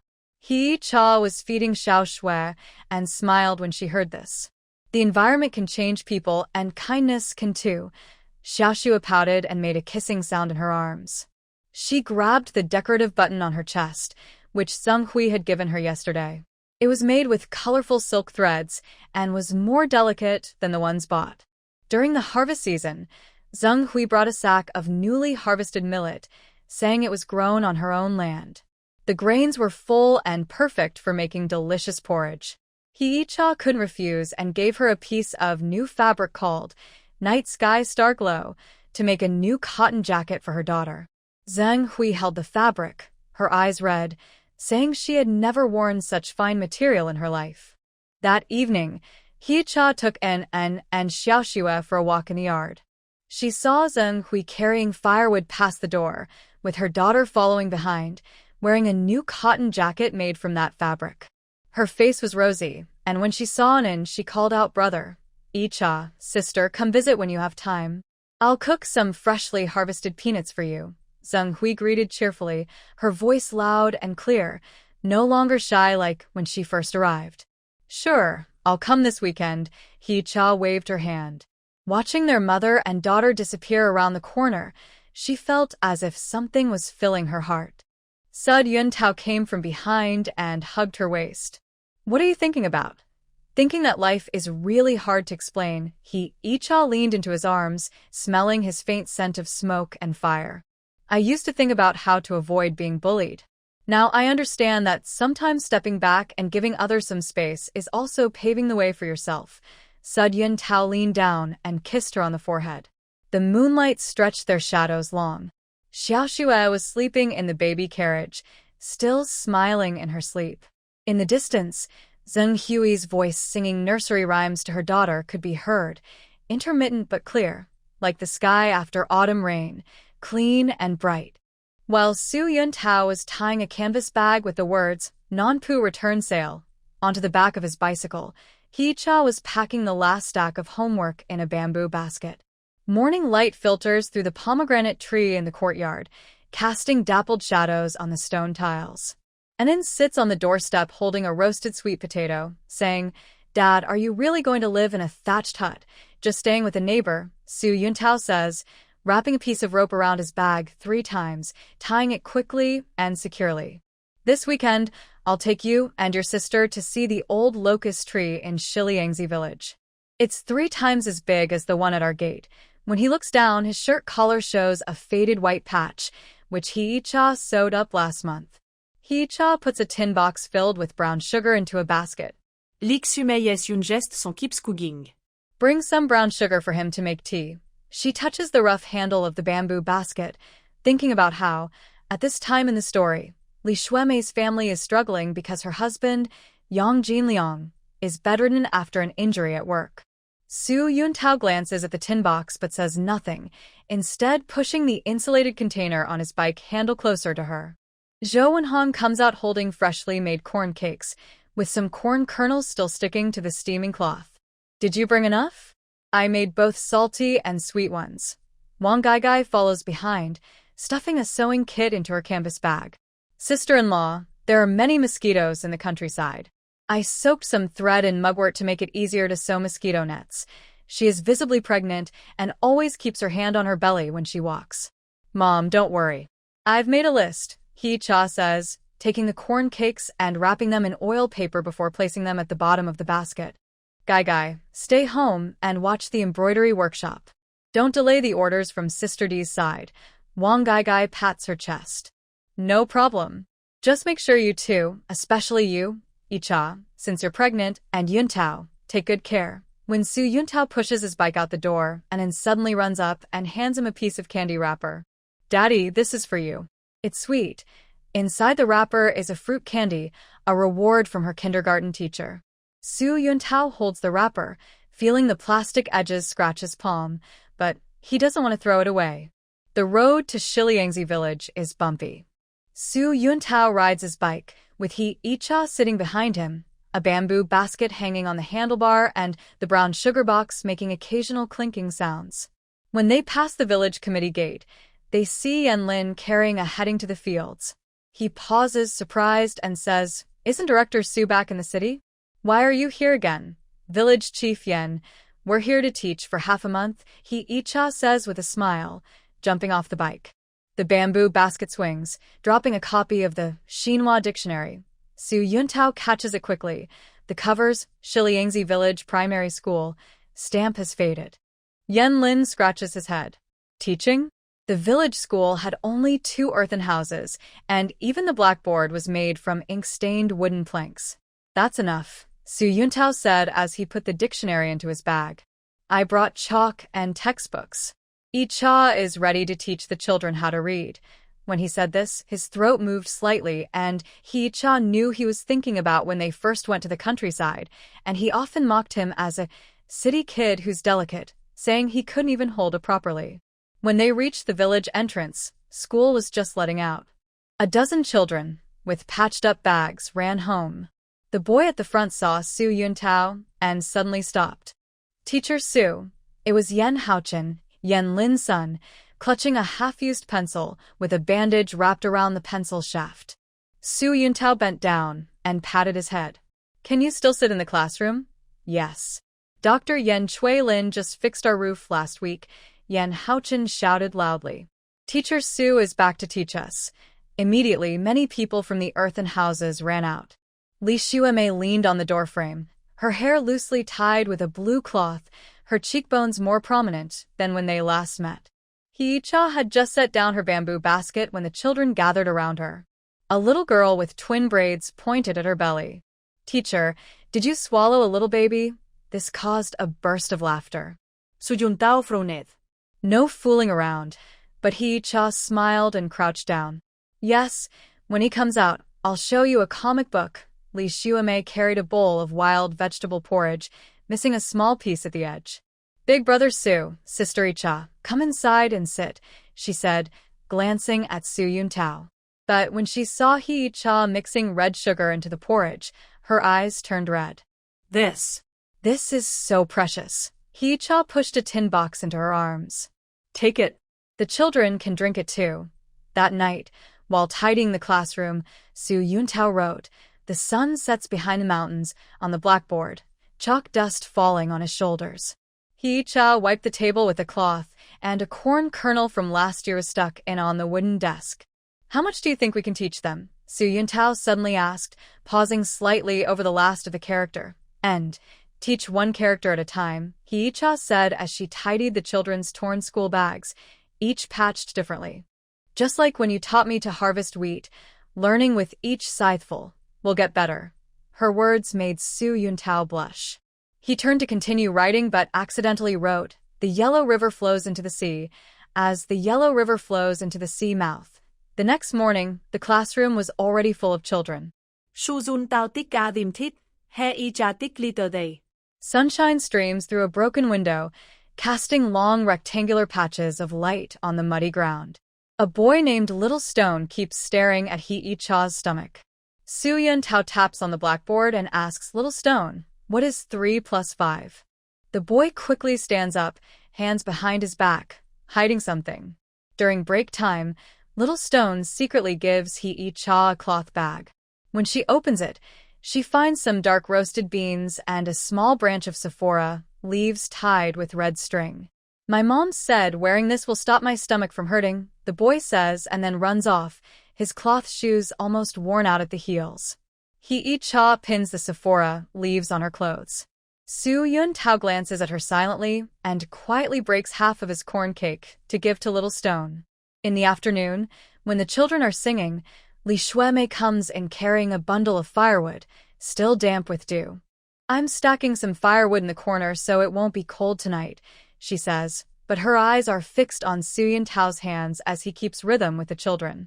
Brother Su still teaches seriously, just like before, she adds. Hee-cha plays an old harmonium borrowed from the village, smiling as she responds. He treats everyone the same. Suddenly, there's noise outside. Yen Chui Lin rushes in carrying a medicine box. Hee-cha, quick. Little Stone is playing by the river and has cramps. Her heart tightens as she remembers that Little Stone drowned on this very day in the story, which made Li Xuemei hate the original owner completely. She pulls Su Yuntao to run outside. The red sugar box in the bamboo basket falls to the ground, spilling broken candies everywhere. When they arrive at the river, a few children are crying as they gather around Little Stone, who is splashing in the water. Su Yuntao jumps in without hesitation. The water is cold in early autumn. He shivers but quickly swims over, lifts the child out of the water. Yi-cha kneels on the bank, her hands already turning purple as she takes Little Stone from him. Control his breathing, she orders. She unbuttons Little Stone's clothes and presses her knees against his stomach, moving skillfully. Su Yuntao climbs out of the river, water dripping from his pants, and immediately takes off his dry coat to wrap around Yi-cha. You're pregnant. Don't catch a cold, he says. Little Stone coughs up some water and finally starts crying. When Li Shuemei arrives, she sees the scene and suddenly kneels heavily in front of Yi-cha. Yi-cha, I was wrong before, she says, banging her forehead on the muddy ground with a dull thud. Su Yuntao tries to pull her away, but Yi-cha holds her hand down. Let bygones be bygones. Yi-cha picked up the small stone, and the child was still trembling. She took out a piece of fruit candy from her pocket, peeled the wrapper, and put it into his mouth. Don't go to the riverbank to play anymore. If you want candy, come to the classroom to find me. The wrapper was from Manin, and the plastic shimmered with colorful light in the sunlight. When they returned to the classroom, it was already dark outside. Su Yuntao had built a small fire, and the children gathered around to keep warm. Yi-cha sat by the fire, watching Su Yuntao roast the wet cloth shoes of the Little Stone. The flames licked the shoes upper, casting a shadow on the wall, flickering larger and smaller. Did you help others like this before?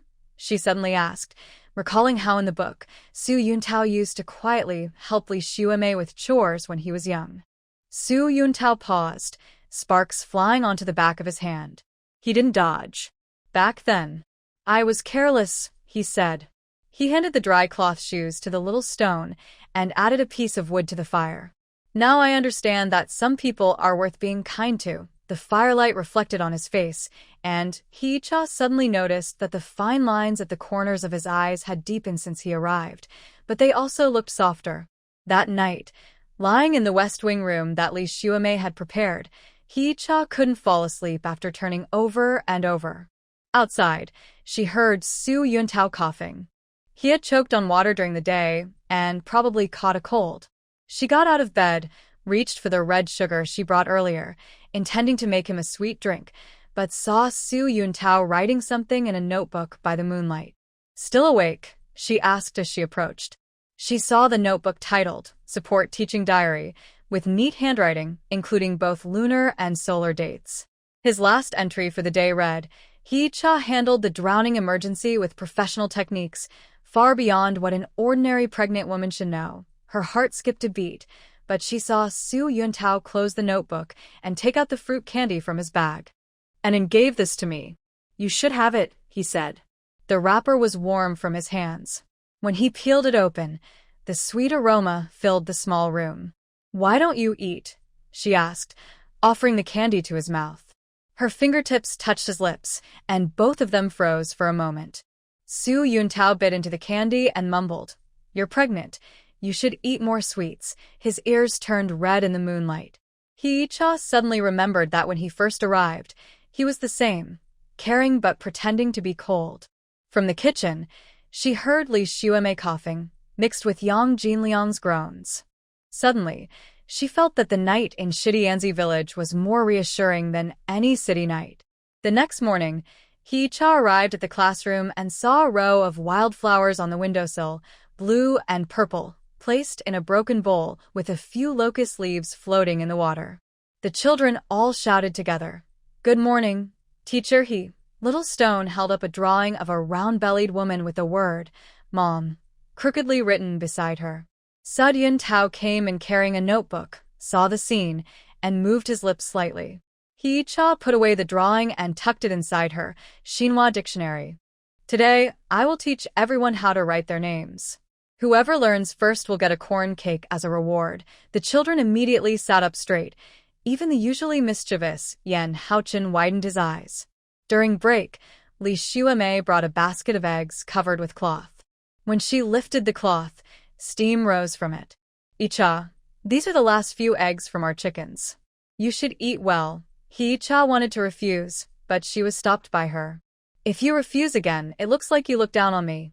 Suddenly, Su Yuntao said, I can help fix your leaky roof. I brought a tile cutter. That afternoon, Su Yuntao laid tiles on the roof, while Icha handed him mortar from below. They worked together smoothly. Li Xuemei stood in the yard, watching Su Yuntao bend over, revealing half his waist. She suddenly said to Icha, he used to help me carry water. I thought. She didn't finish but moved her sewing work closer to Icha. I used to be clueless too. Icha wiped the dust from her face and smiled, her eyes curved like crescent moons. But now I understand, life is for ourselves. When she looked up, she caught Su Yuntao looking at her. He almost dropped the tile in his hand and hurriedly turned away, his ears red like a fire in the stove. The days of teaching abroad went by quickly. Before long, it was the weekend. When Anen and Xiao Shui were brought by Wang, they caught the children performing a song they had just learned at the classroom door. Xiao Shui broke free from Wang's hand and threw herself into Icha's arms. Mom, I want to learn to sing too. Su Yuntao lifted N and showed him a math problem written on the blackboard. Can you do this one? Zhou and Hong brought new cotton clothes and tried them on each child. It's cold now, so you need to wear warm clothes. She touched Little Stone's cracked hand, and suddenly her eyes reddened. Icha, let's take these children back to the city to study, she said. Icha smiled and shook her head. Their roots are here. We just need to visit more often. On the day they left Xinianzi village, everyone in the village came to see them off. Children hugged Icha's legs, crying loudly. Little Stone handed her a piece of locust tree leaf again. Teacher, will you come back next year? Icha squatted down and patted his head. Definitely coming back, and I will bring corn cakes. Su Yuntao carried a canvas bag filled with homework books onto the bus. The bag had a red cloth safety knot sewn on it, made overnight by Li Xuemei. On the way, Anan lay on the back seat, counting pictures inside the Xinhua dictionary. Mom, this one is drawn by Little Stone and this one by Yan Haochen. Snow snatched the dictionary but accidentally dropped a locust tree leaf. Su Yuntao reached out to pick it up. His fingertips touched Icha's and neither spoke. They just held the leaf, letting the bicycle carry them home. The sunset stretched their shadows long. Su Yuntao suddenly said, I will come back next month to teach again. Icha responded with a soft, The smell of corn cakes drifted in the wind. They were left for them by Zhou and Hong. She remembered that Su Yuntao would later become the director of the Education Bureau, promoting rural education reform. Perhaps, starting from this autumn, some things had already quietly changed. By the way, Icha suddenly remembered something. You wrote in your journal that I am skilled at first aid. Do you doubt me? Su Yuntao's handlebar wobbled slightly. After a moment, he whispered, No matter who you are my wife. The wind lifted his coat, revealing a patch Icha sewed on. The stitches were fine and dense, like stars scattered across the fields. Icha put the locust tree leaf back into the Xinhua dictionary. The pages were already worn and curled from the children flipping through them, but they were more precious than any hardcover book. She knew this teaching experience would stay in their memories like the leaf, warm and solid, just like every day she and Su Yuntao spent together. When Icha laid out the embroidered tablecloth with intertwined lotus patterns on the podium, outside the window, the sycamore leaves were swirling in the autumn wind. The night school classroom was crowded. In the front row, Sun Fanqi sat holding her child. She had just fed her daughter and still had milk stains on her collar. In the back, Lu Qin held a notebook, biting the cap of her pen. When she saw Icha come in, she waved to show her new short haircut. Icha, your tablecloth is so beautiful. Sun Fanqi hugged her child tighter. The little one kicked her feet, and the yarn ball in her arms rolled out, tangling with Icha's cloth shoes. Icha bent down to pick up a silver hairpin that had slipped from her hair. The hairpin was a family heirloom brought back by Su Yuntao from the old market yesterday, meant to make her look more respectable when giving lessons. Lu Qin suddenly pointed at the door. Look who's coming. Hee-cha looked up and saw Su Yuntao standing at the door, holding a stack of blue cloth bags. The words, "Non-Pu Return Sale," on the canvas bag had faded and become soft. Behind him, Yen Xiaozai followed, an old man with a copper-topped cane, tapping it on the cement ground with a steady sound. "I'm here to listen to my daughter-in-law talk about how to make big money." Su Yuntao placed the blue cloth bag beside the podium, untied the string, and revealed a sample embroidery piece inside. "I brought different works from various stages, just as you asked." On top was a piece of cloth sewn from scraps, with uneven stitches. Hee-cha's first work when she started her stall. Below was a shoe embroidery screen, with golden threads on the peacock's tail shimmering under the light, her award-winning piece from last month's Nanfeng Shoe Design Contest. Hee-cha touched the old cloth, feeling its rough texture with her fingertips. "Actually, when I first wore it, I couldn't even hold a needle steadily," she said, then quickly corrected herself. "I mean, when I first went to the countryside, I could even poke my finger while sewing shoe soles." Su Yuntao paused his microphone adjustment, turned to help Yen Xiaozai move a chair, but his ears turned slightly red. The classroom gradually filled with people, including night school students and neighbors who came after hearing the news. Zheng Hui squeezed into the front row, clutching a piece of coarse cloth. She had been scolded by Hee-cha when she borrowed money last time, and now her eyes looked a bit uneasy. Wang Gaigai supported her waist and stood at the back, while Deng Zhongqiang brought her a small stool. "If you're tired, sit down for a bit." "Don't push yourself," he said. She was already 7 months pregnant, but still came to support Hee-cha. Principal Li Zhongshuan tapped the podium. "Everyone, quiet please. Today, we have invited Comrade Hee-cha, founder of Icha Embroidery Workshop, to share her story from being a young rural student to starting her own business." He adjusted his glasses, which reflected the light. "If you have questions, feel free to ask after class." Hee-cha picked up the old cloth and held it up for everyone to see. "This is what I sold when I first started my stall. It cost 25 cents to make, and I sold it for 50 cents. The money was enough to buy 2 boxes of fish liver oil for Nan." Someone in the audience chuckled, but she pointed to a patch on the corner of the cloth. "There was a mistake in the embroidery pattern, so I cut a piece of scrap fabric to fix it. It became a feature, and Lan Jin Dai Mei Mei noticed it, which led to my first order." Sun Fanqi suddenly raised his hand and asked, "When you first started selling crafts, did anyone give you a hard time?" Hee-cha remembered the time Wang Tong threw a tantrum and knocked over her embroidery stand. The pain from the needle in her palm was still fresh. She smiled and said, "An older sister in the same trade said I was stealing her business and threw my embroidery frame into the mud." She paused, her voice softening, but that evening, when I finished work, she quietly washed the frame and returned it, saying, "I know it's hard for you to take care of your child." Su Yuntao suddenly stood up and took out an iron box from his blue cloth bag. "This is the account book for Icha. It records how much we sold each day and how much thread we used." He flipped to a page where a date was circled in red. On this day, she had a fever of 38 degrees, but still insisted on delivering goods. When she returned, her cotton shoes were soaked. The handwriting was Hee-cha's, but next to it, small notes said, "That night, her cough worsened and she took medicine 3 times, added by Su Yuntao."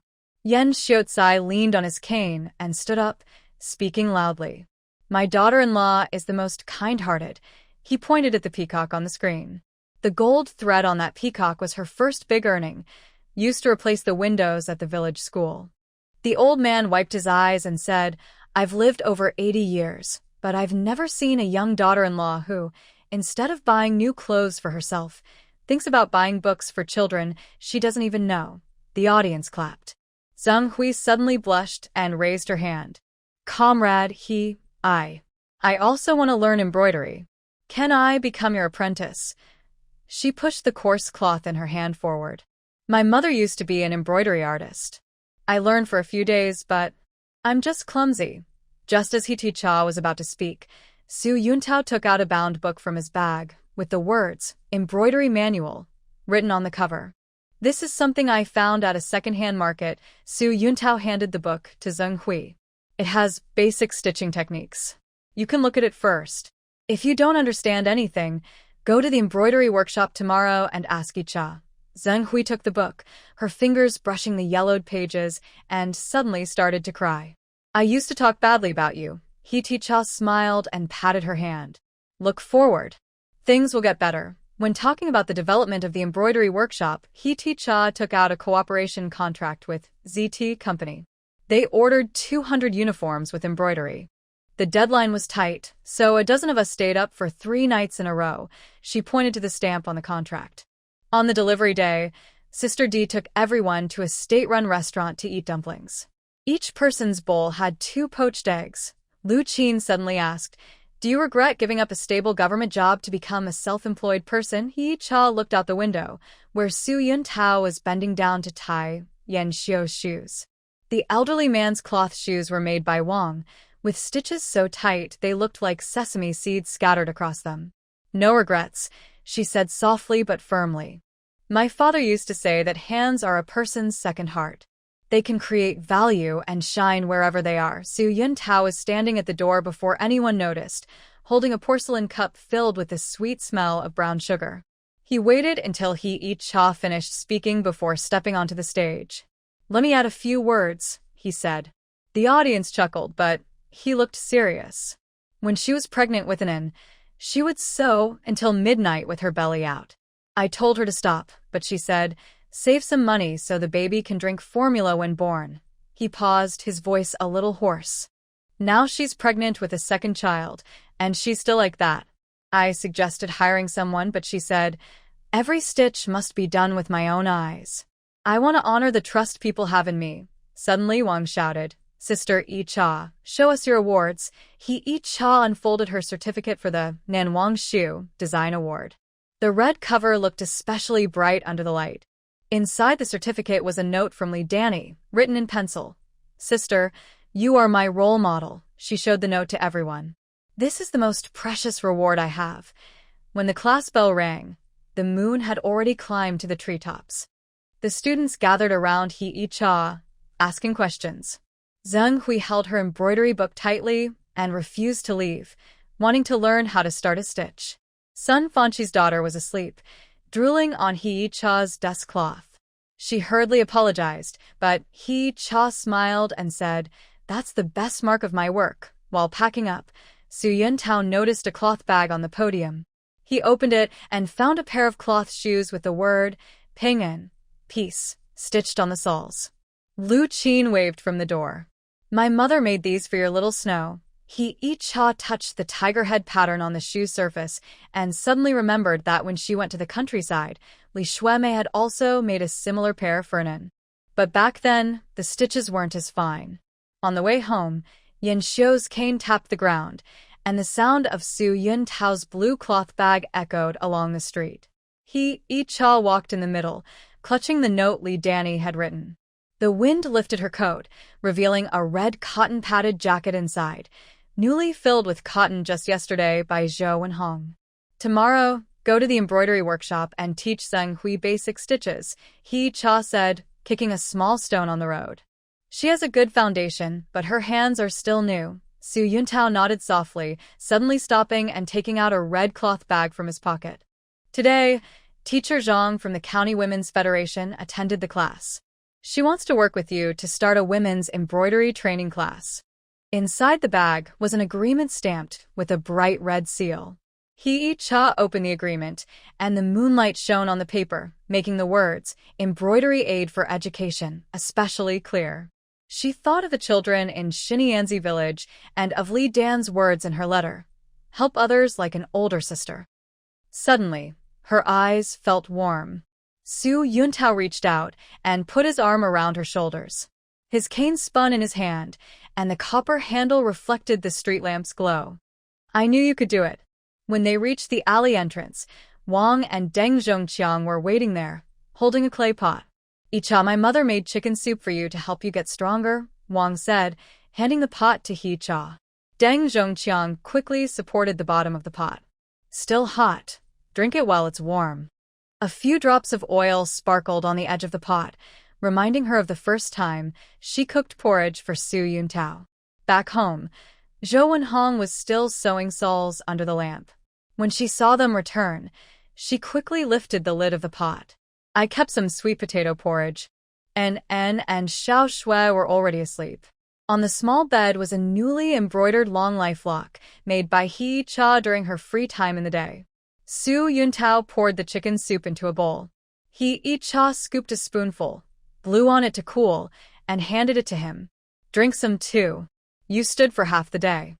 They sat at the table, listening to the wind outside the window, neither speaking. Suddenly, He Cha remembered how Su Yuntao had silently handed her water when she first arrived, but back then, his eyes were full of doubt. Now, only tenderness remained. She drank the chicken soup, feeling that the warmest thing in the world was not the fire or the hot soup, but the person beside her, someone who quietly stayed with her through good times and bad. By the way, Su Yuntao suddenly remembered something and took out a paper package from his pocket. Teacher Zhang said to visit the embroidery workshop tomorrow and prepare some samples. Inside was a new skein of silk thread, bright in color, peacock blue, which she had been mentioning for days.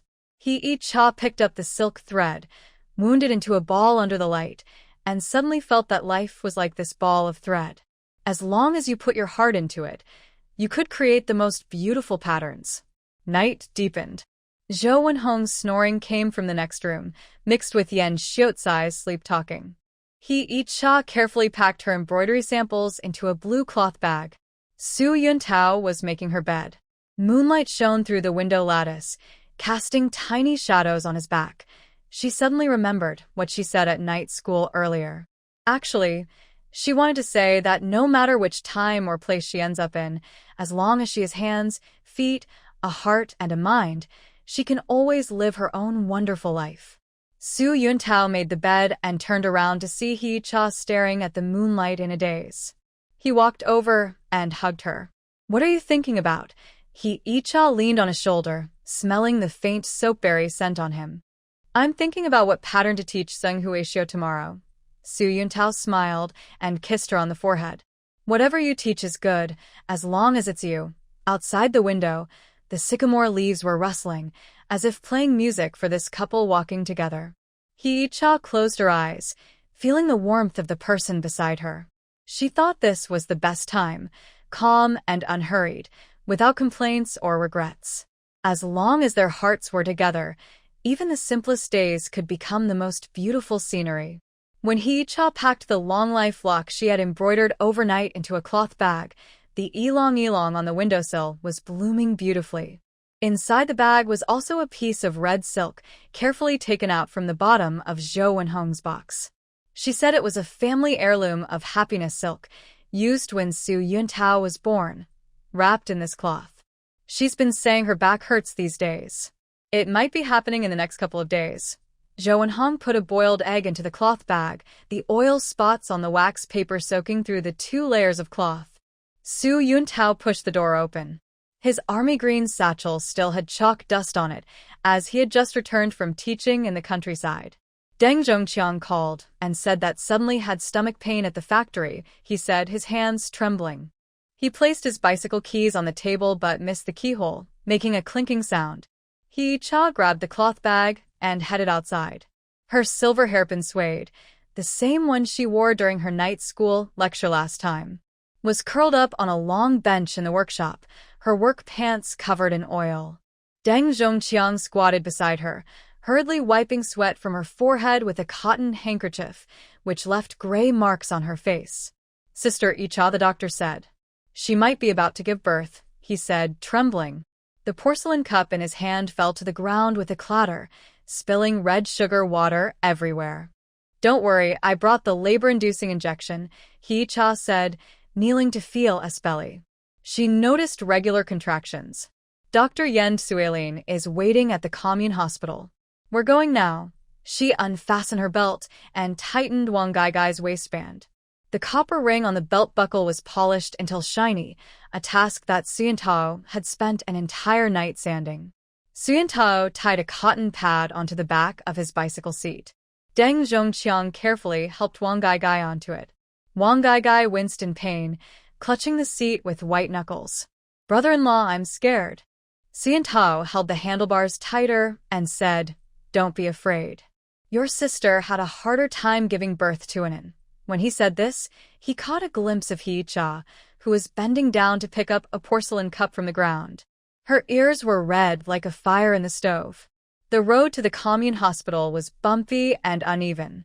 Hee-cha rode another bicycle behind, with a cloth bag swinging on the handlebar. The silver chain of her long life lock jingled against the bicycle bell, making a constant ringing sound. When passing the old locust tree in Shinyangzi village, Wang Gaigai suddenly called out, "Sister, do you remember?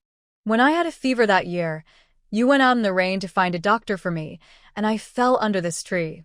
Before she finished, a sharp pain interrupted her, and cold sweat dripped down her temples. "I remember," Hee-cha pedaled, the chain creaking. "You woke up and thanked me. That was the first time you called me sister." She thought about how, when she first arrived, Wang Gaigai often rolled her eyes and called her city girl, but now, in a life-and-death moment, she was relying on her. Her heart felt like something was burning inside, warm and sour at the same time. Yen Suelin was already waiting at the entrance of the commune hospital. Her white coat sleeves were frayed at the edges. She took the cloth bag from Hee-cha and opened it, then suddenly smiled.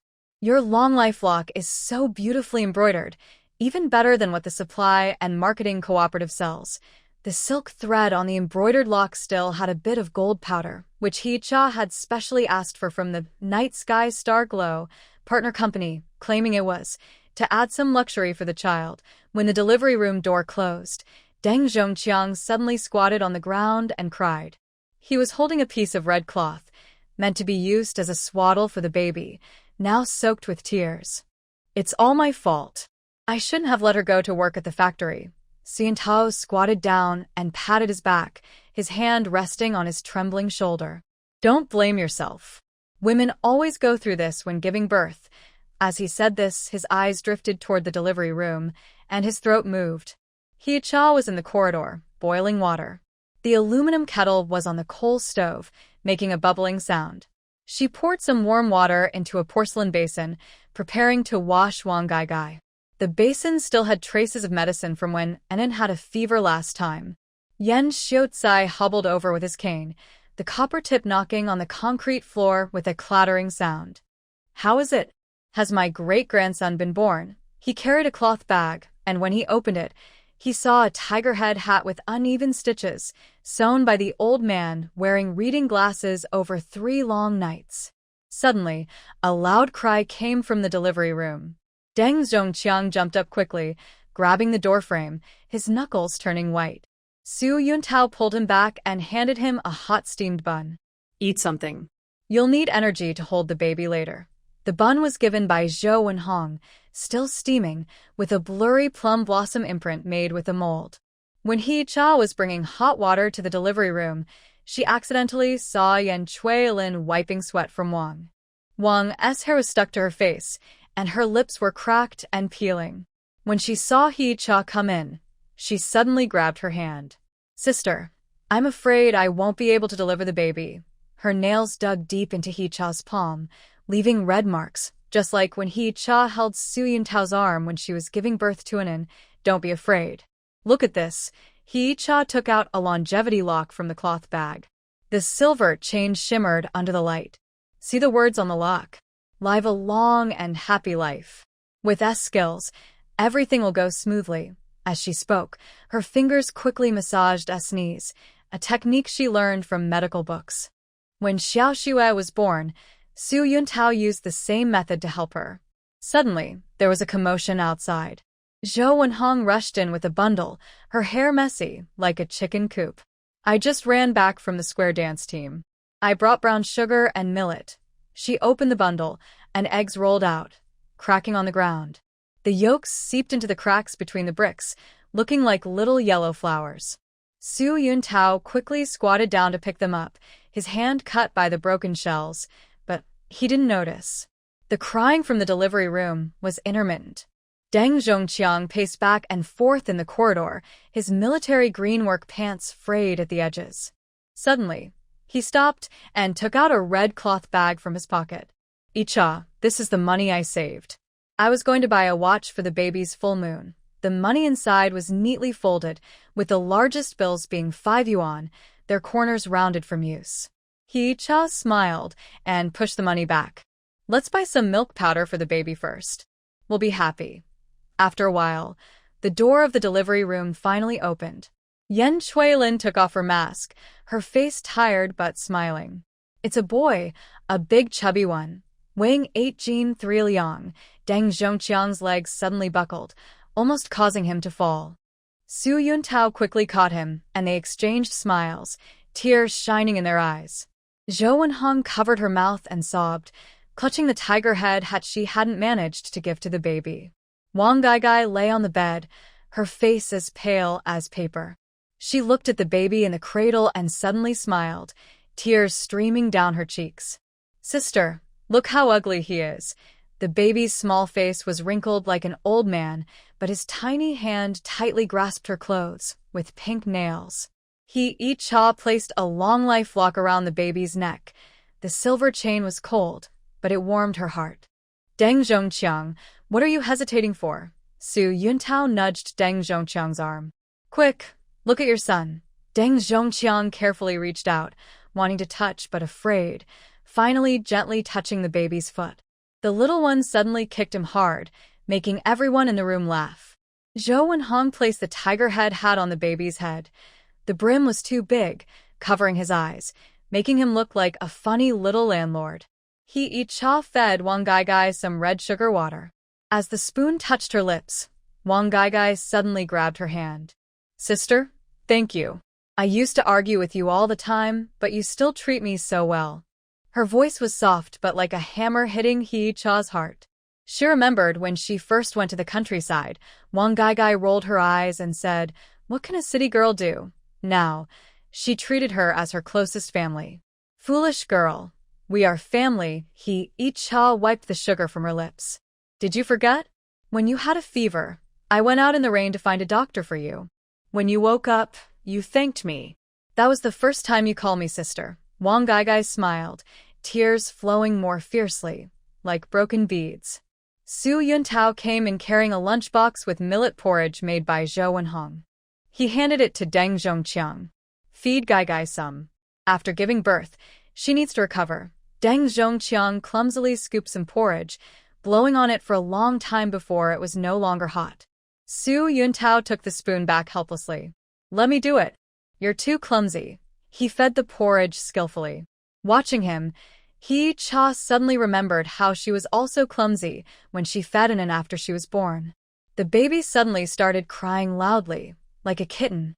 Yen Suilin smiled and said, "This kid has a loud voice. He'll definitely be successful in the future." She changed the baby's diaper quickly. "Hee-cha, you should give the baby a name. You're his godmother." Hee-cha thought for a moment and said, "Let's call him Little Mix, after mixed grains, easy to raise." Wang smiled and nodded. "Okay, Little Mix." Just like his dad, strong and healthy. As the sun set, the smell of food wafted through the courtyard of the commune hospital. Zhou Wenhong set up a small stove in the corridor to cook chicken soup for Wang. The clay pot bubbled softly, and the delicious aroma filled the whole yard. Su Yuntao sat on the doorstep, peeling oranges for Hee-cha. The orange peels piled at his feet looked like small yellow flowers in bloom. Hee-cha leaned on his shoulder, watching the light from the delivery room window. Suddenly, she felt that this was the best day, lively, warm, and full of family. Deng Zhongqiang came out holding the baby. The little one was already asleep, but his brows were still furrowed, as if dreaming something sweet. He handed the baby to Su Yuntao and said, "Brother-in-law, hold him." Su Yuntao carefully took the child, clumsy but serious, as if holding a precious treasure. Hee-cha looked at the baby in his arms, then at the white hair at his temples. She suddenly remembered that when he first arrived, he was a cold young man, but now he had become a gentle husband and father. "Do you think, when we grow old, we will be like this too?" Hee-cha softly asked, her finger tracing the rough palm of Su Yuntao, covered with calluses from farming and work, but always warm. Su Yuntao handed her an orange segment and said, "Definitely. When that time comes, We'll bring An, Xiao Shui, and Little Mix back to Xinyanzi village to see if that old locust tree is still there. As night deepened, gentle snoring came from the delivery room. Zhou Wenhong poured the cooked chicken soup into a thermos and muttered, "It's been through a lot." Her eyes moistened, but she smiled and said, "But it's all worth it. We have a big, chubby little boy now, and our Su family has one more member." Cha tidied the silver chain of her longevity lock. Moonlight shone through the window, casting tiny shadows on the baby's face. She remembered the hardships when she first arrived, the storms during her rural work, the ups and downs after returning to the city. Suddenly, she felt that all the suffering was worth it, because she had such a lovely family and a warm home. No matter what difficulties they faced, they could face them together. Su Yuntao held Cha's hand as they walked home. The moonlight stretched their shadows long and long. The night-blooming jasmine by the roadside gave off a faint fragrance, reminding her of the first time she cooked porridge for Su Yuntao in Xinyanzi village. Suddenly stopped and looked up at Su Yuntao. "You say, when the little troublemaker grows up, will he love his wife like his father does?" Su Yuntao smiled and gently pinched her nose. "Definitely. With you as his godmother, he'll learn well." They looked at each other and smiled. Their laughter echoed in the quiet night, like a warm song. In the distant delivery room, the baby occasionally made soft sounds, as if responding to this beautiful night. He knew that from today, this family had one more thing to care for, one more warmth, and a peaceful hope for the future. He finished sewing the last gold thread onto the peach-shaped embroidery. The chrysanthemums on the windowsill were in full bloom. The red silk cloth was spread on the 8 immortals table, and a few silver threads were hidden in the folds of the peach pattern, carefully taken from leftover cloud brocade fabric sent by Starry Sky Cloud Glow. "Grandpa will definitely like it." Zhou Wenhong poured rice wine into a silver teapot, the steam from the spout blurring her white hair. "When he celebrated his 60th birthday, I wanted to make this kind of bed cover, but back then, I couldn't even find a decent piece of red cloth." Su Yuntao carried in a redwood photo frame, its edges wrapped in copper foil that shimmered in the sunlight. He bought it from an old market through a friend from the South Harbor Return Sale charity. It was said to be an antique from the Qing dynasty. "Deng Zhongqiang and the others are setting up a pavilion in the yard, planning to set up 8 tables," he said, leaning the frame against the wall. The frame was empty, waiting for a family portrait. "They said they want to take a family photo and put it inside. It's Grandpa's biggest wish." He touched the carved edge of the frame. Her finger found a feint, like the on the wall of the old clay house in Shirniao village. Suddenly, she remembered when she first arrived. Yan Xiu was a sick old man lying in bed, barely able to speak. Now he could walk in the park every day and tell Xiao Shui stories about fighting the landlords. "How do I look in this outfit?" Wang came in holding Little Trouble. She had replaced her military green work pants with a pair of blue cloth pants with lace trim at the cuffs, which he had just embroidered for her a few days ago. Little Trouble was wearing a tiger head jacket sewn overnight by Zhou Wenhong. The gold thread on the jacket sparkled under the light, like a sprinkle of stars. He held Little Trouble in her arms. The little boy's tiny hand grabbed her silver hairpin, and he giggled happily. "This silver hairpin is the same one I wore last time I gave a lecture at night school." Su Yuntao said, "Grandpa's birthday needs to be more formal," and had a silversmith repolish it. "Little Za, that tiger head jacket is really spirited." Cha teased the child in her arms, just like his grandpa, very festive. Yan Xiu Kai supported himself with a cane as he came out of the inner room. His new dark blue Zhongshan suit was neatly pressed, and he wore a Mao badge on the collar, bought with his granddaughter and Anne's pocket money. "Don't fuss around." He sat on a grand chair, tapping the cane on the stone floor with a steady sound. "Family gathering is the best thing." His eyes fell on the red silk quilt cover and he suddenly smiled. "This longevity peach embroidery is really beautiful, even better than what the palace ladies used to have." Cha knew the old man was thinking of the past again. When Yan Xiu Kai was young, he served as a top guard in the palace and saw many rare treasures. But he always said that the most precious thing in his life was the bowl of hot porridge his family shared together. Suddenly, the yard became lively. Deng Zhongqiang brought some factory colleagues to set up a tent, and bamboo poles made a rhythmic knocking sound on the ground. And Xiao Shui played chasing each other in the yard. Xiao Shui held a rattle drum made from redwood scraps by Xiantao, with a red silk ribbon wrapped around the drum surface, cut from leftover embroidery fabric of Yicha's quilt cover. "Yicha, Sister Zhenghui is here," Wang Gaigai called at the door. Yicha went out to greet her and saw Zhenghui standing at the door with a bamboo basket filled with local specialties. The sweet potatoes inside still had some dirt on them. "I was immature before." Zhenghui's face was a little red. "These small gifts are just a token of respect." Wishing Grandpa Yan happiness as vast as the sea, Yicha took the bamboo basket and smelled the aroma of wine inside, knowing it was homemade rice wine from Zhenghui. She remembered how embarrassed Zhenghui was last time she came to borrow money. Looking at this sincere woman, she suddenly thought that time was a good thing, capable of smoothing rough edges and warming hearts. "Come in quickly and sit." Yicha held Zhenghui's hand and led her inside. "Grandpa often talks about you," she said. "He says your son studies well and will be successful in the future." Zhenghui's eyes turned a little red. She knew Yan Xiao Kai was deliberately saying that to make her feel better. The shed in the yard was set up. The blue cloth roof fluttered gently in the wind, like a soaring bird. Deng Zhongqiang directed his colleagues to arrange the tables. The Eight Immortals table was polished bright, covered with a red cloth that was used at Wang Gaigai's wedding. The edges were a bit worn, but Yicha had embroidered a pattern of entwined lotus flowers to patch it up. "Yicha, look who's here." Su Yuntao came in with two people. In front was Yan Lin, still wearing his faded Zhongshan suit, and behind him was Yan Suilin, whose white coat was worn at the cuffs but spotlessly clean. "We took the early bus here," Yan Lin said, placing a cloth bag on the table. "We brought some wild walnuts from the mountains for Grandpa. Good for the brain." Yan Suilin took out a small box from the bag and opened it. Inside were some herbs. "These are polygonum roots I picked in the mountains to help Grandpa stay healthy." Her eyes fell on Yicha, and she suddenly smiled. "I still remember when you gave birth to an in Shizhenzi village. I was the one who helped deliver the baby. I can't believe how time flies. Xiaoxue is already so big."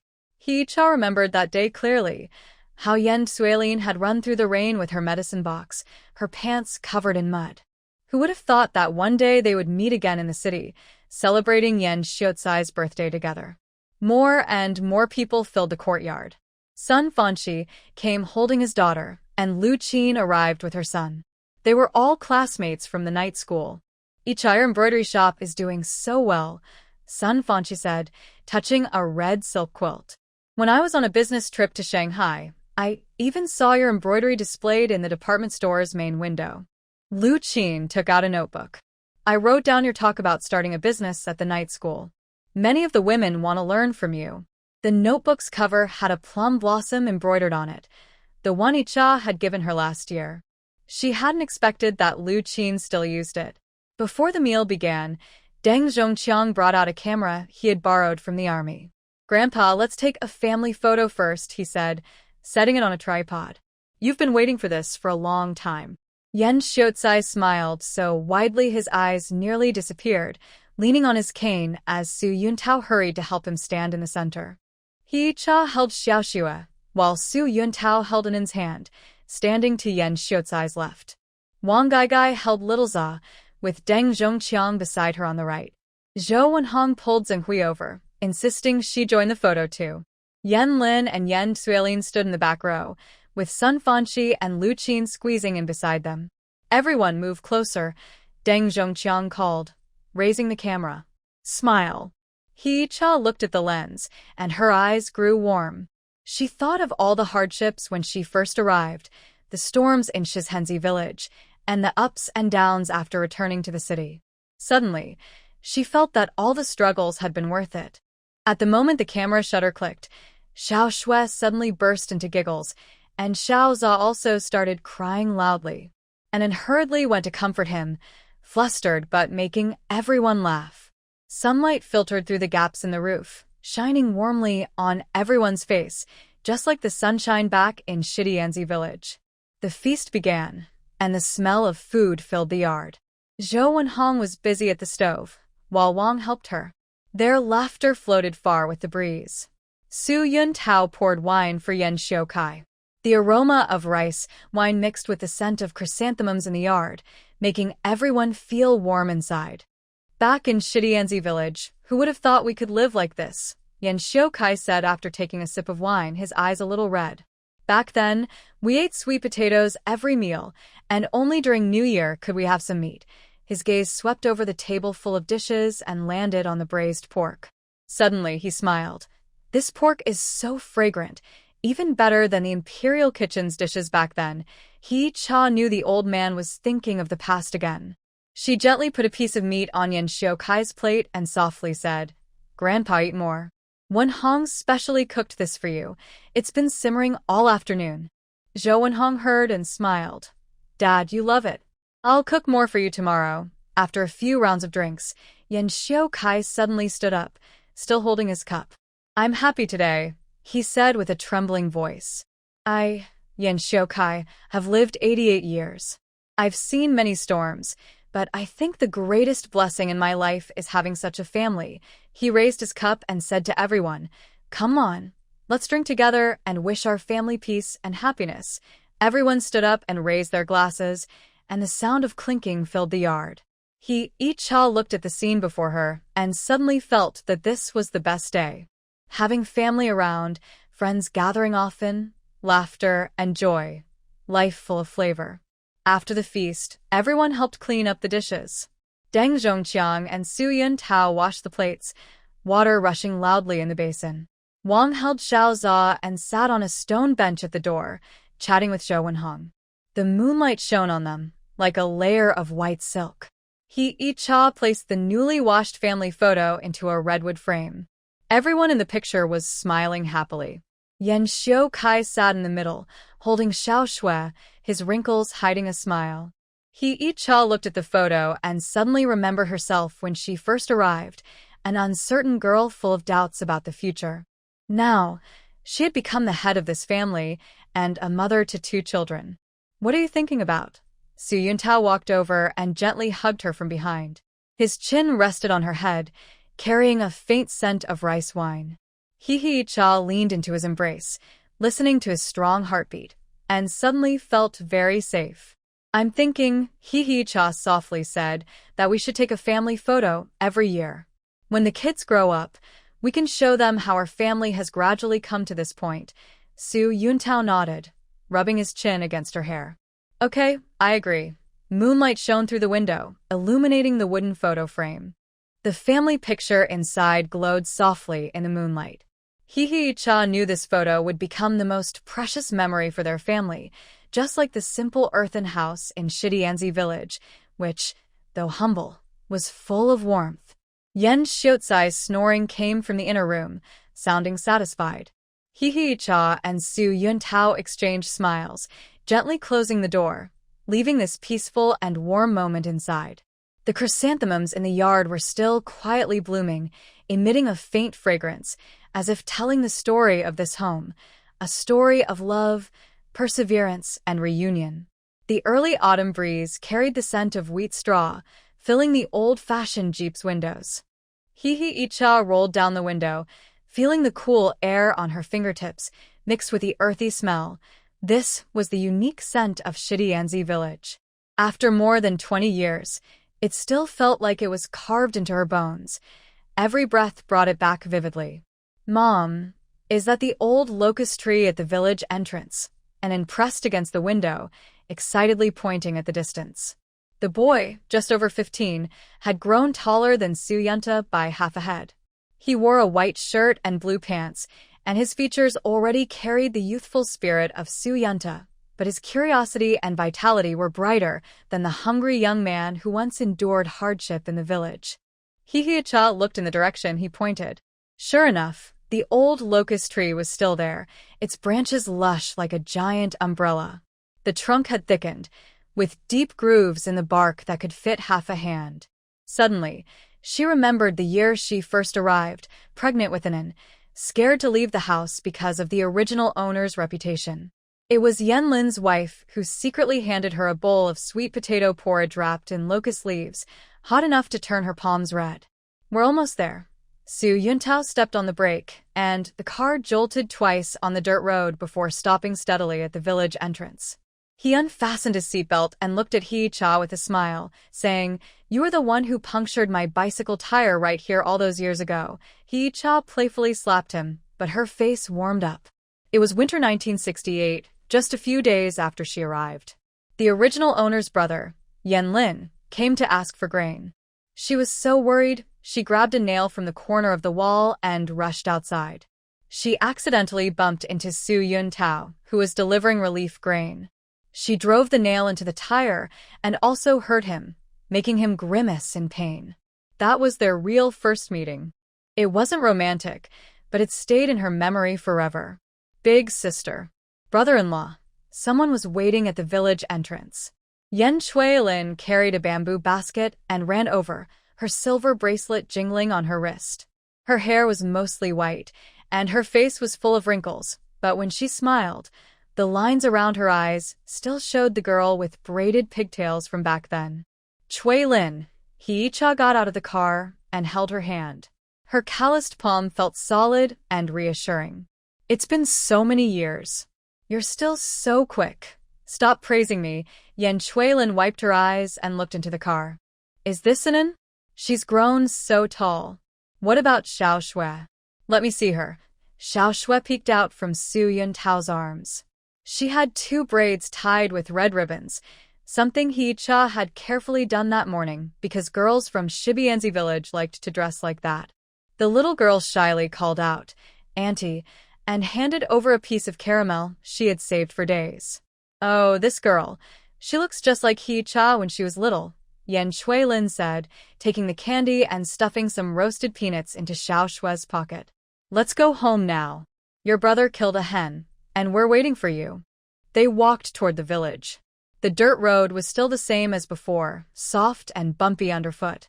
But there were many new brick houses with red-painted signs saying, "Hard work brings wealth." When they passed the old water well, Hee-cha stopped.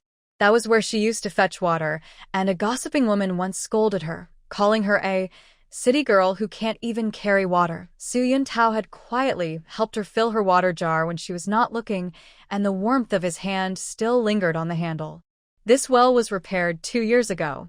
It now has a water pump, so no more effort needed to fetch water, Yen Shuilin said with a smile, noticing her thoughts. "Do you remember? You fell while fetching water and broke the jar. Your brother-in-law fixed a new one for you overnight." Hee-cha nodded, her eyes a little misty.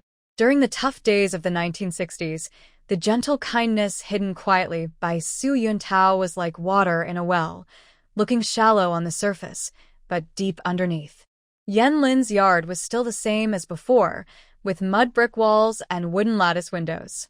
The leaky roof had been replaced with bright tiles, and the stone mill in the corner was cleaned spotless, with a pot of bright sunflowers on top. Yenlin was squatting beside the mill, smoking. When they entered, he quickly stubbed out his cigarette and stood up, wiping his hands on his apron. "You're here, brother," Hee-cha called softly, feeling a lump in her throat. In the past, the original owner caused chaos, making Yenlin and his wife's life difficult. After she arrived, she gradually eased their relationship. When they returned to the city in 1975, Yenlin drove a donkey cart for 30 miles, carrying dried sweet potatoes and peanuts they couldn't bear to eat, saying, "When you get to the city, don't suffer. Come inside and sit." Yenlin's wife brought out a basin of hot water, smiling brightly. "Icha, look at this Kong heated bed. I just laid a new mattress yesterday, so soft." The earthen Kong inside was still the same as before, just wider, so the whole family could sit comfortably. On the wall was a faded poster of learning from Desai, and next to it hung a certificate of her son's 3 Good Student Award, shining with golden letters. Seeing the award, Hee-cha suddenly remembered when Anan was born. She had stayed on this Kong for a month. Yenlin's wife cooked her 2 eggs every day, saying, "City wives need to eat this while resting after giving birth." Xiao Shui, come here. Play with Brother Huzi, Yan Chuilin called her grandson, a lively little boy. Let your brother take you to find bird nests and pick sour jujubes. At first, Xiao Shui was shy and clung to He Cha's sleeve, and then patted her chest and said, "Don't be afraid, Xiao Shui. Brother will protect you." He took her hand and ran outside, with Huzi leading the way. The children's laughter sounded like beads scattering, filling the yard with joy. He Cha leaned against the doorframe, watching. Su Yuntao stood beside her, handing her a handkerchief. "The wind is strong. Don't get blown. You see how Anan is acting. Doesn't she remind you of yourself back then?" He Icha said with a smile. "You used to do the same, taking the village kids to fish and getting caught by the team leader and made to stand in punishment." Su Yunta scratched his head, a little embarrassed. "That was when I was young." He looked at the children running in the yard and suddenly said, "Back then, I always hoped that the children of Shibianzi village could have the same as city kids, new clothes to wear, good books to read. Isn't it achieved now?" He Cha pointed to the certificate on the wall. "Look, Huzi is wearing a good quality shirt, much better than ours back in the day." Just then, Yan Lin's wife came in carrying chicken soup. The rich aroma wafted from the pot, with a layer of golden oil floating on top. "Drink it while it's hot. This chicken has been raised for 3 years and is very nourishing." She filled a bowl for Icha. "Icha, you probably don't know, but the embroidery patterns you taught the women in the village years ago have become treasures. The county supply and marketing cooperative even comes to buy them, saying they can be exported for foreign exchange." Icha was momentarily stunned, then smiled. In 1970, when life was hard in the village, she took out embroidery threads from her family and taught women to embroider handkerchiefs and pillowcases to earn some food stamps for the family. Unexpectedly, after so many years, this craft still exists and has become a livelihood for the village. A while ago, people from the County Cultural Center came to see your embroidery work. "They want to hold an exhibition for you," Yan Lin said slowly, smoking his cigarette. "I told them to wait until you come back. You're a big hero in Shinianzi village." "I'm not a hero," He Cha waved her hand. "It's everyone who is willing to learn and work hard." In the afternoon, the old neighbors from the village came to see them. The gossiping woman who once scolded her now supported herself with a cane and gave Xiaoxue a piece of red sugar, saying, "This girl is really pretty." The old team leader, who once helped her fetch water, held hands with Xin Tao and asked questions, saying, "I knew you'd be successful." He Cha looked at these familiar yet strange faces and suddenly felt that time was a wonderful thing. It can turn hard days into sweet ones, turn enemies into friends, and transform the pregnant woman in Shinianzi village who is all alone into someone loved by the whole village. "Icha, big sister, shall I take you to see the embroidery workshop?" Yan Chuilin pulled her to go outside. "The small woodshed where you used to teach us embroidery has been turned into a workshop now. The teachers from the county are here teaching new patterns." The woodshed had indeed changed. The earthen walls were painted white, and the windows covered with transparent plastic. Over a dozen women sat at long tables, holding embroidery hoops, sewing quickly. The embroidered pieces on the wall included the mandarin ducks playing in water she taught long ago and a new, welcoming pine, with fine stitches and bright colors. "This is my daughter. She's now the master here." Yan Chuilin pointed to a woman in her 30s. "When you taught me, she was still nursing.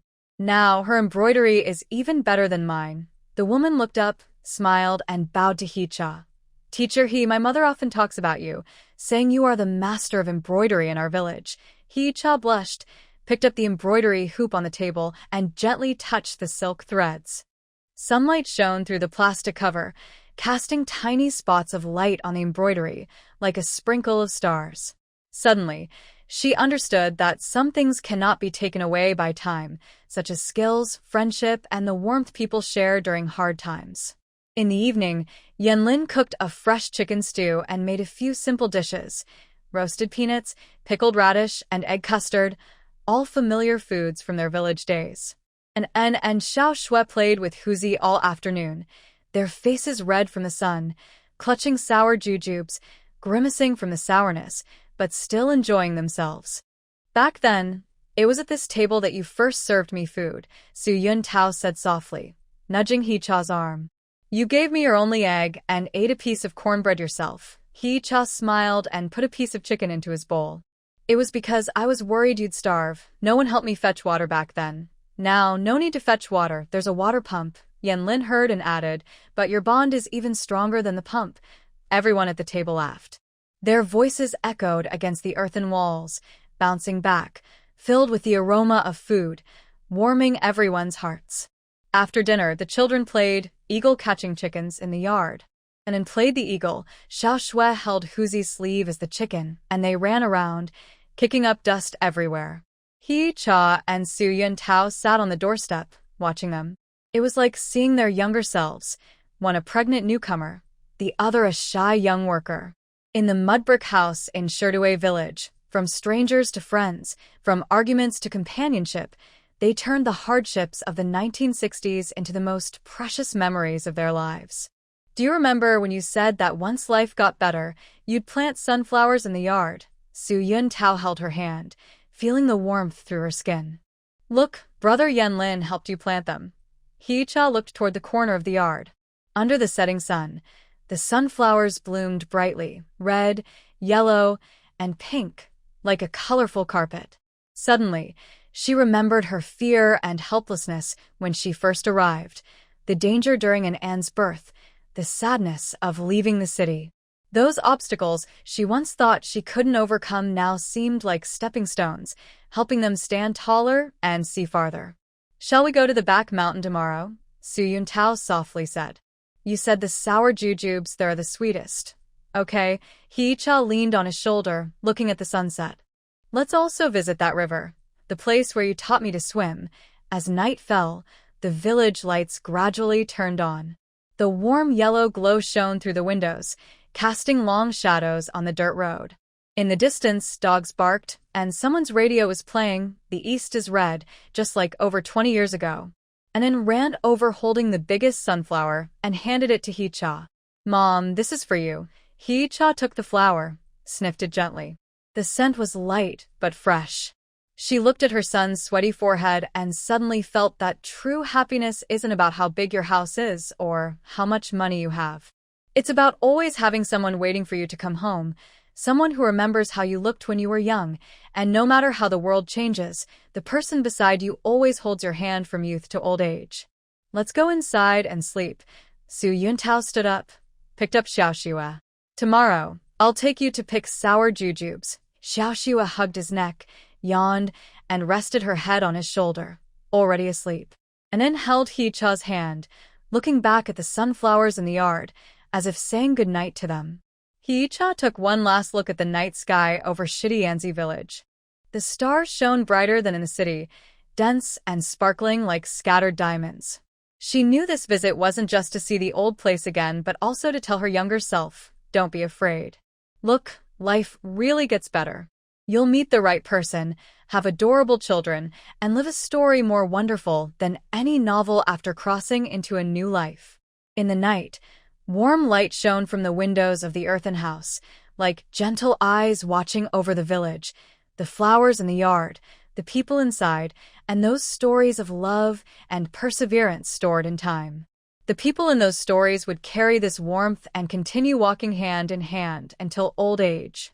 In the spring of 1985, as the breeze blew into Beijing, He-cha was standing in the backyard of Icha Embroidery Workshop, watching her new apprentices fly their needles. The ice crystals on the eaves melted into tiny streams that seeped into the cracks of the blue bricks, mingling with the scent of embroidery threads and plants, feeling more grounding than the jasmine tea on the front counter. Big Sister Icha, a telegram from Shanghai. Apprentice Xiaomin ran in holding a yellow envelope, her braid tips still covered in outside willow fluff. It says the shop on Nanjing Road has been taken over. When do you plan to go see it? He-cha took the telegram and paused for a moment. Last fall, her branch in Guangzhou had become so popular that they needed to hire 3 shifts of embroidery workers. Now, with news from Shanghai, it really proved what Yun Tao joked about, that the embroidery needle might be more effective than the stamps in her briefcase. As she was opening the envelope, Zhou Wenhong came in carrying a plate of freshly fried rice flour strips from the Moon Gate, her apron still stained with white flour. "I knew the magpie's calling in the morning meant good news," she said with a smile, placing the plate on a bamboo basket. Nanjing Road. "Huh? When I went to Shanghai with your father, we bought a piece of fine cloth from that department store." Each bit into a rice flour, the sweet aroma and memories flooding her mind. When she first arrived in this body, she had to sew shoes by hand until her hands bled. Now, she was planning to open an embroidery shop in the foreign concessions. Lost in thought, she heard the copper bell in the front yard ring, and from the footsteps, she knew Sister D had arrived. "Icha, you're really something now," Sister D said as she pushed open the door curtain, her short military green coat fluttering in the wind. "I just came back from Tianjin. The station newsstand has posters of our embroidery shop, calling it Northern Sioux Embroidery. That name really sounds impressive." She took out a leather notebook from her bag. "These are the candidates for the Shanghai branch. All are experienced workers who have been with us for over 3 years, skilled with needle and thread and quick-witted." Cha opened the notebook and saw detailed notes about each person's skills. Xiaozhong specializes in double-sided embroidery, Shaoli keeps the accounts, and a girl named Xiang once bargained with foreign merchants at the Canton Fair in English, selling a set of 100 birds paying homage to the phoenix. Screens for 3 times the price. She remembered how Sister D looked when she first arrived at the embroidery shop 3 years ago, wearing faded work pants, saying she had worked in a textile factory for 10 years and knew nothing but sewing machines. "I have an idea." Cha closed the notebook, tapping her fingers on the bamboo table. "How about you go to manage the Shanghai branch?" Sister D's enamel cup clanged against the table edge, spilling some tea on her hand. "Me? I've never managed such a big place. You managed the Tianjin office, and you kept track of the inventory better than the books." Cha handed over a handkerchief. "When you went to open the Guangzhou branch, you worked on it for half a month. When you came back, you gave me 3 suggestions for improvement and each one was spot on." She smiled, her eyes curling into a crescent moon. "Back then, you were a team leader at the textile factory, managing over 20 people, right?" Zhou Wenhong chimed in from the side. "D-girl, just listen to Icha. This kid has a good eye for people. When she said she wanted to be with Yun Tao, I was worried she was too young and naive. But look at her now." Dijia's face slowly turned red. She wiped the table with her handkerchief. "I'm just afraid. Afraid of damaging the embroidery shop's reputation. It won't happen." Cha pushed a telegram from Shanghai forward. "Remember last year, when we made those national gifts for the Ministry of Foreign Affairs? The Vietnamese delegation specifically asked for your design of the Autumn at the Great Wall painting. They said it was even more skillful than what's in the museum." She lowered her voice suddenly, "And Shanghai's fried buns are much tastier than Beijing's. You should go and try them yourself." Dijia was amused and laughed, her eyes shining with a gentle light. "Then I'll give it a try? But I must say up front, if something goes wrong, you'll have to come and save the day." "Of course, I will." Cha took out a drawing from a bamboo basket. "But I'm afraid I won't have much time for this design work." The drawing showed a budding willow tree, with silver threads wrapped around its branches, looking like tender early spring willow leaves covered in dew. Only when Dijia got closer did she notice that the veins of the willow leaves were embroidered with very fine hair-like threads, glowing softly in the sunlight. "Is this trying to capture the artistic mood of ink painting?" Icha gently brushed her fingers over the paper. "I used to think about how to make the embroidery look realistic and detailed. Now I realize that leaving some space, using less dense stitches, takes more skill." She looked up at Dijia. "Our chain stores are expanding nationwide. I can't manage both sourcing, selling, and designing innovations. Specializing in your field, you handle the business. I focus on creation. Only by doing our own jobs can we go far."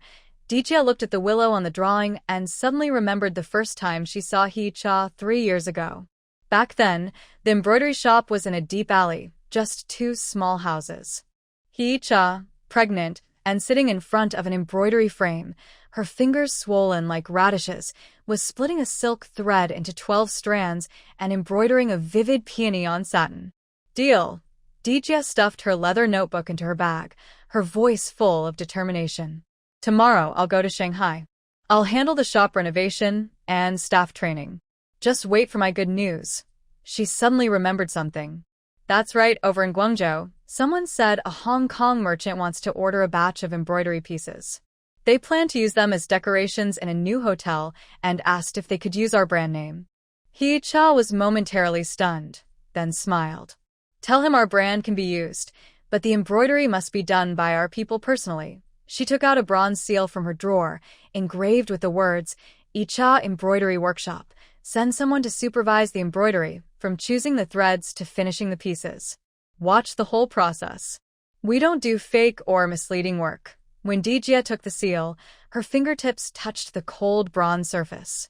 Suddenly, she felt this small seal was heavier than the labor model medal she received at the textile factory years ago. In the evening, Su Yuntao returned home to find He Cha leaning over a table drawing a design, with Anan sitting at her feet doing homework, the pencil scratching on the arithmetic book. Zhou Wenhong was frying fish in the kitchen, and the smell of herbs mixed with the scent of embroidery threads filled the room.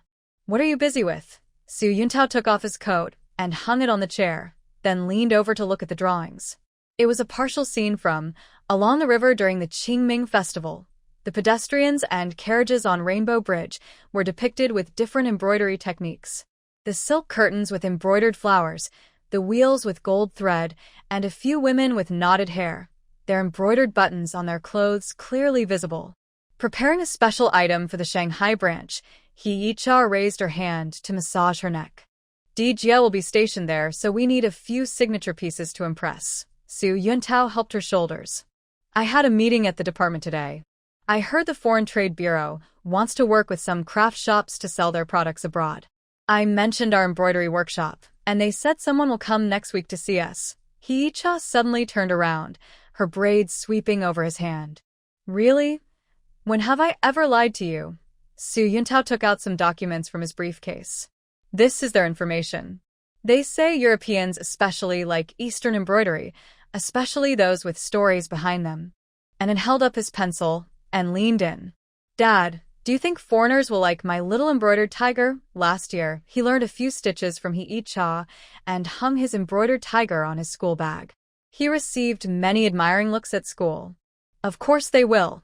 He Cha hugged her son. Once you practice for another 2 years, Mom will put your work in the Shanghai branch to sell. All the kids across the country will know that RN and is a little embroidery artist. Just then, outside the courtyard gate, Wang Gaigai's loud voice was heard. He Cha, are you home? Then came Xiao Shue's giggling laughter, probably because her mother was carrying her on her shoulders. He Cha stepped outside and saw Wang Gaigai holding Xiao Shue, standing in the doorway. She was also holding a blue cloth bag. I just came back from the market and saw some live cushion carp for sale. I brought you 2, she said. She handed the child to He Cha and said, Look at Xiao Shue. Today at kindergarten, she learned a new song and insists on singing it for Anan. Xiao Shue hugged He Cha's neck and sang softly, Little locust tree, cherries grow, willows of peppers. Her singing made Zhou Wenhong peek out from the kitchen and laugh. This kid sings better than a puppet show. Wang Gaigai opened the blue cloth bag and saw that inside, besides the cushion fish, there was a piece of patterned cloth. This is real silk I brought from Suzhou. It's the best for embroidery.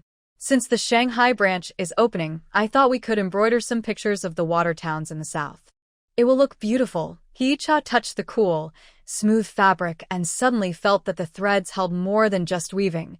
These years' memories were woven into them. From the mud brick house in Shibanzi village to the courtyard in Beijing, from patched-up old clothes to a nationwide embroidery workshop, it truly reflected the old saying, life is like a thread, it must be sewn carefully, stitch by stitch. At dinner, Sister D came to say goodbye with her 3 apprentices. Zhou Wenhong cooked a full table of dishes. Su Yuntao opened a bottle of treasured bamboo leaf green tea, and even An and Xiao Shue held oranges and juice, joining in the fun. Cheers to Sister D, He Cha raised her glass. May our embroidery threads sew across the whole country. Sister D took a sip, her cheeks red like the red peony she was best at embroidering. Cheers to Icha and our Icha embroidery workshop, she said. When she put down her glass, her voice choked a little. If my parents knew, the girl who was dismissed from the textile factory, now able to run a big shop in Shanghai, she'd probably laugh out loud from her grave. Zhou Wenhong helped her with a piece of braised pork. Good girl, there are many more days ahead. Once the Shanghai branch is steady, we'll go to Guangzhou and Chengdu, so everyone in the country will know that northern girls can also create beautiful embroidery. Outside, the moonlight streamed into the room, shining on the embroidery hoops stacked in the corner. Some hoops had just been sketched with patterns, others already embroidered with eyebrows and eyes, like the slowly unfolding days, every stitch full of hope. Hee-cha looked at the smiling faces around the table and suddenly remembered that cold winter night when she first arrived. She was curled up on the icy kong, listening to the north wind outside the window, feeling that these days stretched endlessly ahead. Looking back now, those difficult times have become subtle patterns in the embroidery. If you don't look carefully, you can't see them, but missing even one stitch would ruin the whole picture. By the way, Sister Icha. Sister D suddenly remembered something and took out a piece of paper from her bag. These are photos of the shop in Shanghai. Take a look and see if you want to change the layout. The shop in the photo is built facing the street, with a red lacquer door, carved windows, and the words, Icha Embroidery Workshop, shining in gold on the lintel under the sunlight. Hee-cha gently touched the photo with her fingertips, as if she could already see customers coming from all directions stopping in front of the embroidery frames, apprentices lowering their heads to sew quickly, and those warm embroidery pieces traveling along the railway and rivers to places she had only seen on maps. Su Yuntao held her hand, the warmth of his palm mixed with the scent of wine. What are you thinking about? I'm thinking. Hee-cha looked up at him, her eyes shining like the moonlight, back in Xinyanzi village. Who would have thought we would have today? I thought so too. Su Yuntao rubbed the calluses on her hand, marks left by years of holding needles. Since the day you embroidered that patch into a peach blossom, I knew that the needle in your hand could not only create flowers, but also weave a good life. At the dinner table, Sister D was explaining the plan for the Shanghai branch to the apprentices. Wang Gaigai was teaching Xiaoxue to recognize the characters in the photos, and Zhou Wenhong was happily pouring drinks for everyone. Outside, the spring breeze carried willow fluff past the eaves, blending the sounds of laughter, conversation, and faint embroidery into the night of 1985. Hee-cha looked down at her hands. These hands once held hoes in the fields, once cradled her children to feed them, and now they could hold delicate silk threads, embroidering mountains, rivers, the sun, and the moon on silk. Suddenly, she understood that true fulfillment is never something that falls from the sky. It is like embroidery, done stitch by stitch, step by step, slowly and carefully. On the day the Shanghai branch sign was hung, Hee-cha was in the backyard of the capital, beginning to embroider along the river during the Qingming festival, painting. Sunlight filtered through the flowering crabapple trees onto the satin surface. Her silver needle pierced the fabric, carrying the northern wind, the southern water, and the bittersweet and sweet experiences of these years, creating a new, vibrant spring that belonged to her.